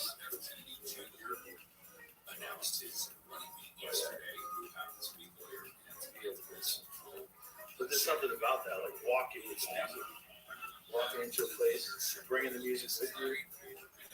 Yes. I think that's the Buffalo, New York connection too. Unapologetic. Tim's on. Nice. But yeah, what do y'all listen to backstage? Well, when we do arenas, I always make a point to walk into I'm Your Boogeyman. Casey and the Sunshine Band, I'm Your Boogeyman. That's what I am. Like when we're getting ready to do a show, when we walk into the arena, it's always I'm Your Boogeyman. That's your walk on? Yeah. Oh? Yeah. And if we're getting a police escort to the venue, it's protection there. It's always protection there. That's a fact. Yeah. What's that feel like? I've only had a police escort. This story, the Rolling Stone. I was like, damn, this is so tight. It's bizarre because you're driving through a crowd there to see you. Yeah. The first time I ever realized what was going on, I was with Ian Edgar. We were doing a show in Dallas at the arena. And this is like one of the first arenas we did. And as we're driving, I go, what is all this fucking traffic? This is ridiculous. We have to hear it. And then I go, oh my God. This is our traffic. Wow. And then we start laughing. Like, this is wild. Wow. This is our traffic. Y'all did that. Yeah, we pulled up to the venue. That'd be cool. It's pretty wild. So the police escort is the show. Yeah. There's something about doing shows so electric. Yeah. Music. They have a green room playlist I learned from Dave. Dave used to come to the Comedy Store, and he had two little boxes. And he had them synced. And he put one on one end of the bar, one on the other end of the bar. He had ones that had like LED lights that glow and flash and shit. And for a party. And he was like, this is socializing. So I always just have music with me everywhere. I'm like, that's the way to do it. Because we just hang out in the room and just talk. So the talking with music going on way better. Yeah. Yeah, that's right. When I saw Dave, recently. Yeah. Little lights going on. Yeah, the whole vibe change. Yeah, he puts red light bulbs in his green room. But he's doing his green ones on like bright white light, bloody light, soft. I respect that, man. That's such a vibe. Yeah, it brings the club energy to it. Yeah. He gets it. Yeah. Set it up right. That's the way to do it. And if you're touring a lot, I saw that with Tommy. I went backstage with some my friend John Rollo is constantly security guard. And he goes, I go to the show, catch the show, meet Tommy. Tommy wants to fight Kid Rock. Tommy wants to train to fight Kid Rock. What are you talking about? Yeah. Because they were both squabbling over Kevin Anderson. So he wanted to fight Kid Rock. So he was like seriously coming to me to ask me like how he could get a fight set up. Kid Rock wanted to get trainers, all these different things involved.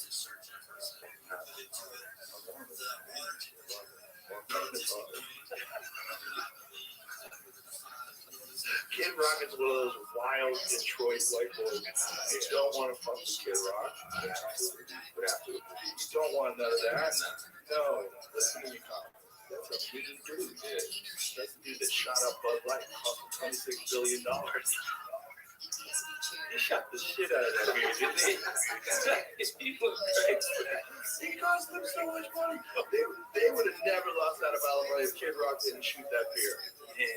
That, just watch those bullets. Every time those bullets hit that beer, that was like $1 billion. I don't know how many times I watched that on repeat, though. Yeah, but that's what I'm saying. You don't want none of that. Stay away from that. Sit down. Just, if he loves you more than me, I'll talk for now. Arthur Alexander. yeah, y'all, yeah. Learn how to let it go. Again, same thing. Some gals never really happen.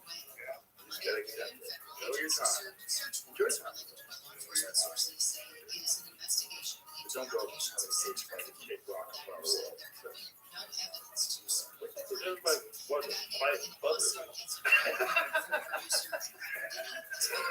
What is up with that? It does seem silly, right? Well, I think some people it's like they don't have money. Someone comes along and says, "Hey, you want to do a celebrity boxing match?" All right. Pay you $1,000.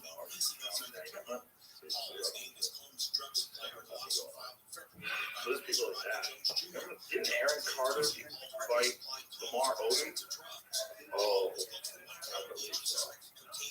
Lamar Odom's like 10 feet tall. Yeah.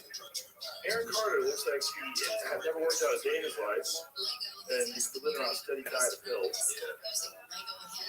He's not with us. Yeah,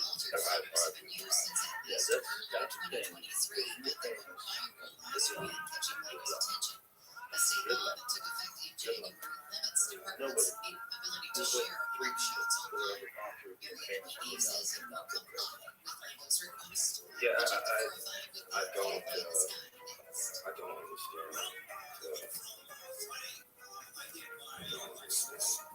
It's just it's sad. It's robbed childhood. It seems like when you're a kid watching other kids on TV, it seems like a good time. Oh yeah, I want to do that. That'd be amazing. So it's strange to watch. Well, the ultimate is Michael Jackson. That is the greatest, worst story ever told. That we see young Michael Jackson. He was with the Jackson 5 when he did like ABC. They were doing that stuff on TV, and he's dancing and singing. And he's the lead, he's the little kid. Oh my God! Oh my God! This clip in particular is the one that got me into the music. Television show. Headline weather from KFI. Southern clouds with highs in the mid-60s at the beaches, around 70 for Metro Midway, in Orange County, mid-60s to low 70s in the valleys and Inland Empire, 50s to low 60s in the high desert. Partly cloudy tomorrow and for Memphis in the 60s. Rains expected for the weekend starting Friday night.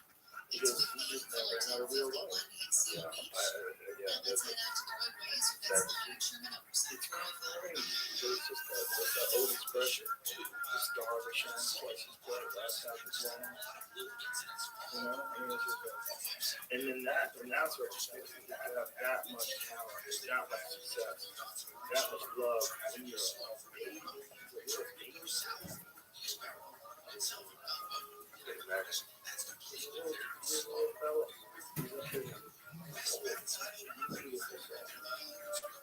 then the rest of his life is just chaos. I didn't realize that. I think as a kid, I was such a huge Michael Jackson fan. I was really his fan that I didn't realize that.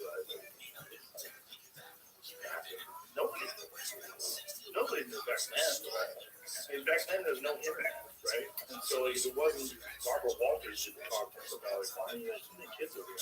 But there would be no conversations. No one would know. Yeah. What do you think that is? Like, what is it? Like, it's And feel great. When you sit down in a chair, it's important to me to listen to what You never face real adversity like a normal person does. You never not love. I think people have to learn how to get people to like you. Like you realize, like, oh, I'm a nicer person. It feels better for me. It feels better for them. For everybody. And then one time I wasn't nice, and then I felt bad. I got to think this through, and now people don't like me. Shit, I'm sorry. And then you get better. And it's like a process of learning how to interact with human beings. Subverted by the game, where you don't ever have to hurt yourself. You not only do not hurt yourself, you're loved above and beyond a regular person. You're treated like you're like a god, like royalty as a child. And everyone around you is kissing your ass, and everyone around you is giving you advice, everyone around you is trying to take your money. You know? I have the kernel of those developers.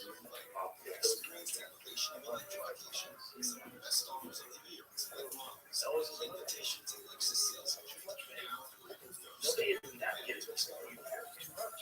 I remember being young and trying to approach me.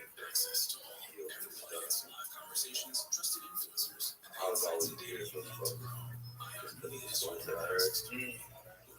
My mom was a manager for the longest time. Doing underground work, fans, my position, boxing. Oh, wow.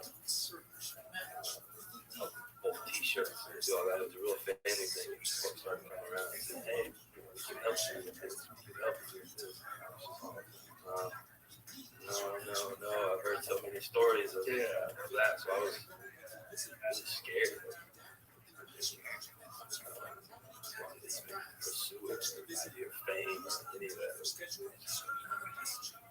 I don't want to deal with that. Whatever comes with that, I don't think it was me. So I'm kind of fortunate that I didn't just move around. Yeah, then how old were you in like? How old was that? I was mid-20s, 25. Yeah. Yeah. But I was a grown person, so I had experience. Yeah. But it was, So, I think if that happened to me earlier,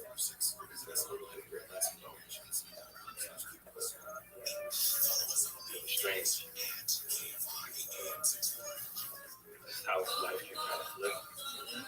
People's perception is just like people how kind of different. Whoa, that's weird. That's what it is weird. People don't see the years. Now they get nervous around you. Yeah, right. Like, hey, I know, chill. What's up?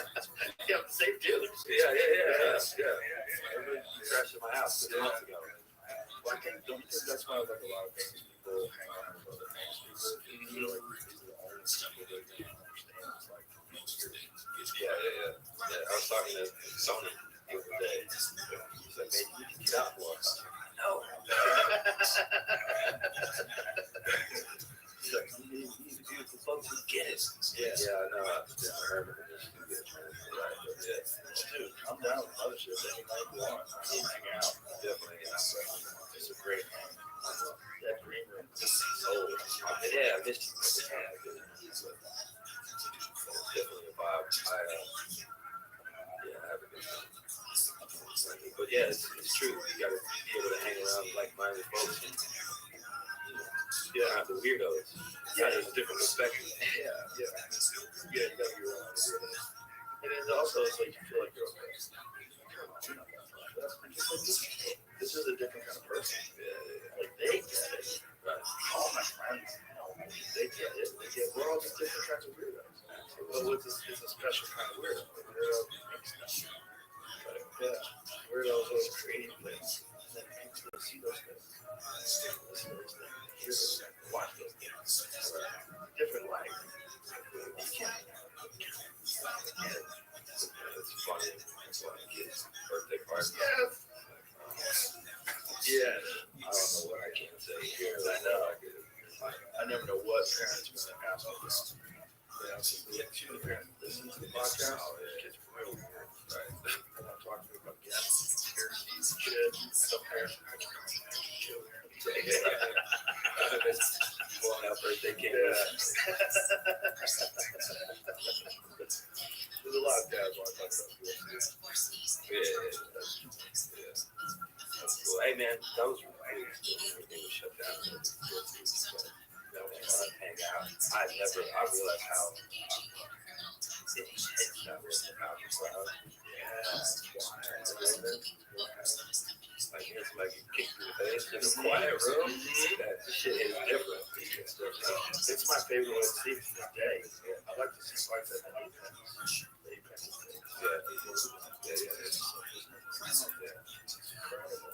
And then when we went down, everything was totally shut down. Still like world-class fights. Like right now they do at the Apex, still have world-class fights, but a lot of times it's like, God, guys who are making their way through the rankings, like contender fights, good fights, world championship fights. Francis Ngannou, they should get out of it. That was great. We see Francis hammer fist an unconscious man after he knocks him out cold and then fucking drops a bomb on him and just walking around the cage like, woo, and there's no one there but us. There's like 20 people in there. It was amazing. Coaches talking about it. Yeah. Yeah. What a weird time too, right? You went to restaurants. Yeah. He still had to walk in with his mask on and then take it off and sat down. It was so stupid. Why did he sit down? Oh, when you go to the bathroom, you go to the bathroom. Oh, okay. Okay, whatever. I'm just happy to be out. Yeah, that the COVID bubble thing is strange. But yeah, I'm so happy that UFC did that. They kept the sport alive. Yeah. So in the speaker out there? Yeah. They're doing an event this year for next week's Independence Day. I have not. I've seen it. I've drove by it. It's incredible. I mean, they have it look like Earth. They have it look like space. They put designs on it. The whole outside is a giant screen. It's incredible. And they're going to make a show that uses the Sphere. Dana said he's only going to do it once. He'll do one show there. It's too crazy, but he wants to do that show there just because it's crazy. So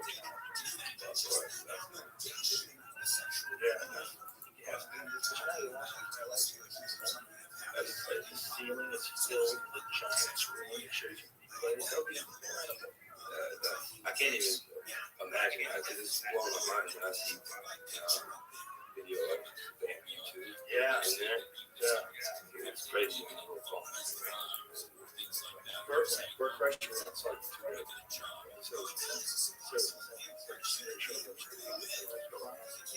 it's like an extension of itself. It's the only time where a building makes the experience way better. Way better. What was it? Who came up with that idea? Good question. Super rich dudes. Because it costs an insane amount of money. How much does a Sphere cost to run? It's something for man. Like just for one night? Yeah, just for one night. Like every year, it's like it's fucking hundreds of millions of dollars just for one. What else is going to be in there? Just music, I guess. I guess you get a radio. You can have whatever you want in there. The radio fucking. That'll be wild. That'll be wild. The highlights on the screen. But to be able to watch fights like that, the highlights on the ceiling, that's probably the best way to do it. If they keep doing it that way, I mean, if it works, and then they decide, you know what? Look, we're going to keep doing shows. I want to do it. Yeah, the one that's on Netflix, what is that one? I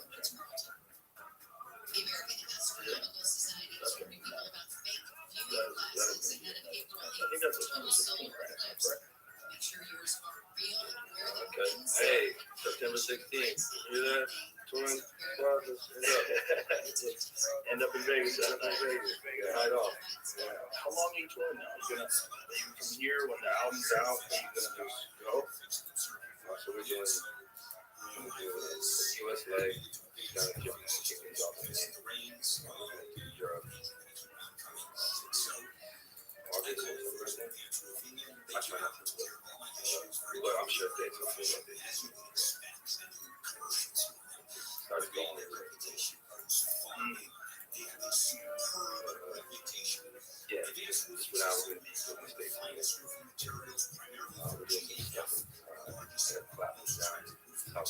That's a lot of people coming out. 70,000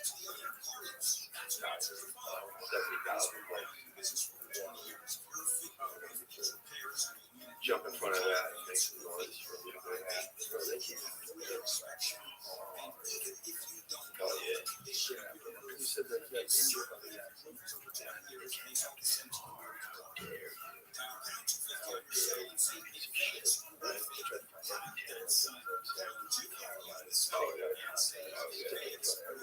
Folks came up to see us. This report brought to you by Whole Foods Market, Southern California Toyota Dealers Traffic Center. Let's go places with no crashing and a high miles along the 91. That was almost. No one's mad at you. Destroy your Yeah, you brought in some shit.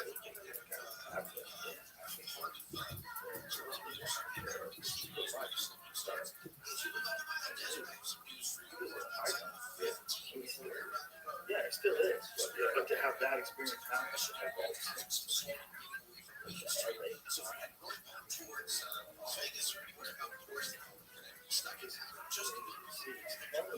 you got industry experimental medication that the whole world is being forced to take. You don't think you should listen to that? Looking back, it seems absolutely absurd.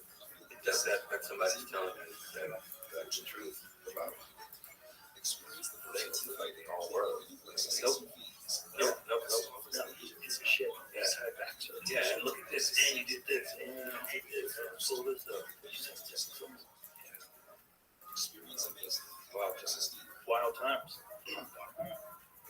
But we got through it. Yeah, we did. I don't think it'll ever happen. You don't think so?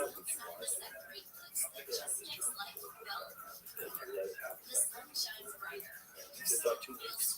Stop the spread. That's good. Got all the things really good. The different World Health Organization. Social distancing. They believe in all that shit. Now people know it's bullshit. I remember going to Australia twice. Sports. I was going to do a film.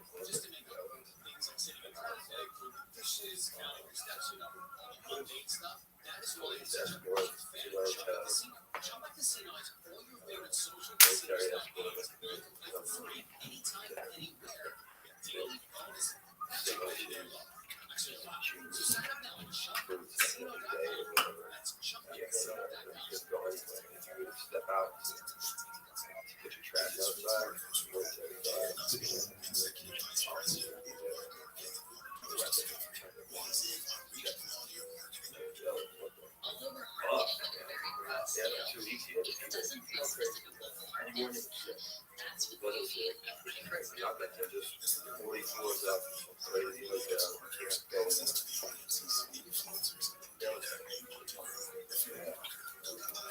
That's what happened. People want to come. Yeah, that wouldn't happen.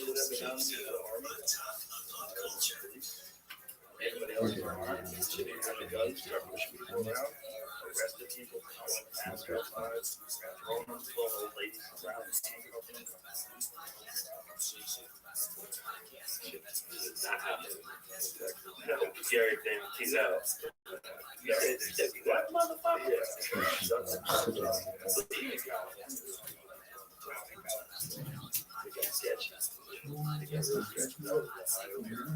Yeah.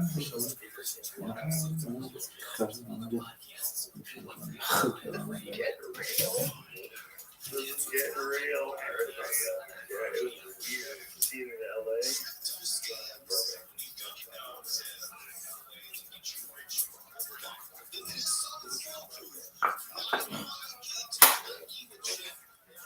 Some problems down there. No, there's no problem down here. ID. Yep. There you go. Exactly. Good luck, son. Well, you're crazy. You're like, Oh, yeah. if I was out, that's it. Yeah, I'm doing paperwork.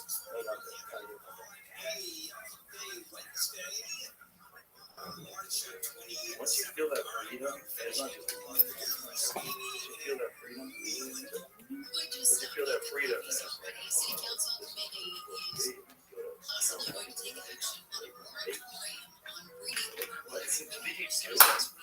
what do you do?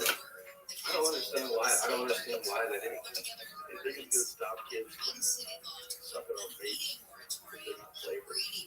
So adults can't have it. Adults can't have it. You can't get flavored Zins in California. I went to a gas station, but what flavor you got?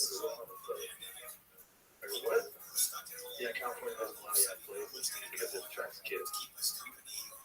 I think the kids are going to puff on the original version anyway. Yeah, what are you talking about? They're still smoking cigarettes. That's so stupid. That doesn't do anything. That don't make no damn sense. It's communist. It's the government deciding what you can and can't do, and doing it for your own good. And that's the slippery slope of communism. Then you got with that, next thing you do with your car, consumption, carbon consumption.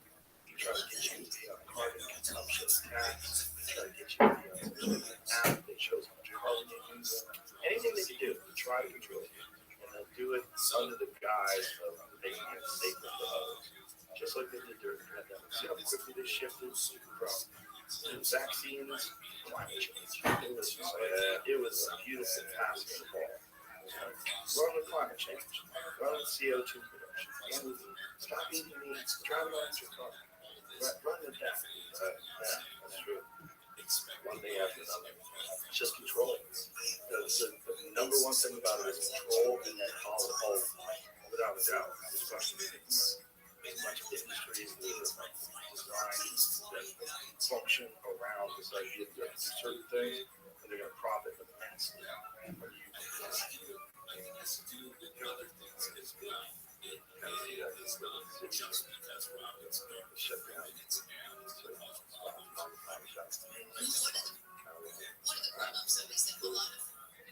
Out of here, make you fly a little bit. Now you got the target base one. There you go. Yeah. There you go. They rushed her. LA is not. It's a shadow of the phone. I always say that LA is like the road stage. She's really cute. And then you go see her now, and she's on meth, and she works for a cartel. Damn. That's LA.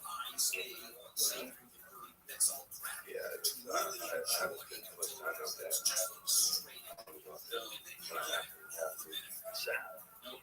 I was just in New York. New York looked kind of Euro. It had all the cannabis shops. Every kind of comical. Yeah, it was so illegal in New York for so long. Yeah, you could get super lucky. Yeah, man. You could get busted. There's undercover cops now. Yeah, New York was weird. Weird for a long time. No, really strange to me. I'm kind of surprised that has to take Texas. I'm surprised that has like the seems so stupid to stop doing something better than doing.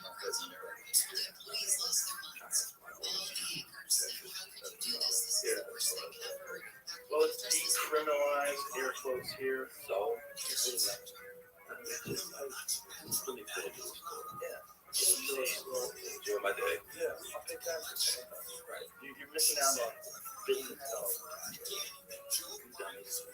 Because like in Colorado, they were smart. They should get taxes at 39%. Everybody's like, all right, no problem. Yeah, go ahead, do that. Yeah, absolutely. Because it's so cheap compared to alcohol anyway. It's beautifully grown. Colorado.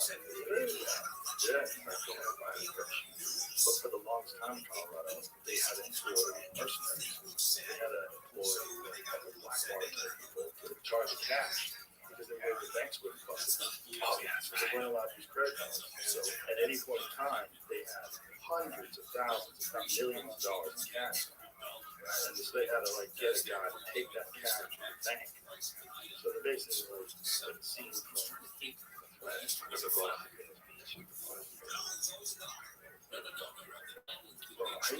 this place called the Bones in the 90s, and I used to go to medical. All you have to do is go to the doctor. There you go. Well, you definitely need this medicine. They were trying to hand out those things. It wasn't hard to get a medical license. And one of the only dispensaries, medical dispensaries, we go down the hood and buy weed. And you got a shot there. They robbed the shop because they had cash. They had cash laying around. Everybody was open it. They're watching what's going on. And they're giving them money too. They just for the shop.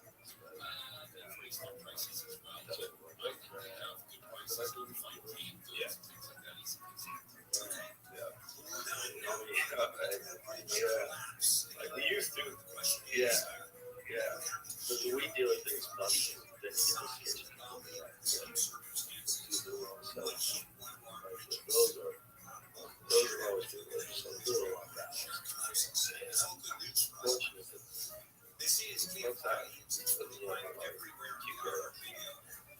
That's a thing.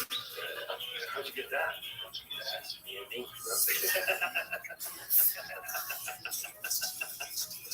Well, that's a way better situation. I used to do chicken snake. There you go.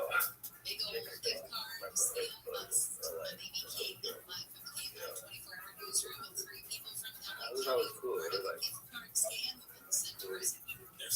that's perfect. Yeah. That's perfect. Show you the try a couple different things. Yeah.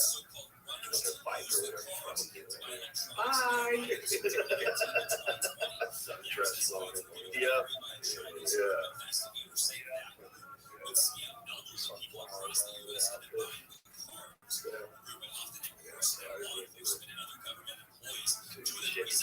The shady characters I knew were the motherfuckers that I actually really knew.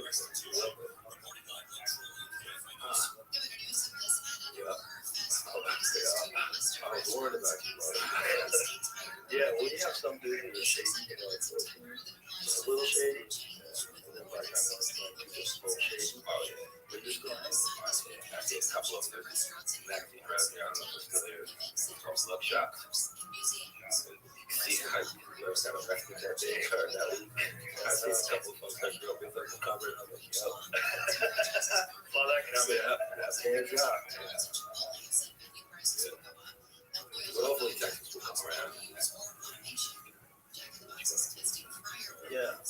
I feel like if Republicans just embrace that, the people that don't want it, they just it's not being stopped. Yeah, it's not being stopped. Also, you should probably fund studies, find out why some people are crazy. Let's find out what's going on because everybody knows one dude is smoking.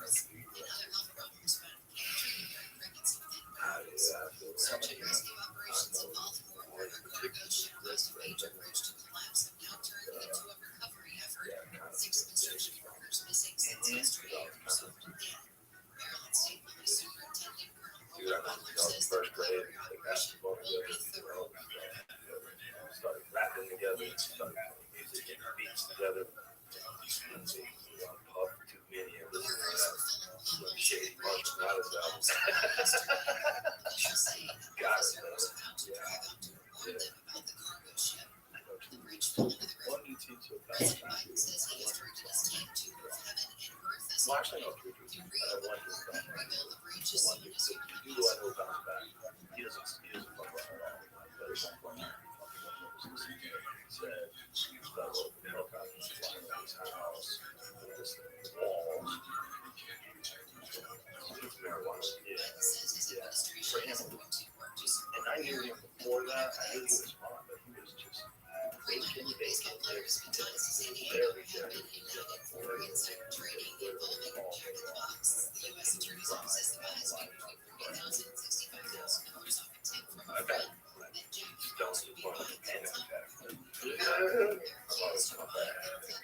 Come back to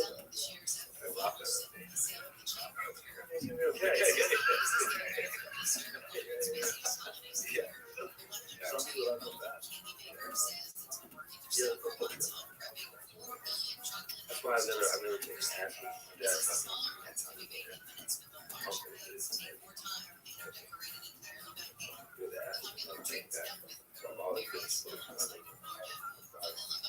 No problem.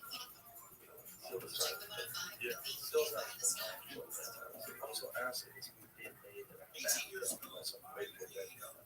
So like, who's making that? Where are you? How did this get to me? He looks just like Jerry Garcia. Yeah.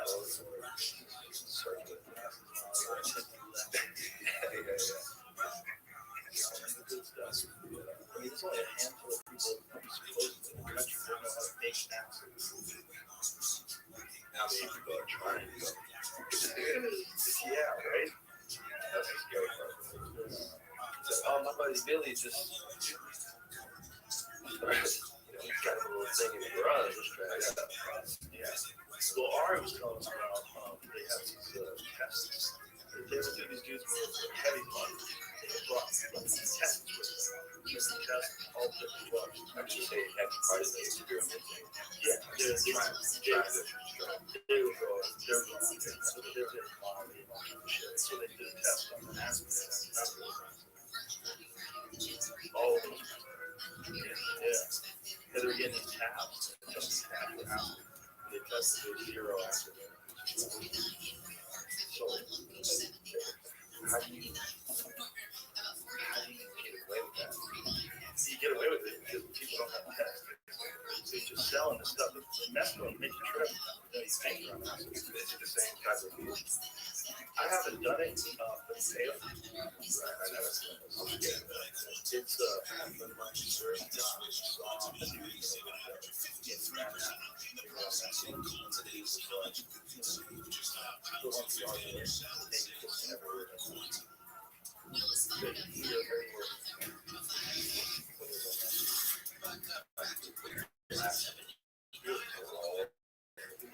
Look at the news. So you see it. Watch it.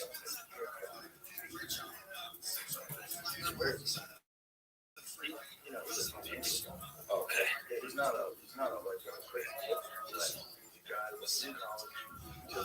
Just far away. His window and that guy's window. It's awesome. Sounds of the city. Through all that, watching that guy eat that. Some stuff there.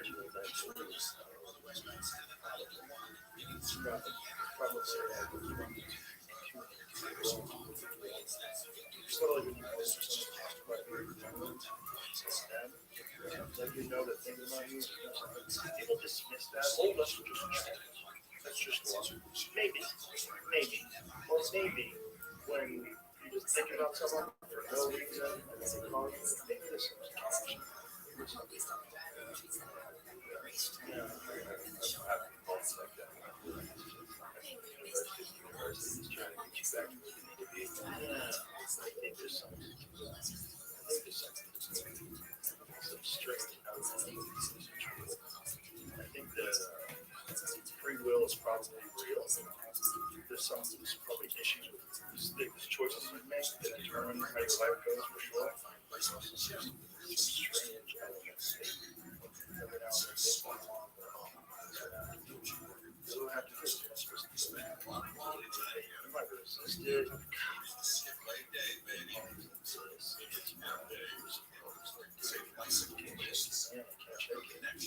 It's like the universe that hits you. Some people are way better. Some people keeps you I love culture.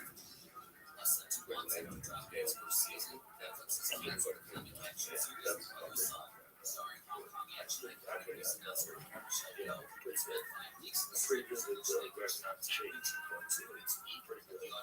Pretty good. No, 100%. Pretty good fellow. Pretty chance. Just go. When I move down here, I was not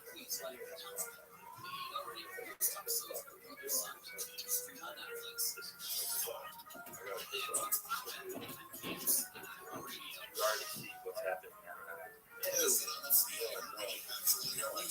Not a chance.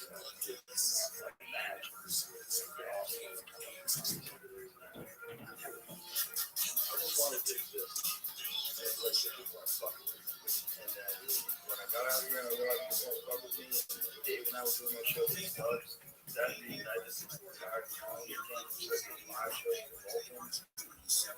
I got fired up about it.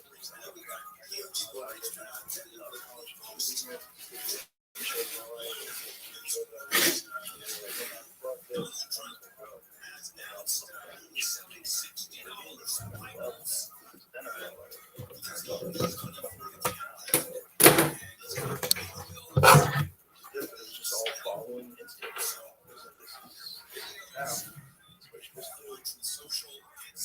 How much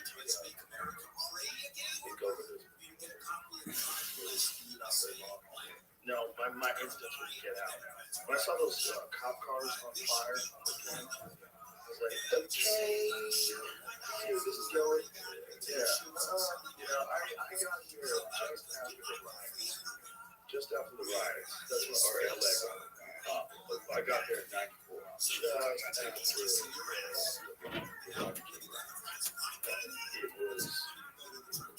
So I remember watch all the videos, the chaos that happened, and the control of the city, madness. I was like, oh, gotta get the fuck out of here. And then, but back then there was no defund the police. In LA, it was all defund the police, defund the police. That's what I was like,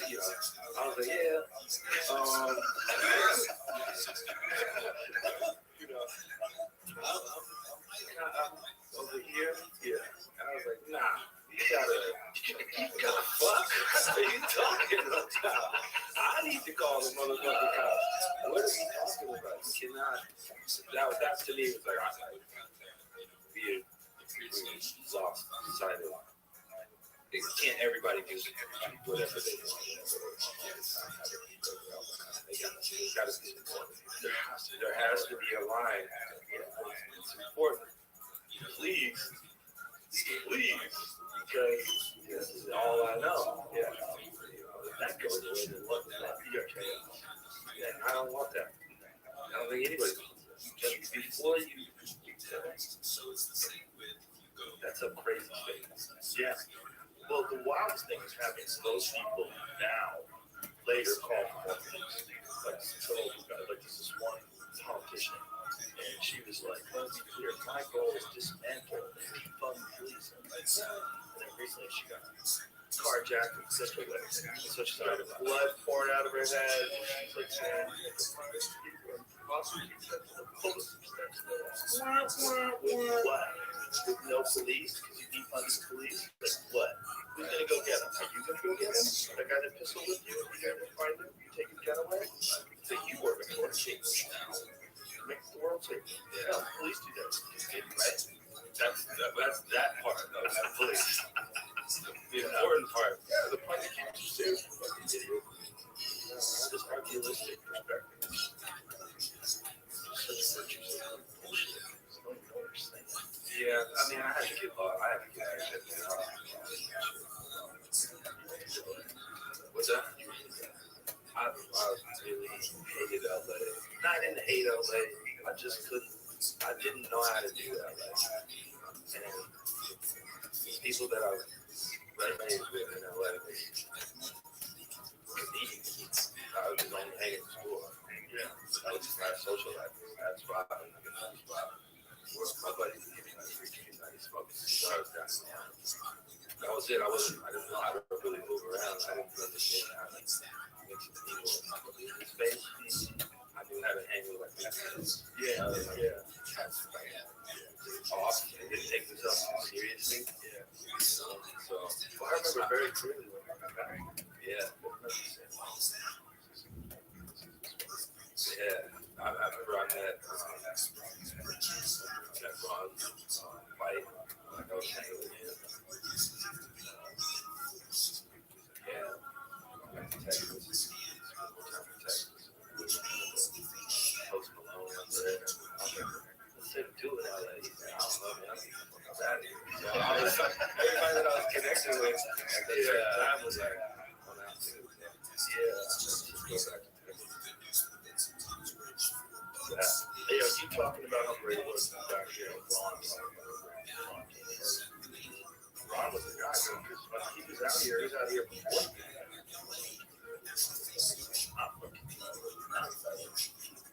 Best place. Just fly out. We're flying into the country in the middle.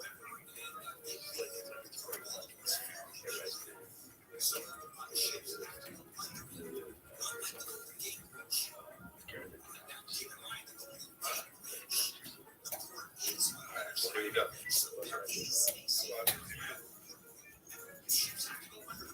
Oh, hey, this is for you. This is a guitar pick that's made from mammoth iron. That's from a mammoth. That's what Snap John used. Yeah, it's got a place up in my last bone yard. That's that thing that you have in your hand is like 10,000. Fuck yeah, that's yours. Guitar? Yeah. That's what it's for. No. I got another one. Give a second. Stop playing. What do you know? What are you feeling with?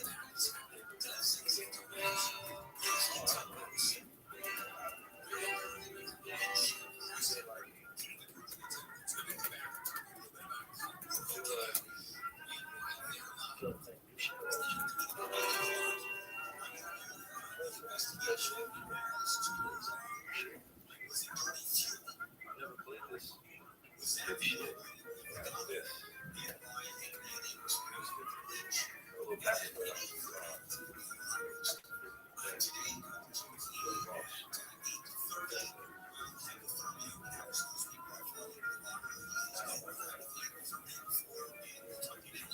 This.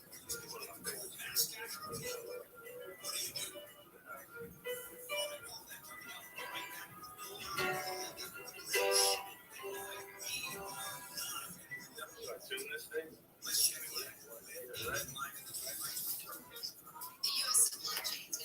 Yeah,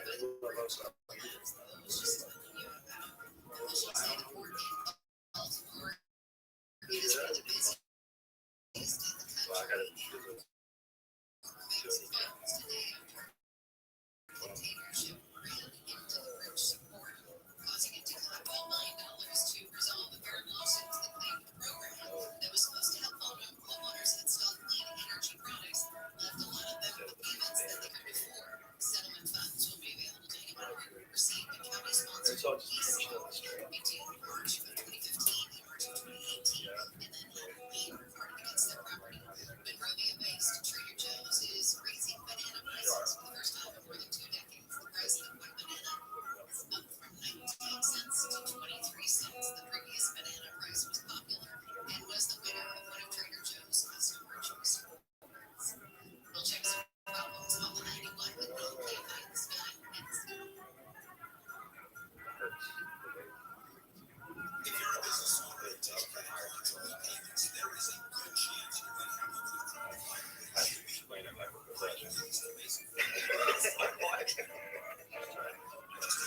He actually went to school for that.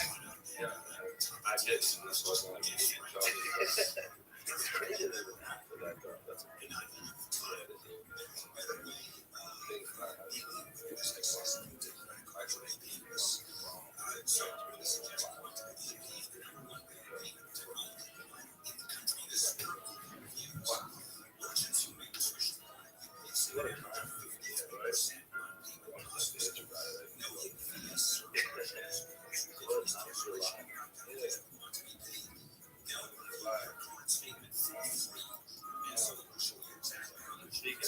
What a time.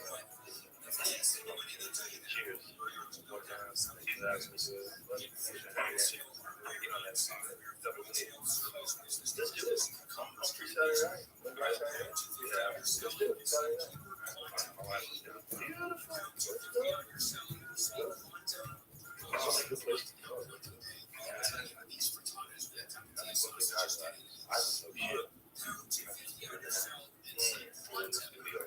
shit. My time to come up.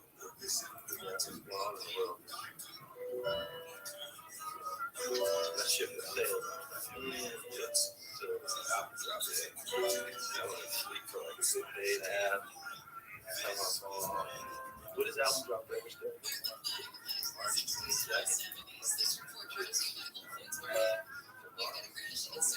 Today, as you're listening today. Yeah.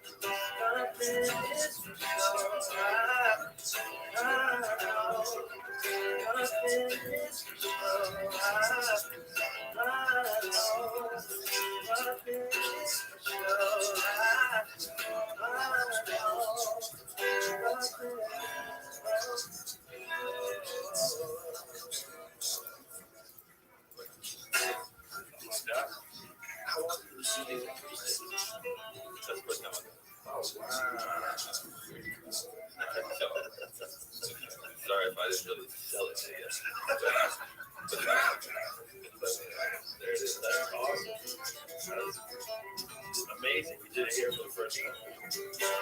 All right.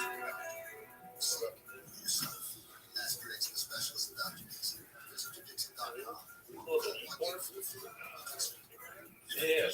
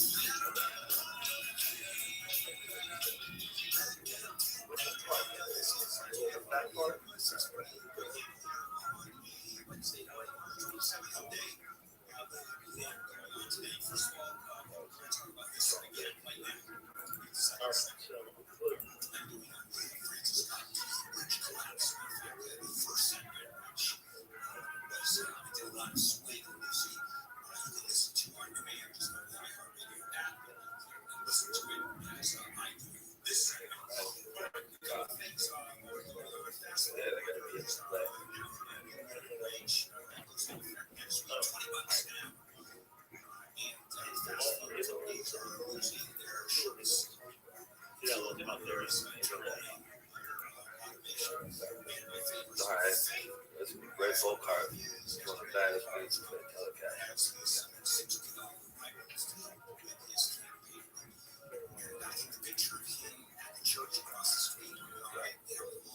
Right? With it? And then where was it?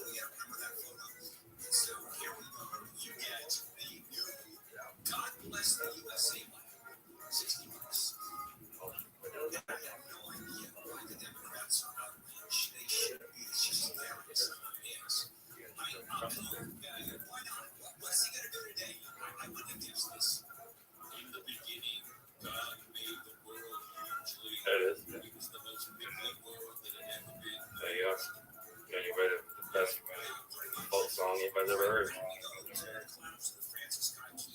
That's it. Yeah, they just released the first finger.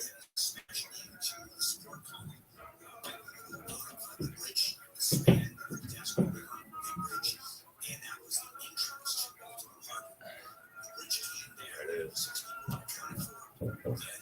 Album's coming soon. Album's coming soon. I can see this. This could be a real problem. See?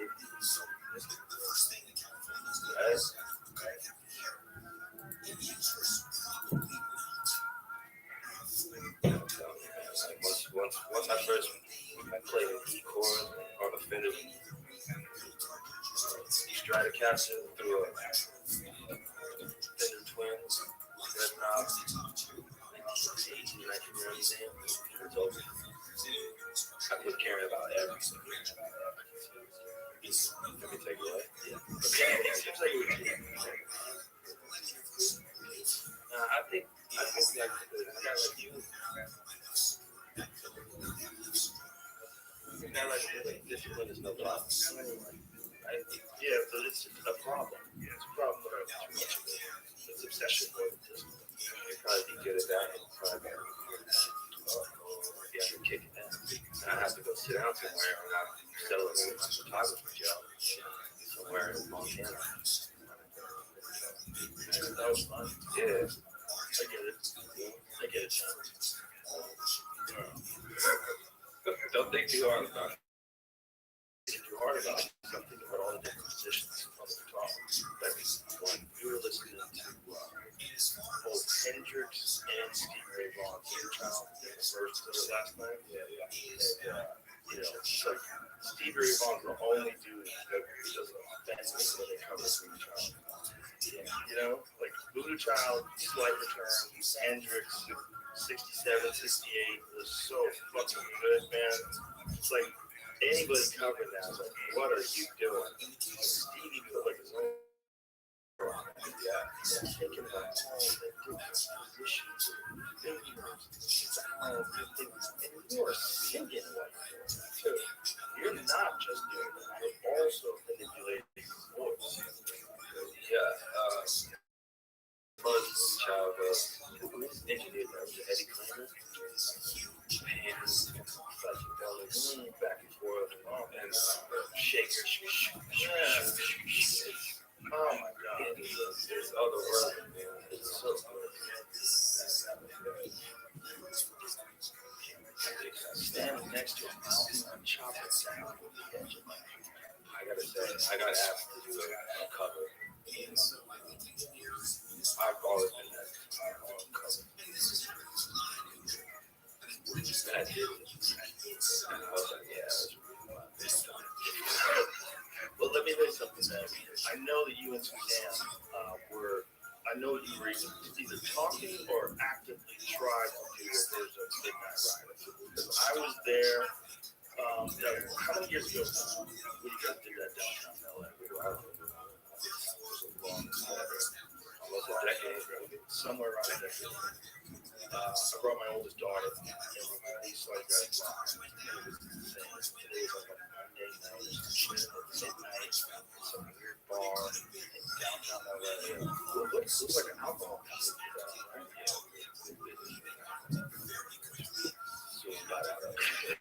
really like it.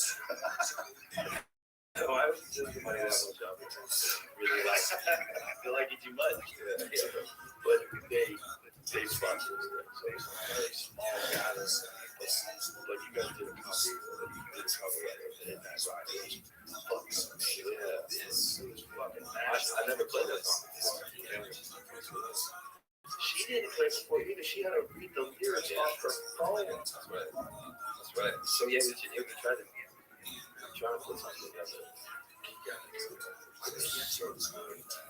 So because it was Midnight Rider, but Lord Flair.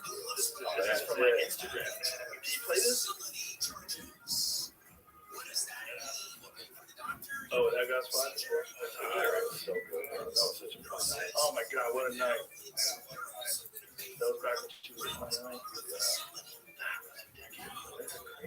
I've been to it. Bad motherfucker. What do you got? 2016. Close to a decade. That's 8 years ago. I think we did the try. I haven't heard it. Oh, it is. Nobody said that. Oh, I haven't seen it. I think you guys were in talks. I remember Suzanne was saying you guys were doing it. I said we did it. I think we did it, but I think I did it like in the middle of one of my sessions. Like so what I'm doing in my I remember I think we did it. I feel like she said you guys were gonna do it. I think that somewhere I think she that's crazy that I don't. She has a lot going on. Yeah. That's what it says. It's something that would be like a milestone. No, I'm pretty sure you did it. I feel like she told me she did it, but I'm not positive. I know I feel like she said something like you were going to use music first.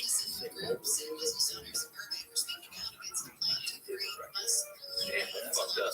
No. Yeah. No. I think she actually did the track. Oh, really?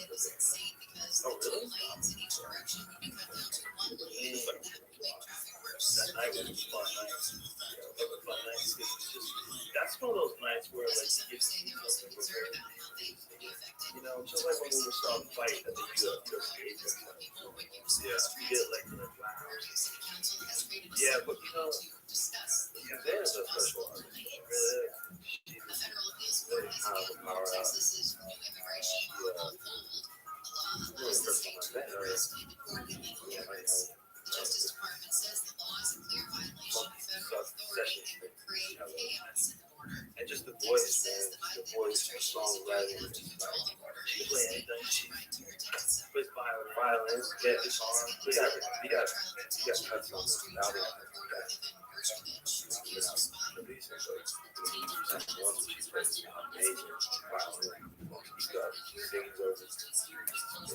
She's amazing. And I didn't realize. When you work in the studio with the like how good she is, she's not playing around. I have a friend of mine that's a musician. We did an End of the World show. December 21st, 2012. I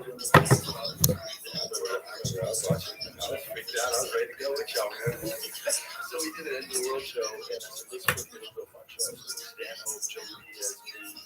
Honey, I think John was on the show too. And so we did the show in LA. And my friend is a musician.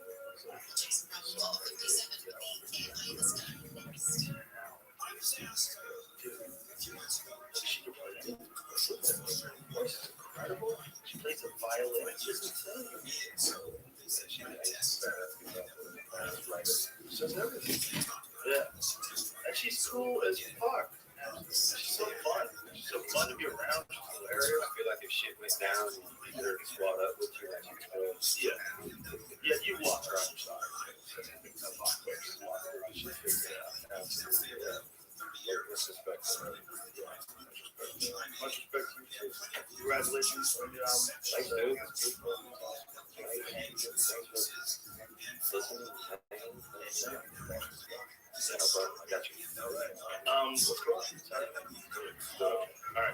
Bye, everybody.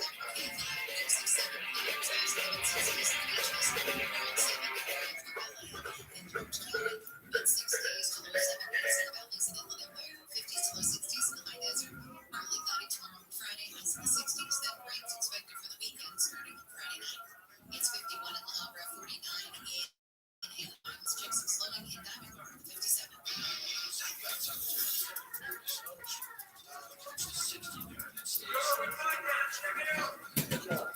Experience. Drink by day, Joe Rogan podcast by night. All day.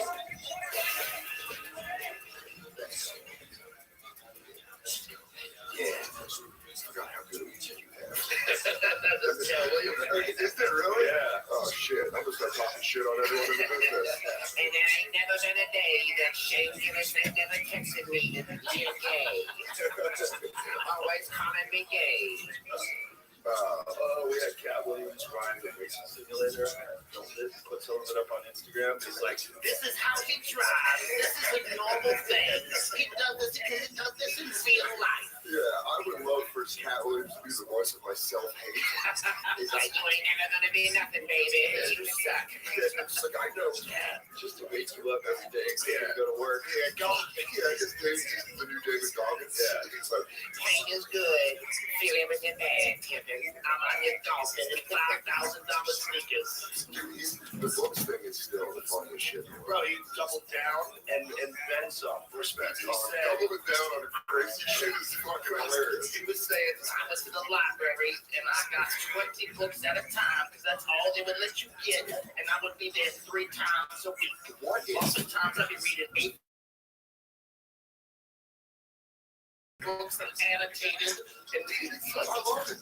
The idea that a librarian sees him coming and gets nervous. No. Lock the doors here. I got 20. Only 20. Only 20 books a day. I need to read 30 books today. How would you say a week? Jim. That guy's his Jim. I love that. I was so happy that I got him on the podcast because like, The Joe Rogan don't want me on this podcast. Yeah. Like, I do though. I fucking love that guy. Did you something is crazy? When you heard him say that, did you talk back to the interviewer like, but I do want you on? No, I immediately went on Twitter. Yeah. I immediately went on Twitter and I said, dude, I love that guy. Yeah. Let's go. And it was I just never met him. Never met him. Yes. I've never read him. So it's just like we passed each other in the night at the store. I just never was there when he was there. And he was already a big, giant theater act by then. Yeah. And now he's in arena.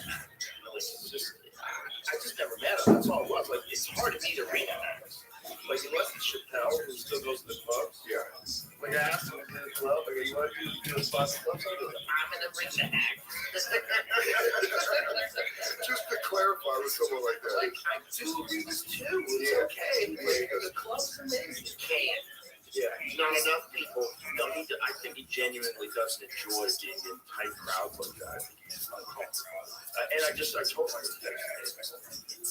he was like, you got it. I mean, he's been doing arenas for over 10 years now, probably. And at theaters the whole time. Well, Pimp Chronicles as well. I want to say, I'm going to guess. I mean, I know Jamie's going to look it up. I'm going to guess 02, 03, somewhere around there. I watched that in the gym yesterday before I came. It's one of the greatest stand-up specials of all time. Fucking amazing. The amount of it's great. It's like up there with like the energy of Chris Rock, Brendan Payne, where there's like it's like yell laughter. It's his own flavor. He's the best, dude. It's his own flavor of comedy. It's like his flavor of comedy is uniquely Cat Williams. Like the way he can repeat things and they become funnier. Who can fucking repeat a line and it becomes funnier? He does. The bit gets better. Come on, son. I was saying even his 2019 special was so funny that I sat through 16 minutes of Jacksonville jokes, acting like I knew that about Jacksonville. Like I'm like, oh, those bridges. I forget who Chris Rock was watching, but they were going crazy just because he was talking about Florida for 16 minutes. And by the way, you're laughing with him the whole time. Yeah. He doesn't lose you. And then the special just gets better and better. He's doing sex robot bits on that. That special, I think he is top 10 of all time. And people don't even. I think he's overlooked a lot for a guy that's been doing arenas. Well, it's not a lot of controversy, crazy. Yeah, but that's what you get when you get a brilliant mind. You know, the fucking Ferrari engine on a kid's bike. Yeah. And sometimes it goes off the rails. Oh, absolutely. It's almost like Howard Hughes shit, where you're like, either you're wearing a boxes and Kleenex's shoes, or wrestling a 7th grader, and it's going to be filmed. Because that shit, if you had enough money, you'd be like, nuke the internet. I want that off. Bro, when you see the Howard Hughes show characters, you see these guys who just get completely isolated and they can't react to people. That is terrible. Yeah. When I see it, I get how it happens. I see how it could happen. Gave him a lot of money. Yeah, and a lot of money, and you become defensive, like crazy defensive and paranoid. The paranoia is the thing that makes you just go like, you know, I'm just gonna grow my beard and my fingernails and not leave outside. Well, you stop. You have to stop and think about the time that Howard Hughes lived in, okay? And how easy it was to kill somebody. There was no fucking video cameras everywhere. There was no cell phone cameras. There was no DNA evidence, and everyone was corrupt. And people feel like it wasn't a thing where after 12 hours you're like, let's get eyes on it. It would be a couple days. People would be like, you didn't show up for it. Oh yeah. There was a billionaire guy who was controlling making weird decisions about the drinking water. Yeah, you're a Rockefeller. Yeah, you're just like, you gotta be concerned. Yeah, you better have people around you. Well, that's where you got to worry about. Who are you insulating yourself with? Because if you're like a billionaire like that, you got crazy motherfuckers in your ear. Yeah. That's how you get, like, last time I was here, we were talking about Saddam Hussein's kids. Right. That's the kind of similar shit. You just get, like, crazy people around you, some Machiavellian shit. You're like, yeah, I'm the town. Yeah, mafia kids. Mafia kids are always not as good at mafia-ing as their dad. Yeah, they just got that power, so they never had to work for it. It's just really weird. Which also leaves a hole. I think it leaves like whereas if you make your money yourself, there's always this like gaining momentum where you're like, look what I'm doing. Right, you all know you didn't just hit the lottery. Yeah. But you kind of hit the lottery at many steps along the way. You get lucky, for sure. There was a lot of work involved in getting to where you are, so you know your progression. What you put in to get to that progression. But if you just are born the son of a king, that's and you have a dragon, yeah, you're just like, that's torture. What's torture about? The dogs. Yeah, you're probably empathize with these guys. You're probably trying to feel something. You're probably like, everything is, all the great shit that I have does nothing to me that would change someone's life. Right. So now, what do I gotta do to cocaine? Yeah. But back then they're like, the milk of magnesia and just putting hot flames on people and shit. When did they figure out cocaine? Who was the first to figure out cocaine? A brave person that knew a little bit about science. It ain't like weed where you can just pull it off and put fire to it. Cocaine and alcohol takes someone so dedicated to getting fucked up that they become good at science. Because I watched, have you ever seen that show Traffic? No. There's this woman who's like one of my personal heroes, Ariana Benzeller. She's like a real on the ground journalist. Goes to dangerous places. Yeah, the people that need to do ayahuasca to stop the PTSD. I don't know what she seems fine, which is crazy. All those war correspondents are all like, you're like, you need to probably go do something to erase everything you've seen. She was first on the show like 10 years ago because she exposed the fentanyl issue and the opioid issue in Florida, where they had those pill mills and they didn't have a database. Yeah. So you could go to they call them pain management centers. You would go there, you would talk to the doctor on the left side. The doctor would say, oh, you need pills. And you'd go to the right side, they give you pills. And that's all they have is pills. And then people would go to multiple ones, stockpile, get a big bag, and go to different doctors. You can go many doctors. Yeah, they call that, what do they call it, doctor shopping? Or like going around and like There's a word for it where they go doctor to doctor. Yeah, you could do it because they didn't have a database. Oh, no, that's which everybody thought was insane. This is a controlled substance, a highly addictive heroin. They take in pill form, and you don't selling have it like database. Yeah, it's like I don't know. Did you come by today? You go, no. They're like, we can't She tell. did a whole documentary on it called The Oxycontin Express. That's right. Amazing. I'm gonna absolutely check that out. But she went to the fucking jungle of Colombia to where they make cocaine and filmed the whole process with the people making it, and then hiked out with them when they carried it on their backpacks through the jungle. Who does she talk to? Said that to also feel comfortable. You're like, at any moment, I'm in the jungle in Colombia. Right. Fucking dead. And I just got my little recorder, and I go, so do you like cocaine? And they're like, you're gonna expose to your enemies roughly where this is. Yeah. Roughly. You're gonna give away some information that can be used against you. I'll find those guys who are on that video. I don't they have a mask on. I know who that is. That's Pedro. I know Pedro. Like if you had a fucking mask on and you were talking, I don't know. That's Dan Soder. You have to do it. Did you guys like watch him around? You have to do it in all Cat Williams. Yeah, while you're working on cocaine. I ain't giving away this cocaine. Ain't no one touching it. Just the entire time you work at a coke factory. That's great. Different voices, or just change my voices so no one knows who I am. I'm like, I'll tell you, this cocaine is unbelievable. And they're like, David, so fast. Do I go? When I was a busboy at this steakhouse in Aurora growing up when I was in high school, and we'd smoke cigarettes in the room that wasn't being used. You could smoke in restaurants. And there was this old waiter, and he was a former Marine, and he was like old school, like I don't want to talk about it, old school. Like did some shit, and then one time after work, me and my buddy Mike were sitting there, and we were smoking. He smoked Cool Unfiltered, and this guy was just telling us stories about he was a sniper in the army. And his job in Central America was to kill donkeys that were carrying drugs north. And he's like, because we'd always ask him, like, did you kill them? He's like, no, I just shot a shit ton of donkeys. And he's like, because all these donkeys would just have all this weight on them.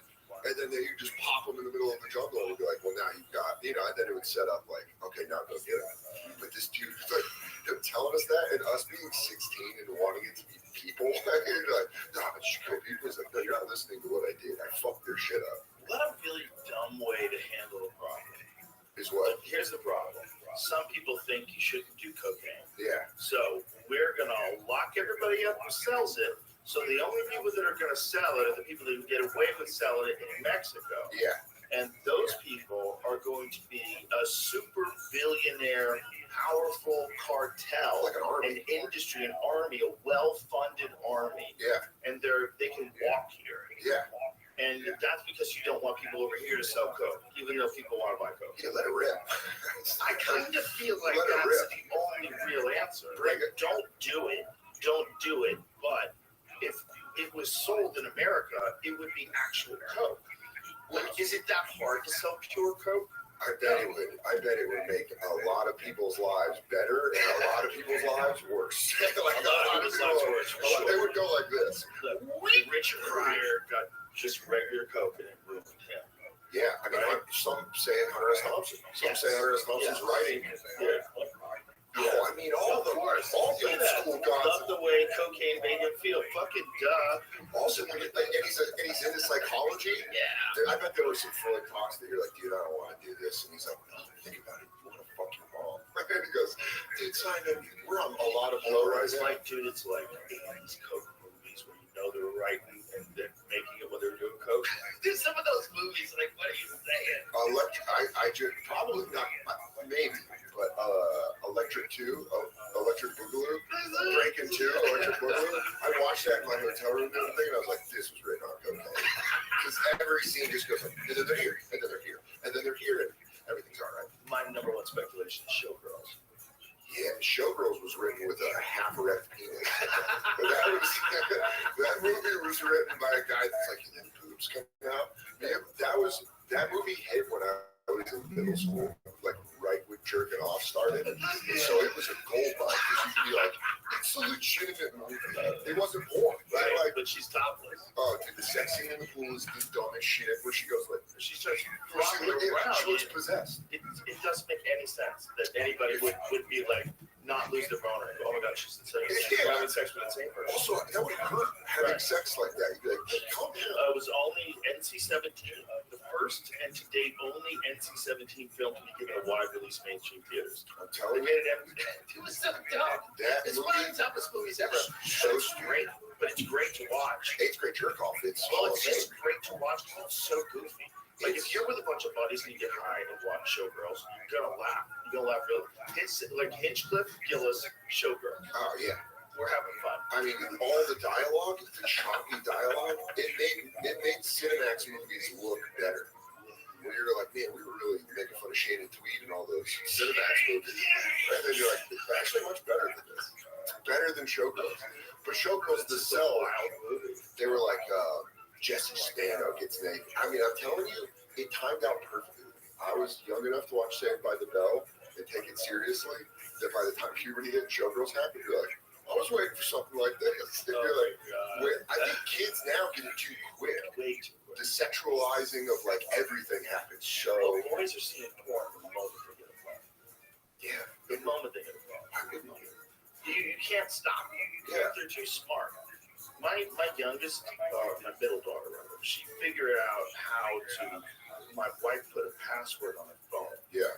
And so, but she limited the use. She figured to record the screen and give my wife the phone. So my wife punches in the numbers. It's recording the screen. It's like Velociraptors learning how to open doors. That's exactly like. Fuck. She was 12. That is, they know so fast. That's so creepy. Yeah, you little raptor. Yeah. Like imagine thinking that. Go, here, mom, here's my phone. I really agree with you. The limitations are important. I want to see the puppies. And look at her screen time. It's 4 hours of TikTok. She goes around the corner and she looks and she's like, we got her. Well, they're little drug dealers. Yeah. That's what the phone companies are. Little drug dealers. Don't look at kids. Yeah. I mean, we do drug dealers. And the kids are little junkies. And we're junkies too. But I think it is. I think it's one of those things where you're like, what's going to be their response to it? Because they're smart, they can do shit like that. When they get older, are they going to be like, hey, we should limit this? No, it's not going to be limited. We're in it now. We're in it now, and this is us. And I think it's just going to get more and more invasive because that seems the direction that it keeps going. If I had a guess, and this is obviously just a guess, I don't know, but I feel like this can't be stopped, especially with AI. When they're talking about AI and all the things that AI can do for you now, it's just people are getting papers written, they're getting busted all the time. ChatGPT is writing them. Any answer to kind of anything, code websites instantaneously. It can do your voice, replicate your voice. The Google one can't show white people though. What's the real issue? No, really? You didn't know this? Oh, dude. Are you ready for this? They asked the Google one to show images of World War II Nazi soldiers. Yeah. And they made it all woke. So they made like a Native American Nazi, they have an Asian lady Nazi, they have a black man Nazi. You are describing the perfect punk album cover from the 80s. Bro, it couldn't describe the founding fathers of the United States. Well, they were men, but were they? Did they identify as men? You have to see some of these pictures. You got any, Jamie? Here's my question to you. And this is the perfect place to ask this question about cell phones. Do you think there's any chance that cell phones are weapons from aliens that disarm us because we're all looking down and they know it can use our emotions, like a grenade that takes a long time to explode? Where they're just like because we each have them. Everyone because I love alien shit. You're like, well, there's got to be some alien technology. If they're watching us, they just drop some. They're like, hey, you guys want to watch them get fucked up? Let's give them cell phones. Look at that. That's great. Founding Fathers of America. He's sober. I like how one of them is a Native American. Like that's like saying a Holocaust victim is a Nazi. Yeah, that's so crazy to say that's one of the founding fathers of the United States. No, that's where he stole the land. Yeah, this was What there. are you talking about? Because, Look at the images of Vikings. Dude, that's great. Look at a Samoan dude and a black lady. Yeah. Look at the popes. an Indian woman and an African man. It's amazing. This is hilarious. Google Gemini. That's so funny. Yeah. Gemini's like, I don't want to say it. That's not good. Because you are messing with the fiber of reality to fit in with your ideology. You shouldn't be doing that if you're in control of artificial intelligence. It's supposed to be an artificially intelligent program that takes all the information in the world and gives you a take on things, right? It's not supposed to be an indoctrination tool. You can't use it to. So you're saying no opinions. It should be a regurgitation, not an You can't opinion. fucking lie about who the founding fathers were. Yeah, but can you imagine if you could use AI to make yourself look awesome? If you're just like any AI Dan Soder stuff, you're like 7 foot tall, could dunk easy, run up and down the court. Show me the one where they showed the Nazi soldiers. The Nazi soldiers ones. Most preposterous. Look at this, bro. Look at this. Look at this. This like the darkest African-looking man you've ever seen. Was the top left they're attempting a white guy, and they were just like, yeah, we can't do it. I think the top left is a white guy. So they gave you one white guy when you gave the German soldier. But you got an Asian lady. Yeah. You got an Asian lady Nazi? What? Yeah. What the fuck are you saying?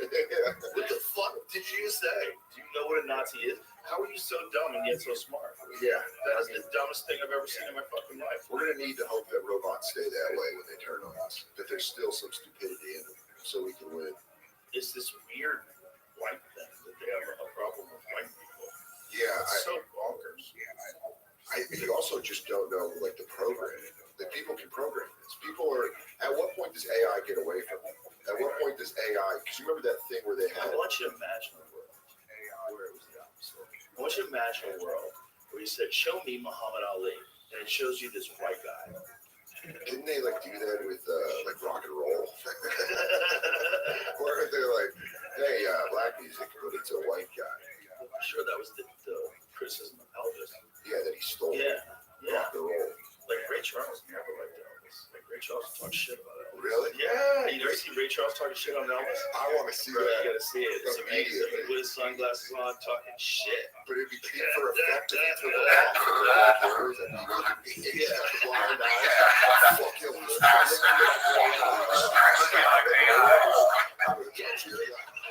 He grabs your wrist and takes it.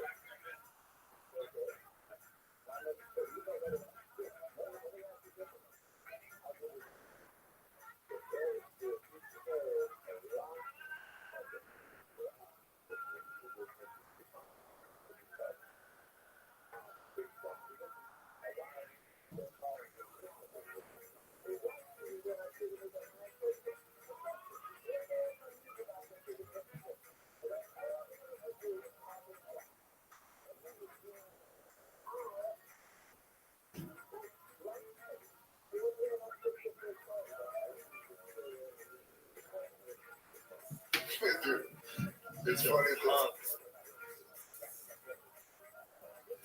everybody in entertainment has that love where they go like, yeah, let's do this, but also fucking let's stop sucking his dick. Anyone in entertainment has that exact muscle, that response muscle. Yeah. Like, so he's the king, and he's the fucking king. It might be off microphone, but everyone Cat Williams is off. Right, but in his case, this is a totally different time in history. You got to think of that was like if you were a really good black artist, you actually couldn't get on time. Yeah. It wasn't like today.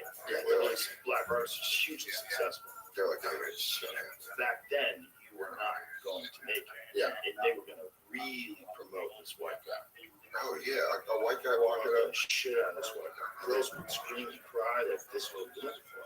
That reaction, can I just say, that reaction always has been like, there's no way I can handle that. Someone scream crying the second they saw you. Well, he couldn't handle it either.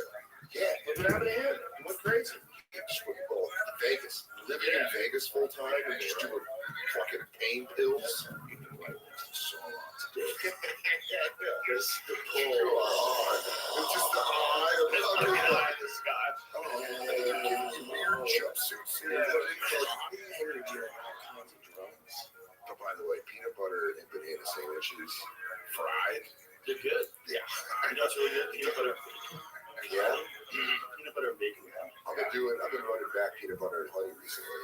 Is it true Elvis died on the toilet?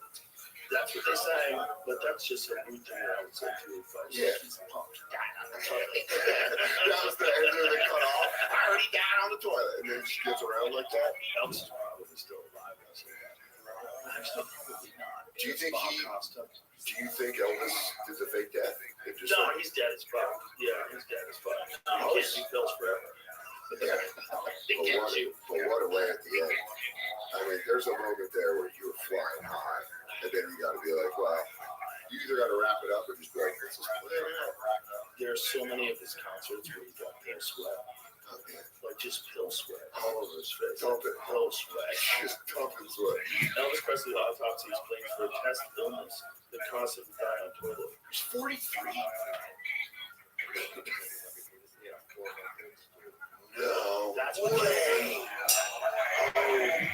isn't that one of the things that happens when people take like napkins? They usually have a hard time shitting on. Yeah, here, dude was high fat, unhealthy diet. Look what they do. Suffered from chronic constipation. Other doctors, due to his high fat, unhealthy diet. What about due to his pills? Yeah. I know, but that should be at the top. Like, that's probably why he's constipated for fucking months. The unhealthy diet people shit like racehorses. They shit everywhere. Yeah. He must have been the amount of pills he was on that was stopping the shit and then making it damn in him for 4 months. So the rock singer anyway, suffered from chronic constipation. The post-mortem examination found he had a 4-month-old compacted stool sitting in his bowel. Oh my God! Can we talk about what came out? But imagine how much that dude was eating in 4 months worth of food. And peanut restrictions. He didn't shit for 4 months. They just packed it in. How could you not shit for 4 months? Because my initial thought is, this is just as a child.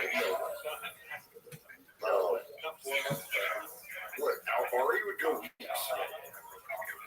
I got constipated 2 years ago. It was one of the most terrified I've ever been in my life. Scary. For 2 weeks, I couldn't. 2.5 weeks, I couldn't shit. Oh my God, you're still eating. Oh, but you're also like, you let go and you have to poop, but it just doesn't show up. Dude, it was after I got pulled out. Oh, yeah, my friend Larry, shout out to Larry. Yeah, I used to work with him on Fear Factor. Yeah, and he had to get poop pulled out. The story, every time we tell a story, I literally couldn't. I was laughing so hard I couldn't fucking. It's funny anyway. He's telling the story, and it got to the point where it was hard, so they had to go in there and like break it up, like dynamite it out. They had to use tools. They had to just chip away at the cement shit that was stuck at the fucking base of his butthole. Dude, there was a moment where I was in Rochester working a weekend, comedy at Carlson, great club. Didn't shit all weekend. Saturday, I was like emotionally going through it, and I had suppositories, and I was like, "This suppository, I was like, just do it, and it didn't work. And I was like, it was one of those moments where you go, "Why did you forsake me, God?" I was like, "Dude, nothing." And then after the weekend, I went back to New York, and my doctor was like, just drink Miralax. Just keep drinking Miralax. And fuck what it says.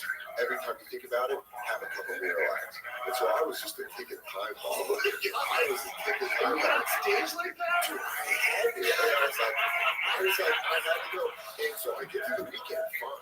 I get through the weekend, but the second I got back to New York, the next morning I woke up and was like, fucking around with my apartment, and all the adrenaline was dumped from like the past 2 weeks. I sat down and took the most glorious shit. I took like a Jeff Daniels double decker. My legs were fucking. It was unbelievable. It was almost worth the constipation for that dump. Why is it so satisfying? Look at giant shit. Dude, it's just dropping out of you. You're like, whoa! It's really great. Oh my God, when it snakes out, I have to stop myself for yelling to my fiance. Because I like, there's times where I'm like, someone's got to see this. Ari would send me pictures. Oh, yeah. I mean, Ari will box up his poop like he did when he gave Big J a box of poop on skates. He said it was an Avenged Sevenfold album.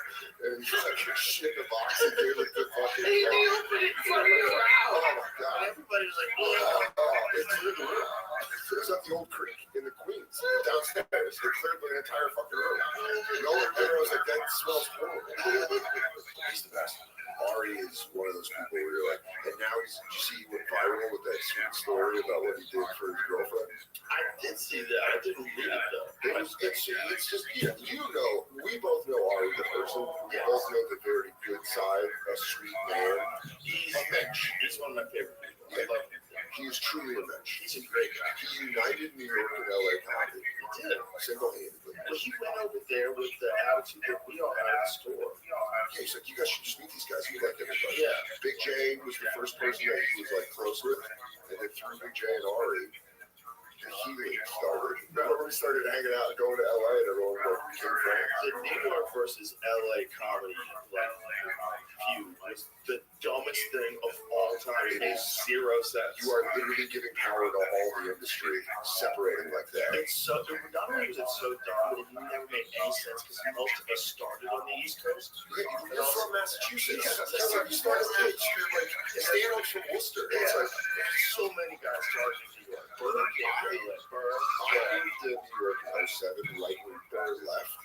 And so it felt like ridiculous that people were like, LA comics. You're like, yeah, but Burr's like, like people that were there. It was ridiculous. It's stupid. But it was a dumb thing, like you just weren't communicating. Yeah, it's like, good, fuck those guys. It's like the walled garden deal. Like you come to the store and there'd be all the cliques and nobody to hang out with, you know. It's all high school. It's always high school. High school just keeps repeating itself throughout your life. Like you could have a cool group of friends in high school. Yeah. You know, and that's what I try to cultivate. Yeah, just people you want to hang with. Cool group of friends. I figured out a long time on the road, and I was trying to explain this to you. It's better to make less money on the road and then pay a guy who's good to open for you. Absolutely. And pay for his airfare and his hotel. So you'll make less money, but you'll have more fun. You have to have more fun. Fun is the whole thing. I'll add to that. I like bringing my friends who I like to watch because then I get to watch the show. Yes. I watch them in the middle and I go like, this is so fun. Yes. Like you get to go on laughing. Yeah, like you're already laughing. Dan St. Germain's one of my best friends, and he's a hilarious comic. And I bring him on the road, and he just does little stuff that I'm just like, dude, that's so fucking funny. He'll get off stage, I'm like, that line is so funny. And they're like, oh, thanks. When we filmed, because put out my special on YouTube Friday, March 1st. When we filmed that, I brought him because I was like, let's just keep this like a weekend. We're just going to film this like this is, because I was just on the road. Yeah. And I was like, let's just film a show at a club that I love, Portland Helium. We'll just film it like it always is. And I get to bring my friend. And then it's just like a hang. Yeah. It's like a fun hang that doesn't feel, because when you do special tapings, they can feel like everyone's like, are you going to do it? Right. Because you're going to get it. And you got like your managers there. Randomly, yes, and it just doesn't feel like a show. Right, filming it at Portland Helium with St. Germain and having like people around, just friends come through. Then it's just a show. It was like, oh, and then I'm like, I'm just gonna put this up on YouTube for free, and this is great, and this is exactly what I do on the road. Yeah, it was like a fun fucking hang. And I think the club shows represent like a more intimate thing, which is what you're doing at home anyway. If you're sitting in your living room, I think there's a disconnect. Like you watch, like I've seen some guys do arena specials, which is nuts. It's so great. Listen, arena shows are great. Arena shows are fucking. I went saw Nate at fucking State Farm in Atlanta. I'm not saying arena shows aren't fun. I love it. Here's the point I'm making is I went and saw Nate, and live, it was an experience. It was like watching one man in front of all those people just murder. My friend just being like, buddy, my wife, but it's just like stepping out with and like minimal exertion, but maximum reward with the punchlines. If we were in the 40s, he would have had so many. He would have been a Hall of Fame sniper in the Army. Just how calm he would have been. And we were like 7 degrees left. That's a great description. They would be like 7 degrees right. I've never seen someone more calmly kill. It's incredible. Yeah, it's incredible. By the way he kills, his bits are stuff that it's so organic and from who he is. Yeah. That like you're like, I've had multiple phone conversations with him, multiple over the years, we had talked about something, and then months later, that conversation is 7 minutes later. It's just destroyed. We all used to hang in New York, like around 07, 08 at Stand Up New York, when Patrice's manager, Wayne Rada, was booking it. So it was like Patrice was there, Attell, Big J, and then Nate. All these guys that I met, specifically Louis J. Gomez and all them, are all from this time period. So you would have weird hangs like me, Louis, and Nate. Nate had a bit that he did on Conan about his friend trying to fight staff members at McDonald's because he took a bite out of his burger. That was Nate Lewis and I. We took a bite out of Lewis's hamburger and wrapped it back up. What's going on, Pimp? How you living, baby?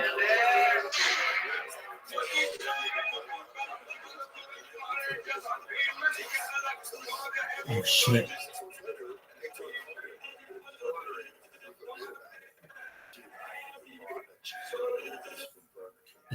No, fucking funny. It's not your friend, it's an act of war. I was trying training, and what a bad guy to pick.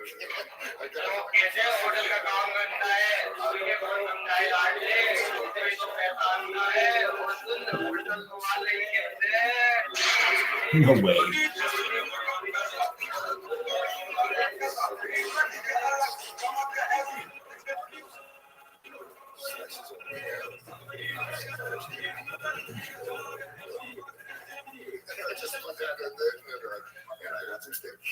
That's always the way to do it. When you're that poor, you're like, I'll leave it. I was so hungry. But it is a bummer. And I didn't know what to do. I did that check go and tell and someone took a bite out of my burger. I have to get one. Who's that? I just need it. Because I'm saying they picked the wrong guy. Pick me, you just smoked a bowl. What do we have to do? Go in and karate kick people? Yes. Yes. I wasn't that type of guy. Dude, you could be like shown up with the last dragon and go fuck up. When I say you eat my burger, that could pick a guy who just found out that his wife's been fucking his best friend and she stole $100,000 from his bank account. His boss just fired him. And he is in a fucking rage. He gets a cheeseburger and it's got a bite taken out. And it's like, oh, okay, motherfucker. And then you pull in with that cheeseburger and just start laying people out. Yeah, you're describing out there. You're describing what's going to happen. You're driving these YouTube pranksters. Some of them bring big giant security guards. Well, that's their thing now. Because there was a story about a guy, like one of those pranksters that got shot. He got shot in the stomach. And then an article came out with an interview with his dad. Shot in the stomach by an illegal. Yeah, but still a prank. That dude is just so quick to pull guns. Fuck around with. He ran from something. You know that guy ran from something more dangerous than him. Yeah, maybe jail. There's like some guys. Some of these people are like, dude, you don't want to fuck. It's again the wrong guy. You picked the wrong guy. Yeah, you picked the wrong guy. You picked the wrong guy. By fucking pull his pants down. Shot him in the gun. Dude, they were old pranks. People used because this is coming waves. There was like in the Vine days, people were doing pranks. Yes. And they were depancing like black dudes, just walking up and depancing black guys like in the hood and being like, and the second they would like get swarmed on, they'd like, that's a prank. And there's one where a guy does it and you hear that gun hit the street and that prankster's like, and the guy like picks up the gun and you're like, dude, what did you? You could have been dead. And by the way, the security guards are just going to make it worse. Because then you're going to get a guy, maybe you have a guy that can fucking handle himself, and he's not scared of your security. And now there's two people that are exactly. Yeah. And you're like, dude, that's crazy, man. It's what people would do for attention. But that's the alien weaponry. You might be onto something. They're coming from under the sea, and they're giving us weapons. I'm all about USOs now, baby. It's unidentified submersible objects. That's where they are, dude. Yeah. They're at the floor of the Yeah. We were talking about sonar. That just touched my heart when I'm like, yeah.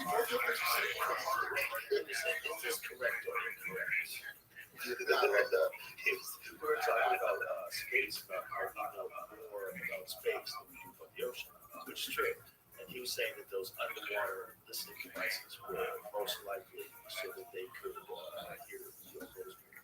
Dude, because if they're really, imagine the really bases. Here's the ocean. well, here's the thing that if they know about it, fuck you, you should tell us. But here's what I think. The theory I heard, because I heard about, I listened to an episode of the last podcast that I left where they were talking about USOs, and I got super into it because I was high enough. You know, when the song hits correctly, sometimes the podcast will do that.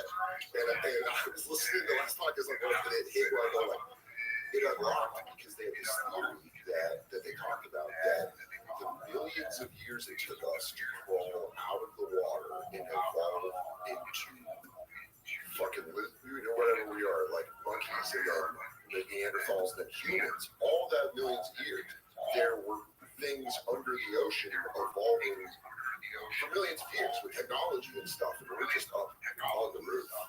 Yeah, the problem is we've never seen anything other than us that manipulates the intelligent things that we found in the ocean that are real, like dolphins and orcas. Yeah. And whales. But then what about dolphins and orcas are crazy. Yeah, that's true too. Yeah. But none of them, but none of them have ever figured out how to make things like make houses and cars and ships.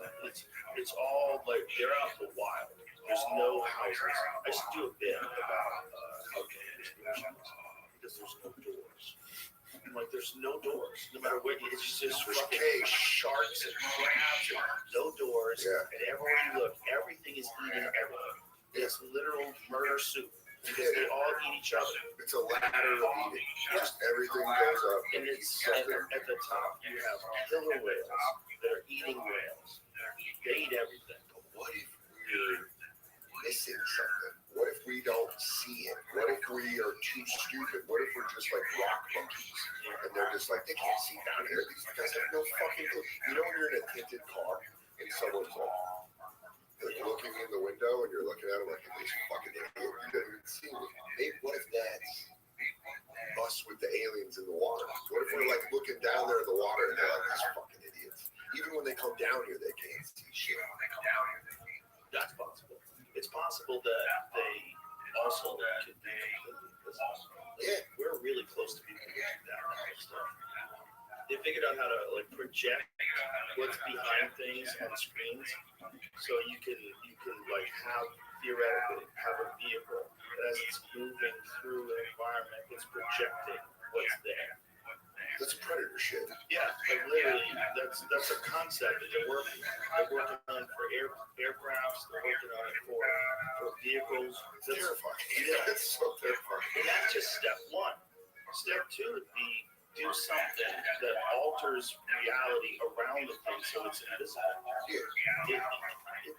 So that's why. So you go to the ocean, and we're like down there, and we're so limited because we can't breathe down there. So we're limited. We're like submarines, or we have robots, and it's just like a fucking ring.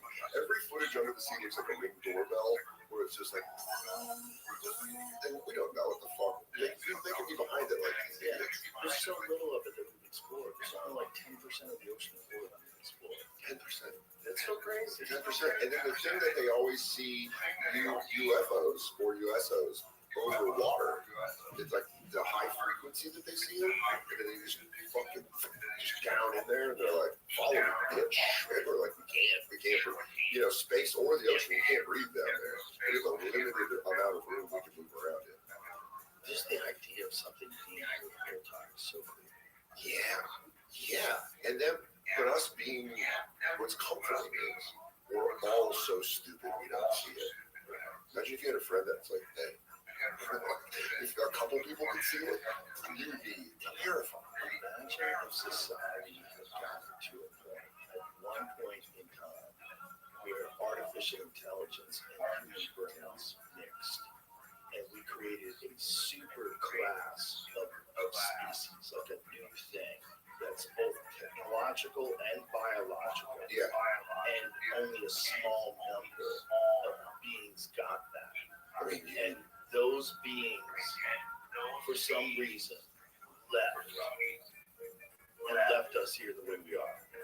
That's what we're seeing with these aliens. Those are humans that went down the road that we're going down right now. And they were like, we're gonna get out of here. Yeah, and and then maybe there was like all the disasters that happened, like the Younger Dryas impact, the asteroids hit, and all that stuff, and level society, but they escaped because they're interdimensional travelers. Yeah, they're like, we're gonna get the fuck out of here. It's like leaving a house. It's like, I don't care about the house. They don't need food anymore. They probably work on nuclear energy or something. Some crazy power Or like source. antimatter. It's like a thing that we don't even think of. Yeah, they don't need to breathe. The thing that I read, the Jimmy Carter brief, did you know about this? When they briefed him and it like broke him emotionally, where he was like so upset where they were like, hey, by the way, they've been here forever. Like he was like a deeply religious man. Tucker Carlson talked about this recently. Really? Yeah, Tucker Carlson said that he believes that they've always been talking about it. He believes that it's probably, he's talking about like good and evil. Yeah. We know that good exists and we know that evil exists. Sure. We know that we're capable of doing evil. These are real forces in the world. Yeah. And what people are saying is that these experiences, some people have the benevolent parents, this is the stories of demons.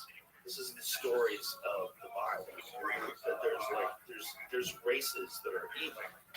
There's alien races that don't give a fuck. Just like there's praying mantises. Yeah. That eat hummingbirds. Like in nature. Just because they're super there smart. are creatures that are aggressive, that are smart like a hyena, and then there's like animals that are aggressive and just powerful like lions. And think about us, the smartest animal on the planet that we know of, and what do we do to chickens? Fuck them. No. Those chickens. I go, no, you don't fuck. This is what I rolled around. I was like, I fuck chickens, dude. I don't know. I didn't think you were going to do me like that. But yeah, there could be the idea of benevolent aliens, of like, the idea that there are aliens that are good and aliens that are bad scares me so much more. Because you're just like, please leave me alone. Like good ones. Bail me out of it. I mean, but imagine like if something became super intelligent, but in a more balanced environment. Like instead of the way humans are so much more intelligent than everything else. Yeah. What if there was other shit around that was pretty close to us? So you're saying like, what if the food chain, the gap wasn't as big between 1 and 2? Right. Would we ever? That would be a lot nicer to each other. Right. But would we ever get to this point? That's the thing. I think if it did, it would be a slower roll. Way slower. But I also believe that community and empathy would be higher if we had less of us. More of a threat.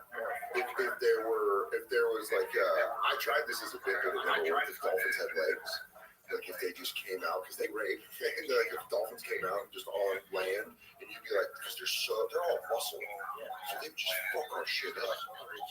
Yeah, a dolphin that can breathe, and then we're absolutely fucked. Imagine if they're like so pro dolphin. And they're like, what were you wearing? No, they rape your dog. They rape everything. Just everything. They rape your car. Yeah. I got super intelligent. They just fuck everything they find. You go, my Ultima got fucked by a dolphin. I'm really late to work. Your emus laid out in the garage. They're just like a tornado of rape. It's just coming through and fucking it down. They also commit infanticide. What's that? They kill babies. So you got those Chinese I don't think they call it anti-natal laws. infanticide. What do they call it? Infanticide is kill children. I think I might have exaggerated that. But I think what they do is when female dolphins have babies, apparently they won't breed for a long period of time while they're raising that baby. Sure, they're being good dogs. And what male dolphins would do if they have not had sex with a female dolphin, they'll kill the babies to force the mom into breeding, into estrus. That's trailer trash shit. The strategy that the female dolphins employ is to have sex with as many male dolphins around her as she can, so that no one knows who's the baby. Yeah, so everyone's like, that might be my kid. Exactly.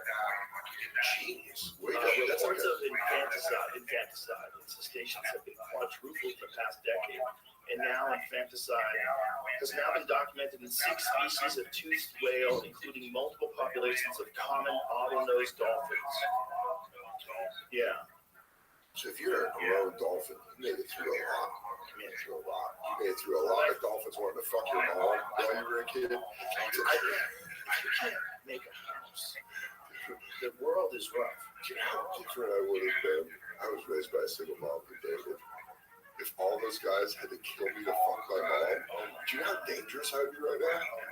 I'd be over. I'd just be over. Yeah, I'd be absolutely dead. I wouldn't have been. I was a little sweetie pie. I was in the Kevin McAllister. I'm not saying I'm low tracked. I would have gotten rolled. Dennis, I'll tell you the guy's name. He was the first guy my mom dated after my dad. Dennis would have killed me. Yeah, because he would have been like, wait, you're not going to fuck when these kids around? She said, just coming up behind me with piano wire. I think for golfers, 6 years too. That time's out. Exactly how old I was. I was maybe 5 when I was already dating. That's so funny to think about them. I have to be like, when I was like, going on a date, it's the whole day. It's like, how old is it? Pet them, dude. Right. Yeah. Just tricks. Do the trick. I went to the Atlanta aquarium and show and went to the dolphin exhibit. And I thought it was funny because the dolphin trainers are also scientists. And they have to dance. It's like the weirdest thing. They're like, they know all this stuff about dolphins, but then they're like, hey, do a little routine and feed them a fish. And you're like, how disrespected are you as a scientist? That they're like, and fucking twirl around a little bit. Shut them around, and making these incredibly intelligent, wild beasts of the sea do these dance. I'm surprised they don't snap all the time. Yeah. Do they kill a lot of trainers? Killer whales too. They kill them. Yeah, that's when they. There was one they kept using because they're a male killer whale. So he killed someone and they kept him around. Who's the guy that's next up on that? Who's the guy that they're like? I think they sold him to another place. That's what you do, because no one working there will be like, yeah. Whatever happened with that one? There was one at SeaWorld. So the four fatal attacks by workers in captivity. Tillicum was involved in 3. And he killed 3 people. He's the one from Blackfish, right? Yeah, he probably killed 3 people. Damn, he's got 3 bodies on him. Why wasn't Tillicum put down? Brancho's family and animal rights activists say they do not want to see Tillicum killed. How do you say that name?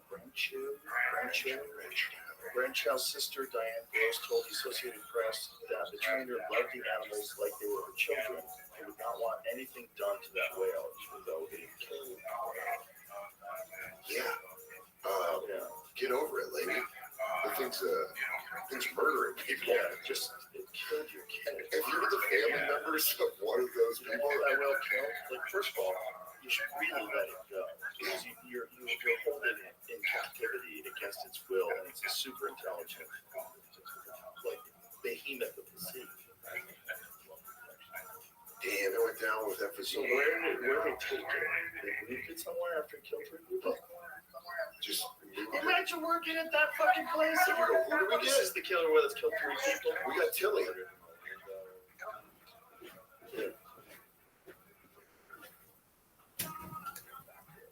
Wow. Damn. He sired 21 calves. So that's what one. It's called his jizz. Yeah, this one is his hot orca whale jizz. You're not allowed to capture them. Yeah, wasn't it that show Whale Hunters all about that? Just like, I don't know. There was Wild Hunt Discovery, I think, and there was just these guys going out there and they were trying to stop people from whale hunting. So they just like smash it with their boats and shit. Isn't it crazy that they're saying you're not allowed to go capture them? Okay, everybody would agree that's a good thing. Sure. But you're allowed to keep them and make them breed and make you born. Just like saying, like, no more slavery, except for the slaves you have. And you can have kids with them, and those count. But no new slaves. That's almost like saying, can't go buy a new one, but you can keep the one you have right now and force it to breed. Like, if they are as intelligent as us, but they just can't manipulate their environment. It's very similar. It's not a human being, obviously, so you don't respect it and treat it the same way as you treat yourself. Sure. Imagine if it wasn't in the same role. That would be insane. If there was a human being that had to live in a swimming pool and do tricks and if it's as smart as a human being, You go insane. They don't know how smart they are. They really don't know. So you think they just feel crazy the whole time? They're just 100%. like, Just how they're fucking nuts. how do I have to think it's You're trapped in a swimming pool. Like, where's the ocean? But it'd just be like us in a room, like a pretty big room that you could run around in. Some of them are born in captivity. Captured at 2 years old. But it's was transferred to the new team in British Columbia. It was abused by two older females. Oh.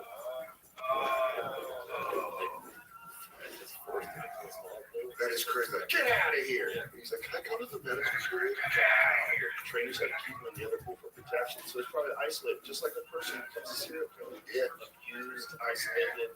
Yeah, no wonder he's killing people. Because he's flailing to get out. He doesn't want to live like that.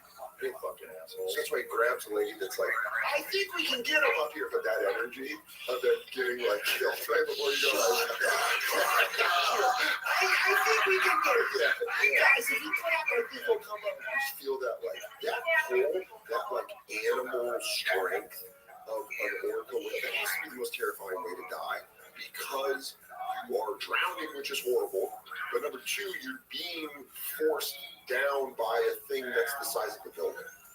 But like it's the size of a Mack truck, and it's fucking holding you down at the bottom of a pool. And you're just like, and you're just trapped in its teeth. Yeah, and so it obviously doesn't give a fuck about you. But it's holding you in a way that you're like, damn, well, this is it. Rescue attempts were thwarted by the whales who refused to let Byrne go even after she was believed to have fallen unconscious in the water. Her corpse was later retrieved with a large net, after which she was determined to be deceased. Her death was ruled an accident. It's murder. That was murder. They were high-fiving after? They were stopping the rescue attempt, yeah. They gapped each other They up wanted her after. They're like, we got her. They wanted her dead. Yeah. That's so crazy. They're so smart, man.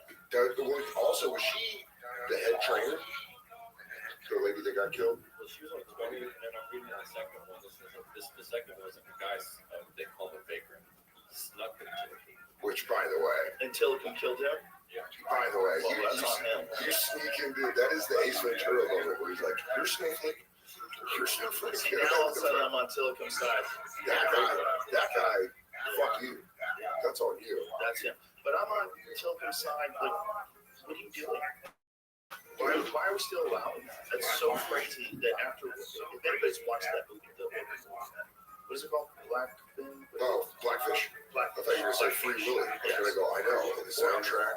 Blackfish, or watched any of the documentaries, any of the YouTube videos that you can see about orcas in captivity. It's crazy. It's torture. Yeah, you're taking the thing that it doesn't do anything. It's a prisoner. It's a prisoner for life. It's also giant. It needs space. It needs. I can't imagine feeling guilt-free owning that place.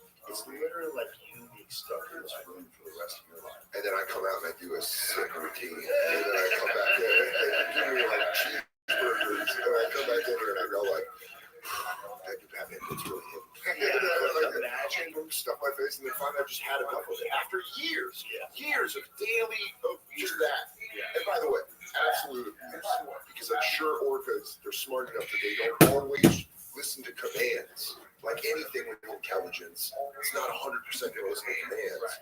It's got to think, and sometimes it doubts, and sometimes and then they probably feel like abusing it. The fact that they killed her, and that the other whales didn't look out like a fucking prison hit, I would be like, yeah, I don't want to speak at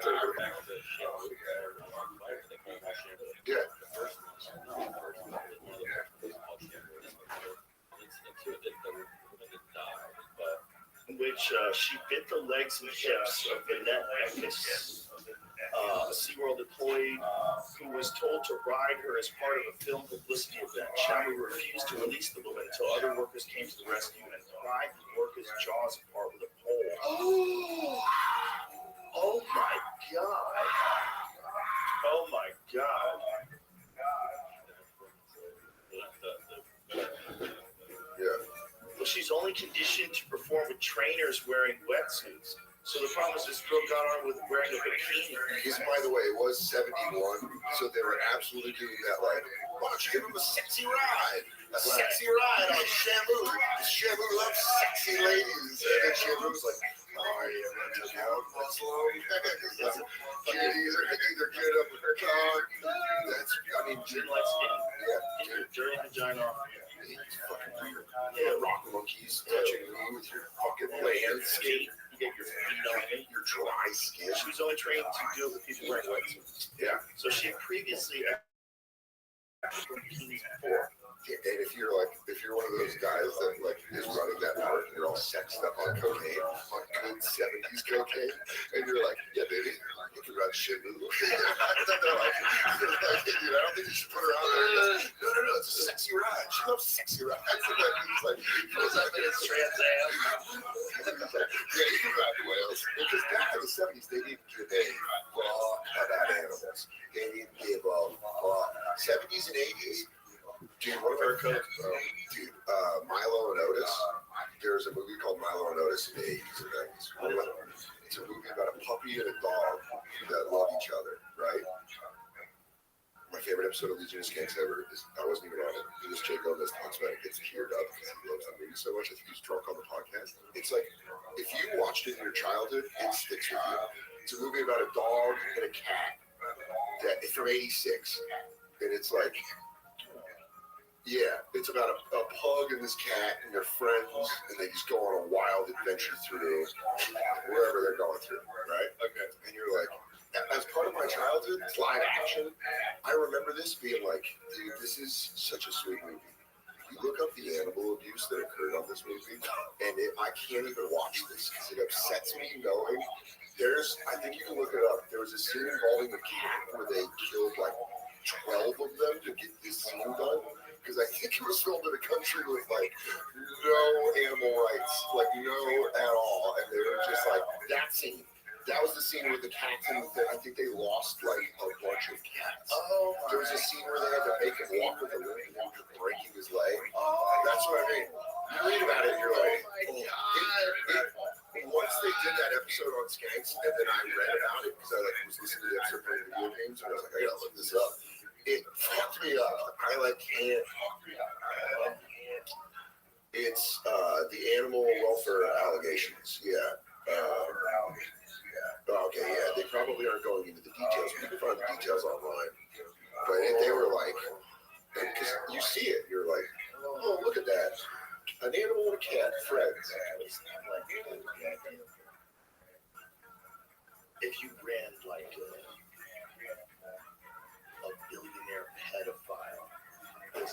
Sure. All right. I'm with you. Genetic animation company. Is that kind of like that? Well, the Nickelodeon. That guy got busted. That guy, Jay and I talked on the bonfire. This guy at Nickelodeon he was like on a push-up out of the class. He was going.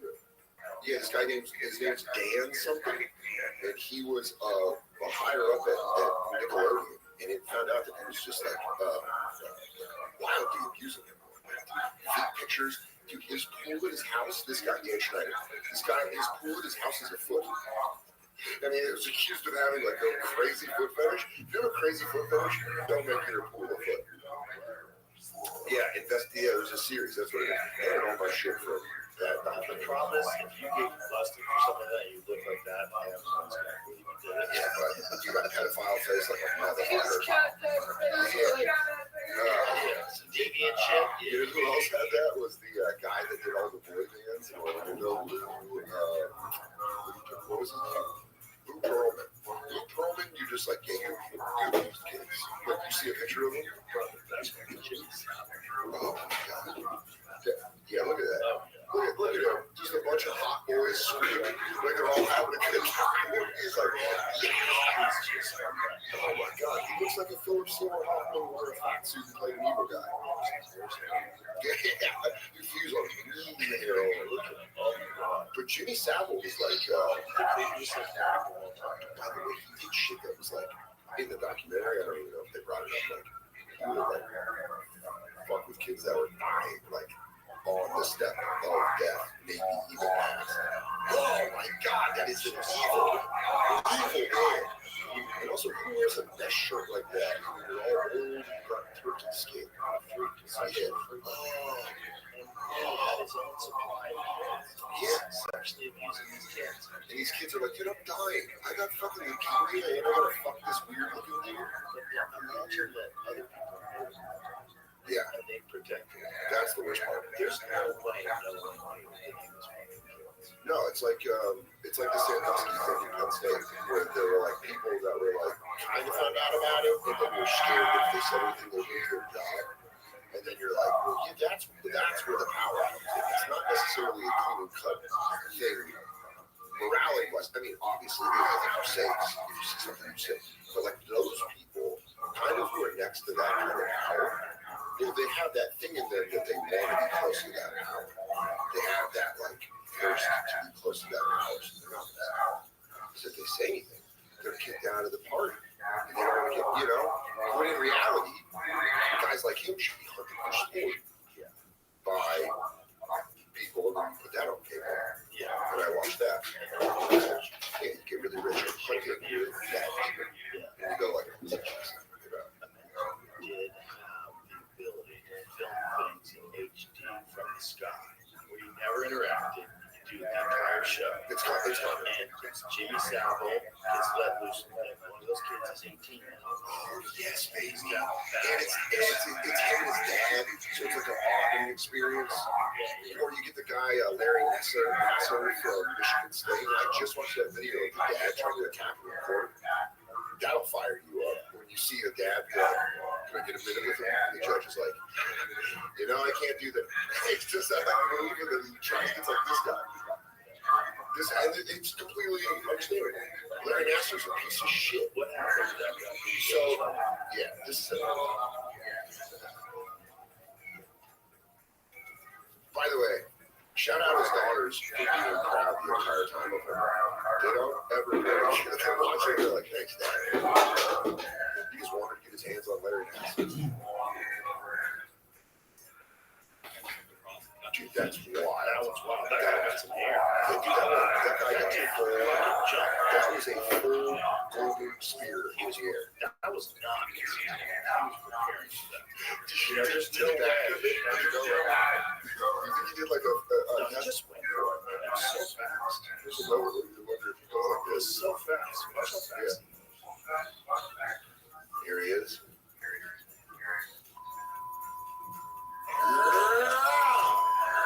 Gets her too. Yeah. You know what? Whatever president gets put in, you're hoping there's a long discharge situation where you can use this guy. Because he got her. He got her. It was an arm tackle. He got her. Did you see what they did to him the next time they brought him? Like hands up. Yeah. Show how they brought him in the second time. Look at how they brought him in.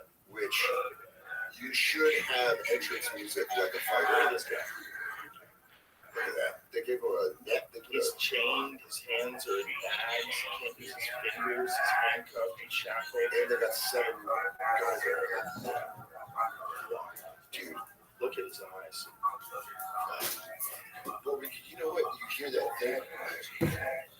But you hear that thing where the judge goes like, from what I read, he was prepared to get like paroled, I think. That's where he was in his head. And the judge is like, no, you're staying for like 5 more years. He's like, fuck that shit. Like, that is such an instantaneous, like, fuck this. What? Like, I don't know what he did. Yeah. But in that moment of being told, like, nah, you're,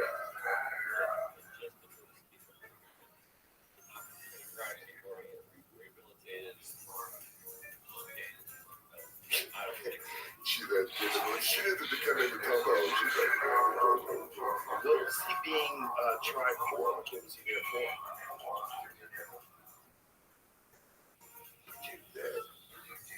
Battery. No way, not that guy. That doesn't have an aggressive bone in his body. Dude, but by the way, that is a fucking hell of a defense. That's what he got the judge. They hit him with the book. They hit him with so many charges. It's a viral video. They have to stop it. Yeah, it's like streeters. Like they don't show them on TV. TV, and then when they do catch them, they're like, they gotta hit you or something. You gotta just like, I was at the Super Bowl, the streakers that got there. You see the one guy bet on himself? Yeah. But that's immediately what I said to Chad when we were at the game. I was like, dude, those guys put a bet down that they would do this, and they're gonna make a lot of money out of this. Because why not? You'd be like, I bet there'll be a streaker in the third quarter. And you're like, I can reflect that. My favorite's that all these betting sites now allow wrestling. I told my phone wrestling fan, I'm like, this is crazy. Like, you're watching Monday Night Raw, they're like, Monday Night Raw, DraftKings. This is fake. He's predetermined. Dude, also, what's next? You're gonna bet on Fast and Furious? Like knobs in the first one. Power of your movement. Like, this is fucking wild. You're watching guys bet on Blaze on a Broadway cruise, and you're like, you know, funny girl, like that she has a problem with the end of that one. It's fucking ridiculous. And I love wrestling, but I would never be like, my favorite thing was coming up with gambling for my friends when we would watch the Royal Rumble. Like, you put money in a pot and you get numbers, and that's your job. Yeah, so you have like 1,000 bucks. Well, but I think that's super takes a lot to gambling. Yeah, it's 100% gambling. You ask people that look at gamblers anonymous, like people that have been through the program through that, and they'll be like, fuck, heroin. Well, they say it does the most damage. It does the most damage out of all predictions. Heroin is a set price. There's no set price. And by the way, the more you go up, the higher the more you go up. So you're doing big bets.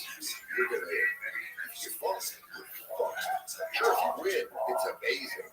But then all you do is you just want to go do it again. People don't walk away. It's like dealing drugs. People never walk away from that shit. They never win. The house always wins. They're gonna take your money. Always. They're not the smartest. Dude, I had a buddy when I first moved out east. I lived with my buddy Oregon in New Jersey. I loved the taste. And this is like when we had to go to a bookie and shit. So he was like, dude, it's real dangerous. He would get so fucking into it.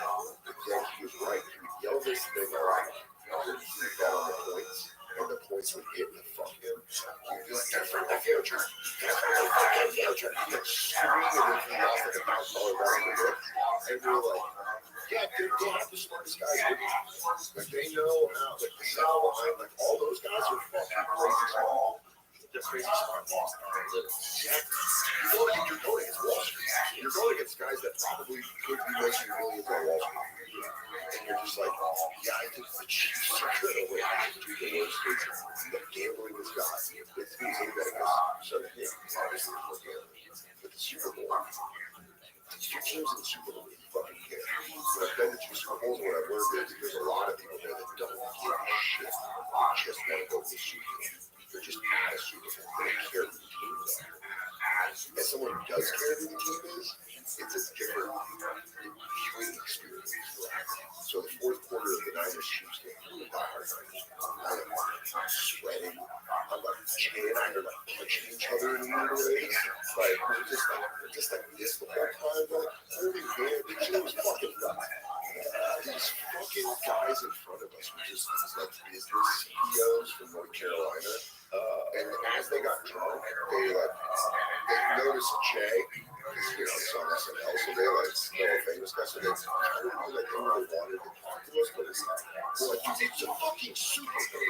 And I'm watching the Super Bowl. This is big for us. We're 49ers fans. We watched this, and by the fourth quarter, the guy goes, yeah, I've got a parlay if Brandon Ayuk can get 2 more catches. And I just put my hand in front of his face. I'm like, I want to talk to you right here. Just turn around talking to him. Because he thinks I care about his bets. You're like, I love this team. We almost at the mountain. Shut the fuck up. It's like having a party over your house. It just one person shows up. Just tamps out front and starts talking to you. And you're like, do you not understand? And I care too much of the shit about 49ers. this is the only thing my dad and I shared. So I give like that extra, like, this is connected. It's like, yeah, it is.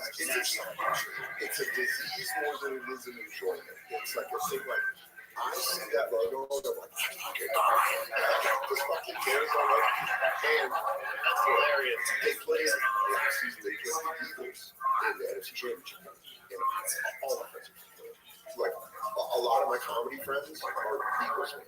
Big J, Becky O, fucking Shane, Tommy. Like, there's so many guys I know that love Eagles, specifically Big J. And Big J's like, dude, we're having a party. Dude, come over and watch it.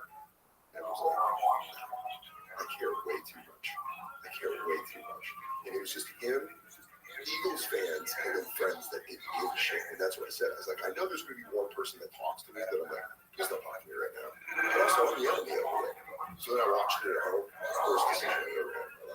So I watched it alone, and I just went like crazy, like a motherfucker. I was just like screaming at a TV. I do that for watch fights. Yeah? Yeah, for watching UFC. Yeah. Especially shut the door. Oh my god. It's pure enjoyment. It's like, it's the sports viewing equivalent of walking around your hotel naked. You're like, no one can come in here. This is my room, and I'm going to do what the fuck I want. It's unbelievable. And if you're live and you're screaming, it just seems normal. But you want one other person there. You want a person. All I had was my dog, and she didn't understand why you wanted it. Why I was so fucking hyped up. And when Brock put his elbow around me, she just saw me smiling and went, your dog's controlling your actions or whatever. She's just like slamming her body into my leg, shaking me. I'm like, my dog's so sweet. He freaks out when there's violence. Oh, really? We watched this new Netflix show. What's this new Netflix show? It's a Korean series about people that get infected and become monsters. That's called Sweet Home or something like that. Sounds badass. It's fucking great. It's a fun show. But there's some violent moments where the monsters get people. And the dog is like, what the fuck is going on? It's just something that's a fun show. Dogs have anxiety about stuff like that. You got a toy. You're bringing the toy out. Dude, my dog, whenever a dog comes on the screen, because she's like, she's like, what the fuck? Like, someone's in her house. Like, we'll just be chilling, and then she'll try to, like, Shane came over and was hanging out. It was the first time he got heard it, and I think my dog was, like, trying to impress him. Because most of the time she'll look up and be like, I'm like, shut the fuck up. But this one, she was like, ran to the TV and like, you're not big. It's not that big. It's like, I'm in this room and fuck your shit up. Also, she only barks at cute dogs. If it's like a hellhound or something, she's like, she's like, the first time Marshall saw the American Life from London, he barked at it. Yeah. Oh, in there? Yeah. If you're a dog, that has to be terrifying. Yeah, he saw it. He's right. Whoa. Yeah. First time, it's her first time. It's like, whoa. He hardly ever barks. Just Carl is barking. Carl saw it and was like, hey, cool. That is great. The dog didn't get off the barks anymore. Marshall never barks. He'll bark if he wants to come inside. Like if someone leaves him outside for a bit, and he comes to the door to bark. He'll like one bark. No, we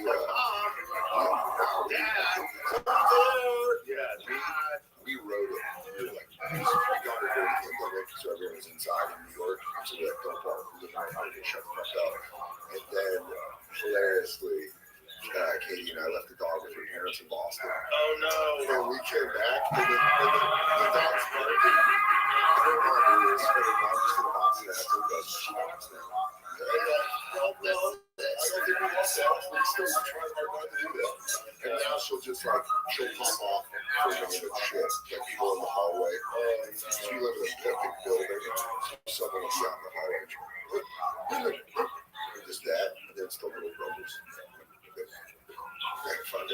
God damn, dude. I'm so jealous you can go everywhere with Carl. I'm sure every bitch everywhere. Yeah, Carl can go anywhere. Carl just sit here.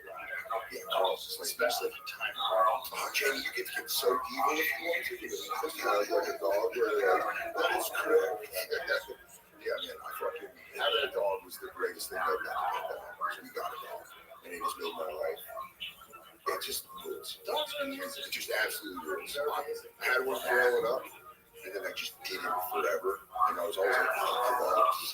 college, but then having one, you know what's really funny? I always try to trick human thought to drag sometimes. Yeah. Like I'm like, one of these days I'm going for one chance. No, there's not a chance in hell. Every time I have one of those, it's like a stick with a scoop on the end of it. With the ball goes into the highlight that shit. Yeah, yeah, sure. I got a fucking dog highlight. It's nice. It's fun. Yeah, you can get that thing going. He sees me pulled up. I mean, it's a videotape this. So silly.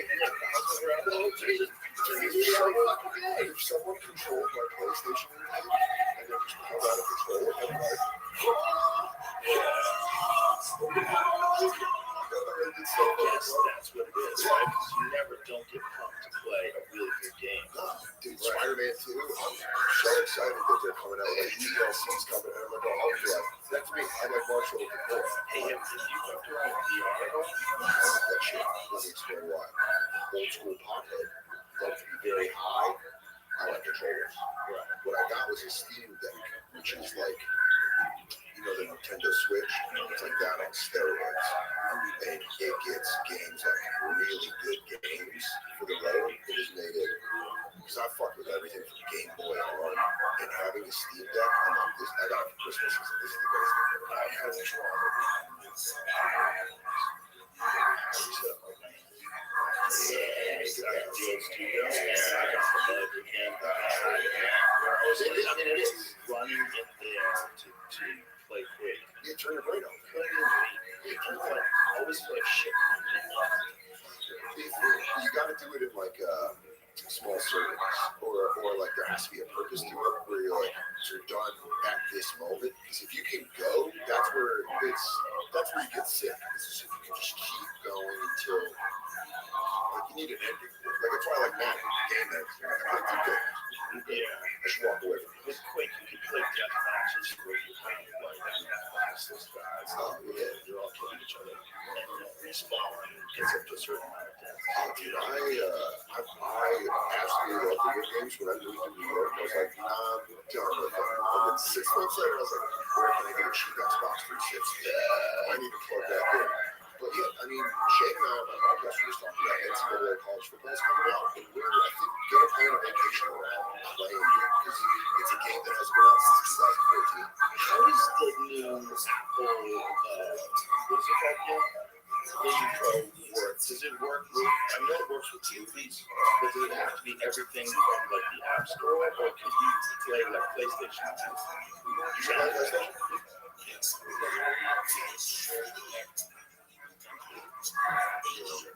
So if you could do that, then you're watching augmented reality PlayStation. So you're seeing a screen. Yeah, you're seeing a screen that's like 30 feet wide, and you're on the field. Yeah, dude, I would love to be. And you got a remote controller, just like you do with your regular game. Yeah, each one for that, and it's just like the goddamn plane, Mike. You know, thanks to Mark Zuckerberg. And we're going to be one side of the room, like 15 to the right. This room. Red Dead Redemption 2.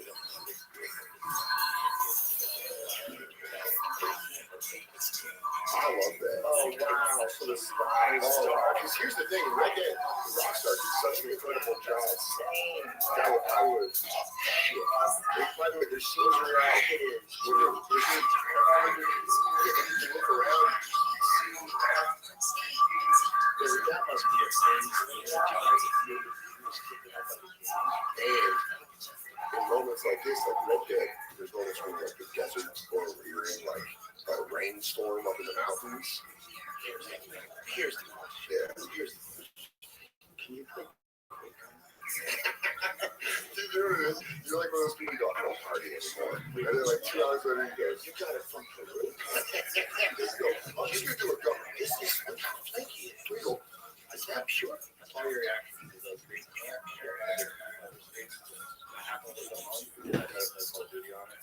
There is a level of. Oh, really? Yeah. What do you mean it's too big? It's too small. Like Call of Duty in front. Like, you got really close to the screen. Yeah, when we moved into our apartment, we put the TV in the bedroom, and it's Call of Duty. She was playing video games like this. Too much. Because the screen was like fucking on it. So we were like, oh yeah, we switched it out. I remember back in the quick play days, the guys didn't like, some guys didn't like monitors that were more than 21 inches. They wanted it right in front of them, so that because you're moving your mouse, right? And the mouse. I didn't know Quake was a keyboard. Yeah, keyboard and mouse. That's like some real shit. Real shit. That's the real shit. That's the real shit. That's the scary shit. That's like you get really good at the movement with the keys, and you get really good with your cursor, and you know how to jump. And every time you hit the space bar, you're jumping. Yeah, that's like Counter Strike. People used to be in Counter Strike, which is like it's really fast. Yeah. The thing about Quake is it's not like it's superhuman speed. And moving at superhuman speed with rocket launchers. And you can instantaneously change weapons. You rocket someone in the air and electrocute to the death. It's insanity. Because you can do that like that on that kind of a screen. I don't know, but I'll tell you what. I'm looking up Quake 4 on my Steam there. It's a keyboard mouse. Really like keyboard. You don't want to fuck with it. You need really precise movement. Find like a good one with good graphics. That does get right up on that. So because you can, I would imagine if you're controlling a 21-inch space, and you are very accustomed to moving your cursor around a 21-inch space with your mouse, right? You're moving it around, very precise. If you stretch that bitch out to 40 inches or 45 or 50, now you're doing this. Yeah. That does. So it's all one right there. And you really want it like a 21-inch mouse. 24, 27. That's it, right? Yeah, that makes sense. That's right there. And then you got to get glued under that screen because you don't want to go back and forth the screens. It's going to fuck with your timing. Yeah, you need something to take a while. Yeah, you need those guys are fucking freaks with their mouse sensitivity and the weight of the mouse. They add weights to the mouse. They take weights away. Some people like lighter mouses. They make mouses that are hollow to take as much weight out of them as possible. So you have a custom. Gain your nice mice. Go find the lightweight gaming mice. They literally, like, you know what they do with race cars? They take everything out, anything that weighs anything. They drill holes in the door handles. They do that. Look at these mice. Look at them. They're just like skeletons. There's $170. Oh, dude, there's by the way, some of them are more than that. It's called See that one in the lower right-hand side? Yeah. It says Euro Gamer Channel. The right-hand middle. Yeah, right there, that lightweight middle row. That's my stuff. And so what you're in, because I know are you using the wheel all the time? I use the wheel to switch weapons. Sometimes I use the wheel. I'll use the wheel for a rail gun. So when I know I want to hit the rail gun, I just turn the wheel and turn the rail gun instantly. So I have keys pressed that are all set up exactly for each weapon. I feel like a cokehead top.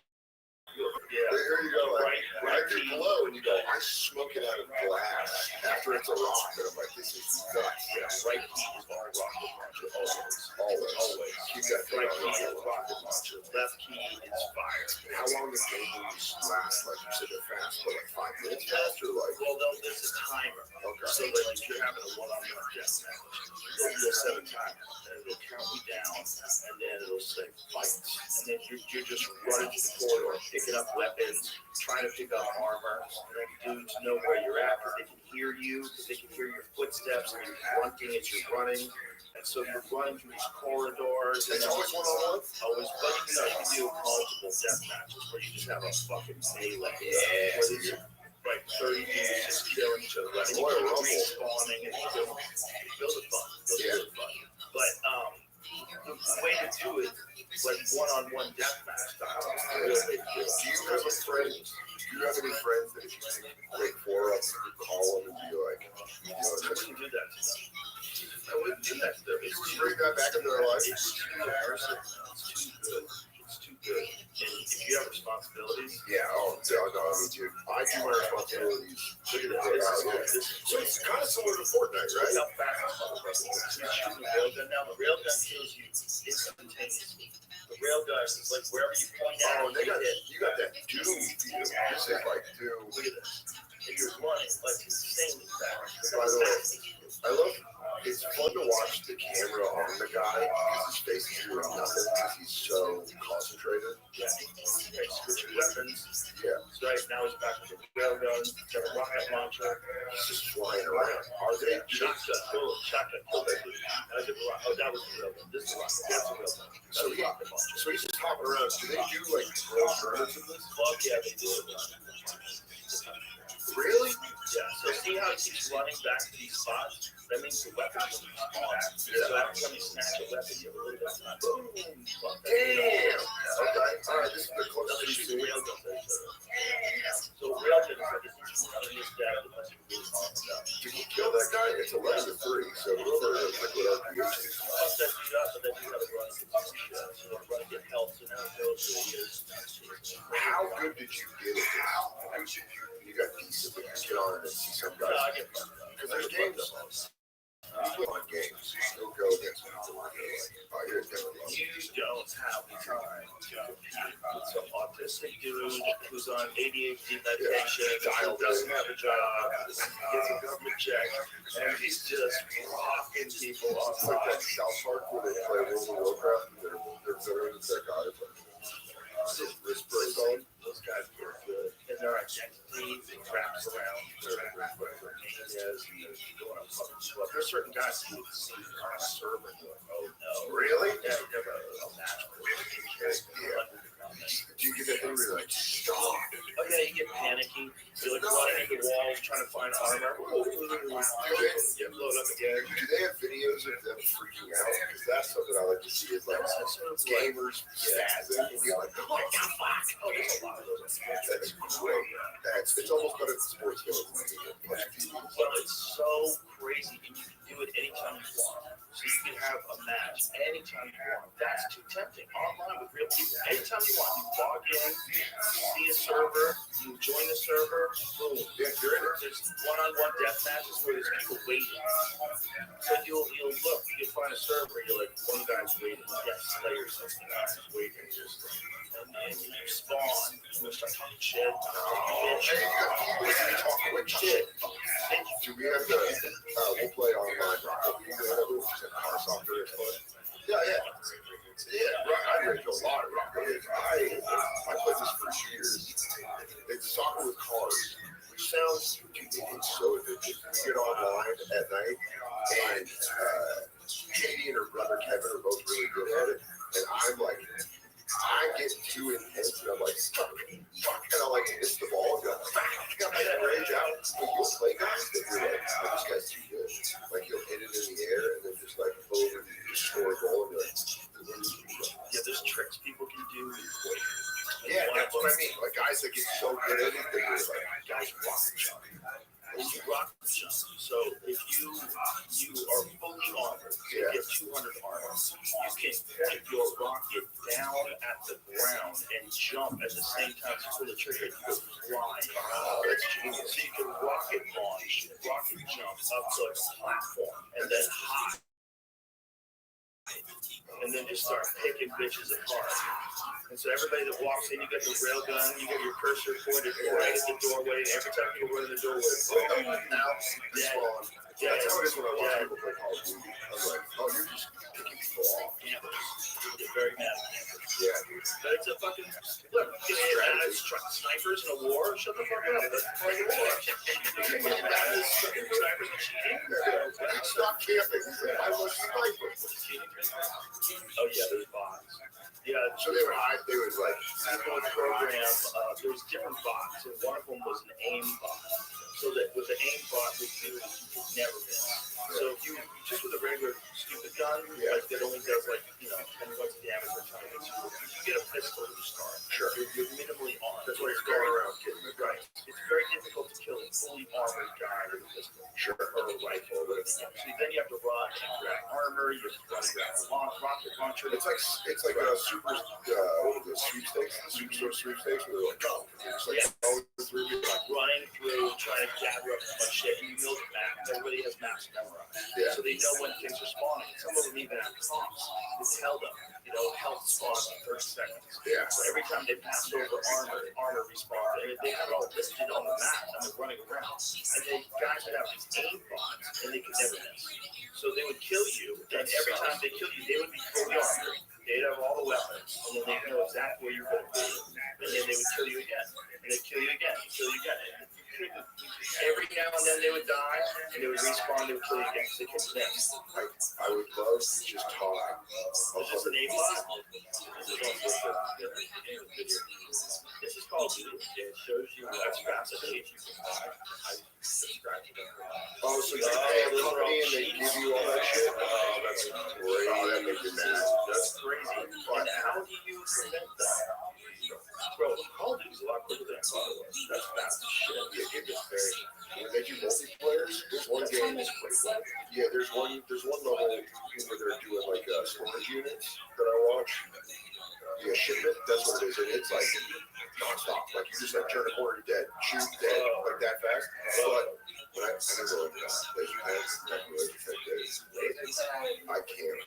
But I can't. I just sat by the charge station, and every time someone recharged it, you know, one thing that you go out the lobby and they show your stats. My stats were like, I'm surprised I didn't get a call from the military. It was like 700, I had like 300 kills. It was something wild.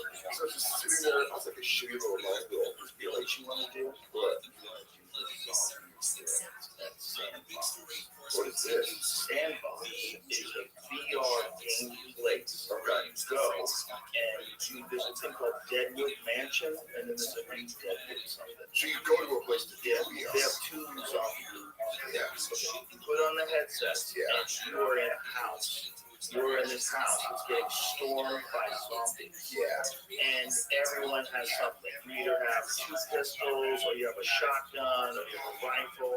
And this one, listen to me. Get the shotgun. Okay. The shotgun is overpowered. Sometimes they fuck up when they make games. Yeah, they got a nerf a weapon. The shotgun's overpowered. The shotgun kills everything.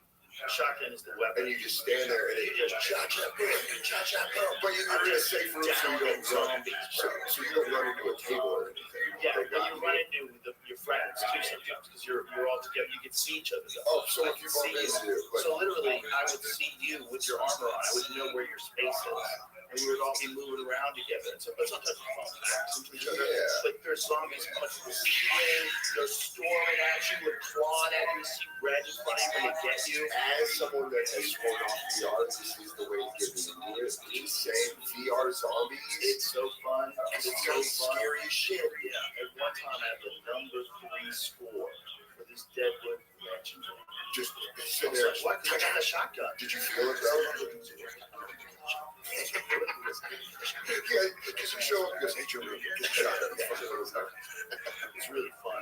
It's a crazy game, dude. But that's crazy. What the VR does to video games is it just heightens the emotional impact that it has on you because it's sensory. It's like kind of like deprivation tanks, but like it's just putting all the senses into that. It's like I was obsessed with this game Friday the 13th that they made back on PS4, and you would either be a counselor or Jason. And it's just all online. Dude, it's fucking wild. It was wild. I loved it. But I would do it. Fucking doink. I was fucking giant joint. And then I turn off all the lights in my apartment and I play Jason. And it's like, it's scary. Because this is the guy as Jason. But you go around and you hunt, see the counselors inside. And you're hunting counselors? Yeah. And wow. That's the phone box. That's how you call the cops. This guy set the trap. Jason. I still play it sometimes. I got it. I'm level 100. Set a trap at the. So Jason is smart. Well, you can set. It's all strategy. It's you versus these counselors. So Jason gets that trap. He has 5 bear traps and then 5 throwing knives. Doesn't seem unrealistic for Jason. Hey, it's a stupid mutant that drowned in the lake. He's dead. He's dead. But this game fucking gets so scary. It's so scary when you're like, because when you're a counselor, you're just like walking around, you're like going through drawers trying to find weapons or whatever, and then all of a sudden it's just like in the background it's slowly like, and then when Jason shows up when you're at a cabin, he'll smash the window and it's like, yeah, if you have headphones on, go, get the fuck out of here. I'm getting all goosed up. I'm going to play it, Jason. If the servers are still up, I'm fucking back on it when I get home. I have not seen it, but I have heard legends of this alien that's on VR that's supposed to be insane. Like Alien, Like you get a first movie. Oh, Alien. Ridley Scott. Yeah. This is Alien. Let's just watch This is true. I want to make sure this is true. Someone told me it's a terrifying game you can play on VR that's based on the first Alien. I just went No, through they told me this. They told me this at least a year ago, maybe more.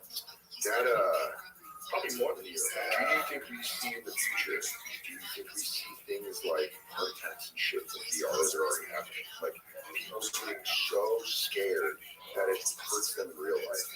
Well, I think if you're really vulnerable and your heart gets jacked up like 100 times a minute, especially if you have one of those guys on the treadmills they have now. Oh, really? Dude, they have a surface. It's a new surface that it's a contained surface and a contained space. And whatever direction you walk in, it moves. Also, it does like a topography of like. No. It just stays flat. But it goes left and right, and it goes left and right, and it goes back up. It backs up with you. You stay in the same spot, so you're walking around. It somehow or another registers through the headset into the flooring which direction you're going, and it compensates for that. They're gonna think we're such idiots in the future when they're like just holding a controller and play. But you know what kind of good shape you would get in? If you it's not available yet, but they made one that's here's what you do. You put ankle weights on and you put a weighted vest on. Yeah. And then you play one of these gun games, which look really intensive. And you get that, and you get and you're walking around with all that weight on. Yeah. That's a fucking workout. Also, what they should do is, we got those trillions of dollars going around in our military. The military probably has something like this developed. They're with Boston Dynamics. Yeah, they go, you see our robot take out a fucking village in Colombia?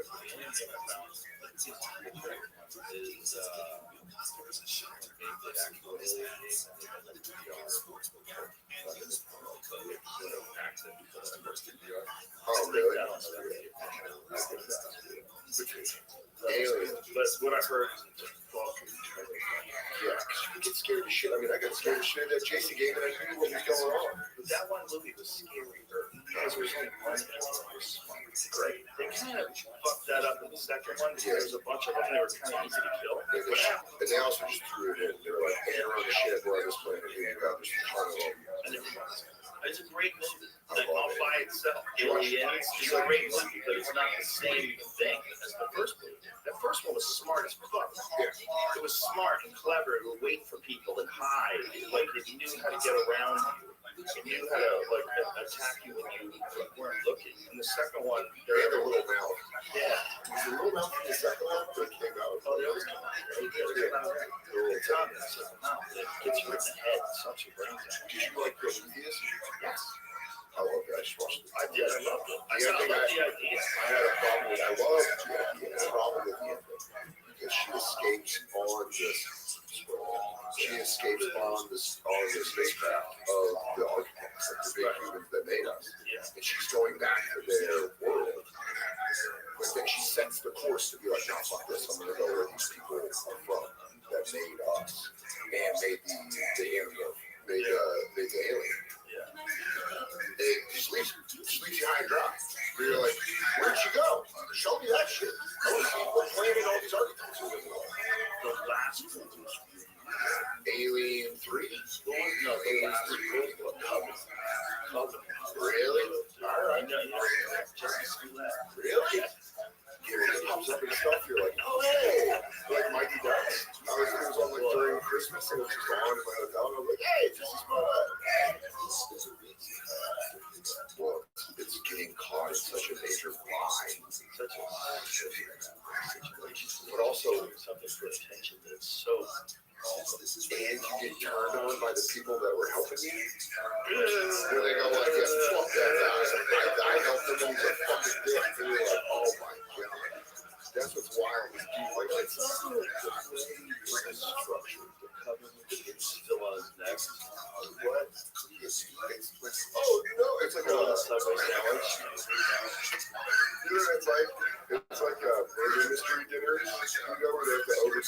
oh, knife! He's stealing me!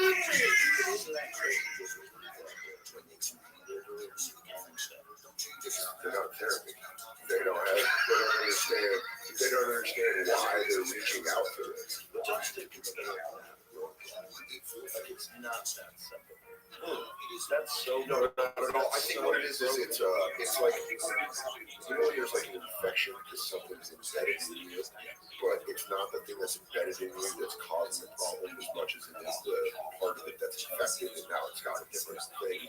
That's what that is. Where it's like something happened to them, and instead of them solving it and killing that out, that splinter that got infected, the infection built on it, and now you're dealing with 6 things on top of the actual problem. That's my guess, but that's what it feels like. Because I've seen people go through bad shit, they correct it, and be okay, and I've seen people go through kind of bad shit, and then it just, there's also just things that people do when they do things like that, where they recognize that a certain amount of bullshit is tolerable. Yeah. A certain amount of you exaggerating an experience, saying that you were threatened, a certain amount of that seems to be tolerated. So you don't question, because then you're super insensitive. You go, well, you know, and then there's so many people that stood up for them and made these tweets. More knee-jerk reaction. Yeah, it's also like we don't have any information. We don't have any information to react on this, but the story seems so implausible. Like, nobody wanted to say it. Nobody wanted to say, I think you made that up. I immediately thought of when that happened, and like the reaction a couple weeks later, I immediately thought of Ben Stiller and the cable guy when they're doing like the Menendez brothers spoof, and they do the phone call, and he goes, I don't know who it was, but he was Asian. And they just like, you're clearly lying on the phone call, and you're like, that's kind of how that felt to you. You're like, dude, you work in the arts. You should know how to tell a better story. Your storytelling is dog shit. Yeah, this is right.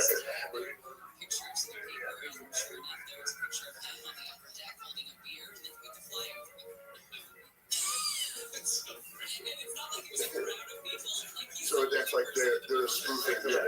Like they clearly killed their parents, but that was their excuse. Yeah. And you're like, someone like him, who's been a child actor, this guy's been a child actor his whole life, right? And they know how to roller coaster.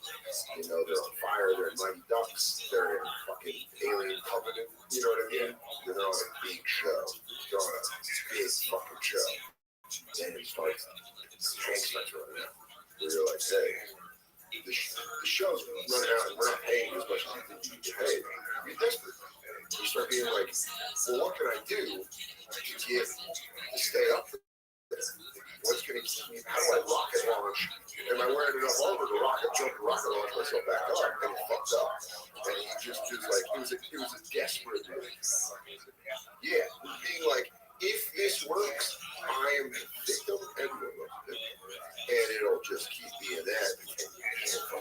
Please come say hi in the VC when you can, period. I have a robot that is automatically posting to Instagram for me that you can see as I am screen sharing, period. It is very cool, period. 2019 when I was there, and he did an hour about what it was like being busted lying about 9/11. Dude, the show gave me anxiety because of how he did it beautifully. He did it beautifully. It was funny. It started funny. He was explaining how he was famous. It was the last season, and he goes into and he tells you about the call from the New York Times. The guy goes, I want to talk about 9/11. I rated that guy.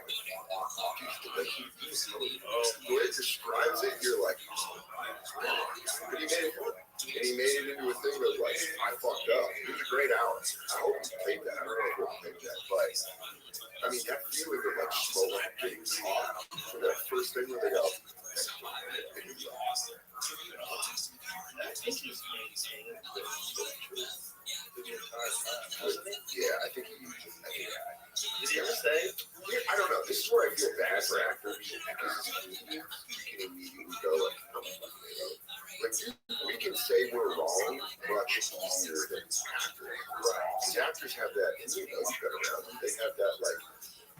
It's like being around it's like rules that you say can't bust your balls because you'll take it seriously. Yeah. That's just how the entertainment business is. Like, musicians act different than actors, actors act different than actors. This is all the stuff I don't think as an actor. And go like, man, who's desperate? Yeah, you don't know when you're going to get on your next show, you don't know when you're going to get your next gig. If you would have just done one of those, you probably You'd have to admit that it was true. That's what I mean. And now he's stuck in that prison forever. And now he's stuck in that thing where you're like, well, so you're saying something that we all, that the guys involved said you couldn't show.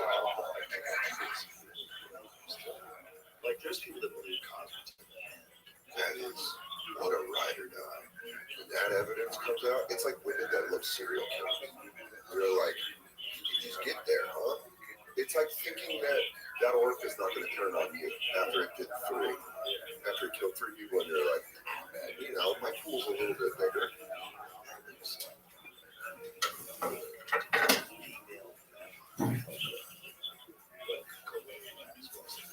You know, that, there is a level of just on that whole Ghislaine Maxwell. That's why it's such a joke right now, is because it's so bad.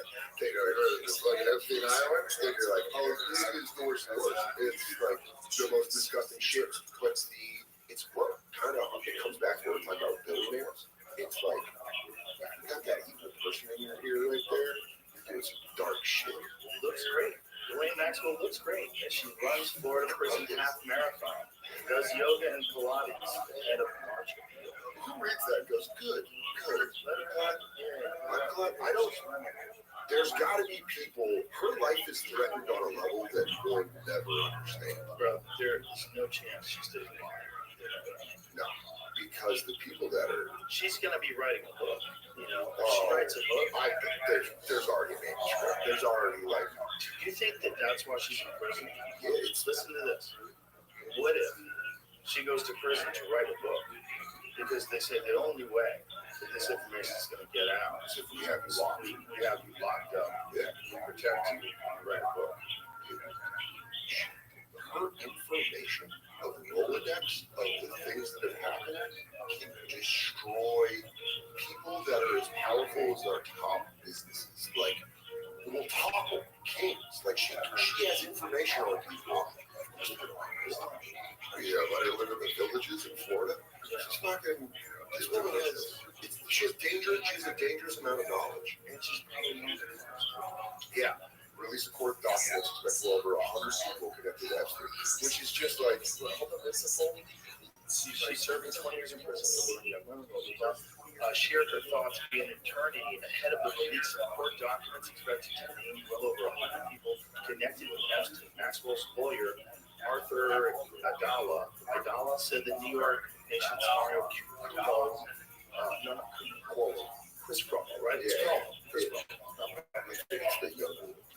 Yeah, the guy who's pronouncing it. Yes. News Nation's Cuomo that Maxwell has nothing to say about the impending release of names, but that the former socialite takes issue with the fact that the only person facing consequences over the rampant sex trafficking of young girls is a woman.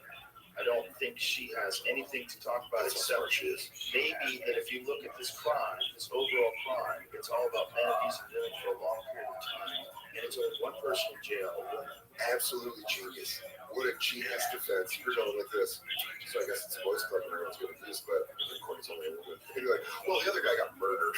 Like, Epstein got murdered in jail. Maybe you should tell us what's involved and lock them up too. Yeah, well, throw some boy notes out. Well, that's what I mean with she's on how much power. She's on a level of danger.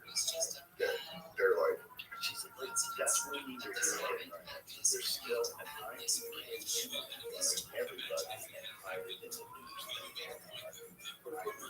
Yeah. Just kill the journalist. And we're like, what are you guys going to do? So we're like, this subway's a real nice. What's that guy's name? Yeah, I always fuck it up. Everyone's dirty. Everyone's a human being. That's the whole point. It's like, there's danger on us here. You spoke out. I think you spoke out against me.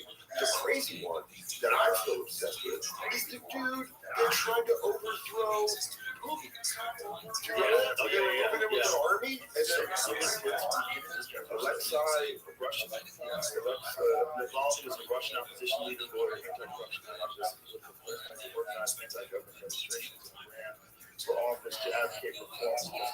Russia and against President Vladimir Putin and his government. So what was the controversy about his No, but there were some other ones. There were some other ones like he's a Cosby believer. Yeah, he's like, Bill Cosby built the bed for that. But the other dude like led an army, and they were like, "Hey, he's marching on Moscow," and then he went, "Just kidding, knock, knock," and then a month later, they're like, "His plane crashed," and you're like, "Why are you getting in a plane? You went against Putin, and you're gonna fly around in Russia? What the fuck is wrong with you?" I was going around going like, "John Magnus, get the bus. We can't protect the bus." When you pulled up to Moscow, it's a tank. You showed up in a tank.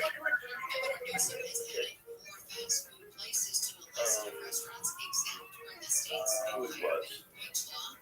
So it's basically an anti-Putin activist, Russian opposite figure, anti-corruption activist who's on long-term detained in prison for 11 years and 6 months.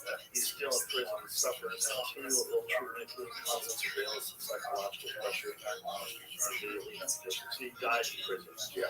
And what was the controversy about that? Someone said something about nationalism. There's someone was but I mean, that guy died. But you know, there was one that something that they would do. Yeah. They would say, "Oh, do you remember when you got that guy, Pinocchio with in England with the sushi, where they just reached down and were like, "You're dead." They put plutonium in the guy's sushi, and that was like, he was like a low KGB agent, and they were like, "You think they're bad? We do shit that we're like, the CIA's been cooking up stuff that like even Russians go like, that's pretty fucking good." Like, you ever think they like wink at each other like, "You're fucking nuts," and it's like, "Yeah, we fucking did something crazy for hours," and they're like, "You guys don't give a fuck." Like, if there's an open conversation about it, after they just walk around. No, the Western liberal Democrats. If there's a darker side to them, there's such a fucking putting that out there to be like, his controversial views on Muslims in the Caucasus, Georgians, and Central Asian migrants in Russia. Immigrants from Central Asia bring in drugs to Russia. Navalny said in an interview in 2012, extending what he described as a realist visa requirement for wonderful people from Tajikistan and Uzbekistan. While it was reflected upon some of these past remarks, they frequently resurface, causing some to question if Navalny is what many in the Western world think he is. Navalny's controversial statements stem from his political origins in the nationalist movement. There will be a feel-good A24 for you about this guy. He used to attend the Russian March, a very far-right nationalist generally behind the slogan, "Russia for ethnic Russians." Anybody who expects Navalny to be an ideal Western liberal Democrat has been mistaken. Details Bureau News. His ultra-nationalist sentiment was prominent in the video dating back some 17 years, filled with xenophobic comments. Do you think this is like his getting like with comics, and they bring up old clips of comics on podcasts? Like, he was like, "Oh, that was close.